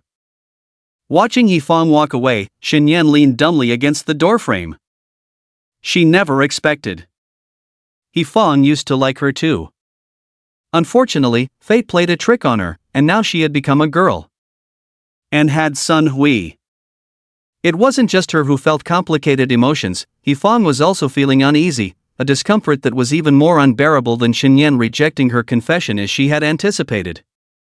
When she returned home, a motorcycle was parked at the door, and then a tall young man took off his helmet and got off the bike. Cousin, where are uncle and aunt? They went out to play, they'll be back at noon. Yifang watched her cousin walk into the house as if he owned it, grabbed a handful of melon seeds and started eating, helplessly saying, Don't spit on the floor, throw it in the trash can, don't forget. Okay. Tang Ming sat on a chair with a smile, then leaned forward slightly and looked at her. Cousin, I want to ask you about a girl. Who? I don't know her name. Tang Ming ate melon seeds, but I asked around, and I found out that the person I bumped into the other day was actually your high school classmate. Oh, by the way, his name is Shenyan. Yifang was stunned for a moment, then stared at him blankly. A few nights ago, I saw Shenyan's dad with a very beautiful girl at a stall. I guess that girl should be Shenyan's sister or younger sister. Ask Shenyan about it, introduce me to her. Get her contact information. So it was you. It was all you. Yifang was furious, quickly ran to the kitchen and grabbed a kitchen knife. Tang Ming, go to hell. Huh? No, you're serious. Cousin, don't be hasty, what did I do wrong this time? Hey, don't. Oh my god. When they returned at noon, everyone noticed that Shenyan was acting a bit off. Unlike her relaxed and cheerful demeanor before leaving, she now seemed to have a lot on her mind, not playing with her phone much, staring blankly at the TV screen, her eyes unfocused. What's wrong, you? Shen Yongchang was very fond of his granddaughter, afraid that she might be upset about something, so he quickly walked over. Nothing, Grandpa. Shenyan was still a bit overwhelmed by her grandfather's warmth, the grandfather who always scolded her with a stern face in her memory, now showing such affection, making her feel like she was dreaming. But for now, she had to push through it, burying Yifang's matter deep inside. Shenyan reluctantly regained her composure, helped her parents prepare lunch, but the rice for lunch today was leftover from last night. This was an unwritten custom in the southern city, indicating that your family had surplus food, and having leftover rice meant you had enough to eat until the next year. I'll go out and play by myself in the afternoon, since no one knows me anyway. At the dining table, Shen Yan made this request, and after some thought, no one objected. Because in previous years, people from the village would come to visit her house in the afternoon, so it was actually a good thing that Shen Yan wasn't home. Sure, but come back early, don't be late for dinner. Shen Goan nodded, as he also had plans to go out in the afternoon. His co-workers had invited him to play cards. After a happy meal, Shen Yan washed the dishes, tidied up in front of the mirror, and left the house. Although it was Chinese New Year today, it was only 6 degrees in the southern city, with occasional gusts of cold wind, not even enough to lift the hem of her windbreaker. The sun was high in the sky, bringing her a hint of warmth. Shen Yan had a relaxed expression, a faint smile on her lips. Although she didn't greet the passers-by, she looked at the people in the village with kind eyes and a smile, arousing curiosity among them as to who this beautiful girl from which family was. By a twist of fate, Shen Yan walked to Zhang Yang's house and saw the tightly closed door. She guessed that the whole family must have gone out to visit relatives for the new year. Just as she was about to leave, the roar of a motorcycle came from behind. Shen Yan instinctively stepped aside, turned around, and saw the young man she both hated and feared riding the bike behind her. "Beauty, we meet again." The young man, slightly shorter than Zhang Yang, with a slender figure and rugged features, greeted Shen Yan. Overall, he gave her the impression of a delinquent youth. Beauty, can we get to know each other?" "No." Shen Yan replied coldly, not wanting to talk to him. Tang Ming quickly parked the bike on the side of the road and jogged up to her. Beauty, can we get to know each other?" "No." The young man, slightly shorter than Zhang Yang, with a slender figure and rugged features, greeted Shen Yan. Overall, he gave her the impression of a delinquent youth. Is your brother doing well?" "Brother?" Shen Yan looked at him strangely, then realized that he must have mistaken her for his sister. "You have the nerve to ask?" Cough, it was too dark at the time, but I was also at fault. "How about this, are you free today? I'll buy something to visit him?" Shen Yan was about to leave, but upon hearing the young man's words, she thought he still had some conscience. Just as she was about to refuse, she noticed a tear in his jacket, as if it had been cut by a sharp object. "No need, thank you for your kindness. He doesn't really want to see you. And, on the first day of the new year, can't you dress a bit better?" The last sentence was somewhat sarcastic. After all, if it weren't for this man in the first place, she wouldn't have mistakenly discovered that she was in a female body. She hated him, for sure, the pain was unforgettable. But, thanks to him, her life had undergone such a big change, leading her to meet Sun Hui now. Tang Ming recalled the tragic encounter at his cousin's house just now. His eyes twitched slightly, but he quickly put on a smile. "He hates me, it's understandable, I also want to make amends." "How to make amends? You know what he lost. If your family is in financial difficulty, or if you are worried about his future job, I can help a bit. How about this, let's exchange contact information. If you need anything in the future, just find me, my dad still has some influence in this generation." "Enough, buddy, go wherever you need to go, I don't have time to chat with you. And, my family doesn't lack money, nor do we welcome you." As Tang Ming was about to say something else, the large iron gate behind Shen Yan was pulled open, and then a sleepy-eyed Zhang Yang came out. "Who's there?" "Making a ruckus near my house." "Why did you park your motorcycle in front of my house?" Shen Yan immediately walked to Zhang Yang's side, whispered something in his ear, and Zhang Yang's face changed instantly. He picked up the nearby iron fork and charged towards the young man. "I really congratulate you on your fortune. Did you hit my brother? Happy New Year, good luck, watch me bring you good luck, you little lucky charm." Seeing that Zhang Yang was serious, Tang Ming cursed inwardly that this year was really unlucky. He was attacked by his cousin at his cousin's house, encountered a beautiful woman outside, and was now being chased with an iron fork. He quickly got on the motorcycle and flew away. "Gone, next time I meet him, I'll beat him to death. Can't curse, phew." Shen Yan crossed her arms and smiled as she watched him grumble and returned to the courtyard. "Why are you still at home? My parents went to the neighboring village to visit my grandfather. I stayed up all night playing games, too lazy to go, just woke up. Your family is so lenient, if I wake up a few minutes late, my mom will drag me out. It's okay, anyway, I'll go there for dinner tonight. Zhang Yang put the iron fork back behind the courtyard wall, looked down, and asked Shen, how come you have time to visit my house, Miss Shen? Mind your own business. Shen rolled her eyes. Someone is coming to my house this afternoon, it's not suitable for me to be at home, so I came out for a walk. Okay, want to play games? I brought back the school's notebook, shall we play some games together? Shen looked at the sky, it was still early, and since there was nothing else to do, she nodded, okay, as long as you don't mind me being bad. As the iron gate closed, the area near Zhang Yang's house returned to calmness.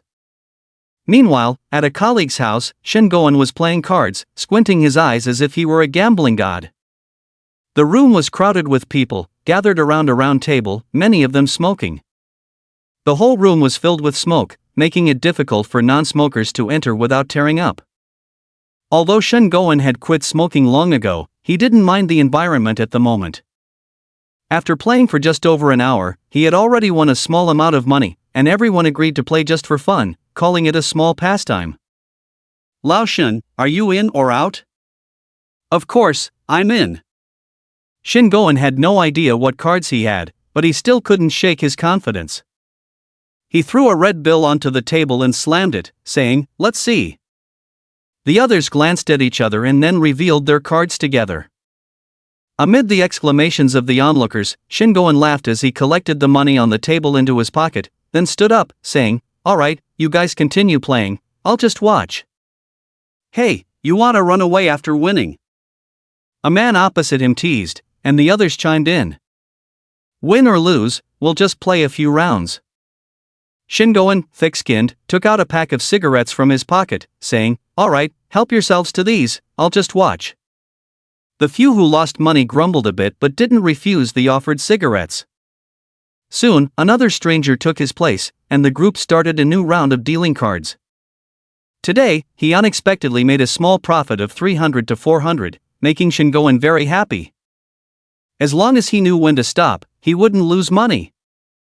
He planned to give his wife 200 first when he got home, then used the remaining 200 to continue playing the next day. Losing wouldn't hurt, but winning would be even better. Thinking about his little plan, Shen Goen didn't see anything wrong with it. As long as he didn't get carried away, no one could take his money. Cutting losses in time was the key. Who said gambling only led to losing money? That's just an excuse for incompetence. If he couldn't win, he wouldn't let others gamble. Cutting off their financial resources was like killing their parents. Besides, what he was doing wasn't really gambling, just playing cards, so what's the harm? Meanwhile, at Zhang Yang's house, Shen Yan was once again mercilessly killed by the enemy. She suddenly felt uncomfortable in her chest, took a few deep breaths to calm down. Shen Yan, why aren't you moving? Zhang Yang's displeased voice came. Although she didn't mind being bad, suddenly standing still and dying when it was her turn to play was really messing with her mindset. I'm feeling a bit unwell, sorry. Damn it, you can't handle the pressure of being a platinum player, can you? Zhang Yang lamented, tapping the table, then looked at Shen Yan, are you okay? Do you need to go to the hospital? No need, I'm feeling better now. Shen Yan straightened up, feeling a bit uneasy. By the time she got home, it was already getting dark.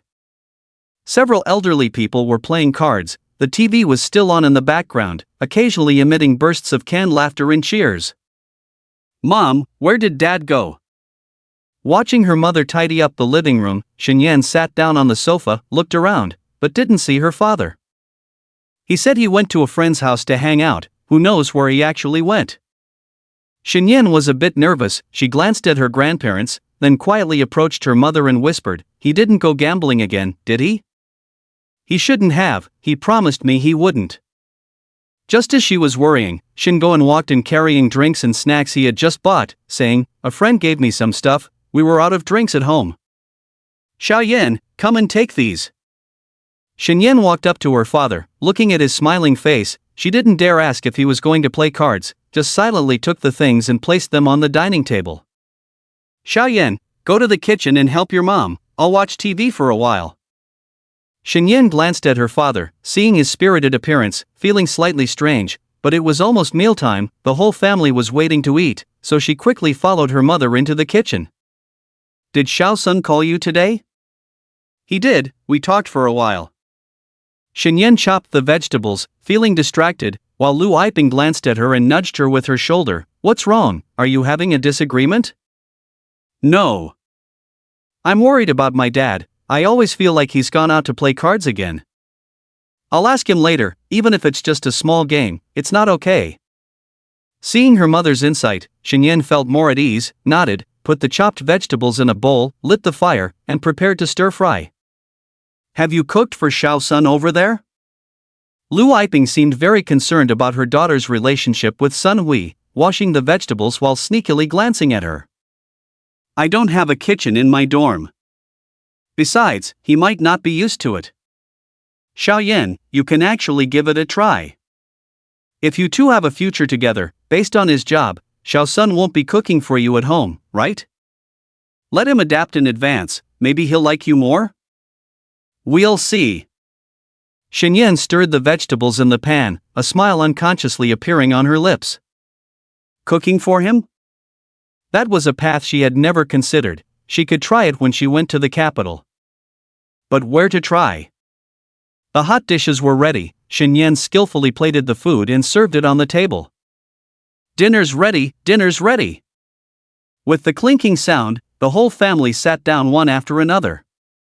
This new year was overall quite good, at least everyone was happy, and for Xinyan, it was her first new year as a girl. In the Sun family, Sun Hao lay on a rattan chair, squinting his eyes, his mind constantly wandering. It wasn't good to make the assistant busy again during the new year, so he gave him a break. He could start working next year, there was no rush. Now, it wasn't too complicated to expose Xinyan's true gender, just a strand of hair or some bodily fluid. With technology being advanced now, as long as the sex chromosomes were confirmed to be XX or XY, it would be clear. As for the method of obtaining it, it needed to be discreet and not alarming. Bodily fluids might be inconvenient, but hair was simple. People lose hair every day, it's a normal phenomenon. As long as there were places where Xinyan had lived, there would be his hair, so it would be easy to find later. And the simplest, safest, and most reliable method was to look in the Sun's car. Sun Hui never brought anyone along, the car had just been serviced and cleaned yesterday, so everything could be taken slowly after Xinyan arrived in the capital. Xinyan, I hope you don't have ulterior motives. Uncle Sun really likes you, but I don't want you to delay Ah Hui. After finishing her meal, Xinyan lay on the sofa watching TV, when Sun Hui's video call came again. I'm at home, we agreed not to turn on the video. I want to see you. Sun Hui looked at the beautiful girl on his phone, smiling so much that his eyes were almost closed. Are uncle and auntie there? My dad still isn't too fond of you, if he finds out, he'll probably scold you again. Xinyan looked up at her family playing cards, realizing they hadn't noticed her, she grabbed her phone and ran into her room. Okay, what's up? Can't I call you if there's nothing wrong? I mean Xiaoyan, are you so heartless? Looking at Xinyan lying on the bed with a hand on her forehead, Sun Hui at that moment just wanted to fly to Nan City and hold her tightly in his arms for a few kisses. Although they hadn't seen each other for a few days, he was starting to lose control. Son, who are you video chatting with? Mei Shuang's voice came from the other end, and then her face appeared on the screen. Aunt Mei, Happy New Year! Xinyan quickly sat up from the bed. She was always polite to her elders and greeted her respectfully. Xiaoyan, Happy New Year! Come over to my place after the new year and play with me. Auntie has something to give you. No need for gifts, thank you Aunt Mei. Xinyan smiled and chatted with her for a while. Then Mei Shuang walked over to Sun Hao with her phone. Lao Sun, say hello to Xiaoyan. Sun Hao opened his eyes and saw the slightly nervous girl on the phone screen. After a moment of hesitation, he greeted her. Happy New Year, Xinyan. Uncle Sun, Happy New Year. Shinyan inexplicably felt a little scared of Sun Hao, even though she knew he was a nice person and Sun Hui's father. Xiaoyan, are you at home? Have you eaten? Yes, I've eaten. I'm in my room now, my parents are playing cards with Grandpa. Sun Hao's face remained unchanged, but he was slightly curious inside. Shinyan was still dressed like this at home. She was very beautiful, but she casually mentioned that her parents were playing cards with Grandpa. Did the old man not even curious about his grandson's attire? Or was this family really willing to go to such lengths for Shinyan's father's sake? At this moment, he remembered a serious matter, that is, severe disability compensation for workers was only 27 months' salary, based on Shin Goen's initial 8,000, which was less than 220,000. And the cost of Shinyan's gender reassignment surgery would be at least 150,000 to 200,000. And this doesn't even include the money spent on Shinyan's plastic surgery. Even if Shinyan was naturally beautiful and didn't need plastic surgery, the cost was still too high. What was the point? Just as he was lost in thought, Sun Hui snatched the phone back, showing only his face on the camera, and then continued chatting with Shinyan. Sun Hao watched his son's back and dispelled his absurd thoughts. Could it be that Shinyan was just naturally beautiful, and hadn't even had surgery? Thinking of this, he patiently waited for his son to finish the video call, then waved to him, "Ah Hui, come here." "Dad, what's up?" Sun Hui was puzzled, but seeing his father's serious face, he straightened up and sat across from him. Seeing his wife packing up and leaving, he lowered his voice, "Tell me the truth, what's the relationship between you and Shinyan?" "Dad, why are you asking this?" Sun Hui was a little embarrassed. "Just tell me."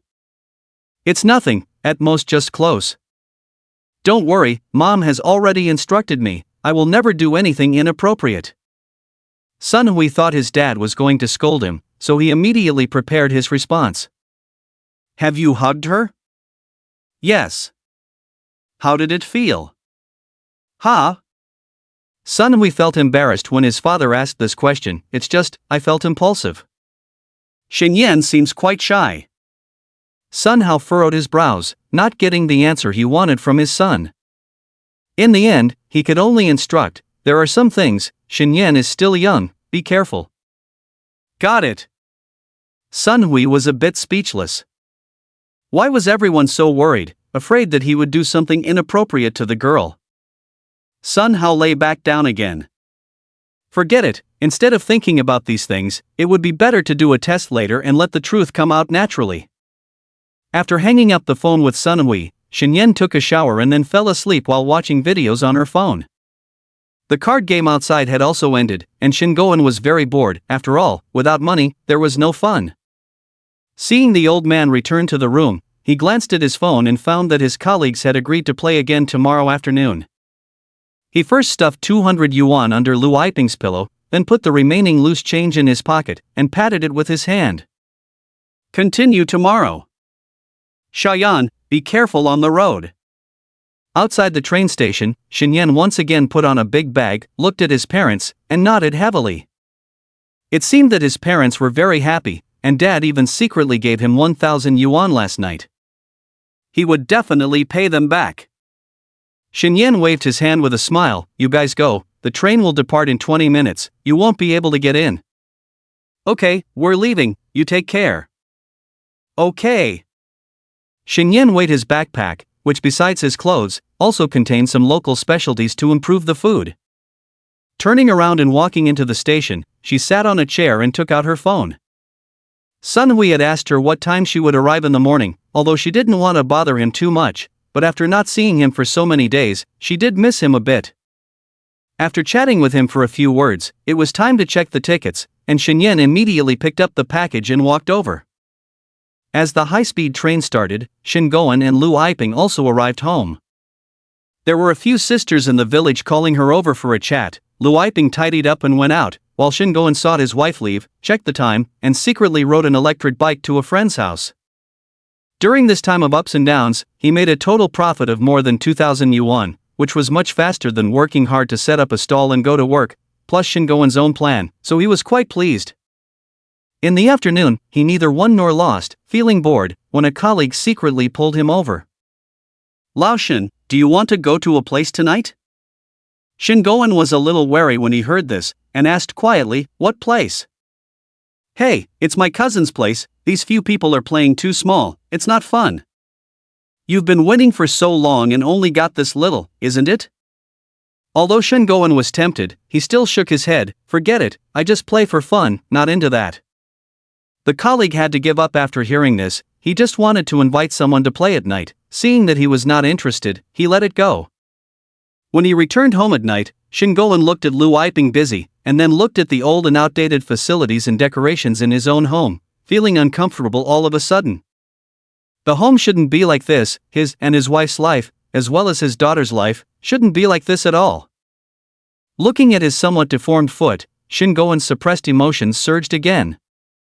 If that fat guy had compensated me back then, our family wouldn't be like this. But he was an honest worker, timid and cautious, just like Lu Yiping said, he didn't dare to make a sound outside, not even daring to be too assertive in front of Sun Hui. Looking at the balance in his phone and the little cash in his pocket, he stood up. Pinger, I'm going to old Zhang's for a drink, you rest early. Okay, come back early.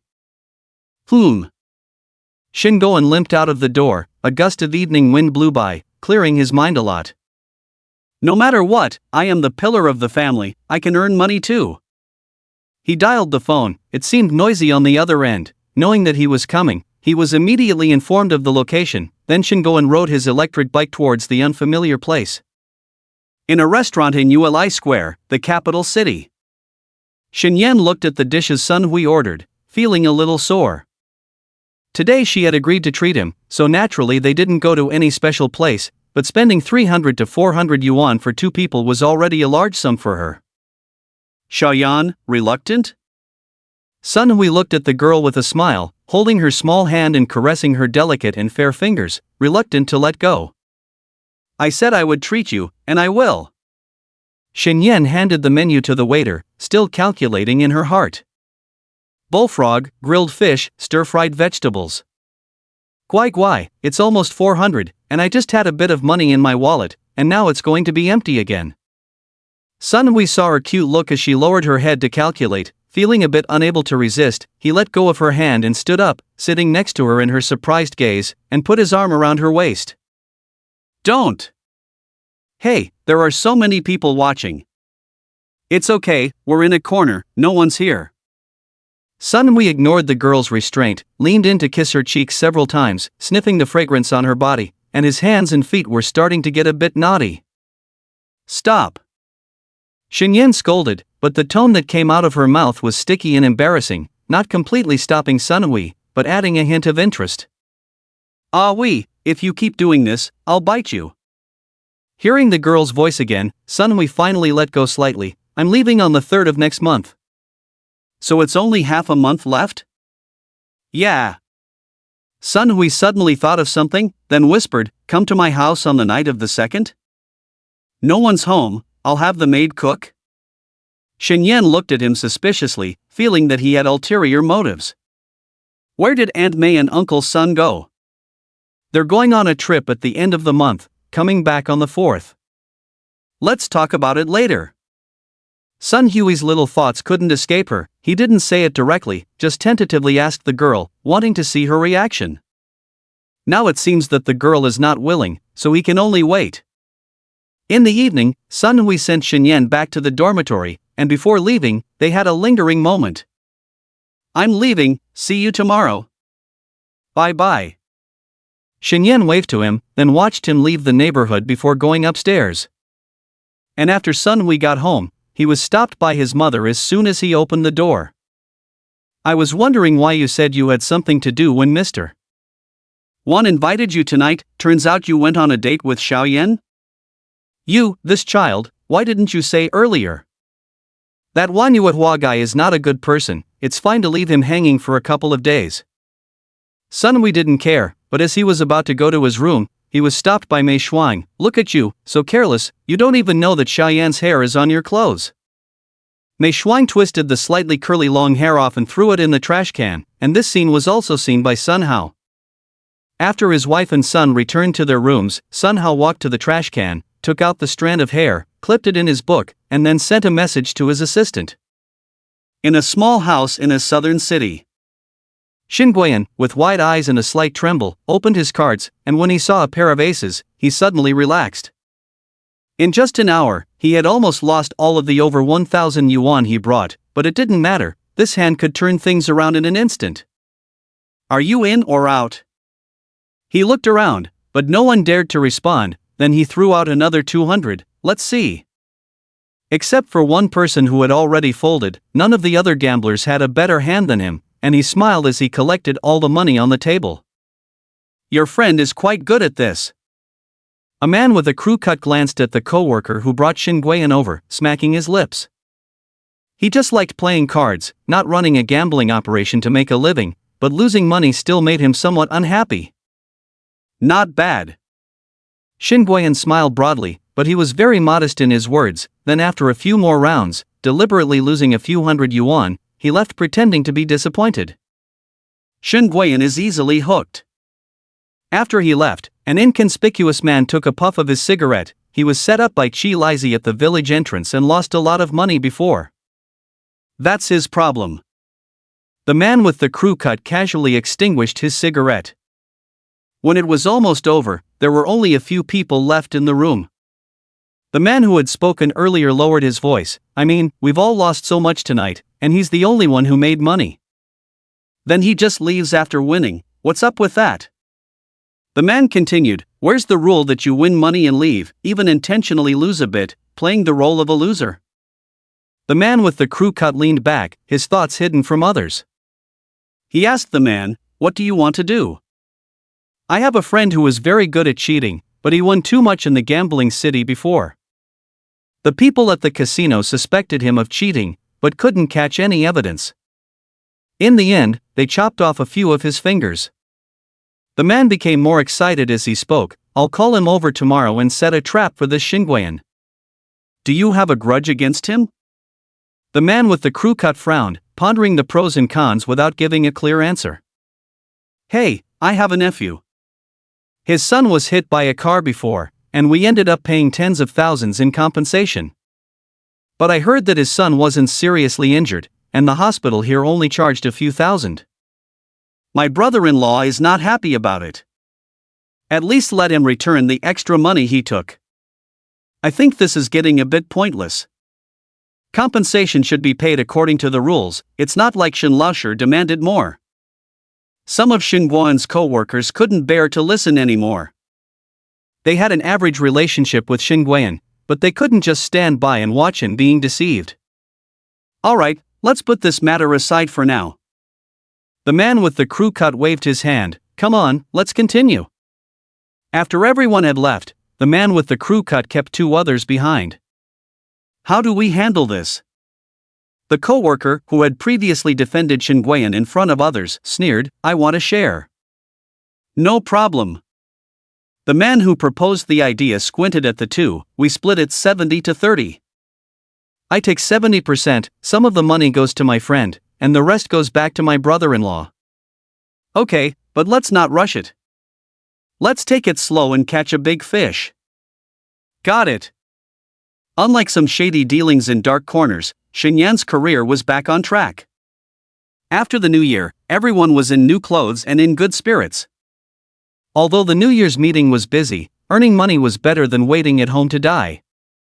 Now, major companies were downsizing and hiring new employees, and their accountants' salaries were not low. Combined with the good overall atmosphere of the company, they didn't feel too overworked. Shin Yan would officially become a regular employee after this month's busy period, with a salary increase to 5,000. After passing the accounting exam, the HR department would make adjustments, and she could expect a salary of 6K-8K. As for Zhao Haiyan, Shin Yan had asked discreetly. Although it wasn't a six-figure salary yet, with the year-end bonus included, it was close. Shin Yan's current goal was to become a formal accountant and gradually climb the career ladder. She was young enough and had plenty of time. After a few peaceful days, on a Saturday night while playing on her phone in bed, Shin Guiyan called her. Shayan, do you have money now? Ha? Shen was a bit puzzled, then nodded, yes. We're short on money at home to buy things, can you lend me some? How much do you need? 2,000, I'll pay you back in a few days when I get my salary at the end of the month. Shen checked her balance, which was less than 3,000, calculated her expenses, and decided to lend him the money. As she was about to transfer the money, she suddenly stopped. Shayan, have you transferred it? Dad, can you tell me exactly what you're buying? Why are you asking so many questions, child? The voice on the other end was a bit noisy, but it wasn't clear what was happening. After he shouted loudly, everything went quiet, as if they were all waiting for him. Dad, are you playing cards again? Shenyan's face turned cold as she sat up from the bed. Does my mom know? The little brat has grown wings, dare to talk to your dad like that. Shingoen's tone was stern, as if breaking through defenses. Do I have to tell you what to buy at home? You are in charge at home. Transfer the money now. It's urgent. I won't give it. Damn you, UXX. Since Shinyan grew up, it was the first time she heard her father scold her so harshly. Her face turned red, and she said word by word, I said I won't give it, and I will call my mom now. Shen Yen. Shingoen's voice came over in a desperate tone. Who gave you the money? Now return the 1,000 I gave you. If you dare not give it back, see how I deal with you. Shinyan felt uncomfortable being scolded by her own father. She hung up the phone in anger, and just as she was about to call her mother, she immediately transferred the 1,000 he gave her back to him after seeing her balance. Who needs your dirty money? Hello, Mom. Shenyan only managed to call out Mom before choking up. Lu Yiping felt heartbroken and quickly asked her what was wrong. Along with Shenyan sobbing, she told Lu Yiping about the situation. Lu Yiping was also anxious and tried calling Shingoen but couldn't reach him. She immediately called Zhang Yang's father and the village head, and they drove to find Shingoen. Sister-in-law, Shinji's phone is still not answering. Lien Shihao's tone was very calm, but his mood was not calm at the moment. Does this Shingoen know what he's doing? Zhang Baijiang also gritted his teeth. His friend seemed very honest, but once he got involved in gambling, it was like a bottomless pit where all the money had to be thrown in. Lao Shun. Lu Yiping was furious, but not being able to contact her husband made it even more distressing. The three searched for hours but couldn't find him, so they reluctantly returned home. Lu Yiping sat in the living room, watching the minutes pass by until the clock struck midnight. After a while, Shingoen hurried back. You finally decided to come back? Lu Yiping looked at him coldly, but saw Shingoen smiling and approaching her. Did Xiaoyan tell you? Did you win? Of course. Hey, it was just for fun. I was short of money at the time, asked Xiaoyan for it, but that stubborn child argued with me. Goen, I beg you, please don't gamble anymore, okay? I won't gamble, I won't gamble. Shingoen repeatedly assured, feeling pleased as he touched the bulging cash in his coat pocket. Lu Yiping didn't know how to persuade him, but seeing his happy appearance, she had no choice but to sigh and return to the room. Early the next morning, while Shenyan was still asleep, Shingoen called her. Shenyan hung up as soon as she saw it was him, but on the third call, she answered. What? Xiaoyan, how did you talk to Dad? I didn't gamble, Dad. Hey, Dad was just helping the family out. You know the situation at home. Dad just deposited money in the bank, and now I'm transferring money to you. Don't eat poorly over there. Dad, I beg you, please don't gamble, okay? I'm begging you. Okay, Dad won't gamble. I just deposited the money in the bank and won't go anymore. Okay, I'll hang up now. I want to sleep a bit more. Okay, rest well, don't stress too much at work. After hanging up the phone, Shenyan couldn't describe her feelings. Shingoen's tone now was completely different from last night. Is the reaction to losing money and winning money so different? She felt uneasy but didn't know what to do. After all, it was her family's business, and family shame should not be exposed. Even if she told Sunhui, what difference would it make? Sunhui had been noticeably busier these days, and she only found out last night that Sunhui was going abroad, saying he was going to America. During this time, I have been dealing with company affairs to ensure that nothing goes wrong here after he leaves for a few months. In the evening, sitting in Sun Hui's sports car, Shenyan was somewhat absent-minded. Sunhui noticed and parked the car on the side of the road. Xiaoyan, what's wrong? You've been unhappy for a while? Sunhui guessed that she was definitely not upset because he was leaving, but more likely because something had happened at home or at work. Nothing. Sunhui squeezed her hand. If there's anything bothering you, feel free to tell me. Ah, Hui.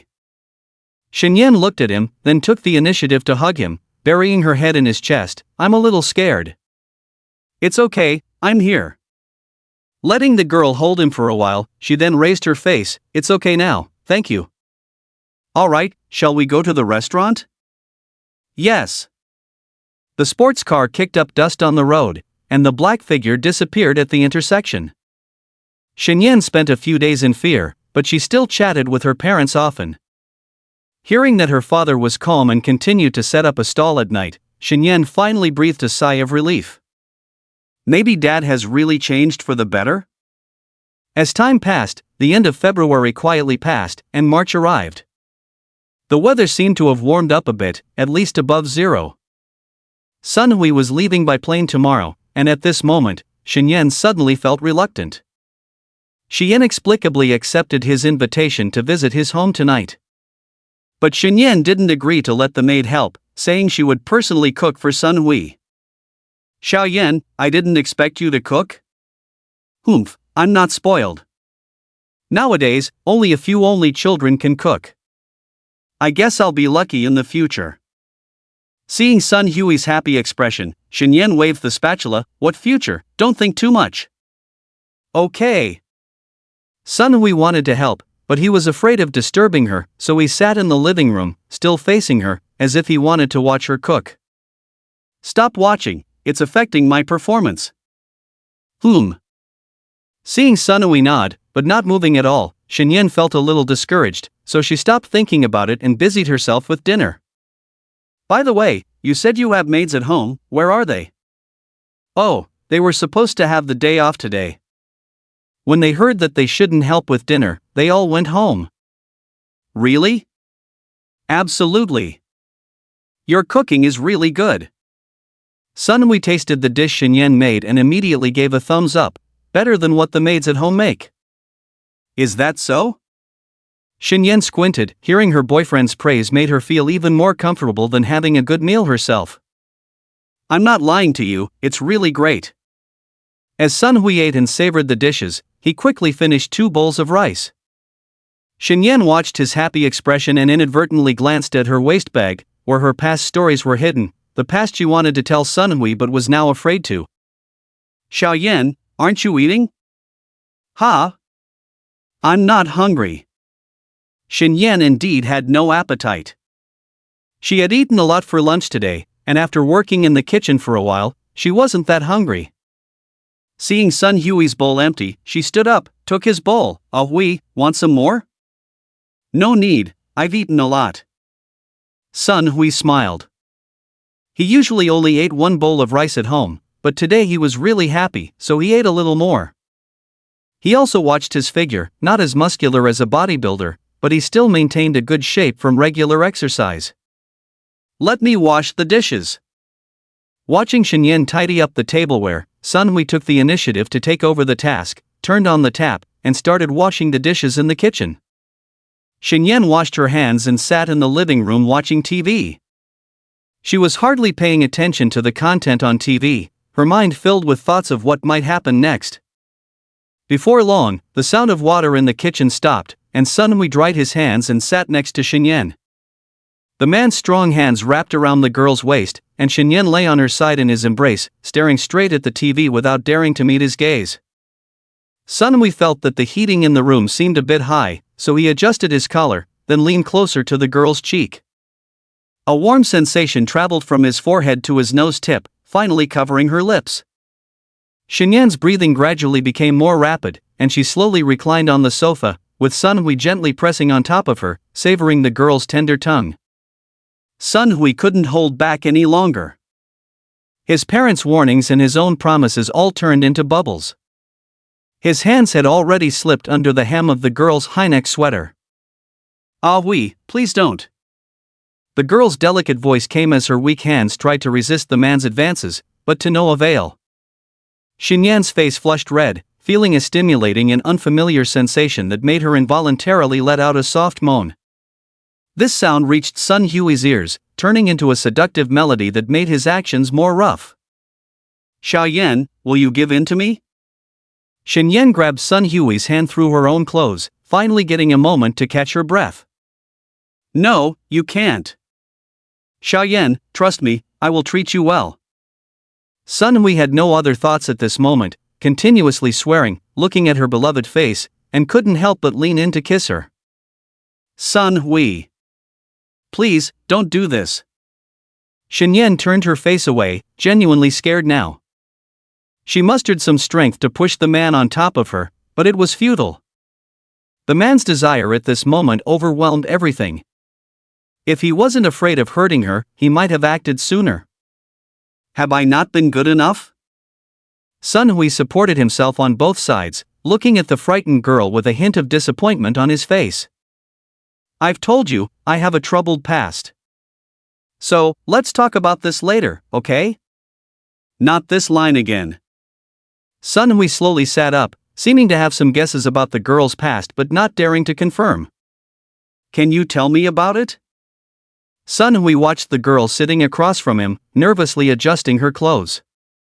After a while, she softly spoke, "I'll tell you when you come back, okay?" "Okay."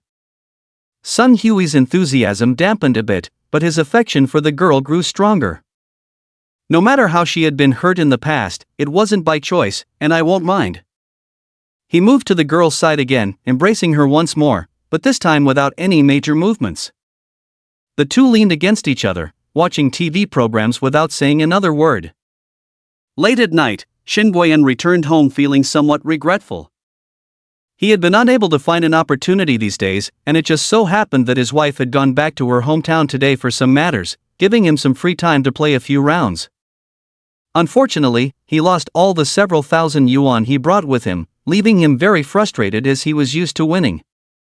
There was one round where he could have won big, but he didn't have enough capital and didn't dare to go all in, so he only made a few hundred.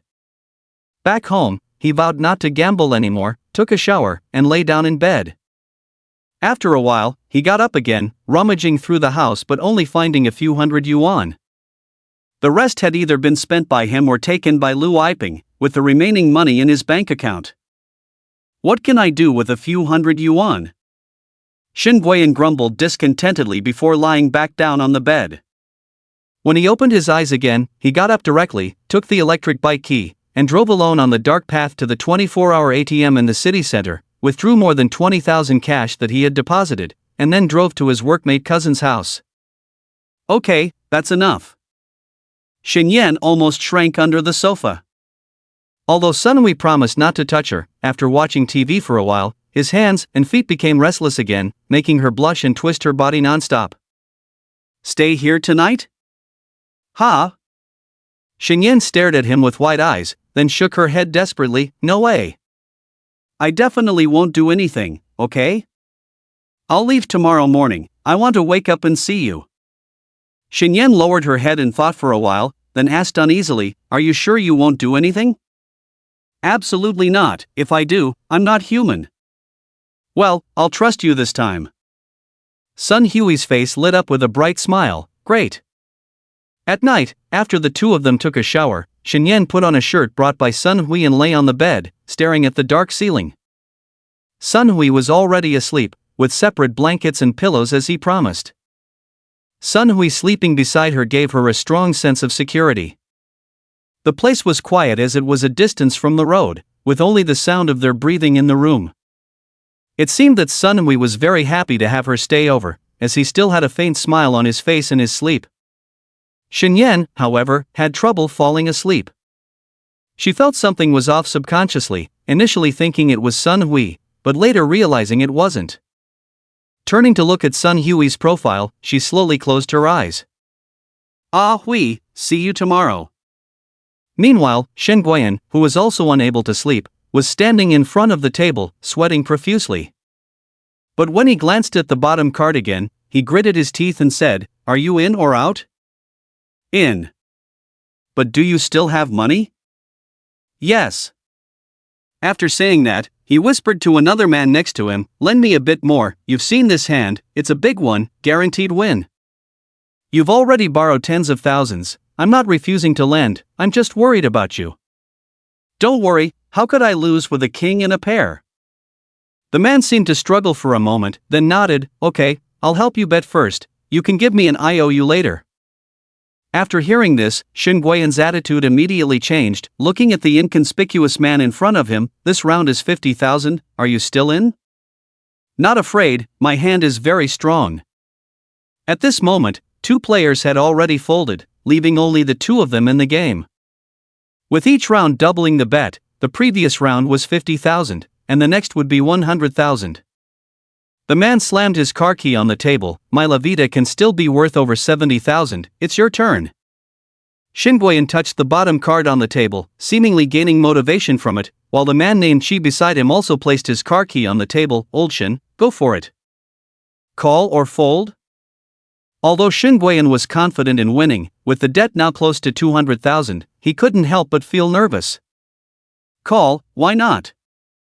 The man across from him calculated for a moment and felt it was about right, then smiled and revealed his cards. All 3 cards were small, a 2, a 3, and a 5. They could be easily beaten by almost any hand, but coincidentally, they could beat a 3 of a kind. At this moment, Shen Guiyan was pale, sitting on the chair, losing the courage to reveal his own cards. The next morning, Shen Yan woke up from Sun Hui's embrace. She quickly checked her clothes and the blanket, finding everything neat. Sun Hui's face was close to hers, but they were still separated by the blanket. "Good morning, Xiaoyan." Sun Hui saw her wake up and called out softly. "Morning, Ah Hui." Shen Yan smiled in response, and then Sun Hui immediately leaned over and pecked her lightly on the lips. "I'm going to freshen up." "No need, we still have several hours before my flight takes off." "Brush your teeth. After a night, your mouth tastes bad." Sun Hui also got up when he saw this, and after the 2 rinsed their mouths, Sun Hui hugged her tightly and kissed her for a while before lying back in bed. This time, Shen Yan didn't burrow into her own blanket, but instead lay directly in Sun Hui's arms, smelling his scent, feeling a little more at ease. It seemed that having him by her side could bring her a sense of security. It was indeed very early now. It only takes an hour from Sun's house to the airport, so lying down for another hour or 2 wouldn't hurt. "Going to America, do you know anyone there?" "Yes, a friend." Shen Yan nodded, then snuggled into his arms. "When exactly will you be back?" "Early June, Cloud Brothers' wedding on the 24th. "The wedding of your boss Ling." "Oh, I think I've heard of it, but I didn't expect it was her you were talking about." "I guess everyone from your company will go then, but I hope you sit at my table." "Okay." Shen Yan replied softly, then closed her eyes again. "Let's lie down for a while, I'll set an alarm." Sun Hui didn't say anything, just gently pulled her closer. Just as Shen Yan was about to fall asleep, the door was rudely pushed open, and then the voice of a middle-aged woman came in. "Son, get up early." "Ah! Ah!" The screams of the 2 women almost sounded at the same time. Mei Shuang looked shocked at the man and woman on the bed, while Shen Yan, after screaming, immediately hid under the covers, afraid to look at her. "Sun Hui, you're dead, you actually brought a woman back to sleep." Mei Shuang frowned, pointing at him angrily, and Sun Hao, hearing the commotion, hurried over. "What's going on?"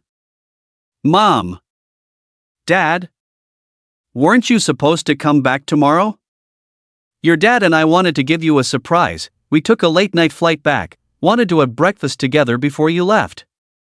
And you, taking advantage of us not being home, dared to bring a woman back." Sun Hao also looked puzzled, but he didn't say anything. His son was already grown up, so it didn't matter, it was just who this woman was. It couldn't be Xinyan, right? Mei Shuang didn't get a clear look at the girl's face, but from her scream just now, she also guessed who it was. You brat, get down here. I'll give you 5 minutes, I'll be waiting outside. After saying that, she ignored Sun Hui's explanation, pulled Sun Hao out of the room. It's all your fault. Xinyan under the covers elbowed him a few times, leaving Sun Hui momentarily speechless, but he smiled bitterly and pulled the girl out. Alright, you rest first, I'll go out and explain to my mom. Can I come too? Forget it, I'll go alone, nothing really happened anyway. Sun Hui got up directly, quickly put on his clothes and left the room, regretting not locking the door last night. Because it was just him and Xinyan at home, he didn't bother locking the door for convenience. In the living room, Sun Hao sat there, watching Mei Shuang with a strange look as she held her hands and scrutinized her son. Oh my, just made a promise with us, and you forgot about it right away? Mom, I really didn't do anything. Who are you trying to fool? Mei Shuang didn't believe it at all, but then she softened her expression and asked softly, Son, is there something you're not telling Mom? Sun Hui rolled his eyes, don't think too much, we slept with separate blankets at night, really nothing happened. I just woke up this morning, thinking I won't see her for a few months, wanted to hug her a little longer. Really? Why would I lie to you? Besides, Xiao Yan didn't agree either. Mei Shuang sighed in a long tone, it's useless when feelings are not approved by others. Sun Hui blushed deeply, then looked to his father for help, while Sun Hao said calmly, regarding Xinyan. I think you should consider it carefully. Sun Hui looked at his father in surprise, not knowing what he wanted to say. In fact, Sun Hao had received Xinyan's identification report a few days ago, and the result was simple, the doctor said that the owner of this hair strand is a female. His son should not have been alone with any other woman, and Xinyan's current hair is slightly curled and the length matches, which made him start doubting himself again. Where did the problem lie? As the future mistress of the Hao Hui group, Sun Hao would definitely not let this go easily, as there could be serious consequences. Dad, what do you mean? She is still too young, you should pay more attention. Sun Hao did not say it explicitly, but his son was about to leave soon. When he left, he planned to have a private conversation with Xinyan, and by the time his son returned, he would probably have a clearer understanding. Oh. Sun Hui thought his father was worried that he would act too soon. Although he felt a bit frustrated, he obediently agreed. Uncle Sun, Aunt Mei. Xinyan slowly walked into the living room after getting dressed, feeling embarrassed when she saw the three of them staring at her. It's okay, Ah Hui has explained everything to us. Hey, don't blame Aunt Mei for being startled, it's mainly because you were still too young, we are all afraid that something might happen to Ah Hui. Xinyan looked at the floor, not daring to lift her head, feeling as if she was being caught in the act. Let's go, shall we have brunch and then send Ah Hui to the airport? The four of them got into the car and arrived at a breakfast shop with unique decor. Mei Shuang ordered crab rose Iolong bao and a few other snacks, sitting there waiting. Although it was just a simple breakfast for them, in terms of price, it already equaled the dinner Xinyan had treated Sun Hui to. Xinyan thought of her own family, where her parents would only spend a few dollars on breakfast. The crab roe was rich in flavor, and after dipping it in vinegar, the taste improved even more. At least Xinyan was very satisfied with the meal. Xiao Yan, I'm leaving. Work hard, and when I come back, your accounting certificate should be ready, right? Yes.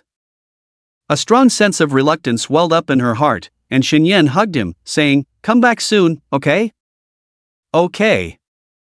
Mei Shuang and Sun Hao watched the couple's actions, one with a smile on their face, the other with a slight frown. After dropping Xinyan off at home, Sun Hao said to her, after work tomorrow, you may need to come to our company. Okay, Uncle Sun. Sun Hao nodded, then drove away. Xinyan didn't think there was anything wrong. Although she was a little afraid of Sun Hao, he had never been arrogant towards her. His way of speaking and handling things seemed to be a habit of someone who was used to being in a high position. Back at the dormitory, she took a nap again. When she woke up, it was already noon. She made a bowl of instant noodles, watched some videos while boiling water. Just as the water was about to boil, her mother called. "Mom, what's wrong?" "Xiao Yan. Your father jumped off a building after losing money." In that moment, Shenyan trembled all over, her hand almost unable to hold the phone, tears streaming down her face instantly, unable to say a word for a long time. "Xiao Yan." Lu Yiping's voice was also trembling, but not extremely sorrowful. She continued, "But it's okay, he just broke his leg and is still in the hospital." "Mom, is Dad okay?" "He's fine, and he fell on his previously injured leg. But this time, the doctor said he might need a cane to walk in the future." Although Shunyan's voice was filled with tears, there was still a hint of resentment. Didn't he say he wouldn't gamble anymore? "It's all because of Mom. Mom wasn't home last night, and he ran out again. Sigh, causing trouble. How much more does he owe?" Upon hearing the amount owed mentioned by her mother, Shenyan lay lifelessly on the bed, then fiercely slapped the bedboard, wiping away the tears from the corner of her eyes with her sleeve. "The hospitalization expenses. With the help of neighbors, plus medical insurance, it's okay. It's just the gambling debt. Sigh, the village leader has already gone to negotiate. Maybe the interest doesn't need to be repaid, but the principal of over 200,000 probably can't be avoided. And they are demanding it to be repaid this month, otherwise our family will probably be in chaos. Gambling is illegal. Even Uncle Lien couldn't do anything about it. Sigh, I didn't want to tell you, but I couldn't hide it from you. Mom, I'll go back in a few days." Shenyan thought about the meeting with Sun Hao tomorrow, took a deep breath a few times, suppressed the tears in her voice, and said, "I'll talk about it when I come back. I have a way with the money." The next day, Shenyan sat in the office working, but she was a bit restless. Zhao Haiyan wanted to ask her what was wrong, but she received a message from Haohui Group, asking her assistant to come over. "Shenyan, Haohui is calling you over. They said they talked to you yesterday?" "That's right." Shenyan reluctantly cheered up, then stood up. "General Zhao, shall I go over now?" "Okay, finish up and come back early." Seeing Zhao Haiyan's concerned look, Shenyan nodded gratefully, then grabbed her purse and left. The familiar building, the familiar location. This time she didn't even make an appointment, she was just taken to the CEO's office by Zhou's assistant waiting at the door. Zhou Ji was a little distracted when he saw the beautiful girl. He had done the hair analysis himself, and judging from Shenyan's current hairstyle, there was no possibility of a mix-up. So why did it conflict with the results of his investigation? Whether it was her classmates or teachers, whether it was the childhood photos he found or the information from the police station, Shenyan had indeed lived as a male for nearly 18 years. Although in the descriptions of others, Shenyan was a somewhat reclusive person, not going to the bathroom with others, a bit effeminate, but if Sun Dong couldn't find out anything today, then he would have to go to Shenyan's hometown again. Although this investigation might put her in a difficult situation, after all, it concerned the group, and as the assistant to the chairman, he had to do it. "Shenyan, go in, Mr. Sun is inside." "Thank you, Assistant Zhou." Shenyan smiled at him, which made him feel conflicted again. She pushed open the door, walked in gently, and then closed the door behind her. "Xiaoyan is here? Come, sit here. Mr. Sun." Shenyan called out, then slowly sat opposite Sun Hao, her hands on her lap, a bit restrained and a little scared. "There's no one else here, you can call me Uncle Sun." Sun Hao smiled at her. The first time Shenyan saw him smile, her anxious heart relaxed a lot. "Uncle Sun, did you call me here for something today?" Shenyan carefully chose her words. After all, the amount owed by her family was not a small sum. At present, the richest person she knew, and the most likely to help her, was the man in front of her. She had known Sun Hui for several months, even visited his home, but asking for money, and borrowing so much at once, might make Sun Hao completely lose whatever little favor he had for her. "Nothing, just wanted to chat with you." Sun Hao skillfully brewed tea, handed a cup to Shenyan. This is the special rainflower tea from Nan City, I guess you should be able to drink it. Shenyan was somewhat surprised and carefully took the tea, said thank you, then took a sip. The tea is a bright green color, and after taking a sip, the taste is elegant and mellow, making Shenyan feel more relaxed. Shenyan, please accept this first. Sun Hao took out a bank card and placed it in front of her when he saw that she was no longer nervous. Shenyan was stunned for a moment, then looked at Sun Hao foolishly, not knowing what he meant. Uncle Sun, what do you mean? There is 400,000 yuan in it, which is our compensation from Haohui Group to your father. Compensation? Shenyan stared blankly at the bank card, hesitated to reach out to take it, then looked up at Sun Hao again. Uncle Sun, can you explain it clearly? I don't quite understand. How is my father related to your company? Sun Hao had been in business for many years, and even if an actor of the highest caliber performed in front of him, he could spot flaws in their expressions and facial muscles twitching. But as he carefully observed Shenyan at this moment, he didn't find anything amiss. The girl's expression was completely natural, without a hint of pretense. Could it be that she really didn't know? Your father had an accident at the construction site back then and didn't receive compensation, right? Shenyan's expression dimmed, nodding slightly. The project manager at that time refused to give it to us. In the end, we used our family's money to treat my father. Actually, that compensation was embezzled by that manager surnamed Wang. Upon hearing this, a hint of anger flashed in Shenyan's eyes, but in front of Sun Hao, she dared not show it. She just lowered her head, tightly clasping her hands on her lap. How could he? How dare he? But now he's already in prison, whether he can come out is another matter. He deserves it. Seeing the girl's emotions change several times in a row, Sun Hao didn't say much, but handed her the bank card again. Your father had an accident at our Haohui Group's construction site back then. I see. Shenyan didn't hold any grudge against Sun Hao. After all, as the chairman, he couldn't be involved in such matters, and if he had to deal with everything, he would have been exhausted long ago. The root of all this tragedy lay with that project manager surnamed Wang, but now that he was back in prison, Shayan, you take this first. Originally, your father's compensation was 270,000 yuan, and the extra money is our additional compensation. After all, it has had a serious impact on your father and your family, and I am deeply sorry.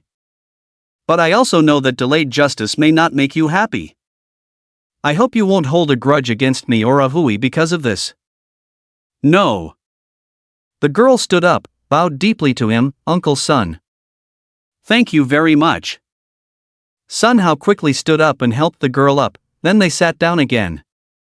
400,000 yuan. This money can not only repay her father's debt, but also improve their family's life, and there will be enough for medical expenses. It's really timely. Shenyan was very grateful to Sun Hao. Sun Hui probably didn't know about this matter. It was all Sun Hao's decision. With such an Uncle Sun, perhaps her future life would be much better. On second thought, Aunt May had also been very kind to her, and As the girl was indulging in a slightly sweet fantasy, Sun Hao's light cough brought her back to reality.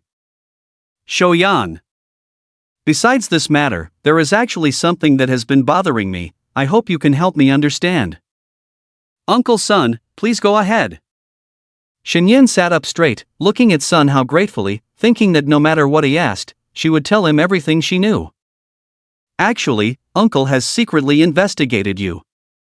Upon hearing this, thinking of Sun Hao's great power, combined with what Fong had told her about someone investigating her before, Shenyan's face suddenly turned pale. Just as the words were about to come out, seeing the girl's expression, Sun Hao felt a bit sorry, but continued, Are you a boy or a girl after all? Shenyan stood frozen on the spot, trembling with fear. She wanted to escape immediately, but both reason and emotion told her she couldn't just run away.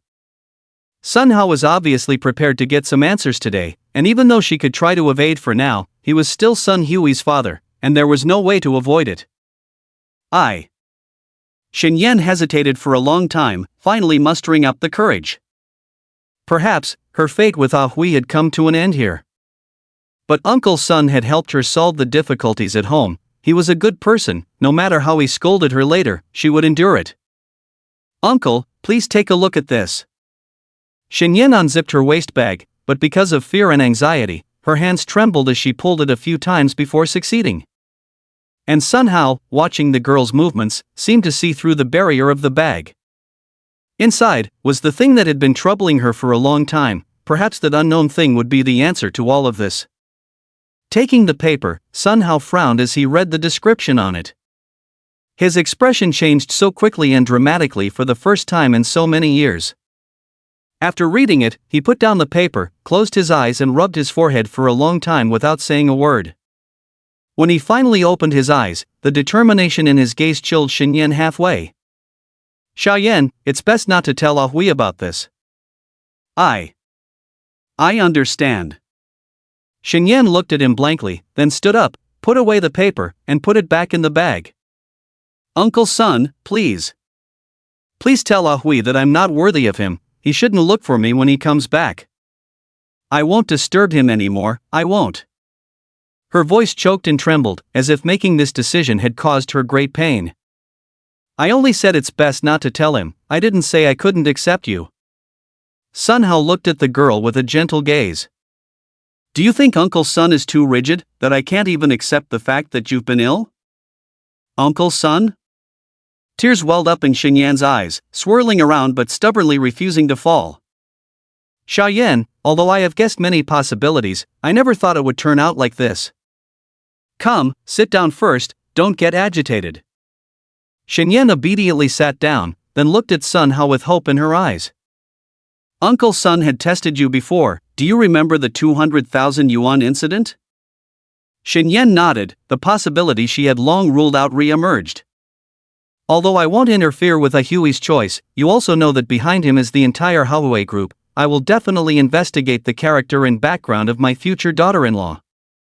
But the current result is obvious, both Aunt May and I like you. I've traveled far and wide for so many years, seen many strange things. Your illness is not a big deal to me." Xinyan remained silent, listening intently. "If you can really end up with Ah Hui in the end, even if there are no offspring. This issue is a bit far-fetched, but you should understand what I mean. I actually can." Sun Hao raised an eyebrow. "You mean?" "Director Zhou from the First City Hospital told me that I'm no different from a normal woman, that it's possible." This was a pleasant surprise. Although Sun Hao had a strong acceptance, he was still a relatively traditional person and placed great importance on his descendants.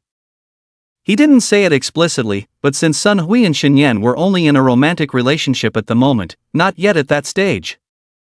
What he didn't say out loud was actually hoping that Xinyan would agree to Sun Hui having a test tube baby, so that the Sun family would have a descendant. But now, it seemed that none of this was a problem. A girl who had been hidden for 18 years, who could accept the scrutiny of outsiders, and even transform her inner self to accept a man, was already quite extraordinary. Of course, this may be related to her being a woman herself. No wonder those people say she sounds effeminate.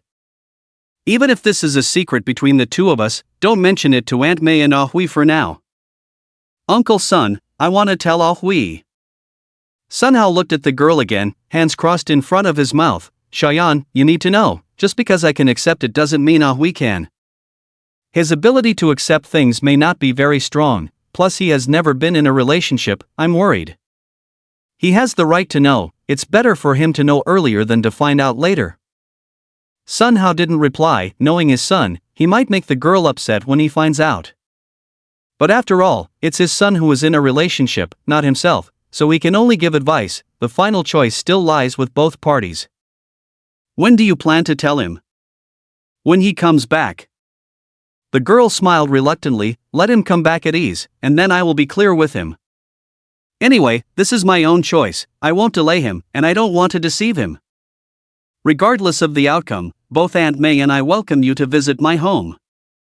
Seeing the girl preparing to leave, Sun Hao stood up. "The password is 66, don't forget."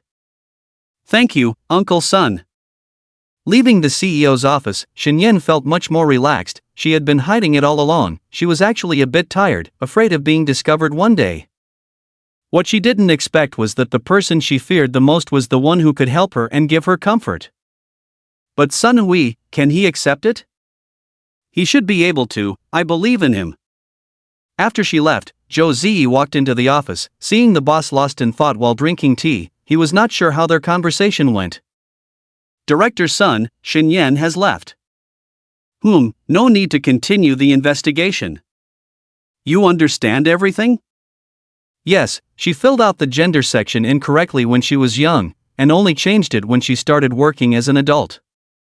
I have also seen her medical report, she is healthy. Oh, that's why. Zhou Ziyi suddenly realized, although it was still a bit strange, but since the boss didn't care, what else could he say? He then left the office again, busy with his own affairs. Since President Zhou said there was no problem, there shouldn't be any surprises, it's just that her silly son, when he finds out later, who knows what will happen. Shen Yan felt much lighter on her way back to her unit. Zhao Haiyan didn't say much when she saw her, she just thought the girl was nervous because she was going to Haohui Group. After all, Sun Hui was not in the company, the person she was going to meet could very well be her future father-in-law, so being nervous was normal. After work, Shen Yan went to Zhao Haiyan. Manager Zhao, I want to take a few days off. You just started working, what's wrong, is there something going on? My dad is in the hospital, I need to go back to take care of him for 2 days. Is your uncle okay? He's fine, just his old illness acting up. I'll take 3 days off. I'll make up for it by working on the weekend as usual. No need, just apply on your phone, I'll take care of the rest. Thank you, Sister Zhao. Shen Yan packed up and went back, taking the night train back home. It was already early morning when she arrived home. Shen Yan endured her drowsiness to freshen up, then slept on her bed.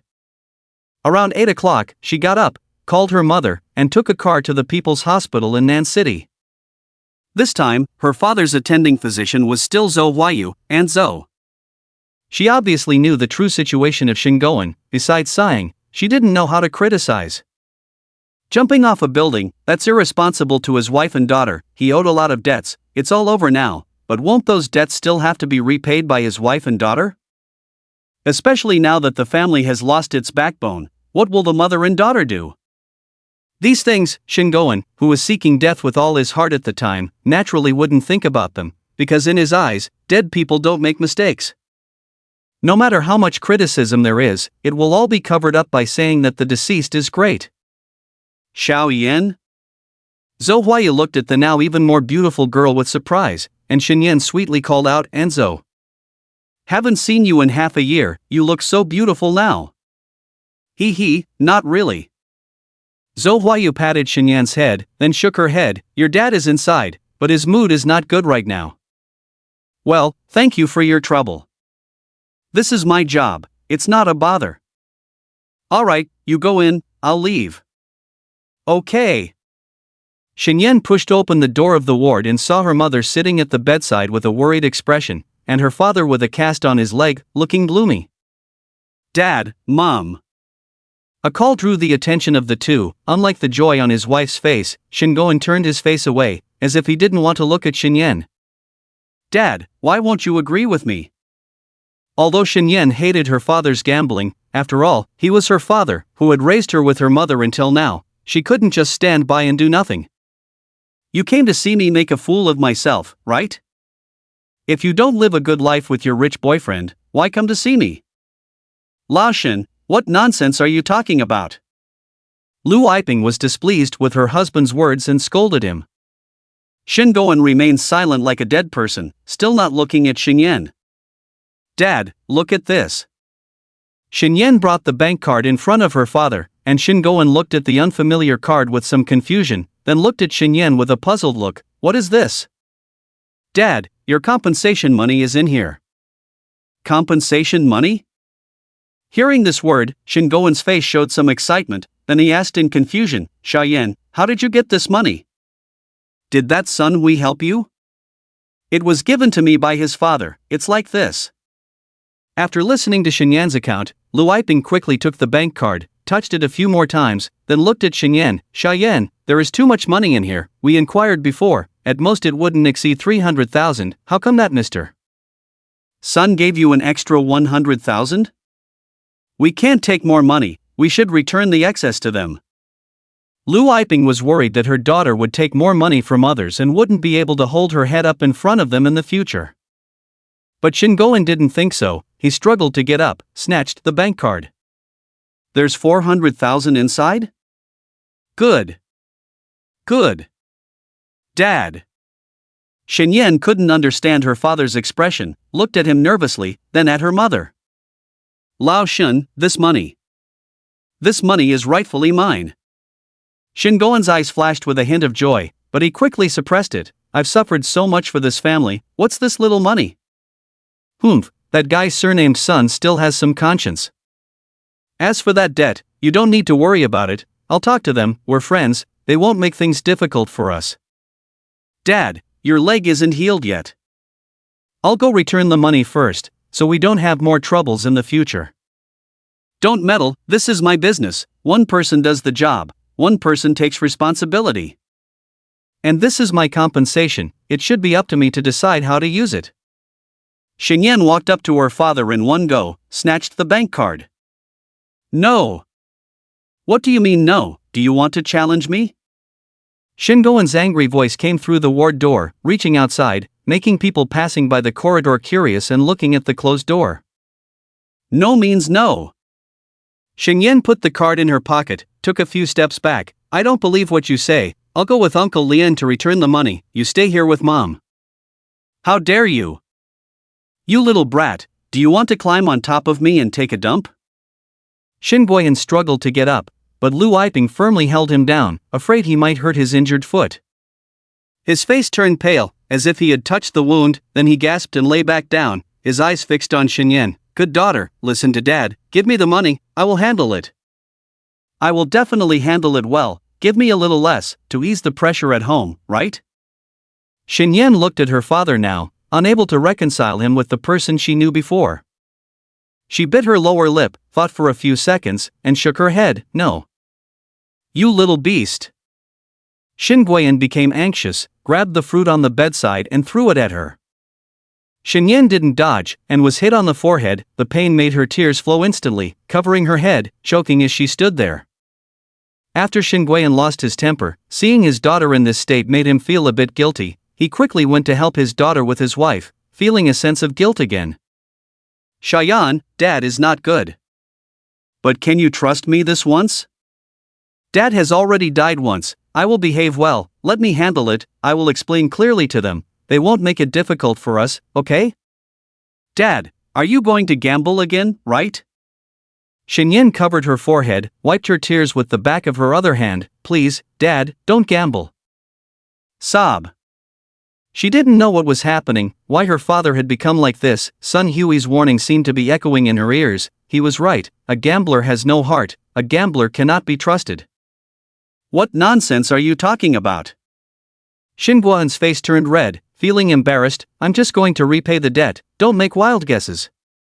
If that's the case, why don't you agree to let me go with Uncle Lian? Xingyan calmed down, he is the village party secretary, are his words not as useful as yours? He is my friend, can't it be the same? Friend?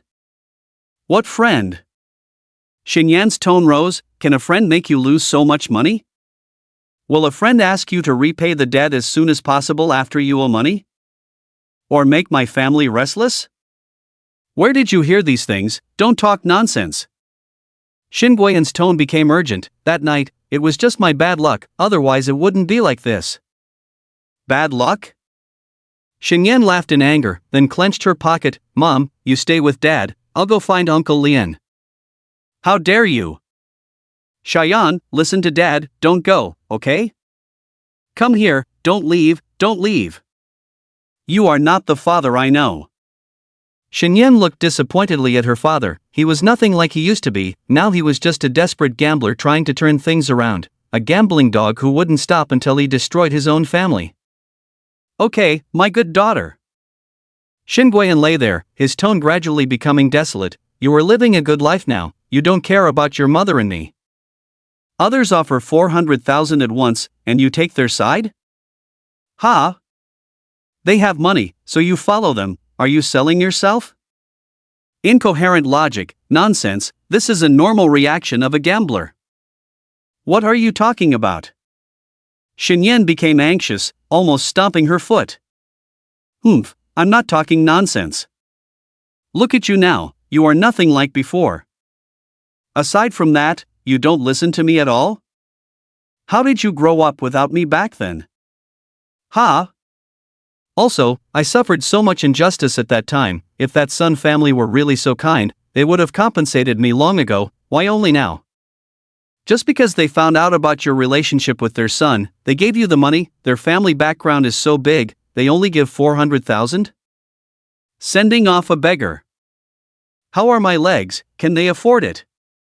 You can't go to school. Can they afford it? You sold yourself for just 400,000, huh? If my leg hadn't been broken back then, would I go gamble and lose money now? All of this was caused by the Sun family. You're sick. Xinyan cursed her father for the first time, and Lu Yiping wanted to interrupt, but when she heard her daughter's words, she immediately pulled her aside. How can you curse your own father? Xinyan glanced at her mother, but didn't say anything. Then she looked at Xingoan. This is a mistake you made yourself, don't blame it on others. I will absolutely not give you this money. Even if I did, it would only end up in someone else's hands. I'm going to find Uncle Lian now, you rest well? After Xinyan left, Xingoan flew into a rage again, smashing everything within reach to pieces. It wasn't until Zhou Huayu, who had come upon hearing the news, scolded him a few times that he calmed down. Xinyan, don't say too much when you go later, Uncle will communicate. Okay. Xinyan nodded. Lian Shihao was upright and had some prestige. If she went alone or with her mother, she would likely be humiliated. Lian Shihao shook his head. Old Shin had lost his mind, but fortunately, he had a good daughter, otherwise this family would have fallen apart long ago. When they arrived at the house, they were still arrogant and did not regard him, a village party secretary, highly. After all, that inconspicuous man was a bit of a bully in the small town, and they couldn't compete with him. However, their good times wouldn't last long. According to relevant notices, the anti-crime and anti-evil group would be coming soon, and these people wouldn't be able to frolic for long. Hey, where is this little beauty from? Lao Lian, your daughter? Doesn't look like it, doesn't look like it. Chai Xingquan looked at Xinyan, smacked his lips, but then carefully assessed her and found that her appearance and figure matched a girl his nephew had asked about. Plus, Xinyan and Lian Shihao coming to repay the money, the answer was obvious. You are old Shen's daughter, right? Seeing this man talking to her, Xinyan glanced at him, neither confirming nor denying. Alright, we're all friends, just playing around. Old Shen owes me money, the interest can be waived, but the principal is 217,000 yuan, not a penny less. Qi Helian looked at Lian Shihao. Although he was Xingoan's colleague, when it came to his own interests, he wouldn't give an inch. Can you show me the IOU? Hearing Xinyan's words, Qi Helian looked at his cousin. Seeing no reaction from his cousin, he took the IOU. It was signed and stamped by her father. Dad, oh Dad, you're really foolish. Nothing but a game of cards, a piece of paper, and it took away so much of our family's money. Xinyan took a look and found no hidden traps. She glanced at Lian Shihao, then took out a stack of cash from her bag. The thick stack of banknotes couldn't even fit in a regular small bag. Xinyan felt heartbroken, but the terms were clearly written in black and white, and with the background of the other party, calling the police would be useless. Otherwise, Uncle Lian would have resolved it long ago, and it wouldn't have dragged on until now. Hey, old Shin has money, why borrow then? Looking at the brand new banknotes, and then at Lian Shihao's helpless expression and Xinyan's reluctance, Chai Xingquan concluded that Xingoan's family probably had more money than this. He regretted not asking for more. Come, let's settle this face to face to avoid problems. Qi Heliang seemed simple but was actually cunning. He took a money counter from his cousin and began to count one by one. And the silent man with a crew cut, Shi Hilyang's cousin Zhang Tong, was pulled aside by Chai Xingquan for a quiet conversation. Then he came back and spoke up. I believe the money is all real. But... As soon as these words were spoken, Xinyan frowned, about to speak, but Lian Shihao discreetly blocked her behind him. This is the money Shingoan owes. You helped him repay it, but I don't know your identities. What if you use the IOU to threaten old Shin in the future? You know, we are friends with Lao Shen, owing money is owing money, we can't make it difficult for us. Zhang Tong, don't be so troublesome. I'm not being troublesome. Zhang Tong sneered, you are the village branch secretary, I trust your character, but who is this girl? Who should I give this IOU to later? I am Shingoan's daughter, do you need me to show you my ID? Xinyan looked at the affected few people with a cold face. If it weren't for taking away her father's IOU, she would have left after giving the money. No need for proof, leave me your contact information, so that we can explain to Lao Shen if he asks about this later, right? You don't need to give it, just leave mine. Uncle Lian, I'll give it. Xinyan was cautious and gave a small number registered in the company's name, so her information couldn't be traced. After making a call in front of them, Zhang Tong nodded, handed over the money, gave the IOU to Xinyan, who folded it and put it in her waist bag, then glanced at the crowd again, turned and left with Lian Shihao. Thank you, Zhang Lao, I thank you on behalf of my nephew. We are friends. Zhang Tong smiled, not caring at all. Back in the ward with Lian Shihao, Shingoan looked at his daughter, wanting to say something but hesitated. Lao Shen, the money has been repaid, there shouldn't be any problem with the follow-up medical expenses, you rest well, I'll go busy first. He grunted in response, and Lian Shihao patted Xinyan's shoulder before leaving the room. Xinyan didn't even look at Shingoan, she pulled Lu Yiping outside and gave her a card. Mom, there is still 183,000 inside, the password is 6 sixes, you take it, don't let him know, understand? Lu Yiping took the bank card, a small card that seemed to carry a huge weight inside. Okay, you didn't sleep well last night, go rest for a while. Okay, I'll come to change with you in the afternoon, you must be tired too, right? Xinyan looked at the strands of white hair appearing on her mother's head, feeling a pang of heartache, but facing her father who had now changed so much, she really couldn't say much more. Back home, Xinyan fell into a deep sleep, and when she woke up again, it was already noon. Xinyan called Sun Hui, she really wanted to talk to someone, but there was no suitable person. Tell him, no, I don't want him to worry, I just want to hear his voice. After several calls, Sun Hui didn't answer. Xinyan was getting anxious, not knowing what was wrong with Sun Hui. Finally, the call went through, and Xinyan's voice with a hint of crying came through. Ah, Hui. Why didn't you answer my call? Sorry, I was busy just now, and it's too late, I didn't expect you to call me, my bad. Don't be sad, okay? Too late? Xinyan looked blankly at the bright sun, suddenly remembered that Longwa and the United States had a 12-hour time difference. It should be late at night on Sun Hui's side now? Damn, I forgot. I forgot about the time difference. It's okay, do you have something to tell me? I just wanted to talk to you, nothing else. Okay, then shall I report on my work as usual? Sun Hui teased, then slowly shared some interesting things that had happened in the past few days with Xinyan. When Xinyan calmed down, she reluctantly hung up the phone. Sun Hui, it seems you have a good relationship with your girlfriend. Song Yen clinked glasses with him and finished his drink. Yeah, in the honeymoon phase. Sun Hui smiled, then took a sip. I can't drink anymore, you really have a good tolerance for alcohol.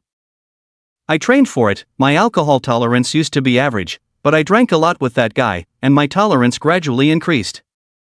Song Yen seemed to recall his friend, the burly and intimidating yet kind-hearted friend, and a faint smile appeared on his lips. It wouldn't be long before he would meet them, after so many years apart. They should still look the same as before, but he had changed a lot. Yen, are you ready to go back? At that moment, a beautiful woman with fair skin and dressed in a white gown approached. Her graceful and dignified steps seemed to be the result of being raised in a noble family, not at all like a native woman of the Dragon Kingdom. Yes, it's about time. Song Yen seemed to have something on his mind, and the woman was taken aback after hearing his response. She then turned away, seemingly feeling a bit embarrassed. "Hello, sister-in-law." Sun Hui greeted her with a friendly smile, and the woman responded with a gentle smile. However, after glancing at him, she furrowed her brows momentarily before returning to a calm expression. Sun Hui was a bit tipsy at this moment and didn't notice the woman's strange expression. After they parted ways, they each returned to their respective lodgings. "Yen, there's something strange about Sun Hui's aura." Sun Yen, not at all tipsy, looked at the woman in his arms and asked, "What aura?" "I can't quite put my finger on it, maybe I'm mistaken, but there's a similar aura, not coming from him." Sun Yen pondered for a moment. "It's okay, we can investigate more carefully after attending Luyun's wedding in June. When are we going back?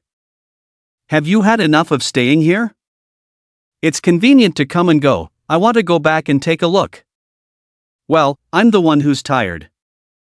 Sun Yen lay casually on the bed, with the woman nestled in his arms. Although her tone was still cold, there was a hint of flattery. "You're the best." "Fine, I always end up losing out like this." Sun Yen hugged her, sighing contentedly. "For you, it's just a few days, but for me, it's been over 20 years. Okay." The woman kissed him, and despite her beautiful and elegant face, it was now full of charm. "You're as charming as those starlets now. Have you played with them before?" The woman's tone suddenly changed, looking at him with scrutiny. Sun Yan's expression changed, immediately saying, "How could I?" The woman sniffed at his neck, then nodded. "If I find out, you'll be in trouble." Sun Yan pinched her cheek, feeling the smooth texture in his hand, but with a mischievous smile. "Don't forget, you promised me that you'll listen to me in the future. If I say go east, you can't go west. Do you want to go against that now?" "That's in the past, I can't do that now." "Oh?" Sun Yen pulled her closer. "Are you ready for the wait of over 20 years? Meanwhile, in the Dragon Kingdom, Shen Yen had shaken off most of her drowsiness. She got up, tidied her hair and clothes, then headed to the hospital. Lu Yiping went home to sleep, leaving an awkward atmosphere in the hospital room with her father. Shouyan. In the end, Shin Goen was the first to speak. Shen Yen glanced at him but remained silent. "Don't blame Dad. I'm really useless now, it'll be hard to find work in the future. You know, Dad just wanted to earn more money. Don't worry, I won't gamble anymore." Shen Yen absent-mindedly responded, but she didn't believe her father would suddenly change for the better. Perhaps in the past, she would have chosen to believe her father's words after he jumped off the building. But with a series of actions that matched what Sun Hui had said, she now didn't believe a word from a gambler. "Keep that money for yourself, you'll need it too. Although it's from the Sun family, it's also compensation from Dad. Dad is getting old and doesn't need money, don't make yourself suffer, okay? Father." When these words came out, Shen Yen also felt a little uncomfortable. After all, her father's leg was broken, and having to rely on crutches in the future was not good news for her or the whole family. "It's okay, don't blame Dad for being angry this morning, I'm just sulking because my leg is broken. It's okay, things will get better in the future." Shen Yen looked at her father's leg in a cast, sighed, and finally stood up. "Dad, shall I go get you some water?" "Oh, sure." Watching his daughter walk away, Shen Guoyan's expression was somewhat complicated. With money in his daughter's hands, he had to please her before she left, preferably leaving the bank card behind. But knowing his daughter's personality, she probably wouldn't take the money with her, so he had to figure out a way with his wife. "Damn, why is there a 235 right across from me? There's no way I could lose with my leopard hand." Right, he saw my expression and guessed that I had a leopard hand, that's why he was so confident. "I've won tens of thousands before, how could I lose so badly? Next time I must control my emotions and play to win." Sigh.